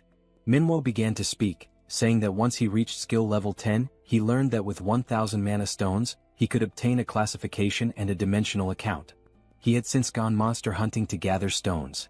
Minwo continued, explaining that he had been the only one left out of the recent battle against the insects due to his lack of official classification. That exclusion left him deeply frustrated. Kim was surprised by Minwo's frustration and began to wonder whether raising one's skill level truly helped elevate their classification. It was at that moment Kim realized that the majority of martial artists were already at rank 8. He speculated that perhaps some of them had received registration forms from dimensional entities to increase their rank. However, the more likely explanation was that they had simply advanced their level in tandem with their abilities, especially since those registration forms were so difficult to obtain. Then Kim thought about Soul. She hadn't said much about her own progression, despite always staring at the system screen and muttering that it kept asking for more mana stones, leading her to suspect the system itself was trying to scam her. Kim came to a harsh realization: it would take 100,000 mana stones just to reach rank 6. He turned to Minwo and asked how many stones he had managed to collect so far. Minwo answered that he had only gathered 314. Kim then said he would provide the rest of the stones, but only if Minwo agreed to do him a favor. Minwo asked what kind of favor that would be. And so, Minwo joined the upcoming battle against Fukuoka. As preparations progressed, time seemed to accelerate. Finally the day arrived. The day of the battle. Gradually the enemy began to approach from the sea. The waters, calm just moments before, suddenly erupted as the invaders emerged without warning. The fishmen began shouting as they arrived, claiming that nearly 1,000 merfolk were on their way. They boldly declared that human weapons would be useless against them. Furthermore, they offered what they called a bloodless solution: surrender the representative and they would spare the rest. Observing their arrival, Kim noted how articulate the fishman was. The creature had spoken the perfect words to earn himself a punch. Then a magical barrier opened. The fishman, convinced that the humans were about to surrender their representative and capitulate, let out a loud command, ordering the merfolk to attack. From beneath the waves, a vast number of fishmen surged forward. But before the lead fishman could continue his proclamation, something pink came flying toward him. It was a whip. The strike landed squarely, launching him through the air and leaving the rest of his kind stunned in fear. That powerful attack came from the newly appointed knight, who addressed the fishman with absolute contempt, calling him a filthy piece of trash. She was flanked by 3 other knights, standing firm as she boldly declared that those damned fish wouldn't be allowed to take even a single step closer to Lord Kim. The 4-knight formation immediately exuded an intense aura of pressure, striking fear deep into the hearts of the invading fishfolk. Amid the mounting tension, a new figure emerged from among the enemy ranks, a fish-like creature who introduced himself as Lord Makio. His presence marked a shift in the battlefield's atmosphere. Observing the resistance before him, Lord Makio remarked that this scene was quite different from what had previously been described by another of their lords, Lord Hideki. A hammerhead-headed subordinate of his stepped forward, ordering the other fish to stand back as he alone would break through the enemy's defenses. Wearing a confident smile, Lord Makio stated that he would now show them the vast difference in power between their forces. But despite his posturing, the hammerhead fishman was swiftly intercepted and utterly defeated by Percival in a decisive, brutal counter. The blow left him crumpled and motionless, showcasing the sheer gap in strength between them. Witnessing one of their commanders fall so easily, the rest of the fish warriors charged in desperation. They shouted that the mighty Lord Hideki was still with them, and they had far greater numbers. Surely they still stood a chance. Joining the battle's front line was Anyang, wielding his sacred sword with unshakable determination. Fighting at his side was his trusted aide, delivering a relentless flurry of punches against the enemy.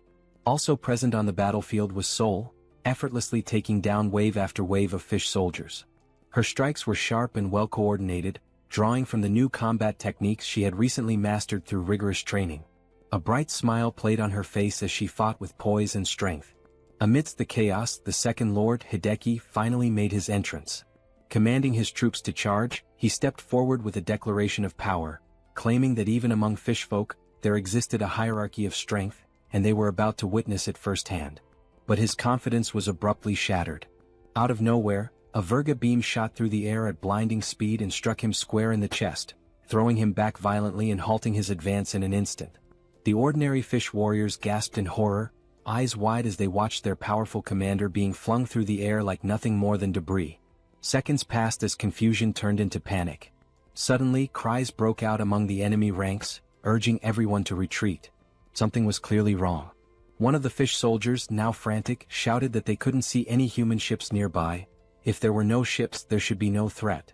The sea, by all logic, should be a safe haven for them. From the rooftop of a nearby building, Kim silently watched as the fish forces scattered in retreat. There was no celebration in his expression, only observation. He wondered to himself why they were fleeing in such a disorganized manner. Unlike the lizard men or the insect hordes, the fishfolk had yet to display any truly formidable power. It left Kim questioning whether this was really the full extent of their strength. Out in the ocean, as the enemy tried to escape, Kim opened a portal high in the sky above the retreating fish. From it, a massive ship descended, an imposing war vessel engineered with unmatched precision and technological enhancements. The fish had plans, no doubt, but against this masterpiece that James had constructed, any strategy would prove meaningless. Inside the ship, Kim gave a direct order to Yangso to set course for Fukuoka. Yangso replied with certainty, affirming that he would take them there, especially now that they had a fully equipped and masterfully modified warship at their disposal. While they sailed on the newly modified ship, Yongsu was excited to be steering the vessel, while Kim thought about how it had already been 2 hours since they had set off for Fukuoka. Besides having escaped earlier, no monsters had appeared. In other words, it had been 2 hours without any incidents or disturbances, completely silent. Kim wondered if perhaps they were being lured somewhere, but he considered that he would have to be extremely careless to be used as bait, which would be far too obvious. He realized that Lancelot and the other knights must be busy defending the base, except for Mordred. As Kim contemplated what could possibly go wrong, and prepared to enter the subspace to protect himself if something did, he suddenly heard an unusual sound. Quickly, he shouted that it was the noise of a strange monster and continued yelling that he had known it was a trap from the very beginning. Outside, on the sea, a giant whale emerged from the water. Kim said that, at first glance, this whale was at least of the same class as the locust, and if it reached Busan, it would cause total devastation, putting Kim on high alert. He then stated that he would try to stop it right there, even though he had no idea how strong it might be. Kim opened the subspace and launched the Eames dimension beams toward the whale. The beams struck the whale, piercing it easily. Then all the other beams also hit, severely injuring the whale. Seeing this, Kim commented that, as expected, the strength of that whale did not even come close to the power of the locust. As the whale sank into the sea, the system appeared, showing that the ownership of the whale's dimensional account had been transferred to Kim, making his current balance 54,827 magic stones. Looking at the system, Kim wondered if it was normal for such a weak enemy to possess a dimensional account and questioned whether this was also part of a bait strategy. Suspicious, he thought about how strong the rank 7 enemies that would appear next might be, but he was ready for whatever came his way, if the enemy had the courage. Or so he thought. About 10 minutes later, Yongsu announced that they had arrived in Fukuoka. Kim was surprised at how quickly they had gotten there. Kim remained cautious since they had crossed the sea without any problems. He had expected to fight the merfolk in the water, but that had not happened.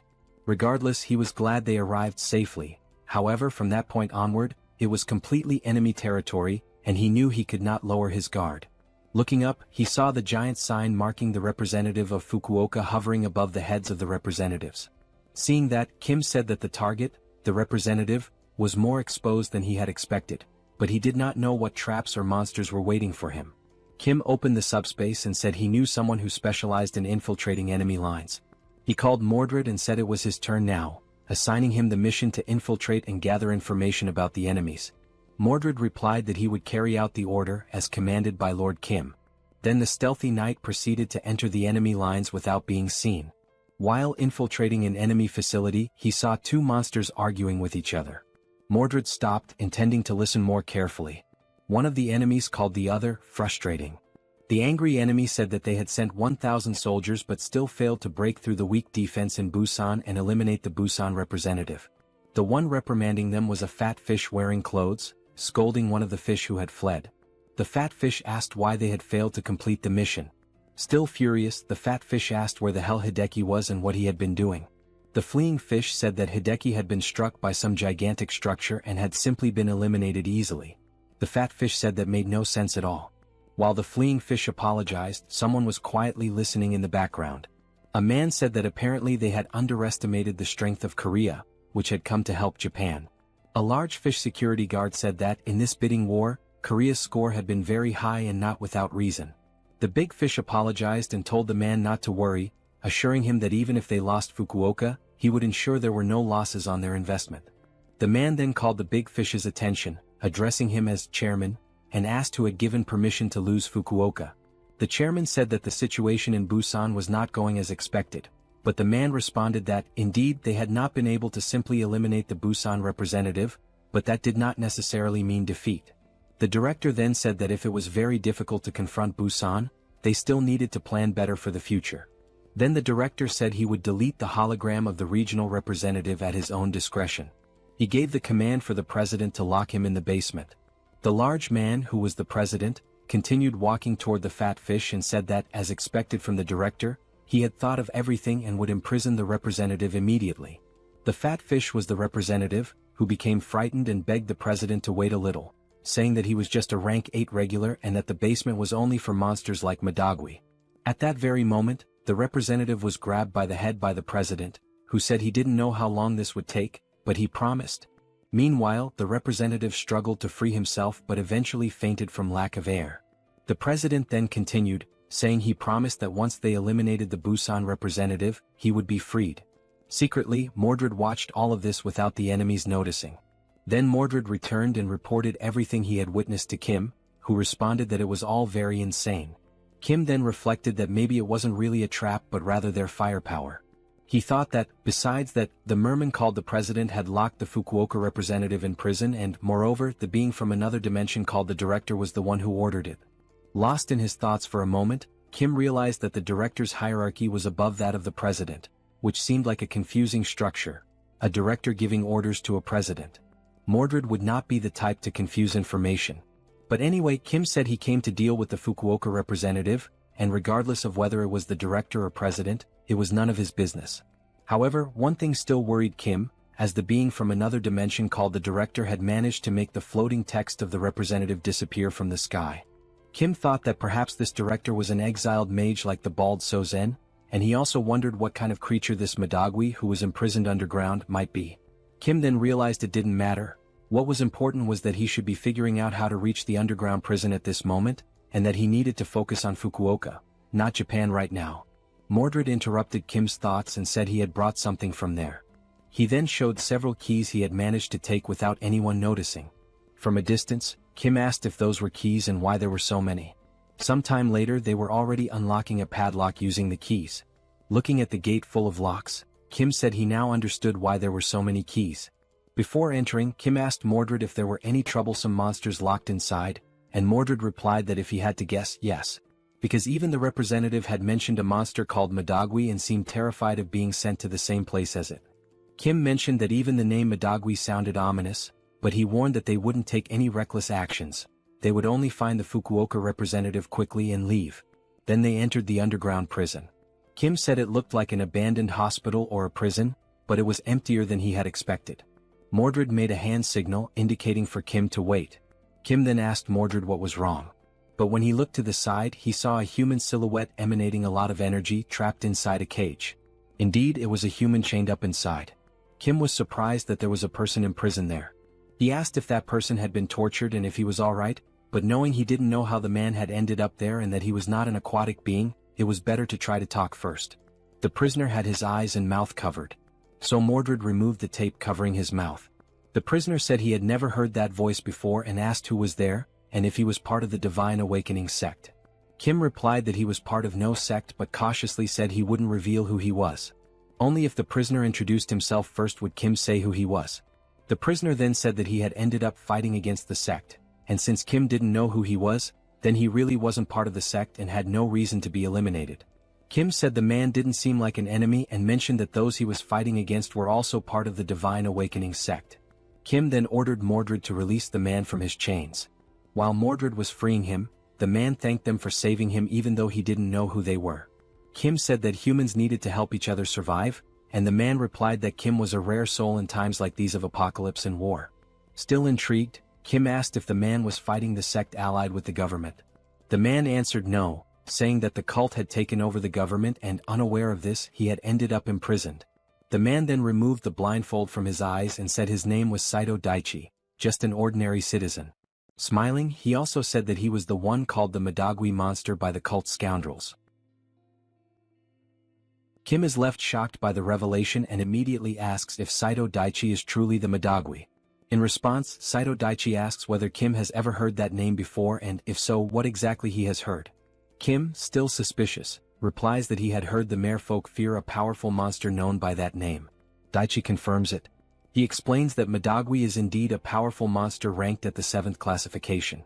However, what the merfolk truly fear is not just the monster's strength, but the heat it emits, an intense energy that practically makes Madagui their natural enemy. Still taken aback, Kim asks if this heat is Saito Daichi's own ability, considering that he appears to be just an ordinary person. Daichi calmly responds that his ability is not to transform into Madagui. He then lifts his shirt and reveals something beneath it, a red mark on his body resembling a scar. He explains that the Madagui is sealed within his body. Kim's jaw drops in disbelief and asks if something like that is truly possible. Daichi begins to explain about the seals. The system indicates that a master seal allows a target to be sealed inside a person's body. However, only one target can be sealed at a time, and the reaction varies depending on the nature of what is sealed. While they eat pizza, Daichi continues his explanation. He says that the larger and heavier the sealed entity is, the stronger the reaction on the host's body. The host will lose strength, become extremely dizzy, and may even faint. This is something he learned the hard way after sealing the Madagui. He explains that the Madagui is a monstrous creature of incredible power, immense in both size and strength. He assures Kim that it is without a doubt the strongest rank 7 monster Kim has ever encountered. Madagui destroyed everything in its path, be it monsters or humans. Nothing could stand before it. Its power was such that no attack could affect it. The only thing people could do was pray that the Madagui wouldn't pass through their territory. The only thing capable of stopping the Madagui was Daichi's unique ability. The government was aware of this and carefully planned the sealing of the monster with the help of several awakened individuals. And it was only through their combined efforts that the Madagui was safely sealed. But the real problem emerged after the sealing. Only later did they realize that the government faction pushing for the sealing of the Madagui was actually the Divine Awakening cult. But by the time they noticed, it was already too late. The cult had infiltrated by sending in agents who had not yet undergone the merfolk transformation, so no one suspected them. And as soon as the Madagui was sealed, the cult began killing the awakened. Because the awakened had gathered together to seal the monster, they were all conveniently in one place, making it easier for the cult to eliminate them all at once. This was how the cult exterminated every awakened who refused to join them. Daichi explains that he was one of those who resisted. As a result, they kidnapped him and imprisoned him there. Daichi then bows and thanks Kim for saving his life. Kim replies that such formality isn't necessary and asks what Daichi plans to do next. Daichi says that, unfortunately, he's not sure. There isn't much he can do on his own. He then adds that if it were possible, he would unseal Madagui and release it upon the divine cult to destroy them. However, if he did that, he too would be caught in the destruction and die. Because Madagui is uncontrollable and unstoppable, releasing him would result in the total annihilation of Japan. Kim then asks if there are any restrictions or a price to pay for releasing the seal. Daichi responds that there aren't. He simply doesn't release it because he would be in danger, and no one else is capable of controlling the monster. Kim is both surprised and excited, asking if that's really all that's stopping him, giving the impression that he's come up with a good idea. Sometime later within the city, one of the patrolling merfolk senses something unusual. What grabs his attention is a strange, loud noise. But when he looks down, he sees the building housing the merfolk being torn apart from within. The structure appears to be collapsing from the inside. Suddenly, it explodes completely, sending debris flying in all directions and destroying nearby buildings in the process. Amidst the devastation, the dust begins to settle. And from within the cloud of destruction, a monstrous gaze emerges. It is Madagwi, now unsealed, rampaging and laying waste to everything in his vicinity. The merfolk who had been nearby see him and can do nothing but widen their eyes in sheer terror, fully aware that this is the end for them. They are frozen in place, paralyzed with fear, unable to move a single step, still struggling to believe that the Madagwi is truly standing there before them. Meanwhile, the Madagwi continued to advance, and with every step it took closer, the merfolk began to feel as if they could no longer breathe. A suffocating sensation overcame them, as though the very air was being burned away. The monster pressed forward, destroying everything in its path without mercy. As it walked, the merfolk nearby began to melt, unable to withstand the sheer heat radiating from its body. From within the subspace, an emergency shelter Kim had created to protect Daichi from Madagwi's wrath, Kim carefully observed the destructive force of the beast outside. At that moment, a notification from the system appeared, stating that the representative of Fukuoka had been eliminated. As a result, Busan had officially won the territorial conflict. Kim acknowledged the representative's elimination and told Daichi not to worry about the rebound effect from the unsealing. Turning to Daichi, Kim assured him that he would take care of everything properly, instructing him to focus only on resealing the monster. Upon hearing those words, Daichi realized this was not the moment to be impressed. But even so, he couldn't help but think Kim was a genuinely admirable person. And it wasn't just because of his strength. It was the way Kim simply did what needed to be done, helping others without hesitation, as if it were the most natural thing in the world. Moved by Kim's resolve, Daichi felt that he too had found someone to look up to, someone who inspired him to do what must be done. Steeling himself, he began removing his shirt. Yes, that's right, just like anyone else would when preparing to bear a scar of such power. Daichi gathered his courage, stood before the portal, and faced the approaching monster. He shouted that the beast's brief moment of freedom was over, it would now be sealed once again. Upon hearing that familiar voice, the Madagwi instantly recognized it as belonging to his natural enemy. Panic struck and it turned to flee. But Daichi had already begun channeling his sealing power. In desperation, the monster grabbed onto a nearby building in an attempt to resist. But the structure was no match for its strength and crumbled entirely beneath its grasp. Soon after, the sealing process was complete. The Madagwi was drawn back into Daichi's body, once again forming the distinctive scar-like seal upon his skin. Daichi, now drained of strength, collapsed backward. But Kim caught him just in time, preventing his head from hitting the ground. He calmly told Daichi that he had done a great job. Daichi, barely conscious, looked at Kim and thought that he had indeed done what needed to be done. With the last bit of strength he had, he gave Kim a thumbs up.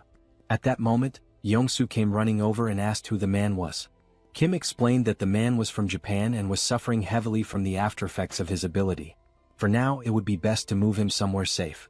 As Kim carried Daichi, he told Yongsu not to be surprised if more people appeared in the subspace, since this likely wouldn't be the last time.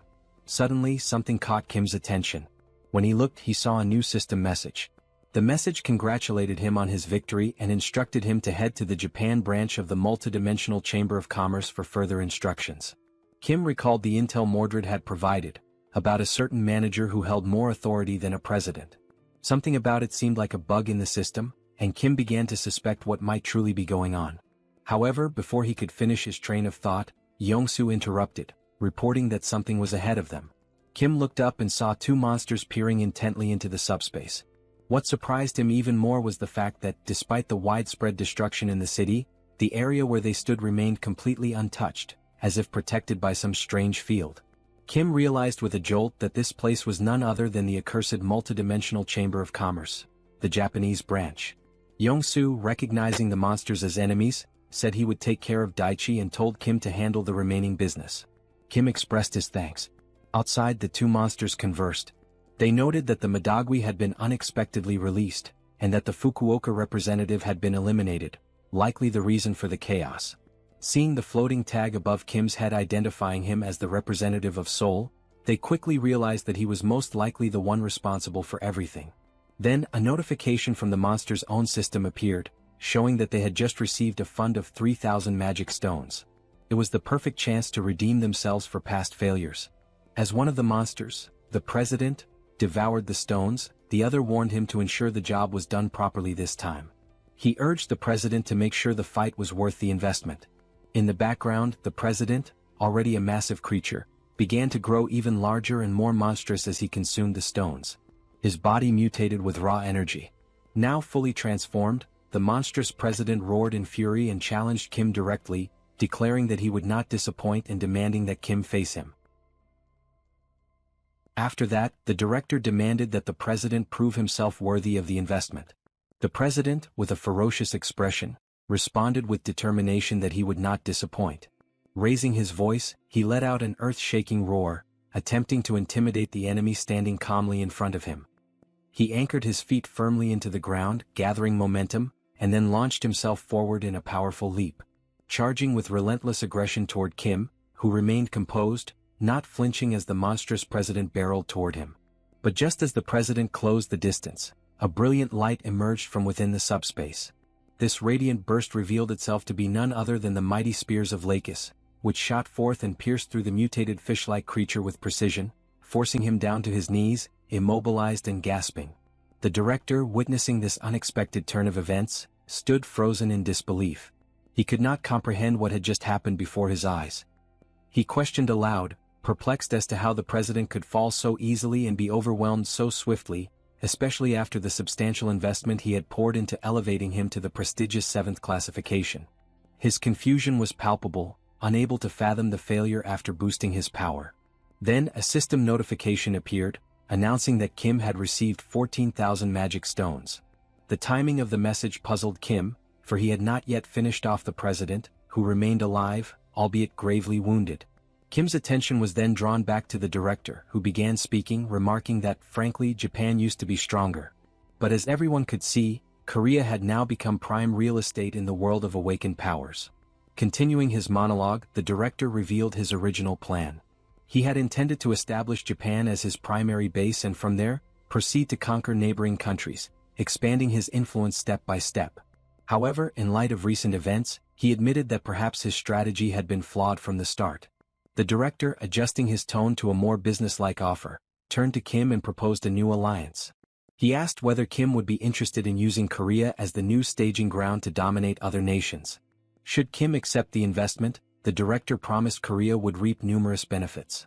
For example, Kim would gain the authority to declare war on regions such as Osaka or even Tokyo itself. Hearing these words left the president, still bleeding and crouched on the ground in utter shock. He could not believe what he was hearing. His eyes widened as he questioned what the director truly meant by this sudden shift in allegiance. But the director, showing no interest in the president's disapproval, continued as though uninterrupted. He added that, beyond the political power, Kim would also gain access to more magic stones, with the only condition being that it would be rewarded as a prize for victory and for claiming the Fukuoka Gate. He raised his hand, pointing his thumb toward the surroundings, stating that if Kim accepted this offer, he would like him to eradicate this pitiful place filled with losers. He expressed his distaste for working in such a public and exposed office, complaining that it hindered his ability to operate effectively.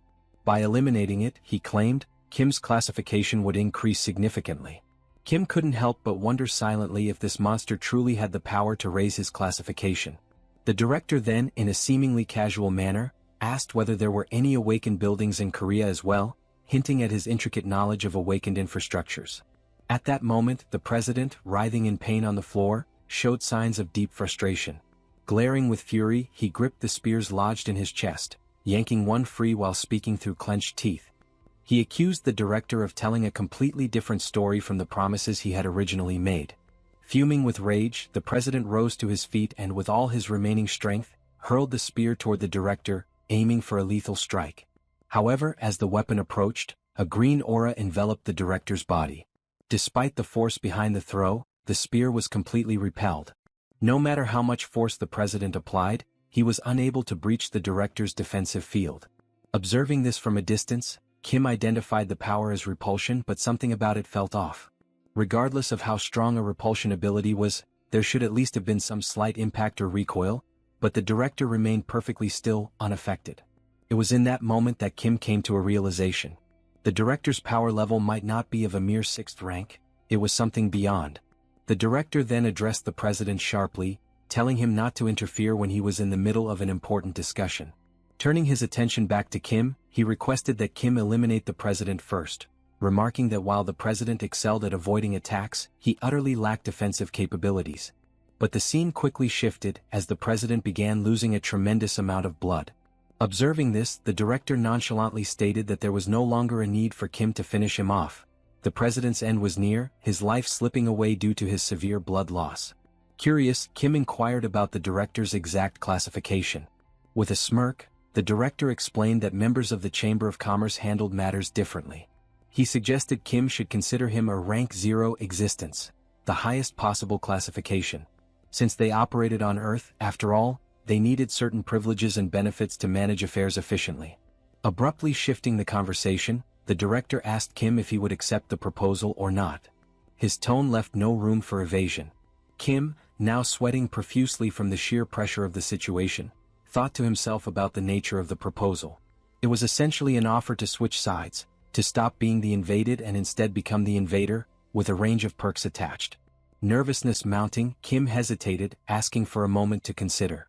But the director quickly pointed out that throughout the vast universe, there were countless beings with abilities similar to Kim's.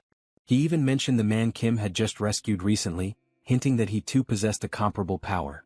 The director continued, saying that if there were already many like that in the places Kim had been, one could only imagine how many more existed across the entire world.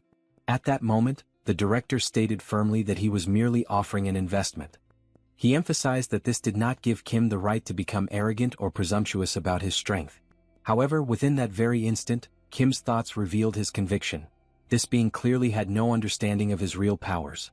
The director mistakenly believed that Kim's abilities were limited to sealing alone. It became evident to Kim that the director truly had no clue about his actual potential.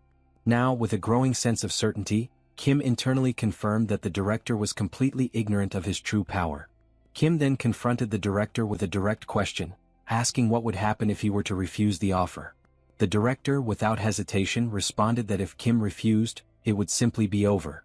In the very next breath, without a moment of doubt, Kim declared his refusal. The abruptness of this answer sent a shockwave through the director, who questioned in disbelief whether Kim was truly being serious. Kim, with a composed demeanor, confirmed once again that his refusal was absolute and unwavering. The director, now visibly frustrated, remarked that he had no idea what Kim was relying on.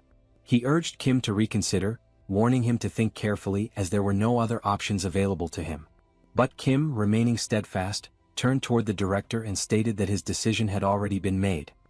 He further added that he had accomplished what he came here to do and was now leaving. This bold attitude left the director completely dumbfounded. He had just been blatantly rejected, despite being a high-ranking member of the multidimensional Chamber of Commerce. The director, bound by the organization's strict policies of neutrality, knew that making direct investments was absolutely forbidden. And yet, there he stood, so brazenly discussing an illegal investment, only to be outright refused. His initial plan was to keep everything hidden. No one was ever supposed to find out about this, which was precisely why he resorted to subtle coercion and manipulation, intending to corner Kim into accepting the investment. It was practically blackmail masked as a business deal. But as Kim began to walk away, the director's thoughts raced, questioning whether that man was truly doing this. Was he really just walking away from an offer of this magnitude? Perhaps Kim was a fool, or maybe he had a hidden strategy up his sleeve. Regardless, the director concluded that it wouldn't be too difficult to select a capable individual who could eliminate Kim quietly, thus preserving his secret. It would be a simple matter to erase Kim without causing a scene. On the other hand, Kim, while leaving, contemplated his next move. Given how the Chamber of Commerce had harassed them relentlessly, he was determined to retaliate in some way. However, the director's repulsion ability was overwhelmingly powerful. Not knowing the full extent of the director's strength and understanding that having an enemy within the Chamber of Commerce who could wield such potent repulsion would be unwise, Kim decided that for the time being, the best course of action was to retreat discreetly, or at least pretend to. Kim whispered quietly, issuing a command to PX to begin storing the office. A portal silently opened behind them, swallowing the entire office space into its dimensional void, vanishing it without a trace. The director, oblivious to the sudden disappearance, remained unbothered at first. But when he finally turned around, perhaps sensing a shift in the atmosphere, he realized the office that had once stood behind him was now completely gone. Kim then began to explain, though more to himself than to anyone present, that after defeating the lizard men, he had leveled up before heading to China. As a result, he had gained a special save point as a level-up bonus. However, until now he had never found the right opportunity to make use of it. Given that the director had no knowledge of Kim's hidden abilities, this had been the perfect moment to execute his plan and turn the tables on the Chamber of Commerce, using their own space against them.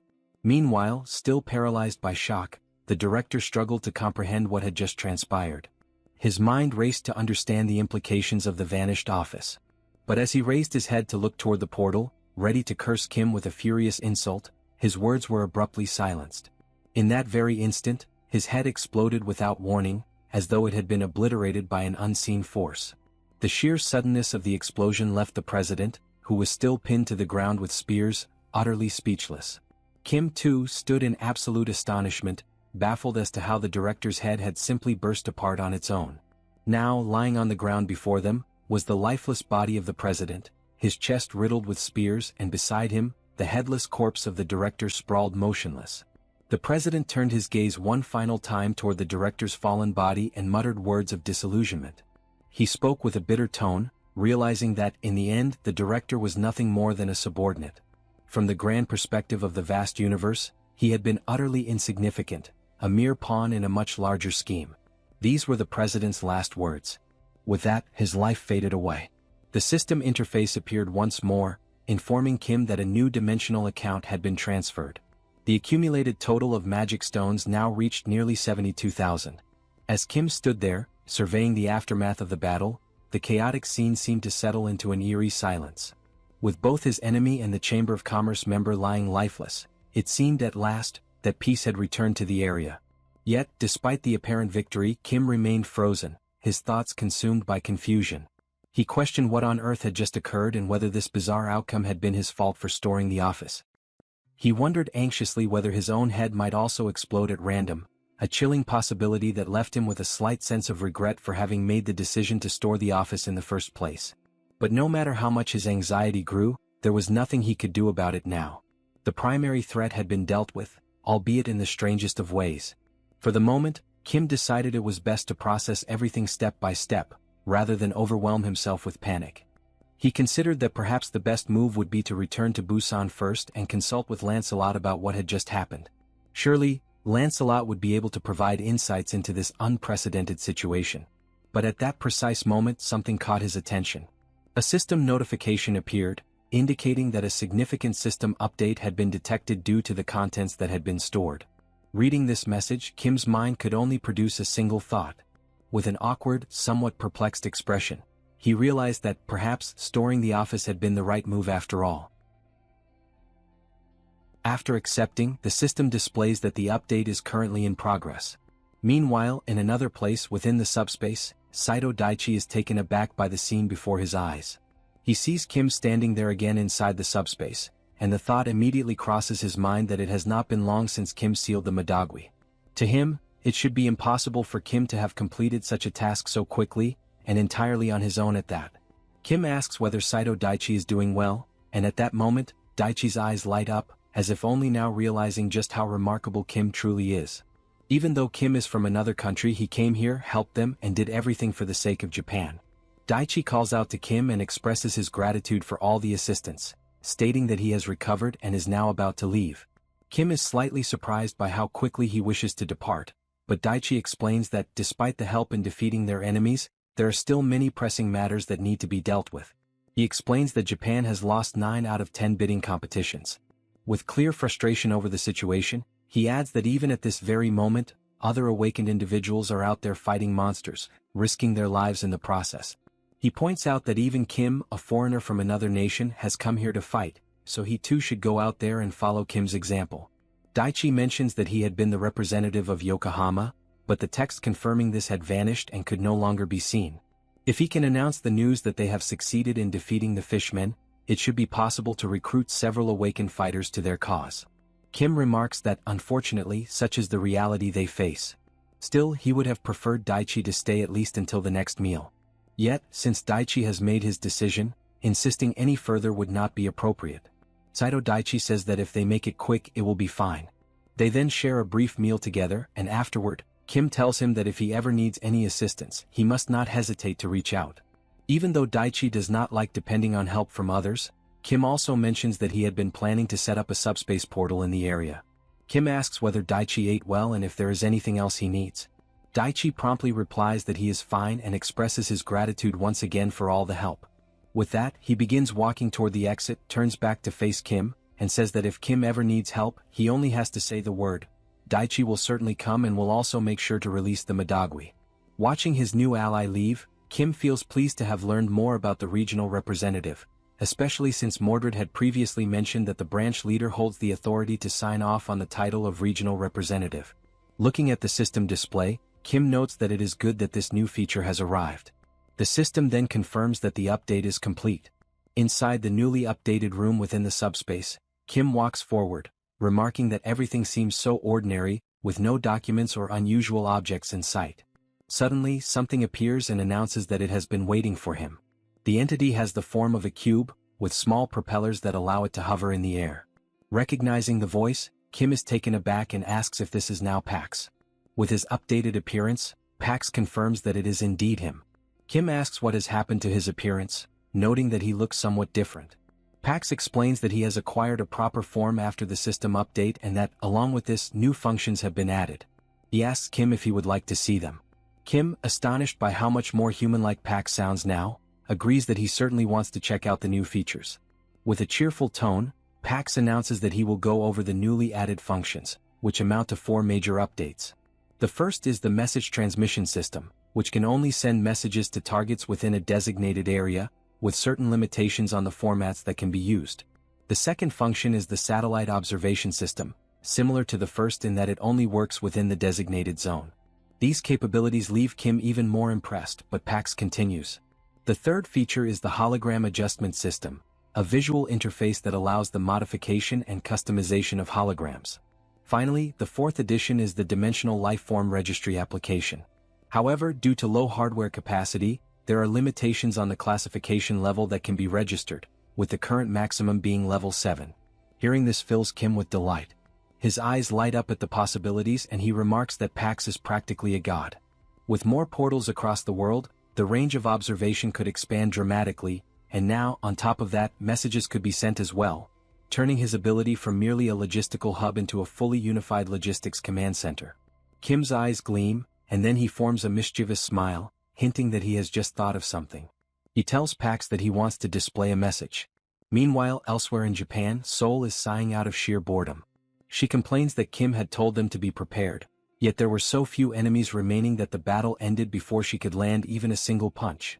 Especially considering the presence of the newly arrived knights, had they even relaxed a little, she could have at least warmed up against these weak foes.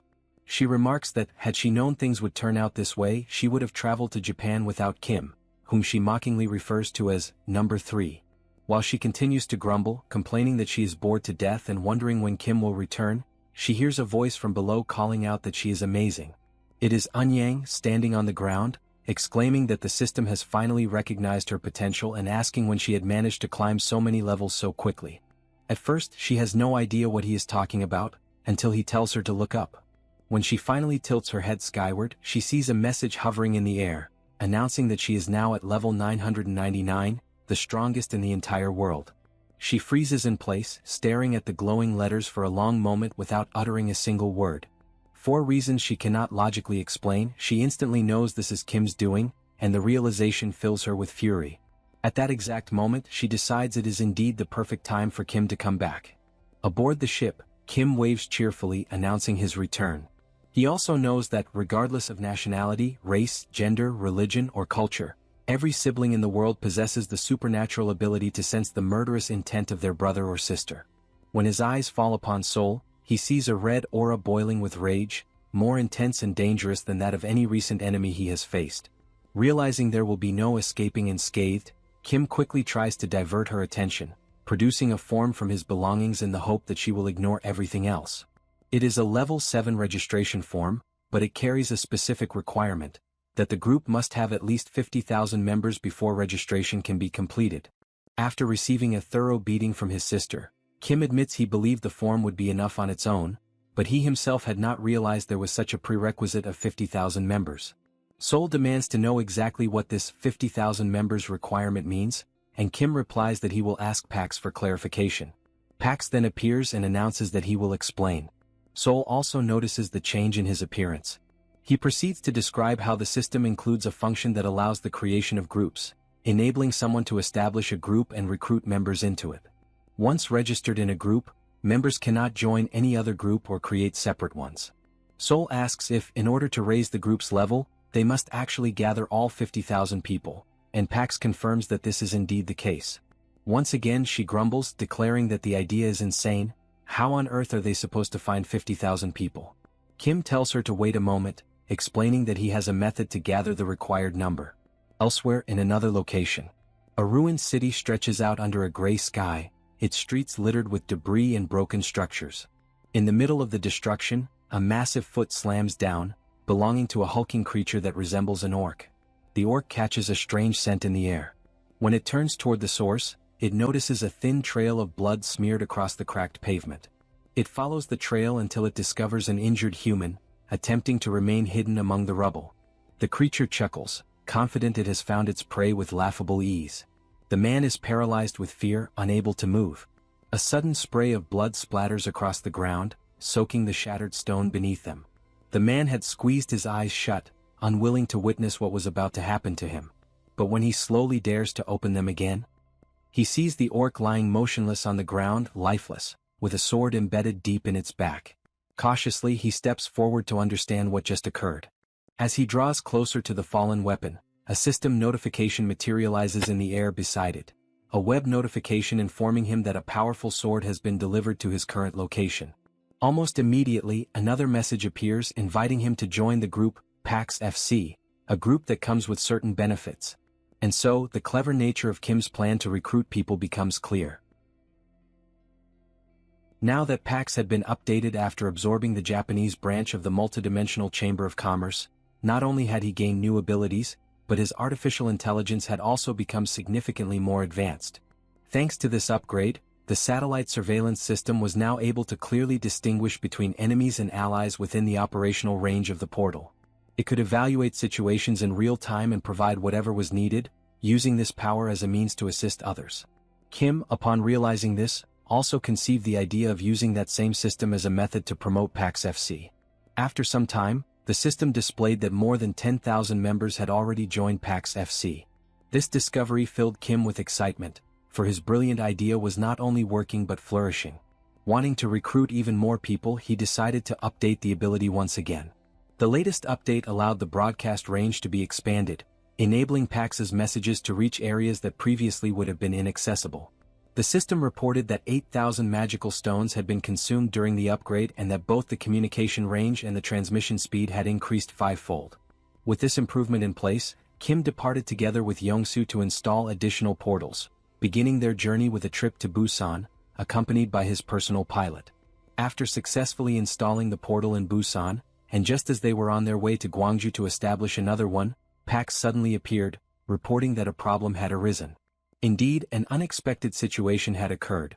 People had begun to gather in large numbers around the portal. Many did not truly understand what it was. Some even assumed that Pax FC referred to a football team. Observing the swelling crowd, Kim reasoned that the situation did not appear too dangerous at the moment, but if the number of people continued to grow, it could quickly become one. In that case, he resolved to request the colonel's assistance, asking the military to help manage the portal. Kim explained that outside the portal's range, blind spots were inevitable. He emphasized that if this task were too burdensome for the military, the colonel was free to decline. However, the colonel became visibly enthusiastic, declaring that the idea was excellent.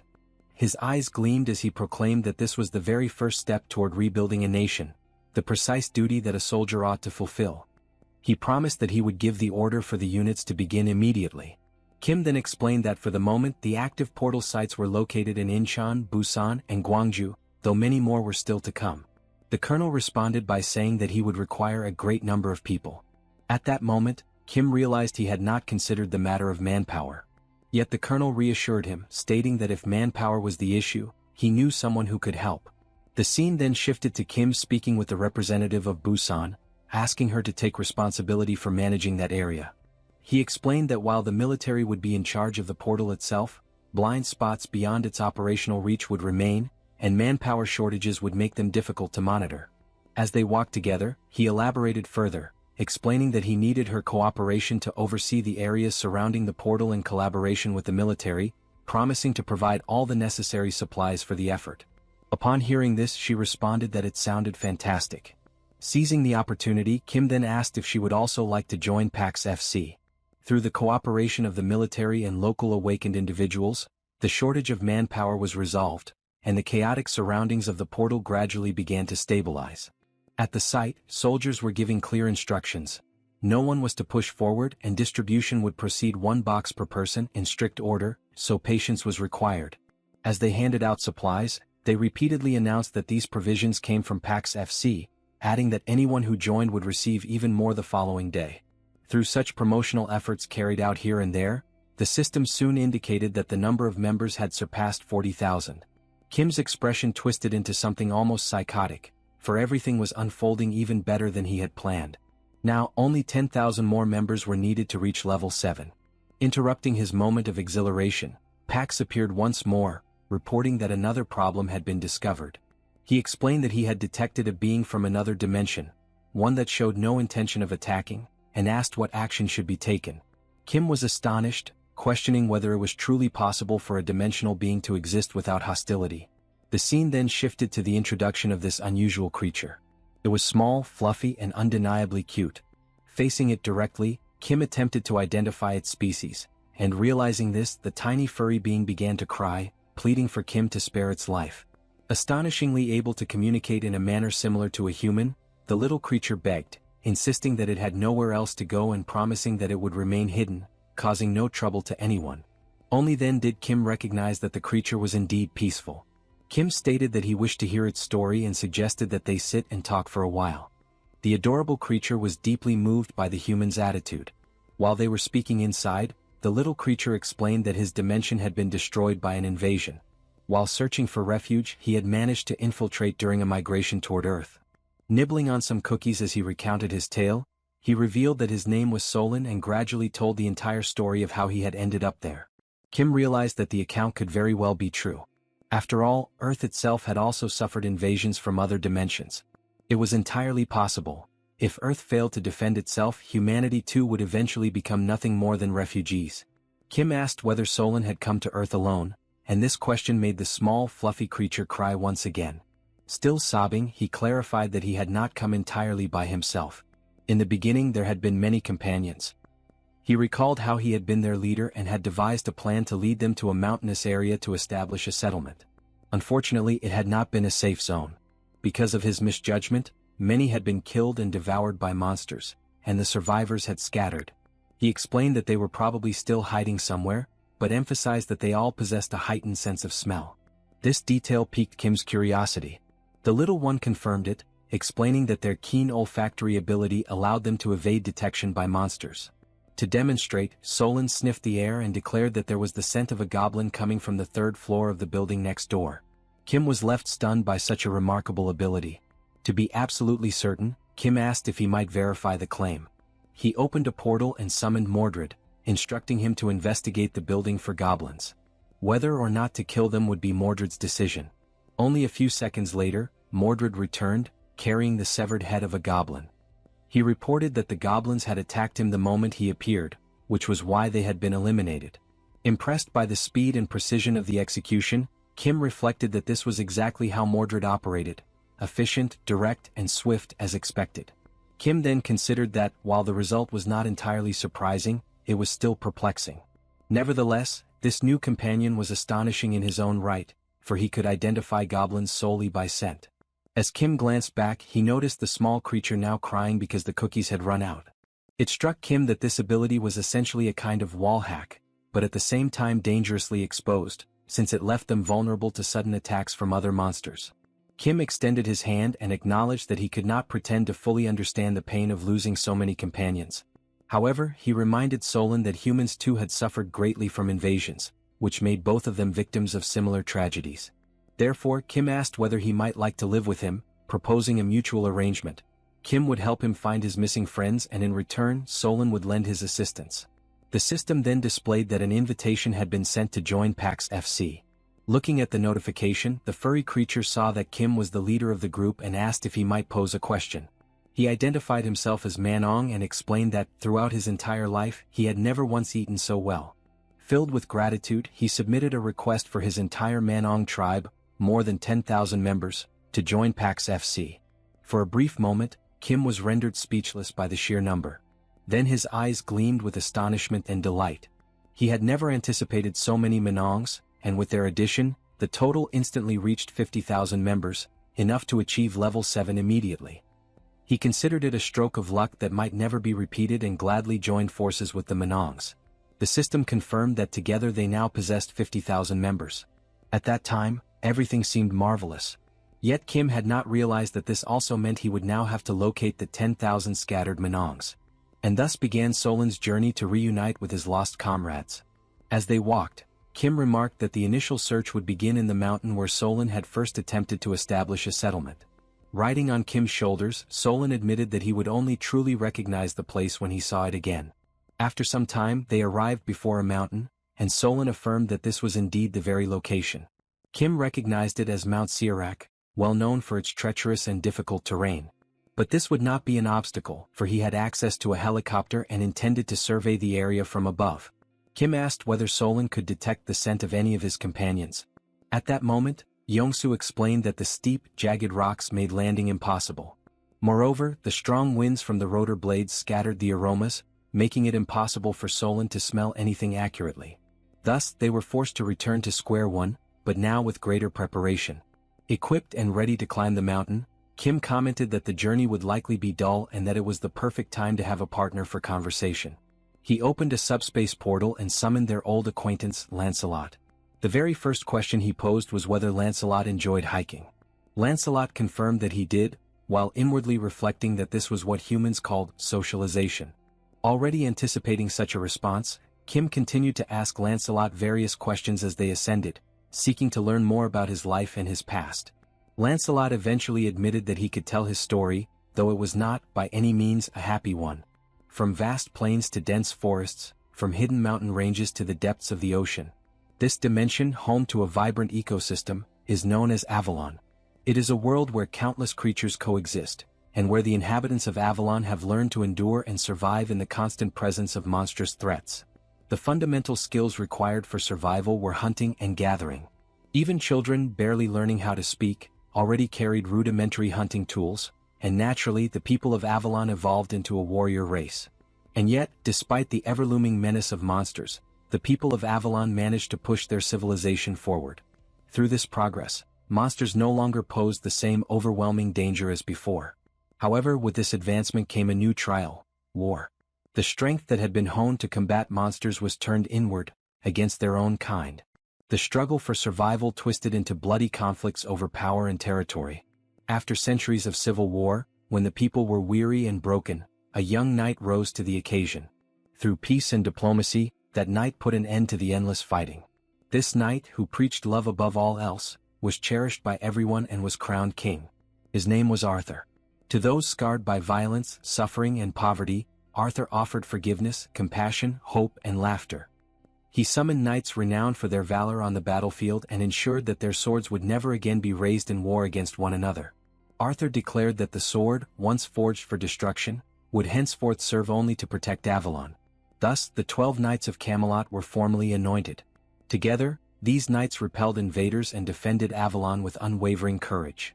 Under their protection, Avalon flourished more than ever before. Then, on what seemed like an ordinary day of fending off invasions, an extraordinary threat emerged. These new invaders were black magicians from the dimension of Barnaul, and they were unimaginably powerful. From that moment onward, the Knights of Camelot were bound to cursed relics, and Avalon itself fell under a terrible curse. Stepping out of the flashback, Lancelot explains that this was how they became the undead, condemned to continue existing even after death. He then asks Kim if that sounds like a joyful story, to which Kim responds that it is indeed far from uplifting. With his small companion resting on his shoulder, Kim tells Lancelot not to worry about his reaction, but that he needed to hear the complete story at least once. Yet deep inside, Kim is shaken, for an entire dimension as strong as Avalon had collapsed completely. Such a fate is not spoken of lightly, for it meant families, friends, everything one knew, vanished in its entirety. Kim apologizes to Lancelot for making him recall something so painful. However, he also reflects that his own family and world are still safe, so he should not pretend with hollow compassion. In that moment, Kim grows nervous, struggling with what to say to Lancelot. Sweating with unease, he asks if there might be any possible way to restore Avalon. Realizing that this question is as futile as asking if one can bring the dead back to life at their own funeral, Kim feels utterly useless for having cast such a heavy shadow over the mood. Yet, Lancelot respectfully answers Mr. Kim, telling him that it is not possible and that he knows of no method to ever reach Avalon again. He explains further that the multidimensional chamber does not open portals to anyone except the invaders. Besides, reviving the dead is something he has never even heard whispered of. Kim apologizes once more, but Lancelot acknowledges that he understands the intention behind his words. Then Lancelot says something that leaves Kim momentarily speechless. He reveals that his obedience is indeed a result of the curse, but beyond that he also possesses genuine feelings. And the mere fact that Kim is not an invader is enough for him. He explains that it has been that way from the beginning and most likely the other knights feel the same. At this, both Kim and Lancelot exchange words of gratitude with one another. Just then Solon catches a scent and asks them to pause. A patch of grass nearby begins to stir, and soon another Manong emerges. Upon seeing one of his kin, Solon leaps with excitement and embraces his comrade warmly. The comrade anxiously asks if Chief Solon is injured in any way, but Solon reassures him that he is unharmed, explaining that he encountered kind people who promised to help them. That was why he returned, to reunite with his lost kin. His comrade then turns to Kim and expresses deep gratitude. He goes on to declare that he will also help, and that he knows where some of the missing Manongs are hiding. Hearing this, Kim is filled with excitement, realizing how much time this will save. He thinks to himself that from here, it will simply be a matter of climbing the mountain in search of the Manong tribe. One Manong will help locate another who will then lead them to even more, creating a chain until the tribe is whole again. But things do not go exactly as planned. A week later, Kim is completely drained in every sense. Only after that long and exhausting time is he finally able to gather all 10,000 members of the Manong tribe. Exhausted and moving like an old man, Kim tries to recall how many mountains he has climbed over the course of the past week, all while wondering why the Manong seem to have such an attachment to mountains. He once again expresses his happiness at being able to help them reunite, and tells them that he will create a portal to make it easier for them to remain on that mountain. He explains to the tribe that if a monster ever appears, they simply need to escape through the portal, and in addition, if they are ever in need of supplies, they can retrieve what they need directly from it. The Manongs express their gratitude, admitting that they do not know how they could possibly repay such generosity. Kim tells them that thanks are unnecessary and instead asks them to continue doing what they do best, using their extraordinary sense of smell. Yet Kim also wonders if there is perhaps something else they might help with. The system then notifies him that the fierce trackers of the Manong tribe are now available for deployment. At that moment, with all the energy and excitement he can muster, Solon, the leader of the Manong tribe, raises his voice to rally his kin, calling on them to demonstrate exactly what the Manongs are capable of. He orders them all to flare their nostrils wide. And so, the Manongs begin working side by side with the humans, using their keen senses to track down hidden monsters. They lend their aid to Minwo as well as to Sol, allowing them to uncover enemies that would have been otherwise impossible to detect. The sense of smell possessed by the Manong tribe proves to be truly extraordinary. Within only a single week of their alliance, reports of damage caused by monsters drop drastically. Watching all of this unfold from within the system while casually eating a bag of chips, Kim remarks that even though it may be impossible to completely wipe out every last monster, the fact that casualties have decreased is already more than enough. Things are definitely more stable now than they were before. Yet something still gnaws at him, keeping him unsettled. Now that he has reached level 7, secured an alliance with the Manongs, and witnessed a sharp decline in enemy activity, it feels like exactly the kind of moment when something catastrophic is bound to erupt. And right then, Pax appears, agreeing with what Kim has just said, announcing that new documents from the Chamber of Commerce have just arrived. For a brief moment, Kim feels a rush of pride, assured that his intuition never lies. The new document reveals that due to falling profits in the Korean and Japanese regions of Earth's dimension, measures of consolidation will be implemented with other dimensions. Expecting it to be about expansion or new opportunities, Kim realizes instead that it concerns the consolidation and merging of dimensions. He immediately asks which dimension will be merged, and Pax hands him another document. This one, however, is long and tedious, spanning more than 20 pages filled with dense text. Knowing how to make use of Pax's AI capabilities, Kim asks Pax to summarize it for him. Recognizing the importance of the information, Pax summons the other members into Subspace to share the news. Pax then begins to explain that the chamber's objective seems to be twofold. First, to increase revenue in Korea and Japan, and second, to reduce the number of level holders. To achieve this, the continent of Elvenheim will be relocated to the Pacific region and forced into battle. After that, an official warning for Korea and Japan will be issued within 7 days. Upon hearing this, Sol raises a question. If it is only 7 days away, what is the point of sending an advance warning? Kim clarifies that this is an internal chamber document, one they received early thanks to their control over certain facilities. In short, it means they will soon be forced to fight again. But in the background, Joy raises a troubling thought. She recalls Pax mentioning that it would be a forced battle, and asks if this means the inhabitants of Elvenheim are being compelled to become invaders. At that moment, Kim realizes that their probable enemies might also be unwilling victims, dragged into a war they never chose. This sparks the thought that perhaps there is a chance to clear up the misunderstanding and prevent an unnecessary conflict. Lancelot joins the discussion, telling Master Kim that he is not wrong in his reasoning, but that there is currently no way to establish contact with the people of Elvenheim. He explains that they must physically go to them in order for the battle notice to be delivered. He warns that they have no idea when Elvenheim will be transferred, and in the worst-case scenario, it could happen at the exact moment the official warning is released, immediately provoking them into combat. Pax reassures them that this is not the case, explaining that Elvenheim has already been relocated to the Pacific, and only the formal warning remains, which will be issued in 7 days. Kim states firmly that there is no time to waste. Joy, however, raises another concern, pointing out that there is still a chance that the people of Elvenheim may not see things as they do and may in fact desire war. She adds that it is also possible they might be similar to the primitive creatures they once encountered in China. These possibilities leave Kim deep in thought about what step he should take next. But after a moment of reflection, he declares that he will only decide on a course of action once they arrive. The scene shifts to a beach covered in dark sand. The landscape, though striking at first glance, carries an unsettling air for two young elves with golden hair who have just arrived there. One of them remarks that, despite the dirty and gloomy appearance of the place, it still feels preferable to their homeland. As they walk along the water's edge, the young female elf comments once more on how filthy the place looks, yet admits that even so, it is not as unbearable as returning home. Her companion nods in agreement, reflecting that perhaps there are even filthier and more unpleasant places scattered across the vast universe. However, since neither of them has ever set foot beyond their realm, Elvenheim, they have no way of confirming such assumptions. Curiosity eventually takes over the boy, and he crouches down, reaching out to touch the water. As his fingers skim its surface, a faint, luminous blue glow radiates from his hand, a sign that immediately attracts attention. An older elf notices the display, approaches with disapproval etched across his face, and sternly demands to know what the boy thinks he is doing.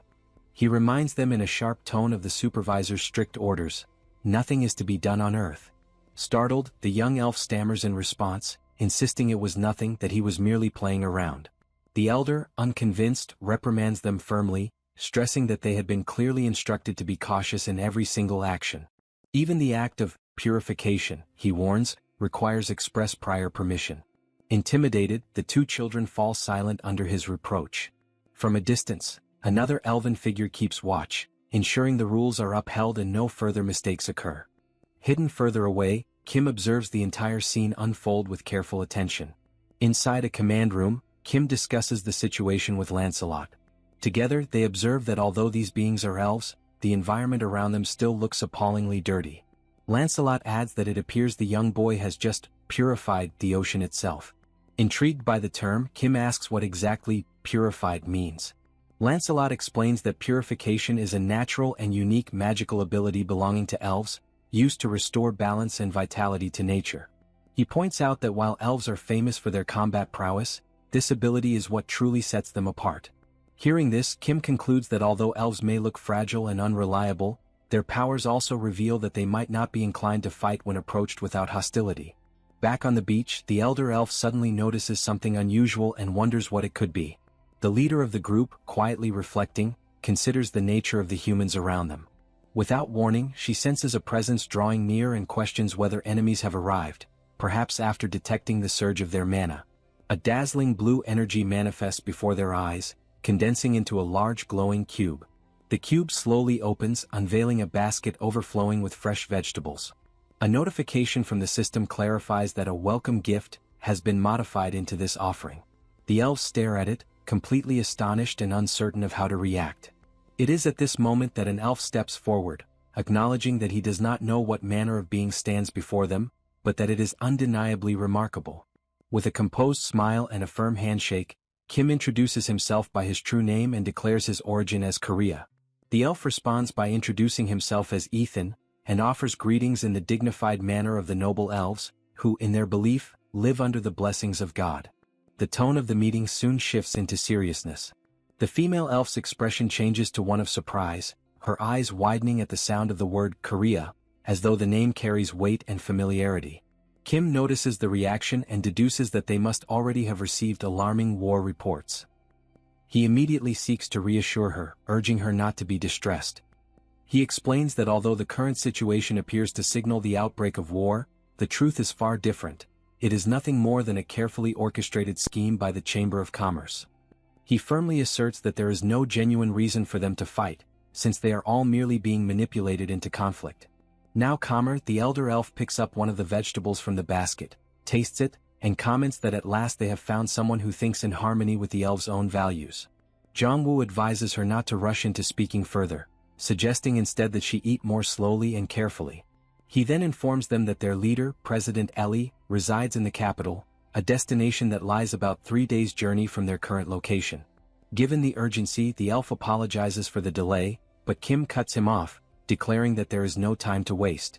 Without hesitation, Kim summons a massive military vehicle and invites the elves to board, suggesting that traveling together will help them avoid unnecessary misunderstandings and allow conversation along the way. Upon arrival near their destination, however, the elf insists that they continue the journey on foot in order to prevent further misinterpretations. Inside the vehicle, Kim turns to Yongsu, instructing him to remain behind and deal with any potential enemy attacks while he and Lancelot continue forward to speak directly with the elves.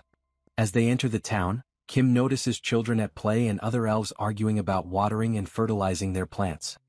He observes that the materials look worn and that nobody appears particularly powerful. The place resembles a cozy rural village, yet he wonders how far the capital can possibly be.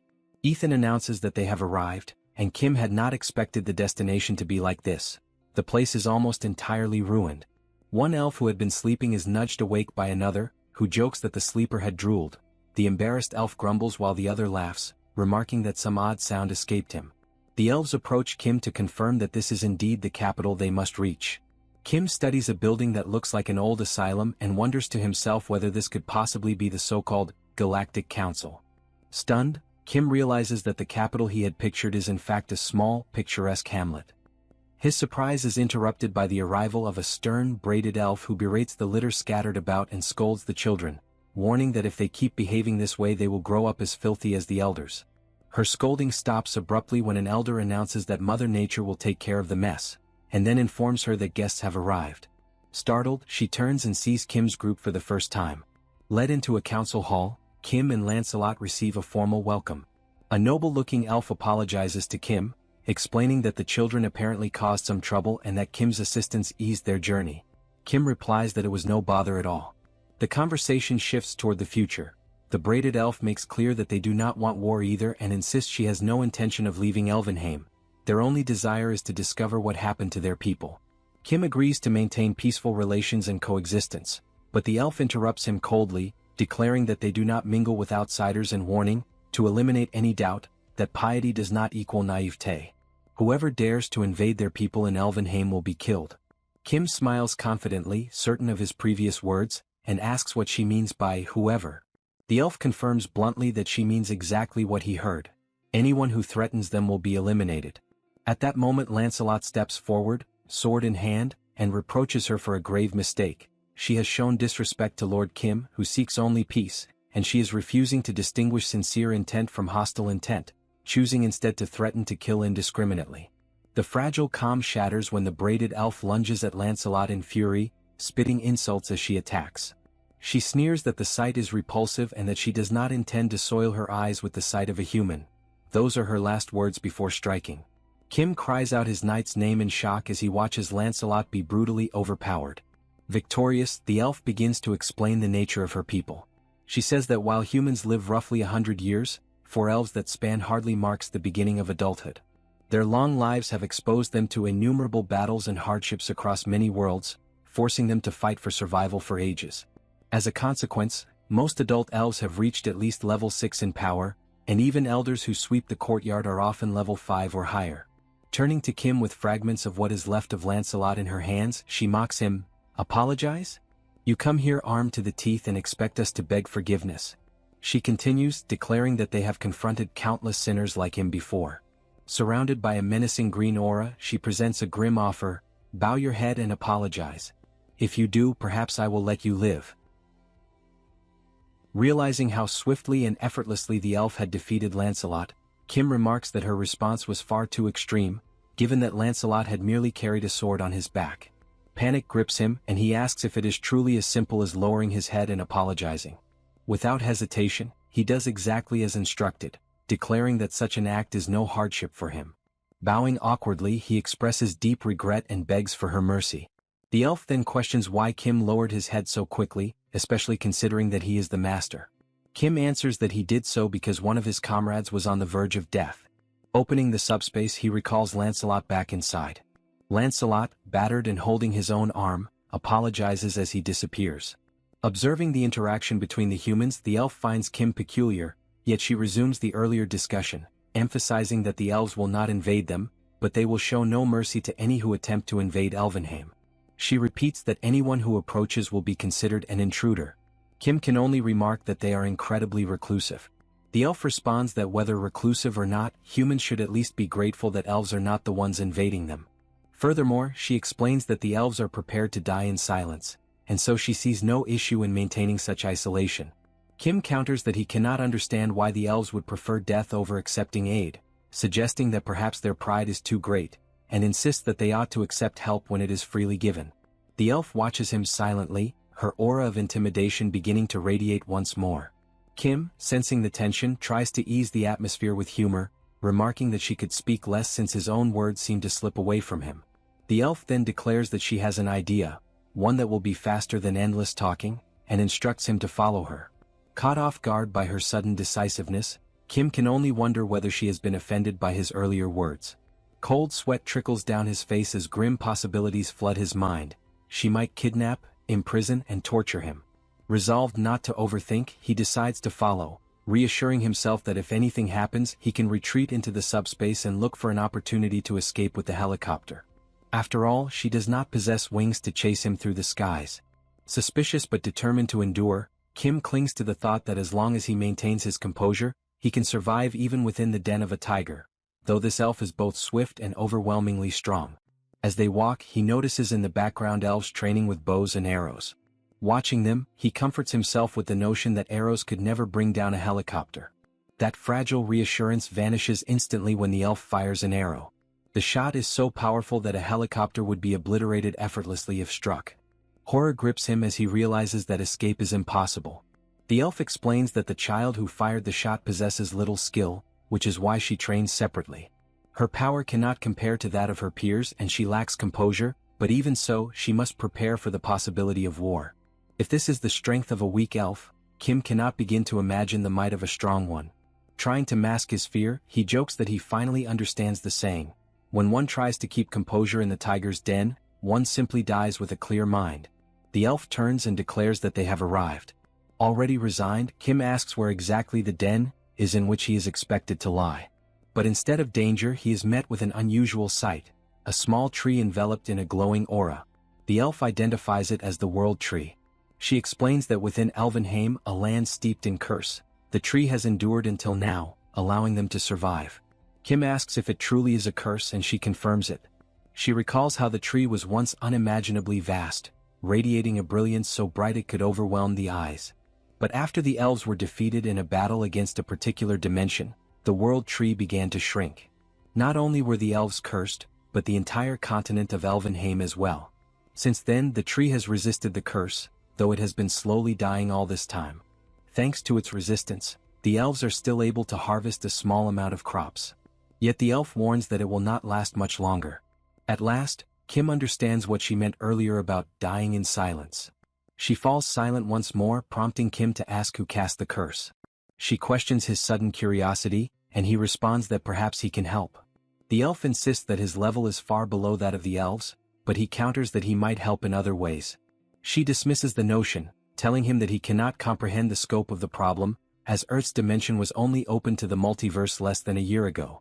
Finally, she reveals the truth. This curse was the work of the Black Mages of Barnaul. Kim's expression changed instantly as he remembered that Barnaul were the same ones Lancelot had mentioned, and he began to question who exactly these dark mages were, spreading destruction wherever they went. The elf gathered energy in her hand and declared that this was natural power.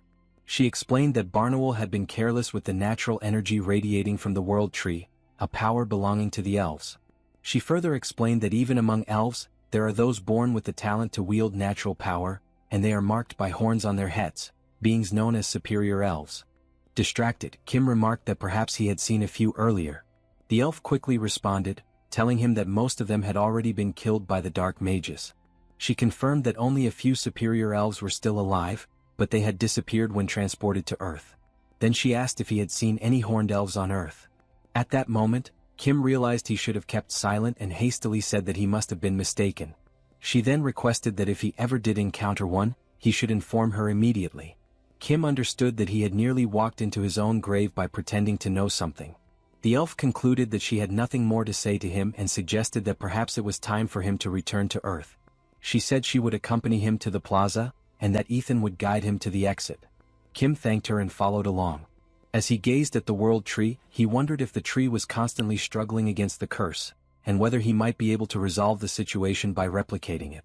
The system interrupted, informing him that the corresponding category did not exist. Kim realized then that, although it was indeed a tree, it belonged to a category different from ordinary trees. This left only one possibility: the special storage spaces available at each level of the subspace.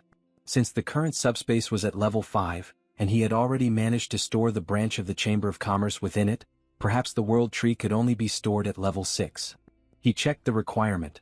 The cost for level 6 was 100,000 magic stones, yet he had only 68,000. At that moment, the elf announced that they had arrived at the plaza. She asked him to wait while she went to call Ethan, and she added that although their time together had been brief, she was glad to have spoken with him for the first time. Kim then said that before leaving he wanted to give her a gift. He opened the subspace and summoned forth a massive pile of crops and food for the elves. He clarified in advance that he was not asking for anything in return. It was simply a gift, and they could eat as much as they wanted, promising that he would return soon. At that instant, someone emerged from the subspace. It was Saito Daichi, stating that he wanted to speak with Kim.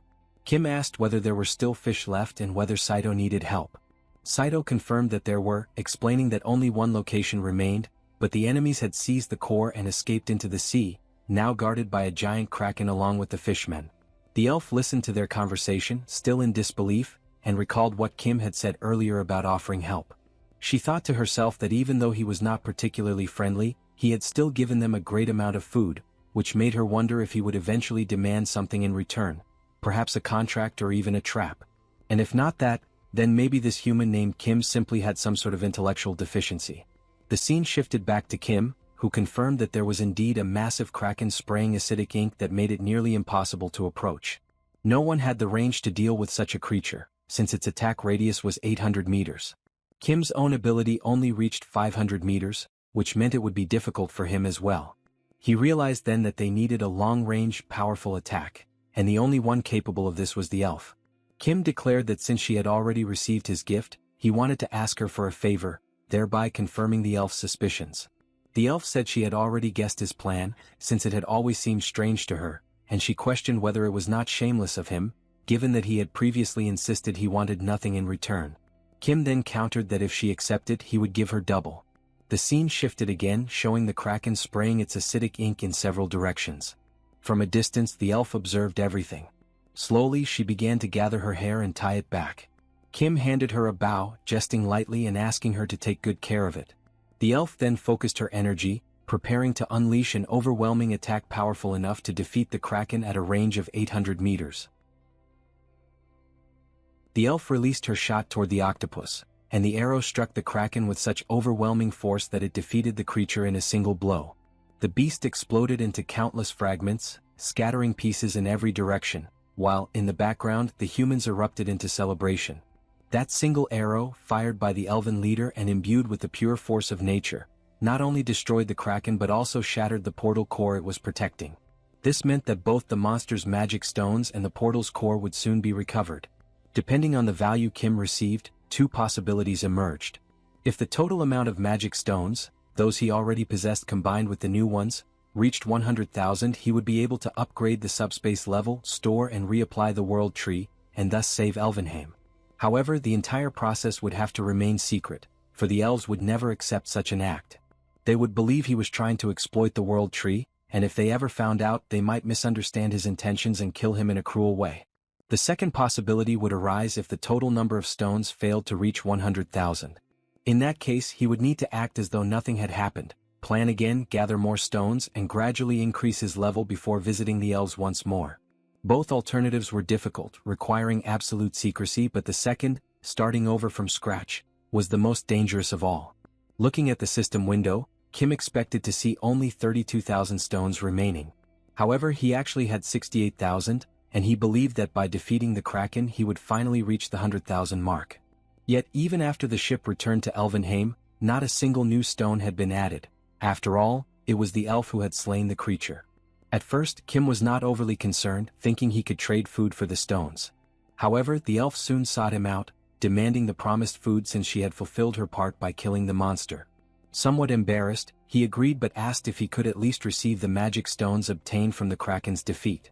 The elf replied coldly that this was not part of their agreement. Kim insisted, saying he wanted nothing for free and that he would offer 4 times the amount of food. The elf was surprised by the proposal but refused. Kim asked why, reminding her that she herself had said her people were in need of food. She admitted that was true but found it suspicious that he would offer so much more than what had been agreed upon, especially when the original offer was already generous. Her distrust grew. She suspected an ulterior motive, perhaps a hidden plan. She asked why he needed those magic stones so desperately. Trying to sound casual, Kim said that he always needed them and used a few here and there. The elf replied sarcastically that she too used a few here and there, making it clear she saw through his evasive answer. Kim realized that his vagueness had only fueled her doubts, and she was not naive enough to overlook it. She then declared that she would keep the stones and that he should simply uphold his end of the bargain by delivering the promised food. Nervous, Kim began to sweat. The elf, growing impatient, demanded that he act quickly, warning that if he delayed any longer she would turn him into food instead. Irritated, Kim opened the subspace and ordered Pax to unload the vegetables until he said to stop. The portal opened and the food began to pour out, forming a massive pile of vegetables that continued to grow. During this, Kim decided to be honest. He explained that he could replicate anything infinitely within the subspace and that the reason he wanted the magic stones was to store and reapply the world tree, thereby saving the elves. Yet he knew she would not believe him, and she confirmed that she truly did not. That was why he had preferred to keep the truth hidden.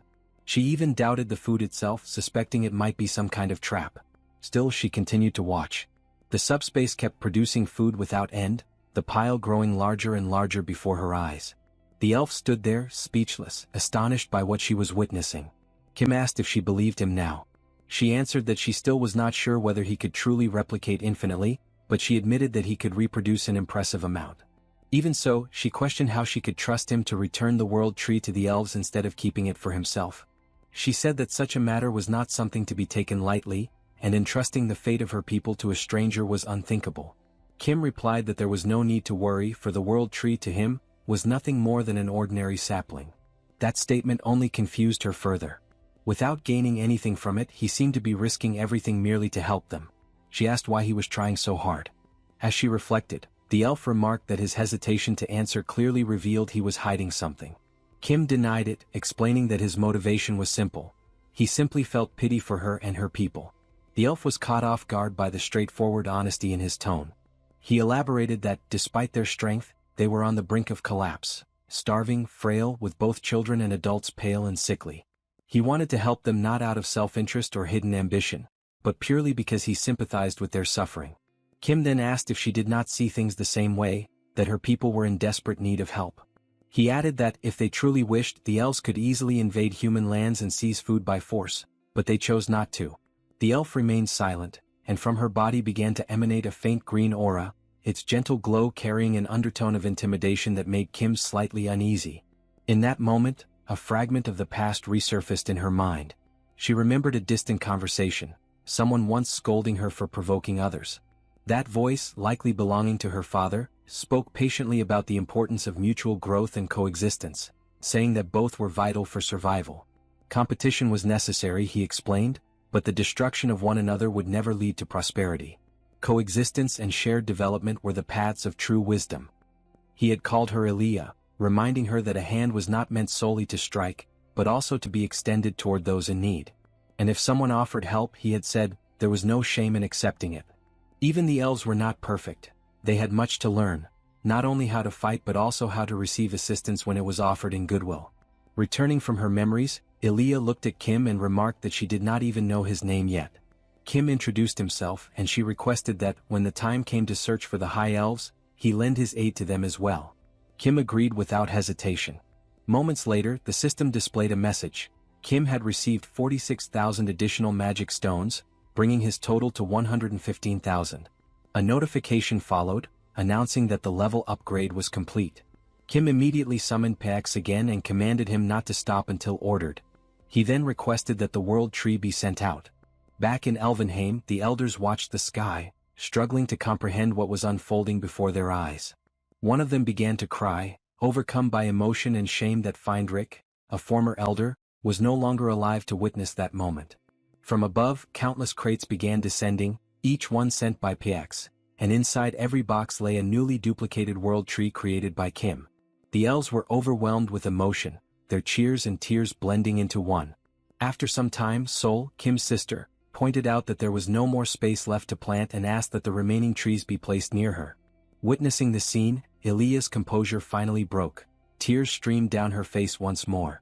Even after all these years, she still cried like before. She was not alone. All around her, other elves were weeping too. They said that they had always given their utmost to endure hardship, but expressing gratitude, that somehow was even harder. An elder replied that they could not help it, for their tears would not stop flowing. Another elf, smiling through his exhaustion, murmured that they were likely tired down to their very bones. Meanwhile, everyone, elves, knights, and even Kim with his family and friends, joined together in replanting the world trees. In the midst of the work, one of the knights suddenly began trembling, scratching himself uncontrollably, confused and alarmed by the strange itching spreading rapidly through his body. As Kim observes the growing forest before him, he realizes there are now far too many world trees and not nearly enough people to plant them. Faced with this, he orders Pax to halt the transmission of the trees for the time being. Then, turning to the system, he requests that messages be sent across the realms, summoning anyone willing to come to Alverheim and assist in the planting effort. Before long, countless responses begin to arrive. Among the volunteers are Colonel Myo, an old friend of Kim, and the Chinese man he once helped in the past. Both assure him that they came to lend their strength, insisting that Kim need not worry. Moved by their enthusiasm, Kim decides to explain to everyone exactly what is happening. With a spirited grin, Colonel Myo declares that he trusts his own skill with a shovel and that this is the perfect time to prove the strength of an experienced worker. Kim smiles faintly and instructs everyone to think of the mission as a grand divine reforestation campaign, a sacred effort to plant the world trees throughout the continent of Alverheim. Each volunteer is to take one tree, plant it at a safe distance from the others, and ensure that its roots are firmly set in the soil. As he speaks, a voice calls out urgently from behind. It is Sol, his sister, who pleads for him to come quickly, saying that something is wrong with the knights. Concerned, Kim rushes toward the location she indicates. Meanwhile, the elves remain cheerful, invigorated by the presence of the world trees. Their hearts and bodies brim with vitality, a feeling they have not experienced in ages. Yet, upon reaching the knights, Kim is met with a disturbing sight. Every one of them is trembling and scratching at their skin, their bodies appearing gaunt and skeletal. Lancelot, visibly shaken, struggles to explain that his entire body itches, the same sensation he once felt when trapped within the subspace. Observing closely, Kim suspects that the power of the world tree might be attempting to heal them, though he cannot understand why the reaction is so intense. Without hesitation, he decides to send them back to Camelot immediately. But before he can act, one of the elven elders raises a hand and asks him to wait. The elder calmly explains that the natural energy radiating from the world tree is never a force of harm. Lancelot, still trembling, argues that an excess of that same energy can sometimes act like a curse. The elder responds with quiet assurance, saying that perhaps all that is needed is a simple adjustment, a realignment of the tree's natural properties so that their energy may harmonize with the knights' bodies. Approaching each of the knights in turn, the elder begins to manipulate their energetic balance. Kim watches intently, fascinated yet uncertain about what exactly is being done. The elf reassures him that it is merely a gentle calibration, meant to prevent their suffering. Moments later, Lancelot blinks in surprise. The itching has vanished completely. The others soon relax as well, their symptoms gone. At that moment, Kim recalls something Elia once mentioned, that among the elves existed a level 6, the highest and most formidable rank, comparable to the winged monster they had fought in China. Studying the elder before him, Kim realizes that no ordinary measure could truly gauge the depth of this being's power. Then, in a voice as calm as the wind through the branches, the elder reflects that no power under heaven or earth ever remains fixed. Nature itself moves and transforms just as people do, and within the countless paths of providence, there must exist a way to restore those men, to bring the skeletal knights back to their human forms. The words strike Kim deeply. He stands frozen, mouth slightly open, unable to respond. As the elder turns to leave, Kim drops to one knee and implores him to explain further. All around them, the world trees continue to grow, their luminous leaves casting soft light across the land. The elder turns back and explains that the power of dark magic, the very force that stripped the knights of their flesh, is vast and wholly opposed to the essence of life. Reversing such corruption, he says, is like trying to gather spilled water from the earth. It demands strength and patience many times greater than the original act of destruction. Dozens, perhaps hundreds of times more. Kim listens intently, still kneeling, absorbing every word as the radiance of the world tree spreads across Alverheim, heralding a new dawn of hope. He then asks what would be required to accomplish what the elder proposes. The elder replies that two things are essential. First, a natural force many times stronger than the dark energy, powerful enough to suppress it. And second, a superior elf with the skill and mastery to channel that energy precisely. At once, Kim recalls the elf Elia had spoken of. The superior ones who vanished during the transfer to the war, perhaps still living somewhere on Earth.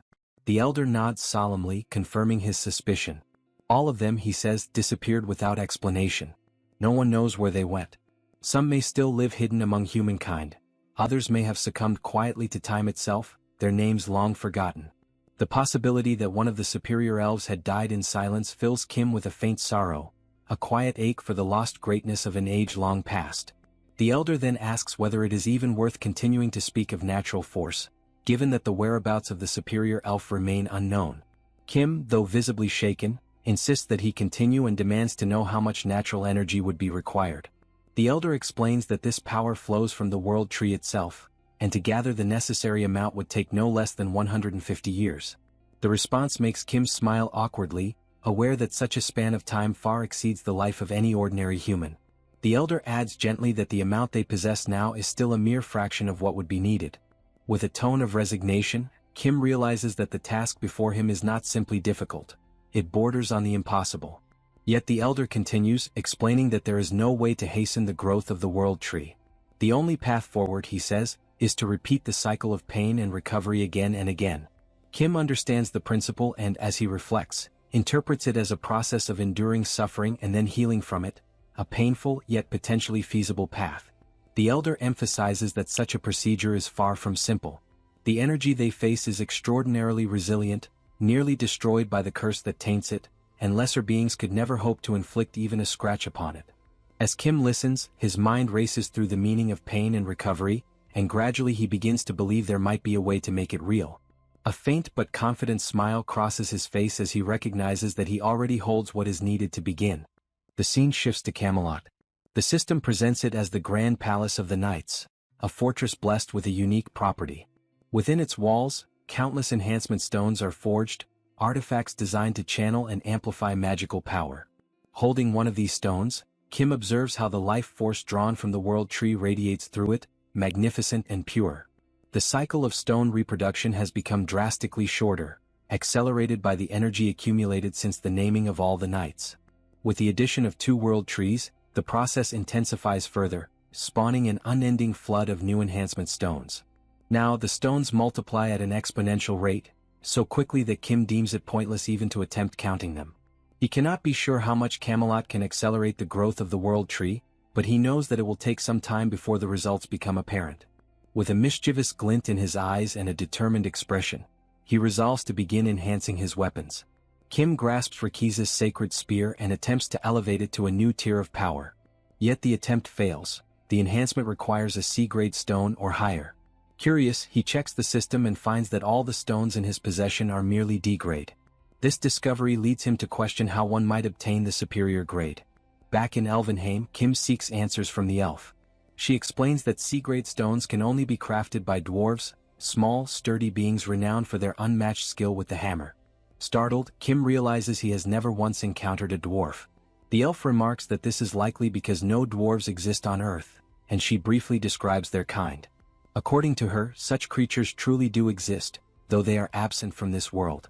Still curious, Kim asks if there is any other way to acquire C-grade stones without relying on the dwarves. The elf answers plainly that it is practically impossible. It is at that moment that Kim fully understands the gravity of his mission, the sheer magnitude of the path that lies ahead. He glances at the massive piles of enhancement stones surrounding him and recognizes that they are all useless. The realization dampens his spirits, especially after having been so eager to forge countless powerful weapons from them. But the elf, noticing his disappointment, adds one final remark, that perhaps not all hope is lost. She explains that it is possible the dwarves may also have come to Earth, since the elves may not have been the only race affected by the dimensional consolidation process. She continues, noting that the level cap of the earthly dimension was raised to match that of the elves, and thus the presence of other races in this world is not impossible, merely uncertain.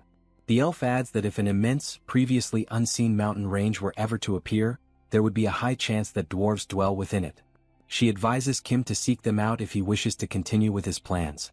Then, with a graceful nod, she takes her leave, saying she must finish planting the world trees. Kim thanks her for the information, straightens his posture, and prepares to depart, his mind already turning toward the next great step in his journey. Before departing, the elf remarks that Kim is regarded as the savior of Elvenheim, and because of that he may speak to her more informally. She adds that she has spoken with his sisters and that all of them seem to be wonderful people. They conversed casually, and it would be strange if only he remained formal. Yet Kim cannot help but recall the moment when that very same elf had effortlessly destroyed Lancelot before his eyes, making it impossible for him to behave naturally in her presence. He turns his gaze toward the horizon and concludes that, for now, there are no pressing problems left to resolve. With a faint smile, he decides that it is time to move forward. As the sun sets, he prepares for his departure. The colonel watches him closely and asks whether he truly intends to travel to America, curious about the reason behind such a choice. Kim reflects that James had expressed a wish to return home and that, in any case, he himself must continue exploring new lands. However, something in the colonel's reaction draws his attention, a subtle expression that suggests he knows more than he is willing to say outright. The colonel explains that he no longer maintains direct contact with the United States and does not know every detail, but he states firmly that the federal government there has collapsed. Among the few remaining state governments, something strange seems to be unfolding. He goes on to say that the real issue may not lie within America itself, but rather with the monsters that have taken positions above the Pacific Ocean. The revelation catches Kim off guard. The colonel then mentions that there is a video that can better illustrate what has been happening. The footage shows fighter jets streaking through the skies at nearly the speed of light. The pilots report unidentified flying objects approaching at extreme velocity and attempt to change course to avoid collision. Before they can maneuver, however, enormous creatures tear through the aircraft as though they were made of paper, obliterating them with terrifying ease. It is not a single attack. Multiple monsters move in coordinated formations, defending their aerial territory with frightening precision. As they watch, the colonel explains that only one pilot survived, thanks to an emergency ejection. Through him they managed to retrieve the recording. After the incident, American forces stationed in Korea attempted to return to their homeland, but every attempt ended in failure. The number of soldiers who succeeded in setting foot on American soil remains zero. Kim contemplates the situation, wondering if James might be able to modify an aircraft capable of crossing the ocean despite the dangers. Yet when James studies the data, he realizes the creatures are faster than fighter jets and strong enough to pierce armored warplanes. He concludes that flying over the ocean for more than 13 hours amidst such beasts would be nothing short of suicidal. For a brief moment, James's eyes glimmer with the spark of invention, and Kim expects him to propose some brilliant modification. But to his astonishment, James simply decides to remain in Korea, calmly concluding that he will live happily there instead. Kim is left speechless by the unexpected decision, silently wondering what he will do if James truly chooses to abandon the journey. After hearing everything, Kim questions James, reminding him that he himself had claimed he wanted to go to America. James still wishes to go, but admits that the plan is impossible under the current circumstances. He explains that the threat level is so high that he would not be able to simply modify the existing plane. He would need to build an entirely new one from scratch. Kim insists, asking whether such a task is truly beyond James's special ability. Even so, James states that he is not a god and that there are limits to his modifications. There are challenges modern technology cannot overcome, and even if he were somehow able to miraculously resolve each one and create a machine capable of surviving that environment, the time needed to complete it would exceed the time it would take to swim across the Pacific. Given that, James suggests a more realistic alternative, securing a better boat and traveling by sea, which might be safer than confronting airborne monsters.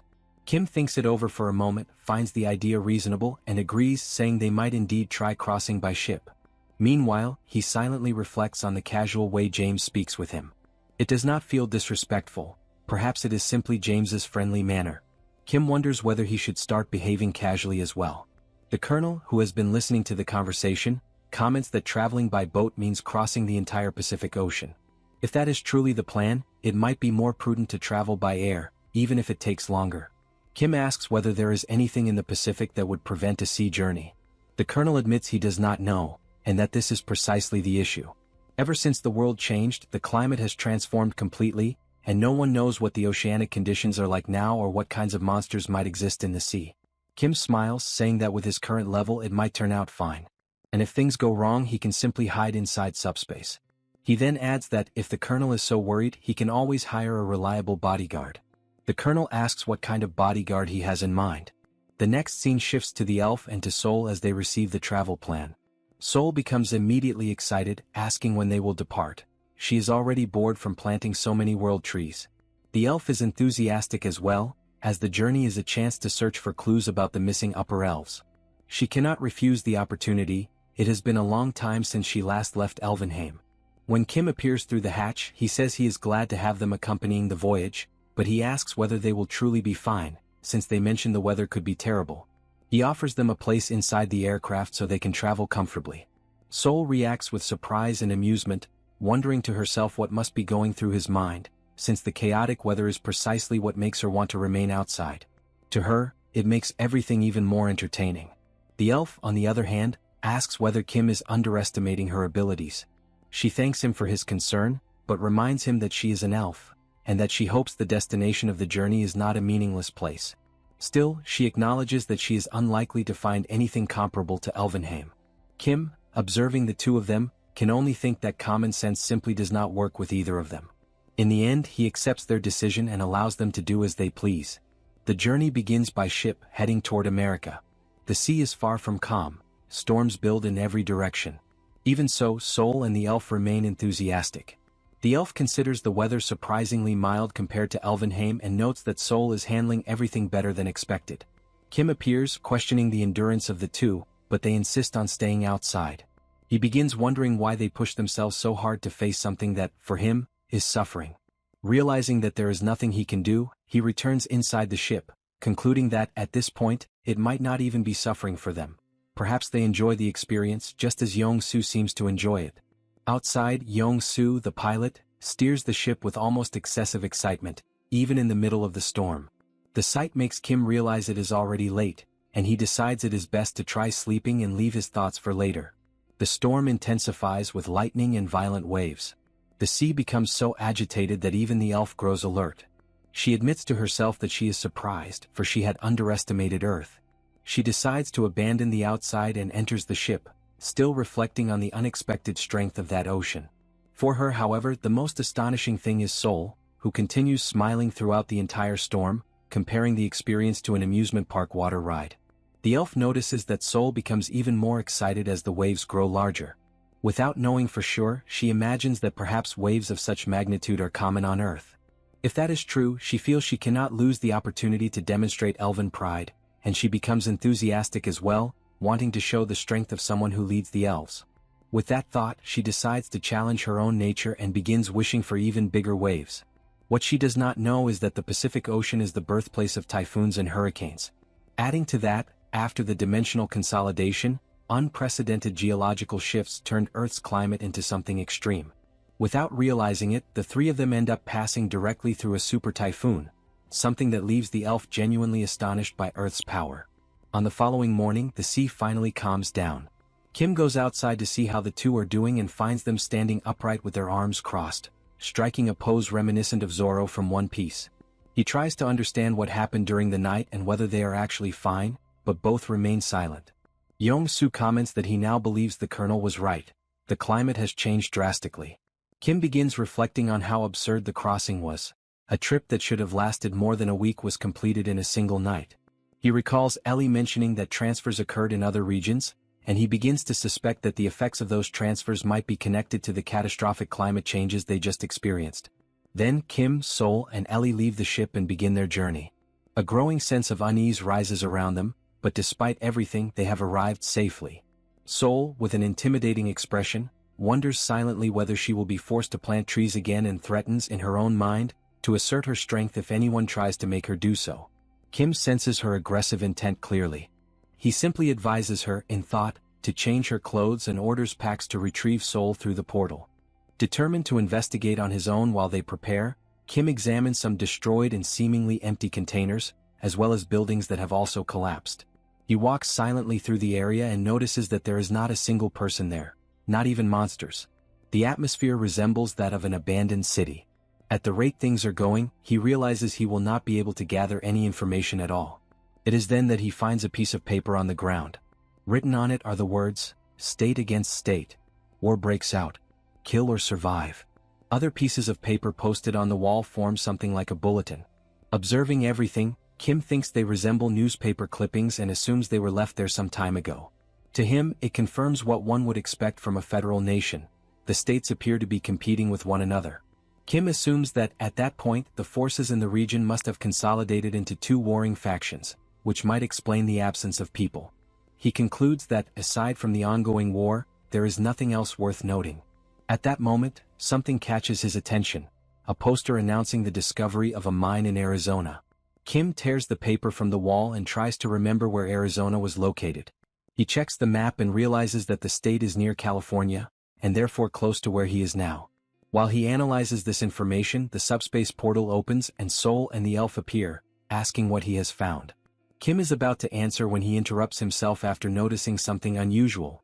Sol is wearing something similar to pajamas, while the elf appears dressed like a cowgirl. The sight surprises him. Sol casually remarks that she intended to put something warmer on him as well but prefers to observe the elf's more conventional choice of clothing. The elf, however, thinks the hat is uncomfortable, though there is nothing she can do about it. Kim notes that the outfit ends up drawing attention and, in a way, suits her. Sol, impatient, considers it exhausting to change clothes again and simply urges Kim to hurry up. She asks what information he discovered. With that, the group heads toward Village 49 in an army vehicle. During the ride, someone complains about the abrupt braking, feeling worse than they did on the ship and blaming the situation on the fact that someone with an expired driver's license is behind the wheel. The amount of sand and dust around them also draws attention, prompting the person to wonder about the cause. When they exit the vehicle, someone asks for silence and orders everyone to stop complaining for a moment, stating that their first destination will be a store. Sol questions whether the place was not supposed to be abandoned, but the group agrees that it is far too clean for that, suggesting that someone has been taking care of it. Kim considers the possibility and prepares to open the door. He pushes the entrance aside and announces their arrival. To his surprise, the interior reveals a bar, and several people turn to look at him with visible confusion. Sol confirms that there are indeed people inside, while Kim forces an awkward smile, recognizing the unexpected presence of so many individuals.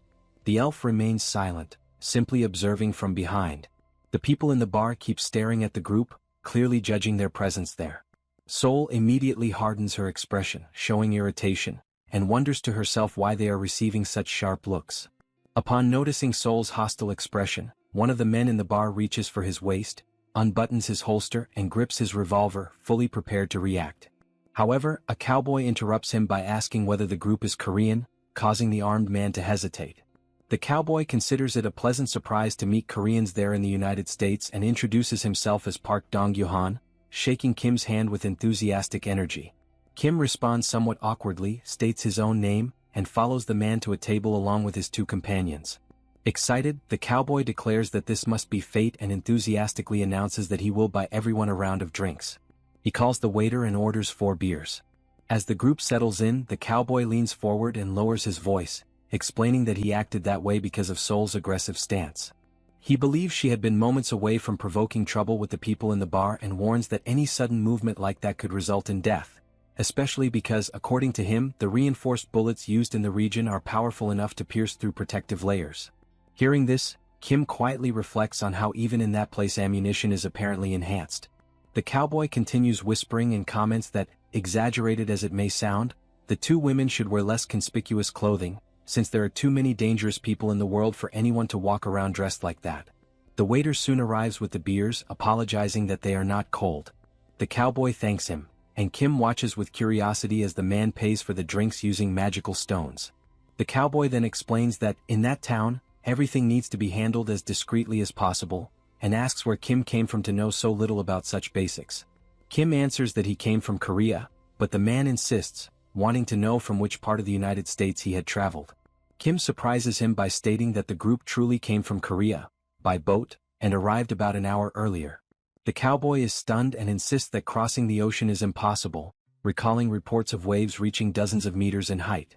Seol and the elf, amused, consider that exact danger what made the journey so thrilling, leaving the cowboy even more confused and suspecting it might be some kind of Korean joke. Kim silently concludes that trying to explain the behavior of the 2 would not be worth the effort. He changes the subject and asks whether the cowboy knows the location of the Liseon mine. The sudden question catches the man off guard, and the entire bar shifts its attention toward them. Kim immediately notices that he has touched on a sensitive topic. The cowboy confirms that he does, explaining that awakened individuals from several places have gathered there to attempt to explore the mine. Kim apologizes for bringing up such a delicate matter, especially after having been told not to draw attention. Even so, the cowboy concludes that if Kim wants to know the mine's location, he is likely also after the reinforcement stones.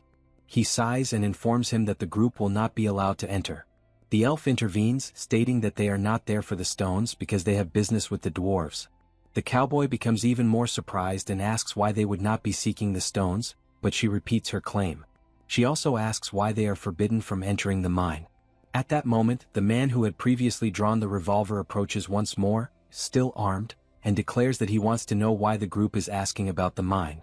He warns that if they attempt to enter, they will end up dead. Sensing the growing tension, the cowboy thinks to himself that the group has drawn far too much attention and that allowing the situation to pass quietly is now impossible. He even considers using his own gun if an opportunity arises. Meanwhile, the armed man presses the revolver directly against Seol and asserts, based on what he heard, that she likely possesses reinforcement stones. He demands that she hand over every stone she has in exchange for the mine's location, and insinuates that, in the case of the beautiful women, another form of payment would also be acceptable. Seol simply fixes her gaze on him. The man smiles, convinced he holds all the power. Facing the revolver, Seol displays a dark and chilling smile. She asks whether the man truly wants her to kill him with a single strike. Then she clenches her fist and delivers a punch so powerful that it launches him upward, breaking through the ceiling as his body is sent flying out of the bar. Everyone in the establishment freezes, stunned, unable to comprehend how a single blow could generate such force. Kim watches the scene and concludes that it has finally happened, exactly what he had expected, because someone had dared to provoke the second strongest person. He stands up and remarks to the cowboy that it would be best for them to leave. The cowboy thanks him for the warning, and the group promptly exits the place to avoid further trouble. Seol follows after Kim, asking him to wait. The cowboy, still in shock, tries to process what he has just witnessed. He wonders how a person can literally be sent flying by a punch and begins to reconsider whether the group truly did cross the ocean by boat. He imagines that, if they are indeed who they appear to be, then perhaps anything is possible. As Kim, Seol, and the elf run toward the vehicle, they hear someone calling out to them. It is the cowboy, sprinting after them and asking whether they truly intend to go to the mine. He pleads for them to count on his help and insists that they listen to his story. When he finally catches up, he explains that finding the mine without guidance is practically impossible, and he offers to guide them there. In return, he asks only that they decide whether they still want to go after hearing everything he has to say. Kim agrees to listen even though he feels a hint of hesitation. The cowboy then activates a system notification related to his own story.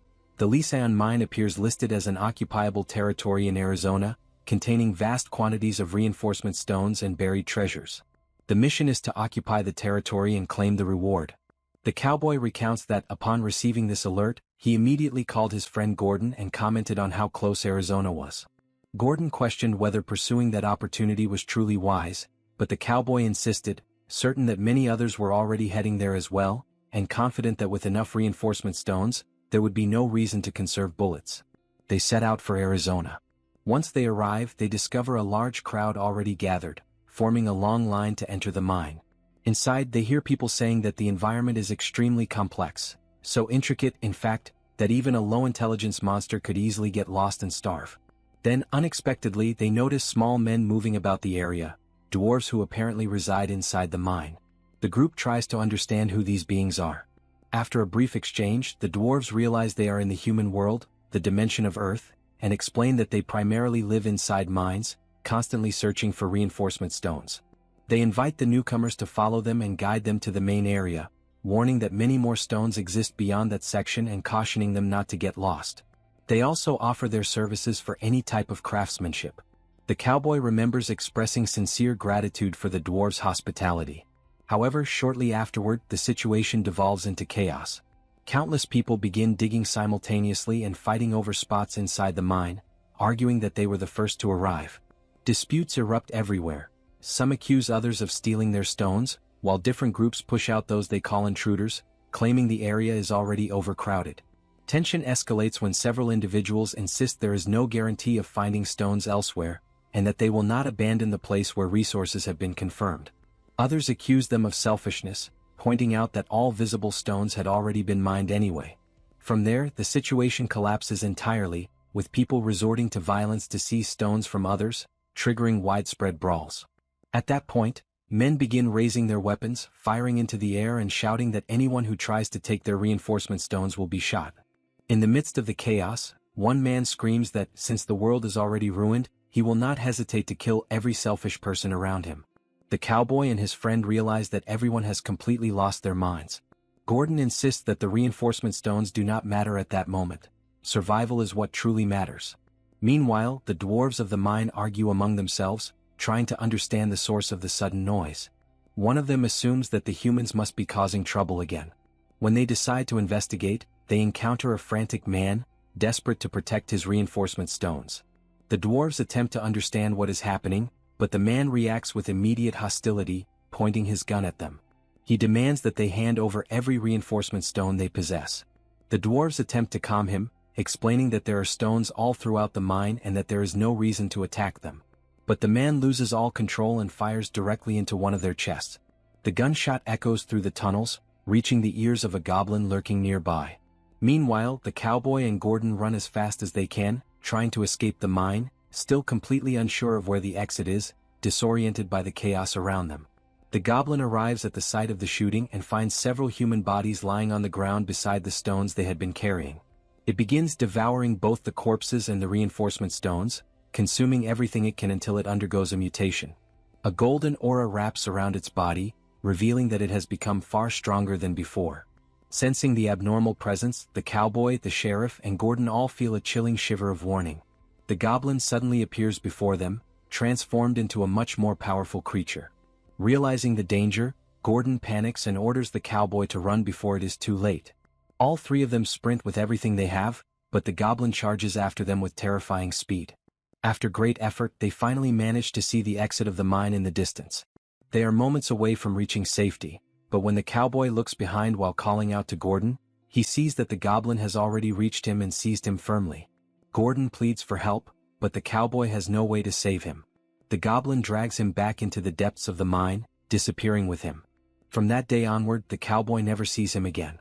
Returning to the present, the cowboy explains that no one has entered or left that mine since then. Even so, he asks whether Kim still intends to proceed after hearing everything. He admits that he does not have enough courage to return alone and asks whether he may accompany them if they choose to go inside. Kim understands that the cowboy wishes to find his missing friend, Gordon, and agrees to let him join them. He states that they will seek out the dwarves while Park Dong-yuan, the cowboy, will search for the friend he lost. Thus, the group sets off toward the interior of the mine, determined to find those who vanished and to confront whatever awaits them inside. Now, with their feet firmly planted inside the mine, the group advances with caution. Every step is taken with distrust, their attention fixed both on what appears at their sides and on what stretches ahead. Bloodstains are scattered across the walls. Suddenly, Kim raises his gaze and notices a suspended bridge in the middle of the mine. As he evaluates the path, he realizes they will not make it in time before dawn.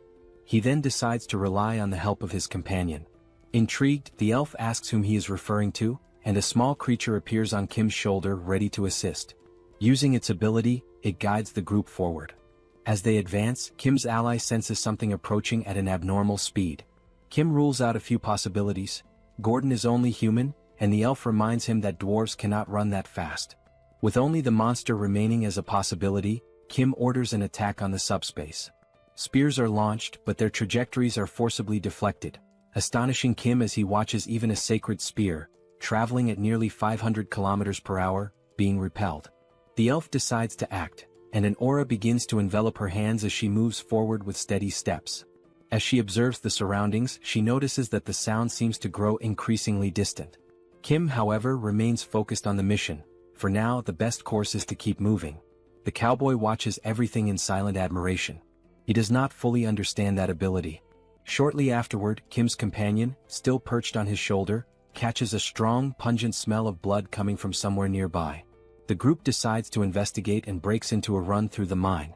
It does not take long before they find a body lying on the ground. It is a severely wounded dwarf. Kim quickly assesses the situation and concludes that the dwarf has lost too much blood and cannot wait. Without hesitation, he decides to move him into the subspace, where number one can take care of him safely. Meanwhile, Kim's ally once again senses a threat. Something else is approaching at high speed. This time, the elf takes the initiative and moves ahead without hesitation. The enemy emerges in an overwhelming manner. A goblin bursts forth violently from the path. Before it can attack, it is struck by a single punch to the center of the face delivered by the elf. The impact is intense, killing it instantly and causing the crystals to jolt. The elf observes the scene without any sign of revulsion. To her, the enemy had seemed larger in her imagination. Meanwhile, the dwarf passes through the subspace. When he awakens, he finds himself frightened and disoriented, surrounded by figures watching him with concern. Gradually, he gets to his feet as Kim explains that this place is safe, where he can recover without risk. The dwarf is informed that he was found unconscious inside the mine and treated in haste, and he is warned not to make any excessive effort. Upon hearing this, he asks about the monster in the mine. The elf reassures him by explaining that the creature has already been eliminated. She then introduces herself as Ellie, the leader of the elves. The revelation leaves the dwarf visibly confused. For him, it is difficult to understand how an elven elder could be traveling alongside a human. Ellie replies that it is a long story and asks whether all the other dwarves besides him are dead. With sorrow, the dwarf confirms that not only the dwarves, but also all the humans in the mine were killed. The cowboy intervenes, worried, asking whether he saw someone named Gordon, a close friend. Before answering directly, the dwarf asks whether only one monster was killed, which the elf confirms. The dwarf states that there is another creature, similar to the first, called Gordon. The cowboy reacts in shock, unable to comprehend what that means.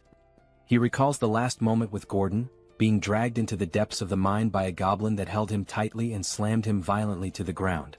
Just as it is about to devour him, the creature is suddenly distracted by crystals scattered across the floor. The goblin temporarily abandons Gordon and begins feeding on those crystals. Seizing the moment, the dwarf approaches Gordon and tries to help him. He leads Gordon to a hidden door in the mine, taking him into a protected area. Inside, Gordon is astonished by the enormous quantity of crystals stored there. The dwarf explains that this is a deposit used by his people, deeper and more valuable than any area Gordon has ever mined, assuring him that monsters will not find him there. He introduces himself as Brock and asks about Gordon's injuries, and Gordon thanks him for saving his life. When questioned about the creature, Brock admits he does not know for certain, but believes that the monster, driven by hunger, devoured human corpses and ingested a reinforcement stone and a magic stone, which caused it to lose its sanity. Brock concludes that the monster now displays an intense obsession with magic stones and reinforcement stones. What is certain to him is that the creature has become a deranged monster, placing everyone in grave danger. Gordon suggests that once people discover the area has become an occupied zone, they will eventually gather there. Surprised, Brock admits he had not realized this, as he had been focused on his craftsmanship.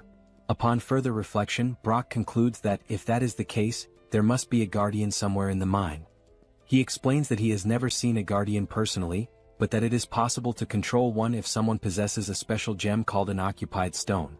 Brock describes the guardian as a massive living rock, capable of moving on its own, likely installed by the multidimensional Chamber of Commerce. Gordon concludes that all they need to do is find the occupied stone, but Brock points out the problem. He does not know where it is and the mine is enormous. He also recalls the monster's speed and suggests that Gordon should be the fastest one. Gordon refuses, preferring to wait for reinforcements. He realizes he still has food and proposes talking to pass the time. Gordon begins to speak about his childhood as time drags on in the hiding place, bringing fatigue and tension. Not knowing what day it is, the silence weighs heavily until Gordon recalls Brock's words about magic stones turning someone into a monster. After a few moments of reflection, Gordon, with renewed conviction in his eyes, states that he has come up with a good idea. Brock reacts with unease to Gordon's statement. For a few moments, both remain silent, staring at those stones as if they themselves were a sentence being passed. Gordon then lays out his plan to consume the reinforcement stones and transform into a monster. While he confronts the creatures outside, Brock will be able to escape. The dwarf states that this is far more interesting than the empty conversations they have had over the past few days. After reflecting, Brock questions whether Gordon is serious. He warns that the action is reckless, requires many magic stones and allows no return. By consuming them, Gordon would become nothing more than a monster guided by instincts. Gordon listens and asks about alternatives, but there is no other plan. Consumed by hunger, he accepts the option so that at least one of them may survive. Brock says he has nothing left to lose and suggests mutilating himself, but Gordon recognizes the absurdity. That is not survival, it is despair, and the transformation leaves no path back. Gordon tells Brock that he does not need to sacrifice himself. The choice is a personal one. He recalls that he has already died once, reliving the brutal scene of a woman being devoured while he watched helplessly. He remembers who saved him that day, the cowboy. Brock questions him, but Gordon begs, saying it is his final wish. Brock's hands begin to crush the crystals, one by one, while Gordon waits in silence. When everything is ready, Gordon makes one last request, that Brock survive and kill him if he continues living as a monster. Brock promises and leaves the room, carrying the weight of that decision. Alone, Gordon approaches the crushed crystals and begins to consume them. Meanwhile, Brock runs desperately through the mine tunnels. Behind him, a massive goblin advances, drawn by the sounds of hammering that had echoed earlier. The goblin opens its mouth grotesquely, about to attack him. However, something interrupts it. A hand suddenly appears and strikes its head with violence, gripping and forcing the creature back. Brock immediately recognizes who it is. Gordon is there. Gordon stares at him and forms a strange, distorted smile that no longer belongs on a human face. For a moment, Brock believes he is saved, but he realizes something is wrong when Gordon extends claws toward him, not to protect him but to consume him. Now, in the subspace, he recounts that he was injured by the creature Gordon became and that he lost consciousness shortly afterward. The cowboy remains motionless, trying to process everything. The revelation leaves everyone in shock. Brock states that Gordon became a monster to face another, not to live that way, and he begs for help to allow him to pass on in peace. Kim concludes that only the elf could face him, as their weapons would barely wound him. He then begins to consider reinforcements and asks whether it would be possible to forge a grade C reinforcement stone from lower grade ones.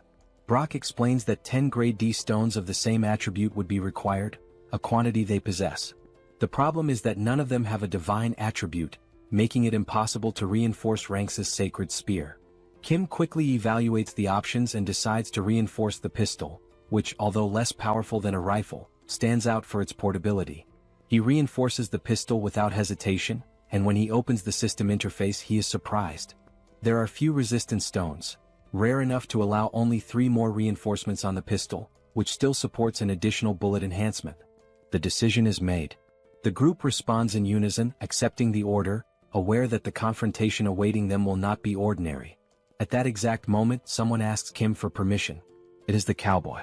He states that this will be the last moment of his friend's life and that he wishes to accompany them to the mine's exit. Kim considers and explains that the situation is extremely complicated and dangerous. Even so, the cowboy insists, pleading to go along. Kim reflects for a few moments before agreeing. He accepts but imposes a condition. With that decided, the group returns to the interior of the mine. As they advance through the tunnels, the cowboy walks in silence, with the small companion perched on his neck, sniffing the air with focus. Along the way, the cowboy wonders whether Gordon would still be alive if he had not called him, and whether everything might have been different had they not returned to the mine together. Suddenly, Kim's ally senses something. His keen sense of smell detects an intense presence ahead, and he points toward a dark area. It is from there that something emerges. Gordon steps out of the shadows and advances relentlessly. His appearance is no longer human. His presence sends an immediate shock through the group. The cowboy reacts instinctively, raising the pistol with resolve. The shot echoes through the mine. The bullet strikes Gordon directly in the center of his body. Upon impact, crystals scatter across the ground. Deep within, the cowboy bids farewell, wishing that at last Gordon may rest in peace.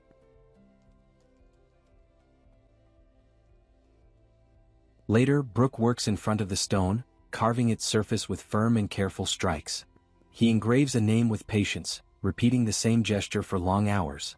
Daybreak arrives, and on the face of the stone, Gordon's death is recorded on the gravestone. Standing before the stone, the cowboy remains silent, bidding farewell to his friend. Brooke steps closer and places a hand on his shoulder, a simple gesture of support as if asking him to find strength. Then the dwarf steps away, leaving him alone. Shortly after, Brooke reappears holding a special stone, informing them that it is an occupied stone. That he explains that the gem allows control over a guardian and remarks that it is the first time he has ever seen one in person. After wiping the dust from its circuits, he attempts to activate it. While the group discusses what a guardian is, the elf describes it in simple terms as a gigantic golem that protects an occupied zone. Then the stone begins to glow intensely, drawing everyone's attention. The elf notices the movement and suggests they head toward the mine to investigate. Rain begins to fall, and an intense light starts shining on the ground. From that light, enormous stone figures emerge, true immobile colossi. The sight is absurd, even for those who were expecting something large. Observing the area, the cowboy notices the impressive amount of magical stones accumulated there and concludes that the place was designed to generate conflict, drawing people in to compete against one another. The elf confirms that inciting disputes is exactly the kind of thing the Chamber of Commerce does, creating occupied zones to force competition from the very beginning. She explains that it is clear everything there was planned with that purpose, most likely to create intruders.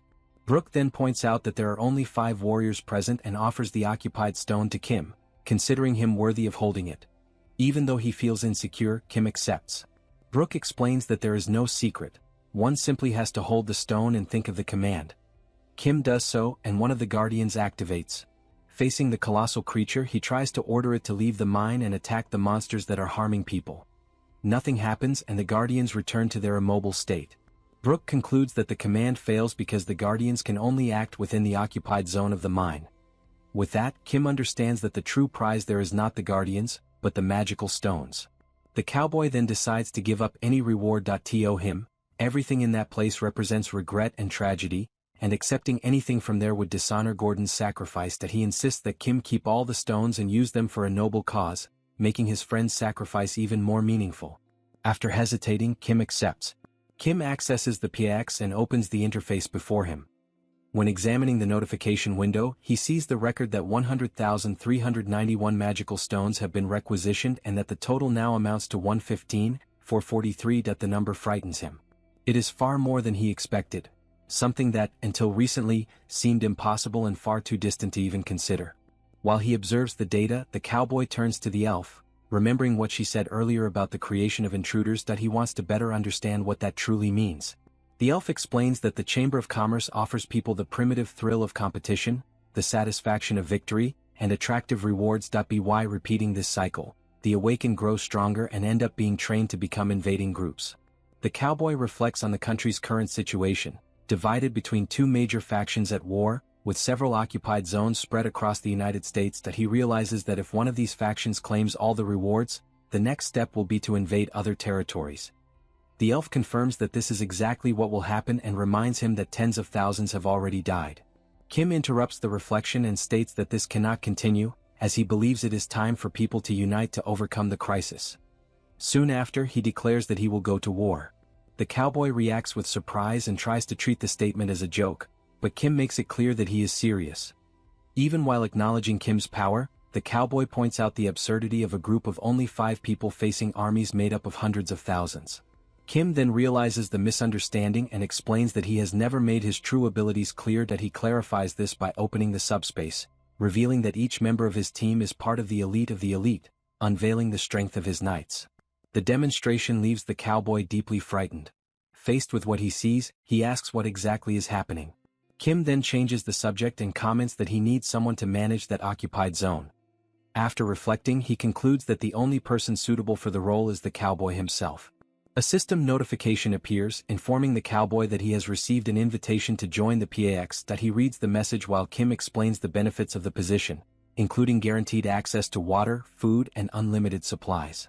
Confused by the speed of events, the cowboy questions everything that is happening. In response, Kim demonstrates how the system works, making the scenery change, and the two of them find themselves in a room equipped with a table filled with food. Still in shock, the cowboy looks at the food in front of him. Kim asks him to help himself and suggests that he take some time to think about the offer while he eats. The cowboy lowers his head and begins to eat. While he eats, tears fall silently, the result of the unexpected and painful direction his life has taken. Now, elsewhere, a man stands with a serious and rigid expression. Before him is Kim, maintaining a firm posture. The man summarizes the situation in a straightforward manner, confirming whether Kim is truly saying that the ongoing war in the United States needs to be stopped. Kim confirms and explains that, between the two factions in conflict, there can be no winner. Before he continues, the elf intervenes. The Chamber of Commerce encourages conflict with promises of reward, shaping winners into invaders. If the war ends in the United States, the rest of the world will follow. The man listens attentively and admits the need to intervene, but he does not see a concrete plan to achieve this. Kim then explains that this is exactly why he is standing there before him, speaking directly to the head of operations. The head of operations admits that he has not been closely following the situation in the United States, which makes any definitive decision difficult. Even so, he points out what is essential: identifying the two factions and strengthening their own forces until they are able to match them. Kim agrees and summarizes the proposal, stating that investigation and strengthening must occur simultaneously. He observes that the head of operations is saying exactly the same thing Lancelot had already mentioned. He then adds that Lancelot has a request to make. Lancelot takes a step forward and faces the head of operations with seriousness. He declares his desire to learn directly from him. Upon hearing this, the head of operations is left speechless. He then questions why Lancelot wishes to learn from him and what kind of abilities he could truly offer. Lancelot replies that it is not merely about individual skills, but about the position the chief holds. He explains that, recently, the knights have been reflecting on their own levels of power. When their attacks cease to be effective, they begin to question whether they are still capable of protecting their lord. According to him, Kim had already anticipated this issue and created items to compensate for this limitation, such as a weapon. Upon observing the weapon, the head of operations concludes that they are referring to the use of firearms, but Lancelot states that the knights have already learned how to use them. That being said, the chief questions what remains for him to teach, to which Lancelot replies that he seeks tactics and strategies. Kim intervenes, confirming the intention. He makes it clear that he wishes to forge the Knights of Camelot into a true special operations unit. The head of operations lowers his head for a moment and acknowledges that he does indeed have something to offer. He makes it clear, however, that the training will be extremely rigorous. Meanwhile, the elf watches in silence, reflecting on the unwavering confidence of the head of operations. The group then decides on the direction of the training and the measures necessary to strengthen their forces. Lancelot leaves the room and Kim watches him depart, reflecting that this is good for the knights, since they were likely frustrated by not being able to act more actively. Even so, he feels a certain melancholy at the thought that the reliable Lancelot will not be by his side for a while. Kim also stands and suggests that the elf rest. Soon after, he decides to check his own abilities. He opens the system window and realizes that he has not reviewed them since reaching subspace level 6. As he analyzes the information, he notices only a slight increase in the subspatial healing rate, with no significant changes. While examining the interface, a long notification suddenly appears, drawing his attention due to its unusual size that he reads it carefully and discovers new unlockable abilities, some with high costs. Among them are portal-to-portal transportation and an automatic system for product ordering and dispatch, but nothing that aids in combat, which disappoints him. Even so, he accepts the situation, reminding himself that he already has enough people to handle firepower. Later, Kim meets another man. Without lifting his gaze much, the man reacts curtly, as if expecting yet another absurd request. Kim greets him and says that he does not wish to impose anything, only to know whether the subspace is satisfactory. The man remarks that it is late for that, but appears relieved to see that Kim is well. Kim notices the drawing and asks what he is currently working on. The man replies that he is designing an automatic machine to roast food on rollers. Kim's curiosity grows and he asks whether James knows how to build robots. The answer comes cautiously, it depends on the type of robot. Kim mentions the robots from films and comics, large and armed. James frowns and makes it clear that the ability does not create things out of nothing. Kim summarizes the point, understanding that the current level still does not allow for robots of that kind. James confirms with a restrained gesture. Kim walks away, irritating James, who shouts that it is not impossible, just difficult and time-consuming. Kim leaves the area and crosses the subspace, moving to another location. During the journey, the small companion draws his attention, warning him that the cowboy has not yet finished his meal.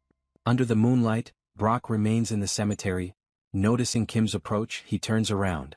Kim comments that he finally found him and admits that he spent hours wandering through the mine without knowing he was there. Brock asks whether Kim was looking for him because of craftsmanship. Kim replies that it is not about that and says that there was something he wanted to ask, but he feels that perhaps it is not the right moment. Brock explains that he is past the age of being paralyzed by the pain of losing companions, that he is upset and disappointed, but states that while he is creating something, those feelings quickly fade, that if there is anything to be made, he is willing to do it, and he asks what the request is.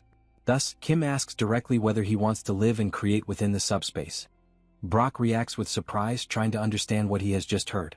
Elsewhere, James continues drawing when Broly suddenly appears, catching his attention. The two stare at each other for a few moments, confused, without fully understanding what is happening. Meanwhile, a man mentions the war in the United States. Kim asks whether it will be difficult to obtain support. The answer comes firmly, no. If the request comes from Kim, there is no reason to refuse help.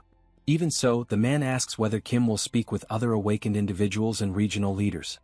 Kim confirms that this was always the plan and that he started there.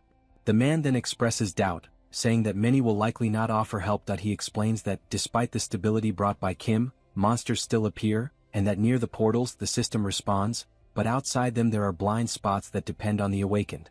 He questions what these people would do if they were forced to choose between protecting their own regions or helping the United States. The answer seems obvious. Kim absorbs the logic and, with a hint of bitter irony, wonders if this means he is in trouble. The man says that only a few, including himself, will be able to help. Kim thanks him and promises to inform him once there is a plan and a schedule. Kim returns to the subspace, reflecting deeply. He realizes that he naively assumed everyone would help him without hesitation. He analyzes the current situation in Korea. Within a radius of 500 meters from the portals, the system automatically identifies and eliminates enemies. Outside this area, security depends on patrols carried out by regional representatives and military awakened individuals. He concludes that he himself would not leave his region under such conditions. To support the United States, local problems must be resolved first. Kim considers asking James to build automatic defense drones, but dismisses the idea upon remembering that he has already pushed him too far. He then decides to analyze everything calmly, evaluating his own abilities more carefully. Kim looks at the system window and reflects that expanding range is possible, but dispatch remains limited, and he does not have a subspatial laboratory. While assessing the options, a specific notification draws his attention. The system displays the order function, capable of receiving requests and automatically dispatching items from the subspace, with configurable criteria, costs, and evaluations. Kim lingers on this point and wonders whether he can personally designate this channel. The PAX responds affirmatively, confirming that he must designate a channel to receive evaluations and asking whether he wishes to do so now. Before he makes a decision, the scene changes. Elsewhere, a cell phone is visible with two numbers highlighted on the screen, 119 and 112. A man shows the device to another, explaining that the numbers are used for rescue and support requests, requiring only that the user press and hold. The other man reacts with distrust upon recognizing the paxman. He says that nothing connected to Pax is free and sees it merely as a strategy to charge later. The man holding the cell phone partially agrees, saying that it is still better than dying, which prompts the woman to question whether pressing the button truly brings sufficient help. The man explains that support is no longer limited to areas near the portals and can now reach more distant locations much more quickly. The woman shows surprise and doubt, but admits that if this is true she may need to consider acquiring a Pax. At that moment she suddenly screams, overtaken by panic. She warns of the presence of a gigantic monster, but the attack happens in a brutal instant. The woman begins to tremble, paralyzed by horror, while the other man watches in shock. The monster remains with the man who was explaining how Pax works still in its mouth. As the previously distrustful man recognizes the creature, he remembers that it acts in packs. He decides to draw them away and tells the woman to activate the rescue request on the cell phone. He admits that he does not know exactly what to do, but believes that if help arrives quickly, there is still a chance. At that moment, something unexpected catches his attention. Even trapped in the monster's mouth, the injured man is still holding the cell phone. The screen lights up repeatedly, and with one last desperate movement, his finger manages to press the help request button. Almost immediately, something begins to happen. The couple watches, confused, as presences suddenly appear around them. Soul moves with precise motion, advancing against the monster without mercy. She strikes it, causing the creature's blood to spray. Her eyes remain cold and focused, as if she had been ready to act long before that moment. Elsewhere, Kim reflected on the two abilities he could unlock upon reaching level 6 in the subspace. The first was portal transport, which allowed travel from one portal to another without having to traverse the subspace, at a cost of 10,000 magic stones. Product request enabled receiving orders and automatically sending items from the subspace. It was possible to set criteria, types, costs, and conditions, as well as receive evaluations if a designated method was provided. He organized the information mentally, noting that portal transport allowed direct movement between portals. Product request, on the other hand, when assigning an intermediary, allowed people to order PAX products and receive them within a radius of 500 meters from a portal. He could receive messages sent by PAX, and users could send evaluation messages to the PAX. Kim noticed a crucial detail. Although the delivery of products had a range limit, the messaging function did not. He asked the PAX where the medium was. The system responded that whenever an evaluation was received, the sender's location data came along with it. Kim immediately understood. He reflected that he could use this function as an emergency call system. Thus, he created the 112 and 119 buttons, which, when pressed, sent a predefined message to the PAX. The system analyzed the content and, based on the received location data, forwarded the information to the nearest PAXman. The agent receiving the data was then dispatched to the indicated location. In one instance, PAX sent an emergency rescue notification with detailed location instructions. The PAXman simply read the message and ran immediately to the indicated destination, determined to complete the mission. While Soul ran, Kim's friend guided her using his keen sense of smell. At one point he leaped. Back at the scene of the attack, Soul reached the destination of her mission and faced the monster without mercy, driven by absolute courage. After defeating it, she saved the boy, who then received proper medical attention.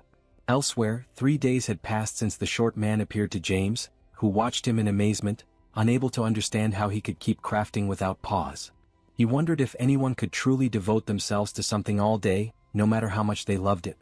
James concluded that if he had lost it, he could simply find it again, deciding to rediscover the joy of creating and return to his paints.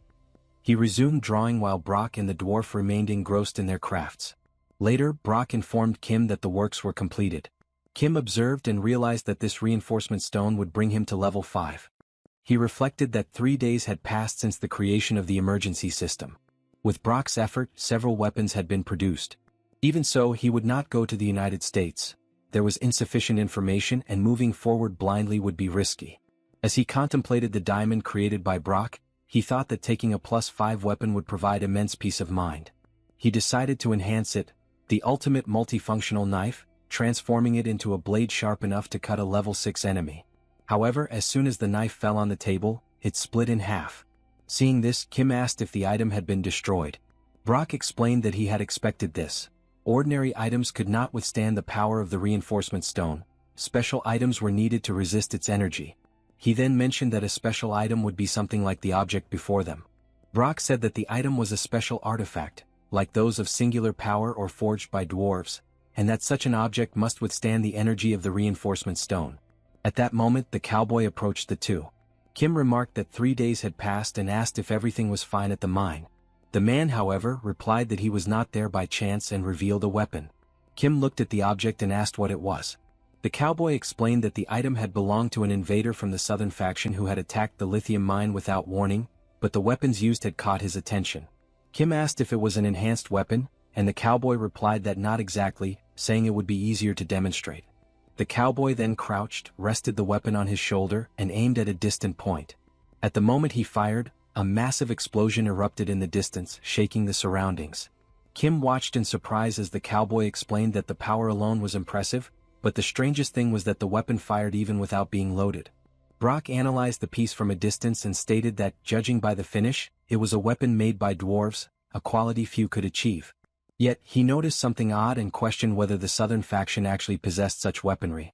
Brock said that dwarves feared hurting others more than dying, so it was strange that they would make weapons for war, and that perhaps they were not acting of their own free will. The cowboy affirmed that the southern faction was advancing too quickly, they had already reached Arizona. If this continued, the north could be defeated. Kim felt the urgency and said that time was running out, asking where the northern faction was. The cowboy believed it was near Chicago and asked what he intended to do. Kim stated that he needed to somehow join the north, but admitted he did not have a concrete plan and intended only to go there and see what would happen.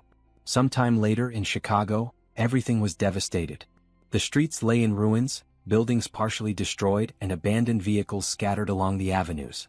Giant creatures wandered the city, driven by an insatiable hunger for destruction.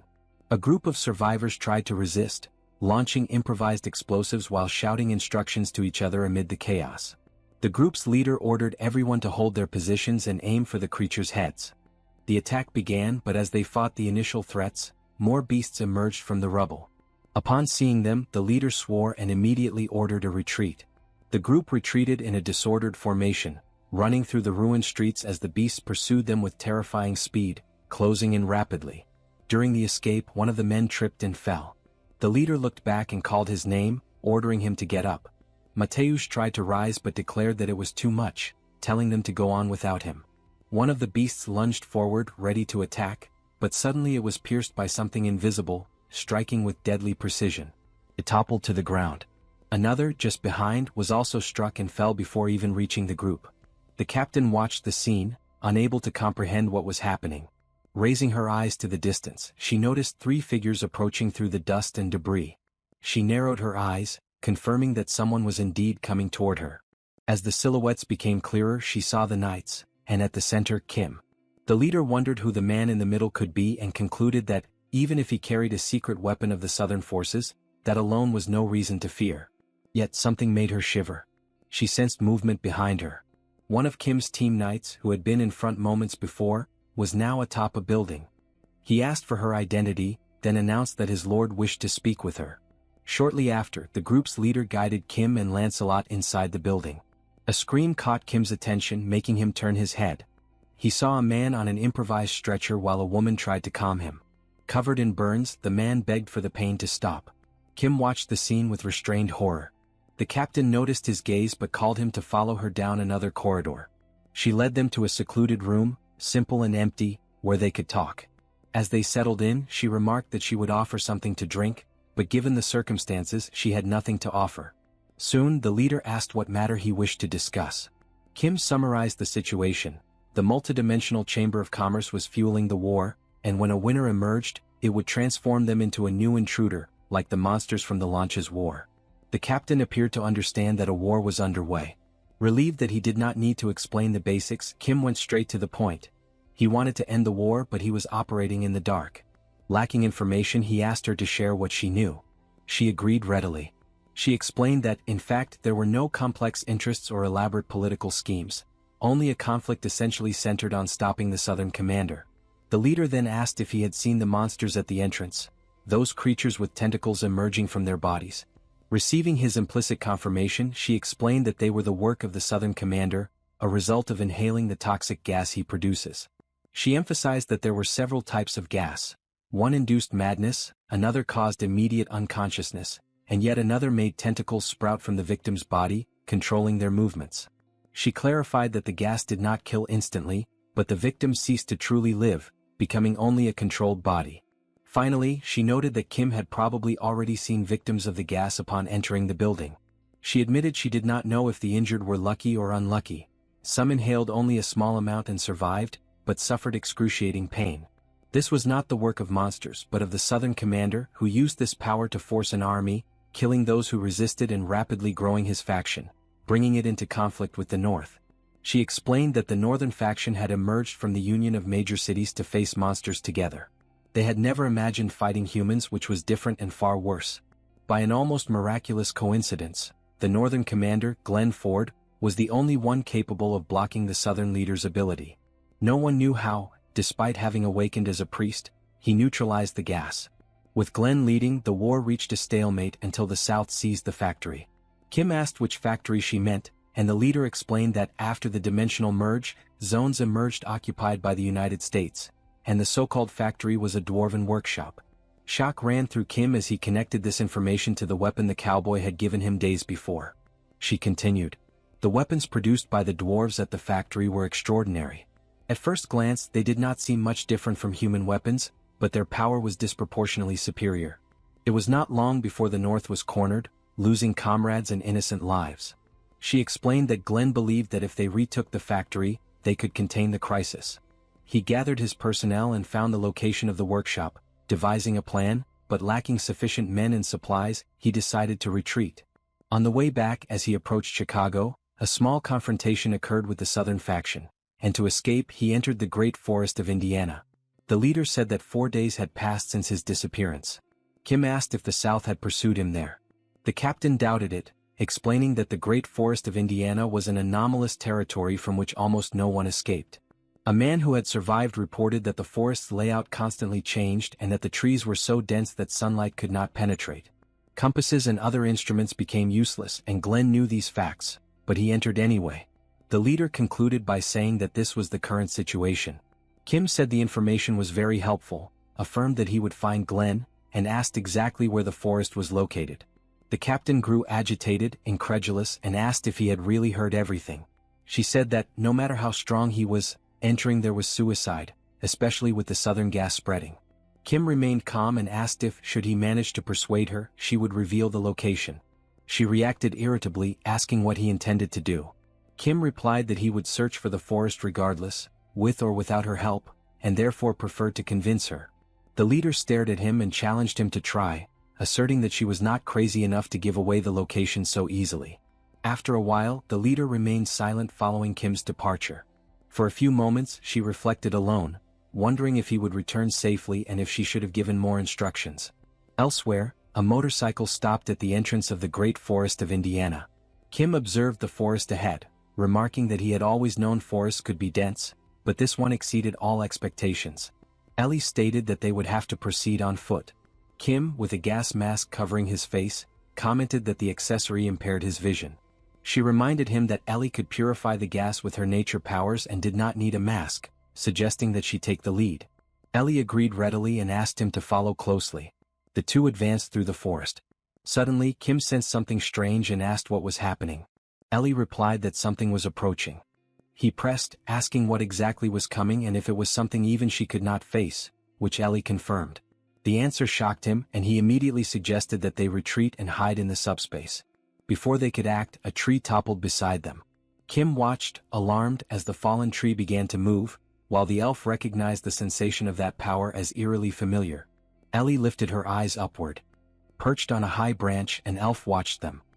He stated that, as he had suspected, it was Ellie who had entered the forest. Kim watched him with curiosity, partially hiding behind the elf. He murmured that this individual definitely did not seem ordinary. Ellie explained that this was the superior elf she had mentioned before, like an older brother she had always played with. When she had said she could not handle the situation, she had been referring to him. She could face him if necessary, but out of respect, she did not want to. Kim noted that she should have said that from the start. The superior elf mentioned that Elder Frennick was also safe and then offered to take her, ordering her to climb up. Ellie ran to him, relieved, saying she had much to tell, and asked Kim to climb first, explaining that the superior elves controlled the trees and would use this power to traverse the forest. Kim began to follow but was stopped. The elf said that the human could not accompany them, and from what he had seen, humans destroy nature. Someone like Kim deserved to die there. Ellie defended him, insisting that not all humans were the same and that Kim was a benefactor of the elves, reminding the elf that her brother could not even leave the forest on his own. He noticed a change in her and asked if she was being deceived, stating that he had seen humans attempt to destroy the forest before. Before he could finish, Ellie stuffed food into his mouth to silence him, pulled Kim toward the tree, and moved along the branches, smiling, saying that he did not recognize the benefactor before them. Perched on a branch, they were guided through the forest. One of the small elves noticed something in the distance and remarked that it seemed Uncle Obstin was arriving. Her companion confirmed that he had said he would come. Elder Feindrick, who accompanied the children, observed their approach and announced that Ellie was indeed coming, and that she was bringing a guest from afar. They could see the three approaching, while Ellie's brother, with his mouth full of food, waited with a stern expression. As they neared, they quickly descended from the tree branch. Ellie's brother asked if anything inconvenient had happened on the way, and Kim replied that he would make the path darker. Kim introduced himself to Elder Feindrick and remarked that there was much to discuss, but suggested everyone eat first. After the meal, the elves lay down for a brief nap. Feindrick, impressed by the kindness shown, commented that he did not know how they could ever repay such consideration. Kim, however, stated that there was no need for thanks as it was a natural ability. Feindrick expressed interest in hearing more from Kim, who then explained that 4 days earlier, a man with a robust physique had crossed the forest. Feindrick reflected and confirmed that the man had been found wandering, suffering from severe injuries but with eyes full of an intense will to live. Although a stranger, they could not ignore him, and he used his powers to tend to the wounds, even though the man had not yet fully regained consciousness. Kim explained that this man was exactly the person they were looking for, Glenn Ford. Kim recounted that the war between invaders and resistant forces was ongoing. The elf confirmed that, since the man's arrival, human attacks had worsened. Initially, small groups tried to invade the forest, but recently they had begun spreading toxic substances. Although they could not neutralize all the attacks, a thin layer of these substances now covered the forest. Feindrick noted that the mask Kim wore seemed to protect him from these effects, explaining that it was a result of the elves' natural abilities, as they were born with the power to purify the environment. In Glenn Ford's case, special measures protected him using the processed leaf of the world tree, which purified the air and enhanced healing properties, physical performance, concentration, and focus. Feindrick handed a leaf to Kim, saying it could be kept in the mouth or attached to him, providing effective protection against attacks. Kim tried the leaf and felt a natural, refreshing sensation. The elf emphasized that, compared to the kindness shown, this was insignificant, but requested that they accept it. When asked if there was more, Friendly explained that, unfortunately, there was not. That he explained that raw materials were scarce, and the world tree, weakened by the curse, was not healthy. But Kim denied this, stating that the world tree was not only healthy but seemed to be spreading everywhere. At that moment, the elf looked up, astonished by what he had just heard. Kim stressed that there was much to discuss. But he was not alone. Others also had important messages to convey, showing genuine concern for the situation. Through a portal, 2 elves could be seen, surprised to find Elder Feindrick alongside Kim. Inside the environment, the trees described by Kim were there, countless in number, leaving Feindrick in complete shock. A leaf was removed from one of the trees and handed to Feindrick, who handled it swiftly and passed it to Kim. Friendly confirmed that the leaf was ready but questioned the necessity as the process was complex. Kim explained that, for him, it was like having access to an infinite stock. The magical system registered the processed world leaf under the world tree category, costing 1,000 magic stones, now available for use and capable of being kept in the mouth to improve physical condition. Soul held the world tree leaf along with one of Kim's friends. They prepared to enter the new area, holding on tightly. Joy, meanwhile, was amazed and asked about the leaf, learning that it could aid in alchemy. She remarked that it would be very helpful, especially since her sister-in-law had requested she prepare some analgesics. Meanwhile, James tried holding a leaf in his mouth. He reflected on the work done, recognizing the masterpiece, yet noticing small points that still required improvement. The scene shifted to Kim, who spoke with joy about the Manhwa tribe, capable of identifying cancer by the smell of external wounds. She dreamed of the possibility of treating internal lesions invisible to the naked eye. Kim then suggested creating a specialized medical curriculum for the tribe. Suddenly, someone called for Kim, informing him that Glenn Ford had awakened. Still disoriented, Glenn Ford asked who the pointy-eared people were. Kim explained that they were elves who had saved his life and that he was merely trying to stop the soloist faction. He informed that Glenn had been attacked while returning from the factory and had hidden in the Great Forest for 4 days. Alarmed, Glenn realized they were still in the forest and that there was no time to lose, as the South faction could attack at any moment. Elsewhere, the elves commented on the density and darkness of the forest, impressed by its strangeness, and wondered what effort had allowed Glenn to survive there. But suddenly something caught the elves' attention. A strange sound echoed through the forest. Curious and alert, they wondered who the enemy was trying to destroy this sacred environment. Kim asked what he meant by mentioning that the southern faction might attack. Glenn explained that he had only recently discovered it upon returning from an inspection of the factory. The faction was keeping troops hidden nearby, something he had not noticed before. He warned that the factory's defenses were weak and that they first needed to plan the attack and gather weapons, taking advantage of the site's limited protection. As he contemplated the plan, Glenn sensed something behind him. Someone was aiming a weapon at him. Suddenly, from the upper floor of a building, an attack was launched, causing a massive explosion. The southern faction members, believing they had hit Glenn, discussed the effects of the attack, remarking that even if he was not dead, he should be severely wounded. They also mentioned that the dolls brought by General Ferrix were not simple toys but dangerous weapons. They assumed the invaders probably did not know who Glenn Ford was and decided to merely confirm the body. Despite being struck, Glenn remained alive and reflected on what had occurred. He noticed that no visible troops were near the factory and deduced that, if he had been attacked by tentacle dolls, they would have stood out. He concluded that nothing had been lost but questioned why the troops were hiding. Was it a surprise attack? If so, the North was in grave danger and he needed to warn the Allies. At that moment, a door opened and a man, frightened, had a knife pressed to his neck and was eliminated by Glenn. The southern faction reacted quickly, but Glenn managed to flee into the Great Forest. Upon waking, he realized his injuries had improved and that 4 days had passed. He understood that the faction, having failed to confirm his death, had attempted to destroy the entire forest. Kim grasped the severity of the situation, and Glenn emphasized that there was no time to lose. Action had to be taken swiftly. The sounds of explosions drew their attention, and Glenn reflected on the number of troops the enemies had brought, realizing that they intended to destroy the entire forest. He warned that, at the very least, they needed to move away from the area. Someone questioned Kim about the situation, noting that he normally did not remain still. Kim explained that the elders had just inspected the forest, which left Glenn confused. The nearby elves, surprised by the events, commented on the sequence of attacks and destruction. First the smoke, now the attempt to devastate the forest.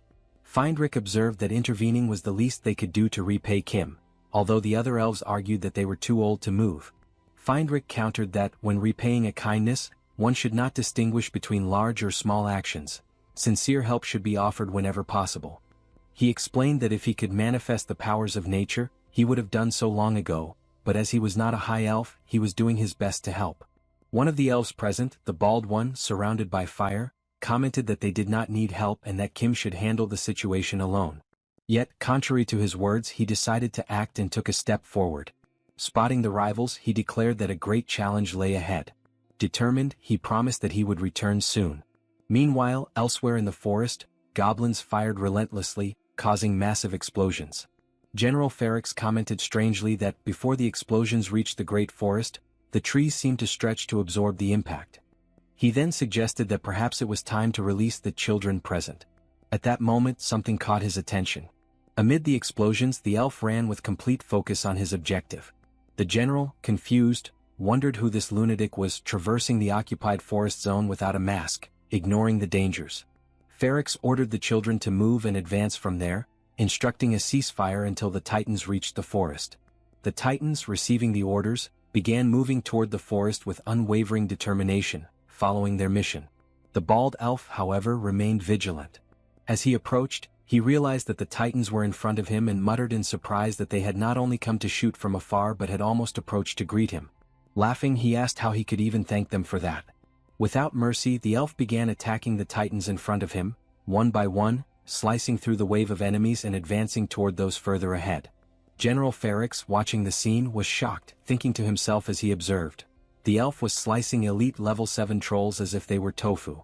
Alarmed, he concluded that he needed to retreat. He then ordered his forces to concentrate fire on the elf while planning to use the dolls to buy time and escape the chaos. The general called Carter, asking where the vehicle was, and received the answer that it was ready for the withdrawal. At that moment, the factory lost its importance to them. Escape was the priority. But when he turned his head, General Ferrix realized that the elf had already arrived there. The elf, nostalgic, remarked about the old times. At the height of his career he dealt with arrogant types like those. His temperament was calm and he did not seek unnecessary conflict. He merely drove the enemies away quickly. The observers, stunned by his efficiency, recognized the gravity of the situation and felt helpless. At that moment, the system notified, Glenn Ford was recovering well. The Southern faction forces near the factory had been annihilated. The factory had been discovered and would be occupied by the Pax. Kate, perplexed, reflected on what the man had been doing, trying to comprehend the magnitude of his actions. The scene shifts to a conversation in which they mention the Earth dimension, while another argues that it is not a deserted place, but rather a growing dimension that needs them. Excited, one of them comments on the reaction of the inhabitants to their items, citing creations such as the Sword of the Arrogant Ego and the Mana Vampire Blade. During the exchange, one of them provokes Grant, recalling the time his confidence led to the destruction of his work by Joranna's fire. Irritated, he snaps back that it happened decades ago and accepts a challenge, to create the best item without using that fire. Shortly after, a group arrives requesting a long-range high-power weapon, even if it is disposable. Grant disapproves, stating that items should carry history and meaning, not be made for temporary use. When he questions the purpose of the weapon, he is suddenly taken by surprise as the man in front of him grabs him by the face. Cooper tries to react, but is left in shock as he sees the man tightening his grip on his colleague's head. The aggressor asserts his authority, declaring that they are not there to question anything, only to obey, and orders the immediate start of the work. The group begins a brutal assault, knocking the dwarves down and spreading violence. Blood spills as the force of the blow strikes their bodies. With time they are forced to work under constant surveillance, producing without rest. Supervisors demand greater speed, threatening punishment and forbidding complaints, while the weakest end up overburdening the others. Exhausted, they continue working, sustained by a dark liquid that keeps them awake despite the discomfort. Cooper, worn down, questions how long they have been living like that, but another replies bitterly that it no longer matters. He suggests taking a substance provided to them, a dark water that causes discomfort but keeps everyone awake. Amid this oppressive routine, something draws the attention of all the dwarves. One of them notices unusual movement, and a dwarf woman looking outside confirms that something unexpected has happened. The oppressors appear to have been defeated. The news brings hope, but not everyone believes in change, fearing new masters who may be just as cruel, or even worse. Looking at his own reflection, one of the dwarves states that it does not matter who won, as new rulers will continue to exploit them until they are discarded, possibly with even greater cruelty. In response, he proposes observing and judging the newcomers. If they prove to be the same as the previous ones, he suggests destroying the reactor to prevent any further production. The proposal shocks the others, who consider him insane, fearing that such an act would reduce them to useless bodies, to be immediately discarded. Even so, he questions whether that can truly be called living and decides to speak with the newcomers. Soon after, the new group enters the facility, the very ones responsible for defeating the former oppressors. The atmosphere fills with tension as the dwarves watch in silence. Faced with this uncertain encounter, an elf steps forward and directly addresses the dwarves, questioning whether they are the new masters of that factory. In response, Cooper firmly states that he does not know what they want from the factory, but makes it clear that they will not continue working if their expectations are not met. Kim finds the irritation strange but asks how they can be satisfied. Cooper then demands answers first and questions whether they could guarantee 100 hours of work per week, surprising everyone. Among the dwarves, some interpret this as a negative reaction and begin to consider demanding even more. Noticing their reaction, Cooper changes his approach and asks whether they could at least have monthly vacations. The demand surprises the dwarves, who had never considered such a possibility, yet he remains firm. Ignoring the interruptions, he asks one final question, causing panic among the group. He wants to know whether they will receive wages, food, and decent living conditions. The surrounding dwarves quickly try to silence him, almost desperately asking Kim to ignore everything that was said, as if it had never happened. However, upon observing carefully, Kim begins to understand the reason behind that outburst.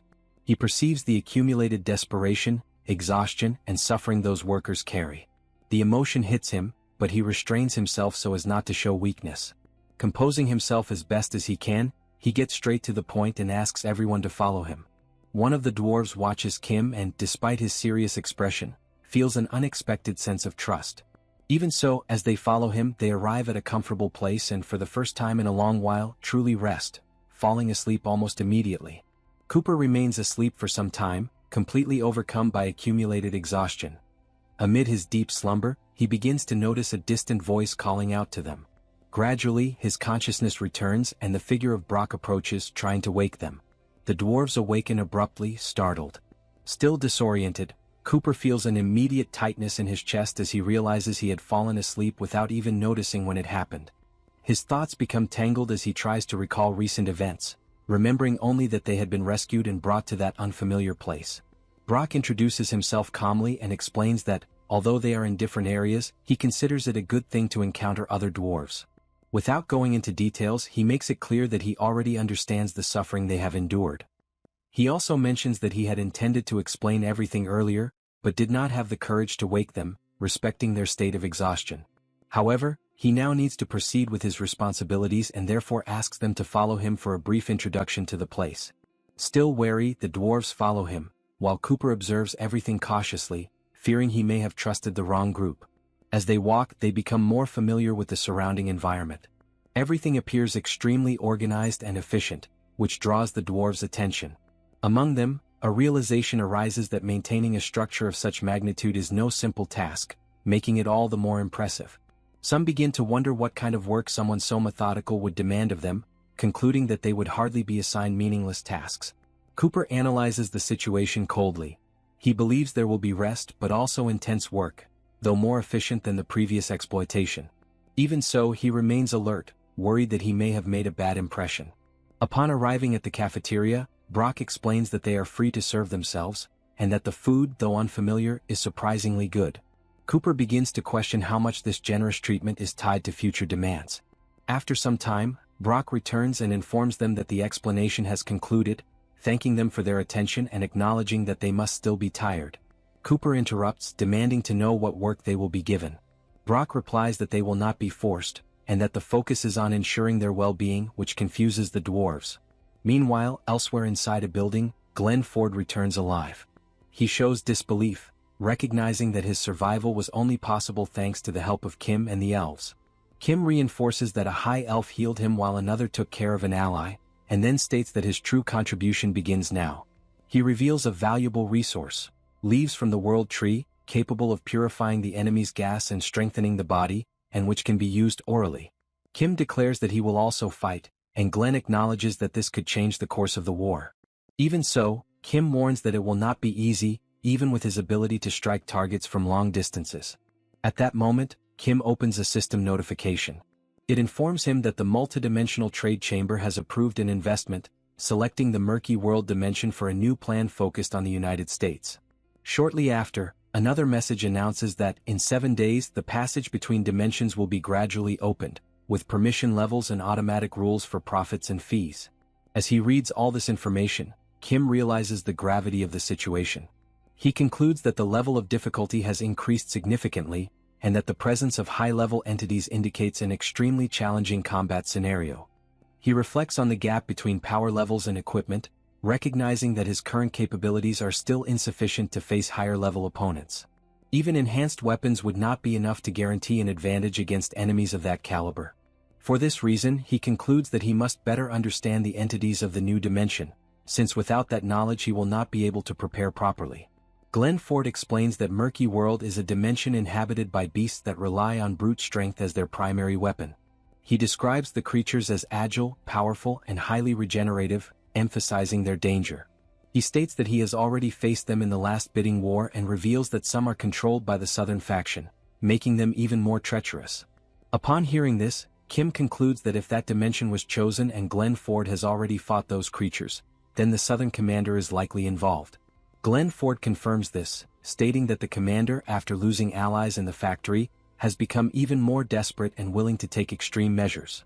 Kim realizes that the situation is worse than he had imagined. Bringing entities from another dimension reveals an alarming level of recklessness. Even with the support of the elves, he understands that he cannot rely solely on that and concludes that he urgently needs a countermeasure. Without wasting time, he calls an emergency meeting and lays out the entire situation. Ellie states that she does not believe they will lose, but makes it clear that if they want to guarantee victory, there is only one viable option: to create an item enhanced to +5. Brock explains that such a level of enhancement requires a special item, capable of withstanding the extreme power of a reinforcement stone. Kim states that the solution lies with the dwarves in the factory, and Brock reminds him that they are still resting, but leads him to the room. On the way, Kim hesitates to ask them to return to work, but realizes there is no choice. Upon entering, he finds Cooper already standing, saying that he was about to go look for him. Kim finds the situation strange and asks if something is wrong or uncomfortable. Cooper responds directly, making it clear that the situation is indeed uncomfortable. He recalls the conditions he had imposed, admits that he exaggerated, and states that they had only asked for reasonable work, not a complete absence of it.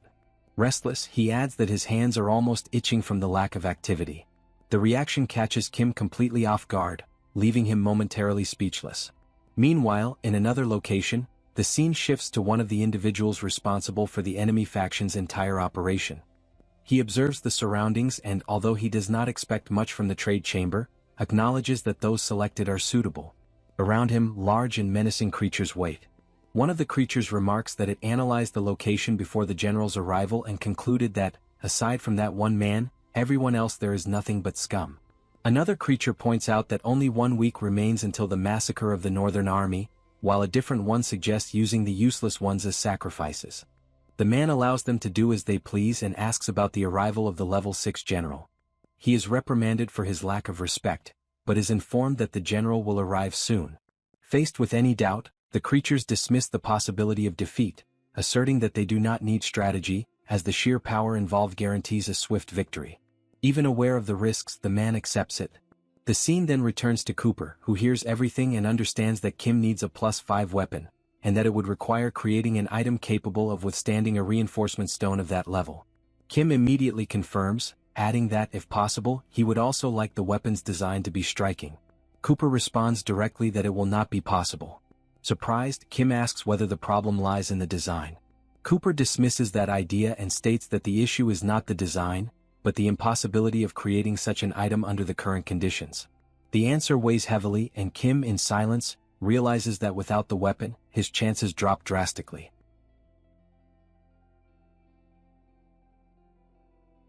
Cooper remains with his arms crossed, unsure of how to help. He explains that a mana reactor would be required to create the item, but the only one in existence cannot be used there. Building a new one would take 10 days, time they do not have, since in 7 days a portal will open in Washington, releasing the monsters from the murky world. Amid this urgency, an emergency meeting is called. During the discussion, the situation is laid out. Most of the enemies will be level 7 or B, yet there are no weapons capable of dealing with level 6 creatures. James reflects that if the stones fail, nothing else will matter, while others question why the elves would lose or disappear. It is clarified that this is not the point. The objective is preparation, and the meeting is not meant to produce a magical solution, but to bring ideas together in search of new approaches. At the table, Cooper proposes creating an item capable of storing the power of a +5 stone. However, he warns that without a mana furnace, the process would be unstable and dangerous. The object would ultimately explode with force comparable to a +5 bomb. If it is not designed specifically for that purpose, the intensity would be unpredictable. Faced with this, James asks whether such an explosion could be controlled. Cooper states that it could, at least to a certain extent, leading James to conclude that it might be possible to adjust its scale and power. Wasting no time, James grabs his notebook and begins to draw. He then shows the sketch to Cooper, asking if he recognizes the structure. Upon examining the drawing, Cooper's eyes light up. He takes the sketch and quickly understands the idea: to use the force of the explosion as propulsion. He finds the proposal interesting but questions its efficiency, noting that 45 gears would generate only vertical movement. James counters by stating that there is no inefficiency in Kim's abilities, as his products are limitless, something that surprises Cooper. Focusing on what matters, Cooper shifts his attention to understanding the engine in order to develop the concept of using an explosion as propulsion, taking into account size, weight, and gearing. As Kim tries to grasp the proposal, Cooper questions whether such a thing is truly possible and who would be capable of piloting it. The answer is unanimous: Junsu, the best pilot among them. Cooper admits that it is the first time he has seen something like this, and although he is unsure what to say, he shows clear curiosity. James reassures Kim, explaining that it is not as complicated as it seems, and that he and Cooper have decided to build it, emphasizing that time is the most critical factor. When questioned further, he states that the project will be completed quickly, as the circuits will not take long, and the greatest challenge will be getting Younggu to adapt to piloting the creation. In the week leading up to the battle, one of the knights positions himself strategically to observe the situation on the other side of the barrier. Meanwhile, Kim's team carefully organizes a plan to face what is coming, even making use of valuable resources such as the leaves of the Tree of Life to strengthen their chances. As time passes in Washington, signs of destruction are already visible in the streets and avenues. The barrier separating the two universes remains firm. On one side, humans stand armed and prepared for war. On the other, the creatures wait for the moment to advance. When the decisive day finally arrives, the day of the battle, the atmosphere is one of absolute tension. Among the creatures, one addresses a figure responsible for the entire situation, asking whether there is anything he desires or wishes to consider before the beginning. The man, maintaining a firm posture, shows no demands other than a swift victory. The creature accepts the response and orders the rest of the group to identify and eliminate enemies without hesitation. As soon as the command is given, the creatures surge forward at high speed, moving in a coordinated and relentless manner. On the opposite side, Soul prepares for combat and immediately strikes, hitting the first creature that appears before her. However, the others continue advancing, fully focused on their objectives. In the midst of the clash, one of them lands a powerful blow on Soul, knocking her down. Seeing this, a knight reacts instantly, calling out to her. Without hesitation, he aims directly at the center of the creature's head and fires. Even so, the creature's advance does not stop. Gunfire continues in succession from the army, attempting to contain the relentless assault. Amid the chaos, Soul rises again, demonstrating resilience, while the creatures press forward against Kim's forces, maintaining an aggressive pace and constantly pressuring human defenses. In the midst of the battlefield's chaos, Lancelot grips his sword with determination. Without mercy, he delivers a precise strike and decapitates one of the creatures, eliminating it instantly. However, the victory lasts only a moment. Another creature quickly emerges in his direction, ready to attack. Before it can reach him, a shot strikes it. The bullet comes from a weapon wielded by Ancelotti, who intervenes at the exact moment to halt the advance. Even so, the situation escalates rapidly. Unexpectedly, a third creature appears and strikes Ancelotti with a brutal blow. The impact is so powerful that it sends him flying, hurling him a great distance. The creature watches closely as he falls, tracking every second of the impact as if certain of its victory. But against all expectations, Ancelotti rises again and, even while injured, lifts his sword and resumes his combat stance. The creature advances toward him confidently. As he attempts to raise his arm to fire, the severity of his condition becomes clear. Ancelotti has lost one of his arms. Even so, he does not retreat. In response, the creature declares that he should be surprised, emphasizing that no dimension has ever been able to withstand their strength. At that critical moment, something unexpected happens. Suddenly, the prototype appears on the battlefield, piloted by Junsu, and with a sudden movement, it slams the creature into the ground, completely shifting the rhythm of the fight. With the turn of events, the provocation is reversed.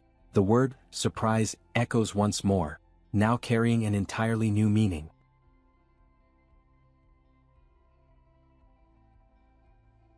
After that, Junsu hears something in the distance and notices two other creatures approaching from behind them, moving in his direction, declaring that they are going to save their partner.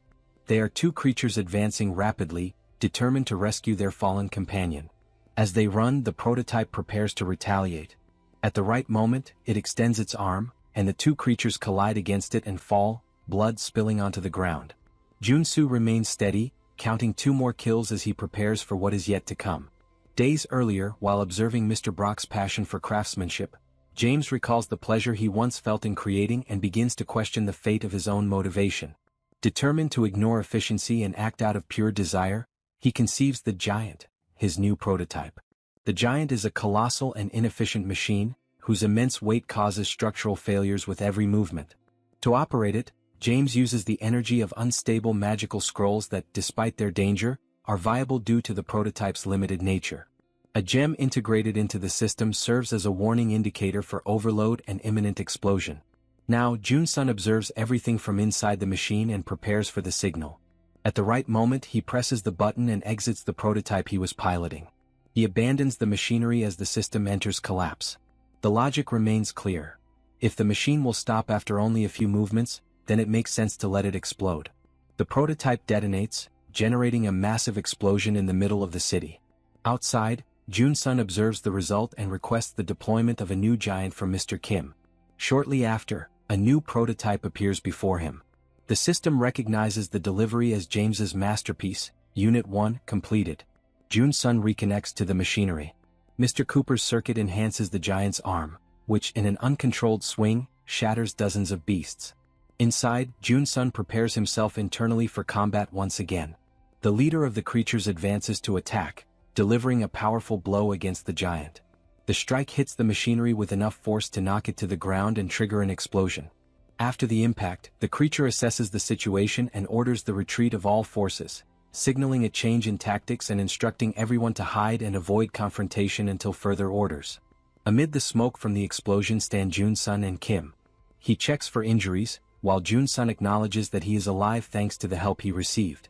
Kim reflects on the enemy's strength, noting that destroying a giant with a single blow demonstrates an extremely high level of power. At that moment, Ellie appears, holding the head of one of the defeated creatures. She arrives concerned after noticing the explosions, but Kim confirms that no one was seriously injured, while also observing Ellie's bloodied state. Ellie explains that she had been searching for level 6 enemies and believes she has found an ally of that level among them. Kim reports that a creature of immense strength destroyed the giant with a single strike, immediately capturing Ellie's interest as she begins trying to locate the threat. She concludes that the enemy advanced without a well-structured plan but quickly realized the ineffectiveness of that approach. She recognizes combat experience and caution in him, deciding that she must pursue and eliminate him immediately. She decides to leave alone and mentions that the elder cannot move due to back pain, but states that he rarely loses and possesses great experience. She considers that moment ideal to repay a personal debt. Kim watches her departure and silently questions the meaning of that debt. After Ellie leaves, Jun-sun realizes that she does not trust them, and Kim agrees with that assessment. Elsewhere, one of those responsible for the attacks reflects on the current situation. He questions the use of gas to contain the beast of the dark forest and why this strategy does not work against the Northern Army. He considers the possibility that the elders of the factory may have interfered in some way. Soon after, the leader of the creatures approaches. The entity, identified as General Deltaras, reports that Kim's group is extremely strong and that they need reinforcements. The man listens to the request and states that he does not fully understand what is happening, but acknowledges that his abilities are not working. In response, the creature suggests that he use his ability on his subordinates, proposing a reversal of roles as an alternative. The man replies that if there is no concern for the fate of the subordinates, then there is indeed a possible way forward. In another location, amid dense smoke, a creature appears with a completely altered appearance, taking on a distorted and unusual form. From a distance, Ancelotti analyzes the situation and realizes that the creature's physical abilities have been enhanced, indicating that some kind of manipulation or trick has been used. Kim worries about Ellie, remembering that she advanced alone to prevent something worse from happening, and questions whether she is safe. Ancelotti admits that he cannot guarantee her safety, but states that waiting is not a viable option at that moment. He emphasizes that those enemies were already dangerous before and have now become even more threatening. The analysis indicates that the creatures inhaled the Southern commander's gas, which could cause significant losses to the Northern Army if the situation continues at this pace. Ancelotti decides to directly assist the Northern Army, stating that Kim does not need to worry and that he will return. Then he departs. Kim watches him leave with a heavy expression, filled with concern and uncertainty, hoping that nothing bad will happen. Sometime later, at another point on the battlefield, a massive explosion occurs. The shockwave sweeps across the area, and as the smoke dissipates, Ellie emerges calmly. She demonstrates complete control of the situation, having just defeated the leader of the creatures, General Deltaras.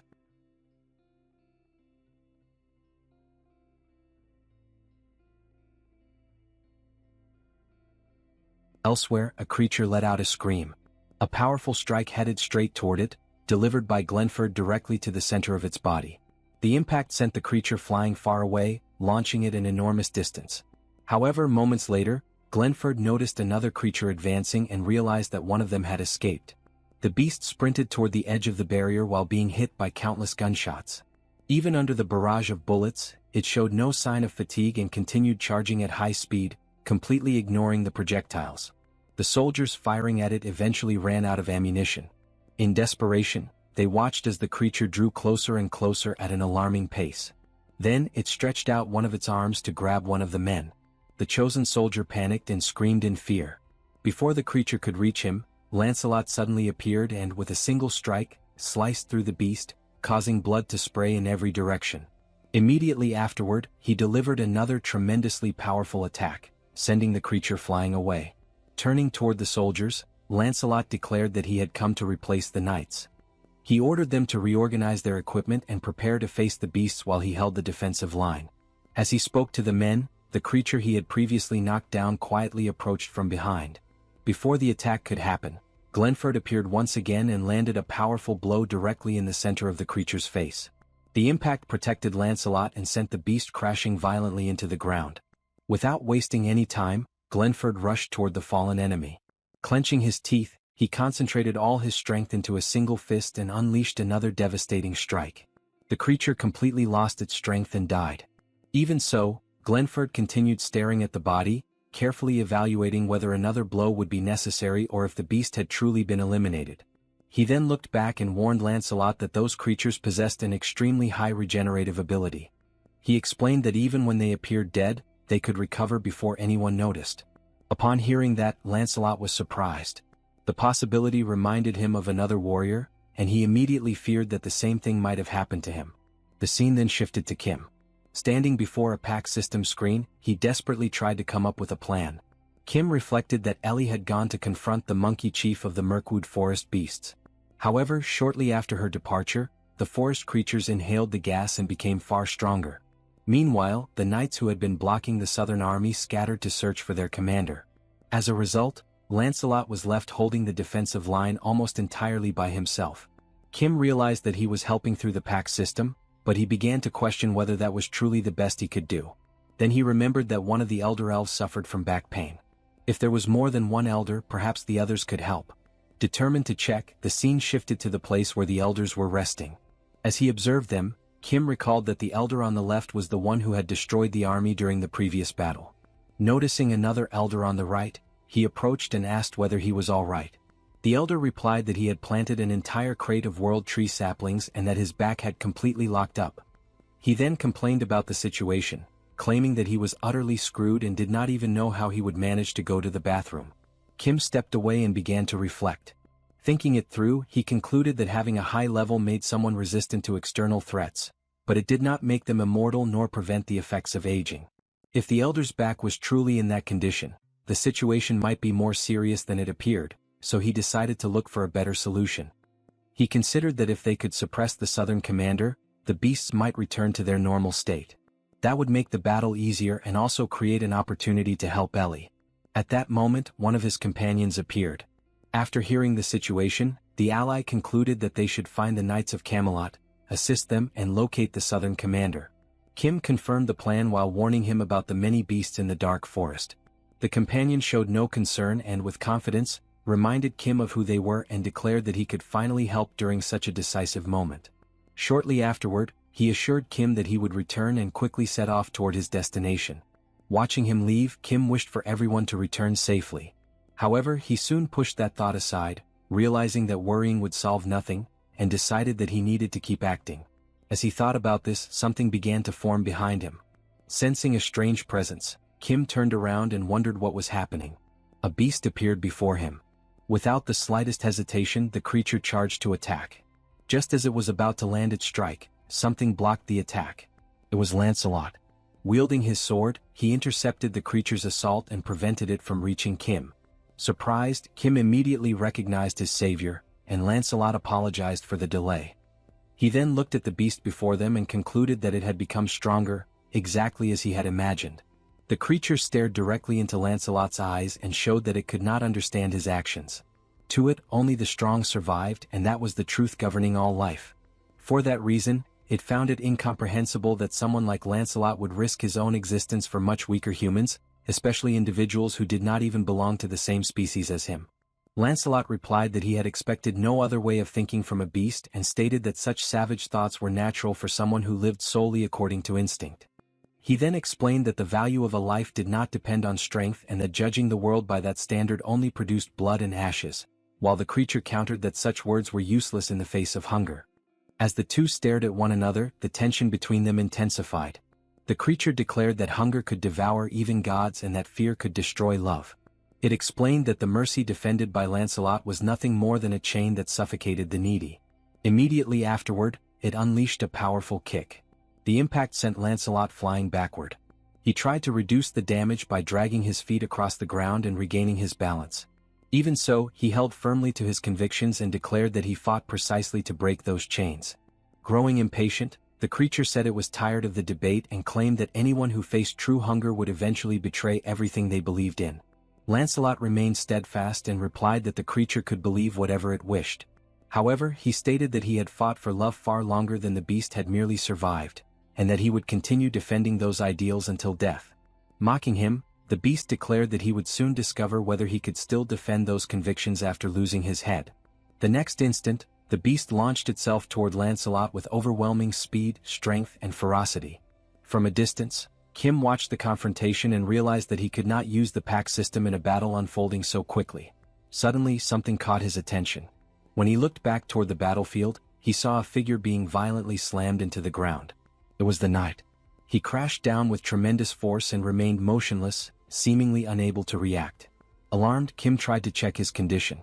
Before he could receive any response, the creature grabbed Lancelot by the head and lifted him from the ground, leaving him suspended in the air as though he weighed nothing. Holding him firmly, the beast stared at him and declared that it would consume Lancelot's convictions. Then, in front of Kim, it promised to destroy him and reveal the true law of that world. According to the creature, strength became reason and weakness became consequence, and Lancelot himself was that consequence. However, before it could continue, a hand firmly seized the creature's arm. When the beast turned its head, it found Eli standing there. With one hand he carried the defeated monkey leader, and with the other he completely restrained the creature's movement by gripping its arm. Without showing the slightest sign of effort, Eli looked directly into the beast's eyes. Then, after observing the situation, Ellie remarked that it seemed the beast was about to become the very consequence it spoke of so confidently.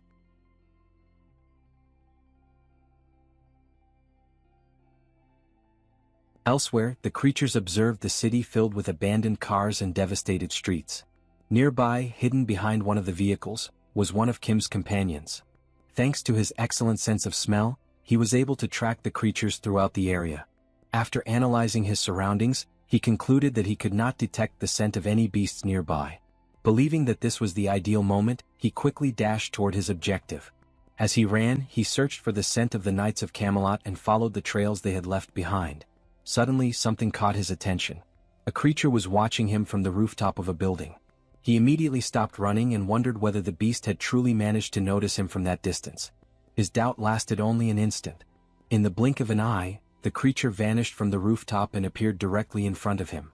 Before he could react, the beast grabbed him firmly and demanded to know who he was and what he was searching for, claiming that his movements had seemed suspicious for quite some time. However, before it could obtain an answer, a weapon appeared aimed at its head. A knight emerged and fired without the slightest hesitation, causing the beast to crash heavily onto the ground. Kim's companion and the knight looked at the fallen beast before them. Meanwhile, back at the battlefield, Ellie continued holding the arm of the creature she was facing. The beast stared into her eyes and, lowering its gaze, finally noticed that she was carrying the defeated monkey leader. Watching the scene, Kim called out to Eli. Without taking her eyes off the creature, she stated that strength could indeed become reason and that weakness often became consequence. The creature remained silent, listening to her words. Ellie then explained that the knight had not simply lost a battle. He had chosen to sacrifice himself, willing to give up his own life to protect others. She stated that such sacrifice was not weakness, but something that even hunger could not devour, and that hunger and competition were merely survival instincts in the struggle against death. However, what Lancelot sought to protect existed beyond those instincts. It was something that could not be destroyed or erased, regardless of the strength of those who opposed it. For that reason, Ellie believed that power should serve to protect rather than rule, and she declared that this was the ultimate wisdom she had found after a long life filled with solitude, death, and hunger. The creature stared at her without understanding and, irritated, demanded to know what she was talking about, causing Eli to release the defeated monkey leader. She clenched her fists and a powerful aura began to envelop her arms.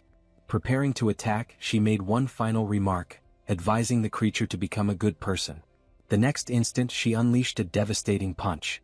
The blow struck the beast directly, causing blood to burst violently from its body as it was hurled backward. At the same time, Kim received a new message through the system interface. A notification from the multidimensional Chamber of Commerce informed him that the investment made in Merc World for that region had been officially concluded. It also notified him that the unlimited passage authorization to the multi-world dimension, previously initiated in the Washington area, had likewise been terminated. The system further informed him that the distribution of investment profits and the payment of brokerage fees had been processed and completed. Shortly afterward, another notification appeared, thanking all participants in the investment. Elsewhere, the situation finally began to stabilize. One of Kim's companions walked alongside a knight while carrying the severed head of one of those responsible for the disaster that had plagued the region. Meanwhile, Kim helped Lancelot walk after the battle. Still injured, the knight insisted that he could walk on his own and did not need assistance. Kim then acknowledged that he often apologized, but rarely expressed his gratitude. He said that he knew Lancelot always worked hard and protected him from the shadows. A short time later, in another area of the city, Kim's friend spotted someone who was injured.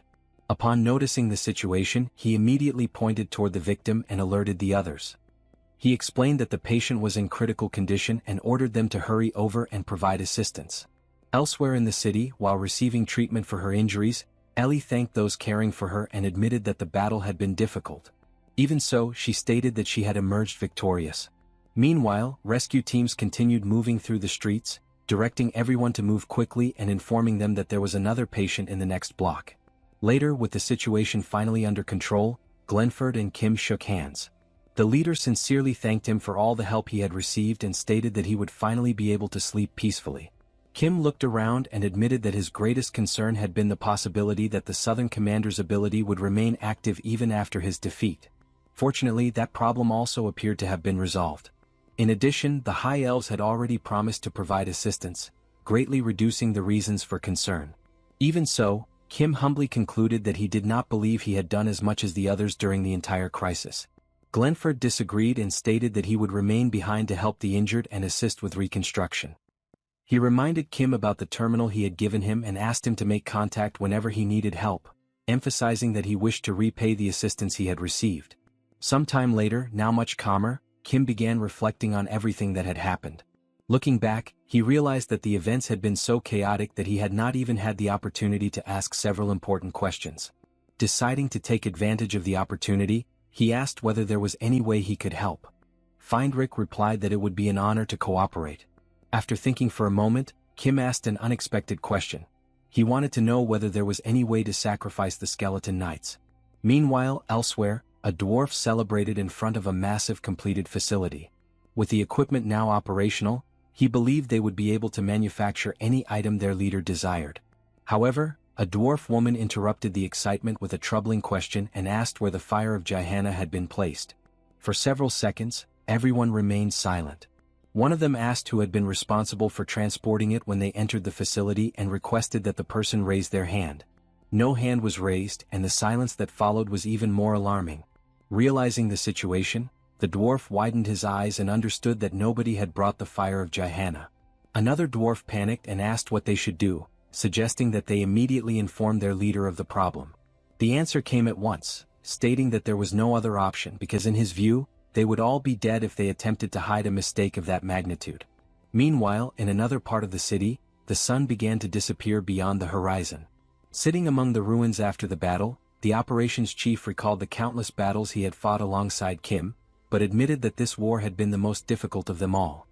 His body was completely exhausted, and he stated that he could not move another inch, even if the colonel himself gave him a direct order. At that moment, a soldier informed him of a call from headquarters. Uninterested in answering, the operations chief instructed the subordinate to take the call instead. The soldier obeyed, but shortly afterward, his expression changed completely, and he asked for confirmation of the information he had just received. When the call ended, he remained motionless for several seconds. The operations chief noticed the change and asked what had happened.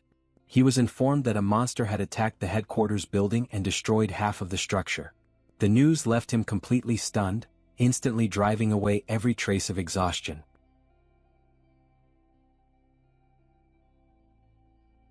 After hearing the question about the possibility of bringing the skeletal knights back to life, Findrick replies that he has already heard something similar from the elven elders. According to them, the knights suffer because their wounds continuously regenerate through the power of the world tree, while the elders' currents control this natural energy. Before stating whether this is possible or not, Findrick asks a question. He questions whether the regeneration of bodies through the power of nature can truly be considered resurrection. He then clarifies that it is not true resurrection, but merely a transformation occurring in a body that still harbored a soul. For him, real resurrection goes beyond healing wounds. It requires freeing the knights from the curse, transforming both the items to which they are bound and their own connections. Upon hearing this explanation, a dwarf shows surprise. Both Findrick and Kim turn their attention to him.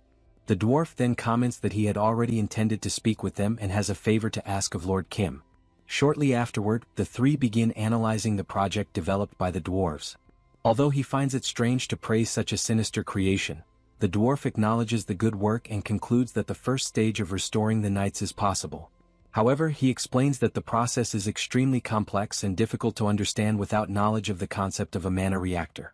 To simplify, he compares the mechanism to words or intentions transmitted to an object, explaining that when certain conditions are established for an item, craftsmen engrave a corresponding mana circuit. When these conditions are met, the object receives a random attribute or effect. He compares the process to a bet made with the object, which awaits the outcome of the promise. However, he emphasizes that useless conditions are impossible, as a grand soul requires something of value. Without fully understanding all the details, he concludes that the process resembles a conversation between someone and an object. The dwarf confirms this and states that this method allows the alteration of the items bound to the knights. The real problem is the colossal amount of energy required for this transformation, forcing him to measure the power of nature contained in the world tree in order to obtain at least an approximate estimate. Since the process will take some time, he asks everyone to continue attending to their own matters while he performs the calculations. Upon hearing this, Kim reflects in silence. He does not know how much natural energy will be required, but he possesses an almost infinite supply. Because of this, he believes there is nothing that cannot be restored. Although he feels like immediately telling the knights, he decides to keep everything secret in order to surprise them later. The mere idea fills him with pride and happiness, as he promises himself that he will give them a great surprise. At that very moment, someone calls his name. It is the operations chief, who arrives running and announces that there is a major problem. He reveals that the building of the Joint Chiefs of Staff headquarters has just been attacked. When he arrives at the scene to assess the situation, Kim realizes that the damage is not as limited as he had imagined. Shocked by the destruction, he asks what kind of monster is capable of causing something of that magnitude. The operations chief replies that it is a creature never seen before, a monster resembling a demon with enormous bat-like wings and classified as level 7. The soldier adds that even after facing multiple awakened individuals, the creature continued to carefully observe its surroundings before heading toward the coast, which, in his opinion, suggests a reconnaissance mission. Faced with this possibility, the suspicion arises that the creature came from a distant country, a hypothesis that the operations chief confirms as the most likely. The news leaves Kim somewhat upset, as everyone had just gone through major conflicts and now another problem had arisen. At that moment, through the portal, Kim asks Pax if he has received anything as well. He reports that an official document contains concerning information. The demon dimension of Permegon, which emerged through the licensing, has unified the entire European region and designated Korea as its next target for occupation. In addition, Kim has been named the representative of Korea. The soldier comments that the situation resembles the cases of the Yusin Awakened Association. However, Pax emphasizes an important difference. As a benefit of Europe's unification, a free passage portal between the two regions will be installed in 14 days, with a general warning being sent to Korea in 7 days. Upon hearing this, Kim shows disbelief. To him, the situation is already a complete chaos, and the opening of a portal even before the battles begin only makes everything worse. The operations chief then states that there is no more time to waste and that it is necessary to reorganize the forces, prepare for battle, and gather as much combat power as possible. Kim agrees and promises to do everything within his power to prepare, but he cannot avoid a reflection. It feels strange to return so soon after having just said goodbye to everyone, although the circumstances leave him no choice. After some time, Glenford intervenes and declares that it is fine. He knows that Kim helped his people when they needed it, and now it is their turn to return the favor. Then Glenford asks what kind of monsters they are facing. Kim explains that the creatures are as dangerous as Mookward, having destroyed the headquarters without taking damage, and mentions a demon dimension whose name he cannot recall. Upon hearing this, Glenford is surprised. He has already faced demons before and knows they usually resemble giant gargoyles, with massive bodies and stone-hard skin. He recalls being quite disturbed when one of these creatures advanced toward him without warning. Despite this, he managed to defeat it with a single punch. According to his experience, divine power is the true kryptonite of these demons. Glenford also mentions reports of similar appearances in various regions and that, according to this information, even reinforced bullets can barely scratch the gargoyle's resistant skin. Since they all easily fall before divine power, he concludes that this is undoubtedly the main weakness of those creatures. The scene shifts to Kim holding his sacred spear, carefully observing the weapon. In silence, Kim recalls that his weapon has been stuck at +3 due to a lack of materials. Noticing his expression, the cowboy asks if he still needs them, but Kim replies that he does not. Thanks to the Listen Mine, he now has everything he needs, and after raising the weapon to +4 with the help of Lord Brock, a new idea emerges in his mind. Remembering the dwarf's explanation, he proposes a severe condition for a magnificent soul to inhabit the spear, the elimination of 1,000 members of the demon race, and he asks for a mana circuit to be created with this requirement. Upon hearing this, the dwarf widens his eyes. To him, a truly cruel spear is about to be born. Shortly afterward, the dwarf comments that Kim has arrived at the perfect time, as the approximate calculations regarding the possible resurrection of the knights have finally been completed. He took into account the growth rate of the world tree, its scale, the density of natural power, and also Kim's ability to produce energy infinitely, estimating it at 8 units per second. After gathering all these factors, the result is revealed. It would take 250 years. Kim questions whether there is a mistake in the calculations. After all, since he can produce infinite energy, wouldn't it be possible to simply keep pouring power endlessly? The dwarf explains that it is not that simple, and that although Kim possesses virtually infinite energy, the real limitation lies in the speed at which he can release it at once. To make it easier to understand, he offers a comparison. According to the dwarf, resurrecting the knights is like trying to break a massive dam using only a small faucet. Although Kim has infinite energy, he can only release it slowly, causing most of it to be wasted before producing any significant effect. This does not mean all the energy is lost. Part of it slowly accumulates, increasing pressure until it creates a small crack in the barrier, and this is the process that takes about 250 years. The dwarf prepares to give another example, but Kim immediately interrupts him.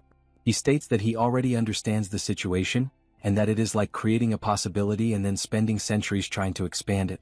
Even though disappointed, Kim thanks him for the warning and, before leaving, only asks the dwarf to take good care of the sacred spear. Watching him leave, the dwarf cannot avoid a question. He wonders why Kim is so determined to resurrect the knights. Kim replies that he tried to help in the best way possible, since the knights always take on the most dangerous tasks, but now he is certain that resurrection is impossible. The dwarf then questions whether it truly needs to be resurrection and suggests changing direction instead, proposing enhancement rather than revival. Observing that Camelot and the knights are treated as items, a new possibility begins to emerge. The scene then shifts to a blonde dwarf brushing her teeth while talking to another dwarf. She asks whether that man did not forget the matter due to being distracted by other concerns. The other dwarf agrees, commenting that although some things can be forgotten, this particular matter makes no sense to ignore. While the conversation continues, someone is holding a pencil. It is the dwarf responsible for the calculations who remains focused at a workbench drawing the new project. As his strokes move across the paper, a strange feeling of discomfort grows within him. Mentally, he tries to understand what is happening, sensing that he has lost something important, but he cannot recall exactly what has disappeared from his memory. Somewhere in Europe, a creature remarks that the journey is extremely difficult at the beginning, but that somehow they manage to reach this point. It admits that it feels strange to say this now, but acknowledges that it would never have achieved this result without the help of its chief, once again expressing gratitude for everything it has received. The chief praises its performance regarding Permegon. He especially highlights the use of gargoyles, which are rarely harmed by opponents of the same level, allowing the rapid construction of fortresses and forward bases in enemy territory. Across Europe, they have already accumulated dozens of portals conquered in battle, which are later transformed into efficient bases of expansion and influence. Although some unconquered regions still remain, the chief does not consider this a relevant problem. For him, only the correct completion of the plan remains. With so many vengeful spirits gathered, he believes he already has more than enough. He then reveals his intention to present a proposal to Barnel. The creature becomes excited at the idea of serving Barnel and states that, without the support of the Commerce Chamber and the chief, Permegon would never have grown beyond a small or medium dimension. The chief immediately reprimands its way of speaking, and startled, the creature apologizes. Ignoring the incident, he reminds it that today is the day the portal to Korea opens, and the creature confirms that all preparations have already been completed, allowing the invasion to begin immediately. Later, the scene shifts to the area of one of the portals. While observing the countdown to its activation, the creature carefully follows the final seconds. It recalls that the gargoyles will pass through the portal, build a fortress and establish a forward base, making the conquest of the region only a matter of time. Observing the operation calmly, the chief remembers the record of Luxembourg, conquered in just 1 hour and 19 minutes, and wonders how long it will take for Korea to fall. However, something unexpected happens. A sudden movement on the other side of the portal immediately draws everyone's attention. As soon as the portal fully opens, Lancelot and his entire team are already positioned on the opposite side, waiting. Upon seeing the immense number of gargoyles gathered beyond the portal, the knights remain steadfast. Then the battle begins. The gargoyles surge forward in mass, crossing the portal toward Lancelot's forces. The knights respond without hesitation and immediately engage in combat. In the very first moments, one of the knights delivers a powerful strike, scattering a large amount of blood across the battlefield. Elsewhere, Kim speaks with the dwarves about the knights and learns that it is possible to enhance them, and that during the resurrection calculations, the dwarf analyzed the circuits of their equipment and found something interesting. Kim immediately imagines that it might be possible to increase their levels. However, the dwarf denies this possibility and explains that they can modify the armor and weapons bound to the knights instead. Kim shows some disbelief at the idea, since changing only the appearance seems to be useless, but the dwarf insists that he is not joking. Realizing there is something deeper behind the explanation, Kim asks whether this means the knights will be able to use enhanced armor. The dwarf explains that, first of all, it will be necessary to conduct detailed research on the knights, analyzing their preferences, habits, characteristics, and combat styles, and then modifying the original circuits of Camelot. Holding several documents, the dwarf explains that there will be no need to create new equipment, only to modify the existing circuits, and guarantees that the work will be completed within the same day. Another dwarf agrees and begins preparations. Reinforcement stones are melted and applied to the modified circuits, causing gradual changes in Camelot. During the process, a hypothesis arises that by turning the knights into spirits, inserting them into the modified Camelot, and materializing them again, the changes may be directly incorporated into their bodies and equipment. While the dwarves work, the battle continues on the other side. A simple analysis is made. If their bodies are weak due to their level, their armor must be strengthened. If their weapons are insufficient, then the weapons themselves must be enhanced. Around them, severed monster heads are scattered across the battlefield. New monsters keep advancing without stopping, rushing toward the defenders. Amid the chaos, one of the knights raises his gaze to the sky, and upon observing movement above him, he realizes that the gargoyles are maneuvering in the air. In the next instant, various objects slice through the air and strike the creature's mid-flight. Without understanding what is happening, the gargoyles are hit one after another. Farther away, Mordred continues launching projectiles at the flying monsters with impressive precision. Seeing him in action, Bedivere questions why he abandoned his post and crossed such a great distance just to participate in that battle. Mordred simply replies that he is sorry for taking someone else's place, but still believes he must do at least this much. If he cannot help in this way, he feels he has nothing else to offer, and therefore asks to be allowed to take on that responsibility just this once. Bedivere sighs and admits that he would also like to test his own strength after becoming more powerful, but ultimately lets the matter go. Meanwhile, attention returns to the battlefield. Lancelot's forces continue observing enemy movement when they notice two figures positioned on top of a building. On the other side, the chief also spots the knights and, out of curiosity, asks about Permegon. The creature states that despite the efficiency of the gargoyles, it is time to use something even more dangerous. letting matter devour the enemies since even the vengeful spirits have not produced satisfactory results. At that very moment, a sudden change occurs on the battlefield. A female knight feels a strong gust of wind suddenly rise around her. Confused, she watches the gust circle around her body before condensing into a single point in front of her. Little by little, a dark mass begins to take shape. The knight observes the scene in shock as countless spectral presences merge within that swirling vortex. Realizing what is happening, she immediately calls Lancelot's attention. The captain observes the formation for a few moments before concluding that it is a specter. While the creature continues to form, Kim receives a message through the communicator. Lancelot reports that a specter has just appeared on the battlefield. Assessing the situation, Kim asks for more details, and Lancelot explains that it is not an ordinary specter, but a single entity formed by the fusion of countless specters.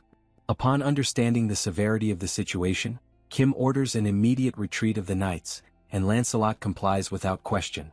Knowing that specters are immune to conventional physical attacks, he commands the immediate withdrawal of all forces under his leadership. As the knights fall back toward the portal, one question lingers in Lancelot's mind. Why would a demon dimension be controlling specters? While retreating, he cannot avoid an unsettling suspicion. Perhaps there is some connection between those enemies and Barnel.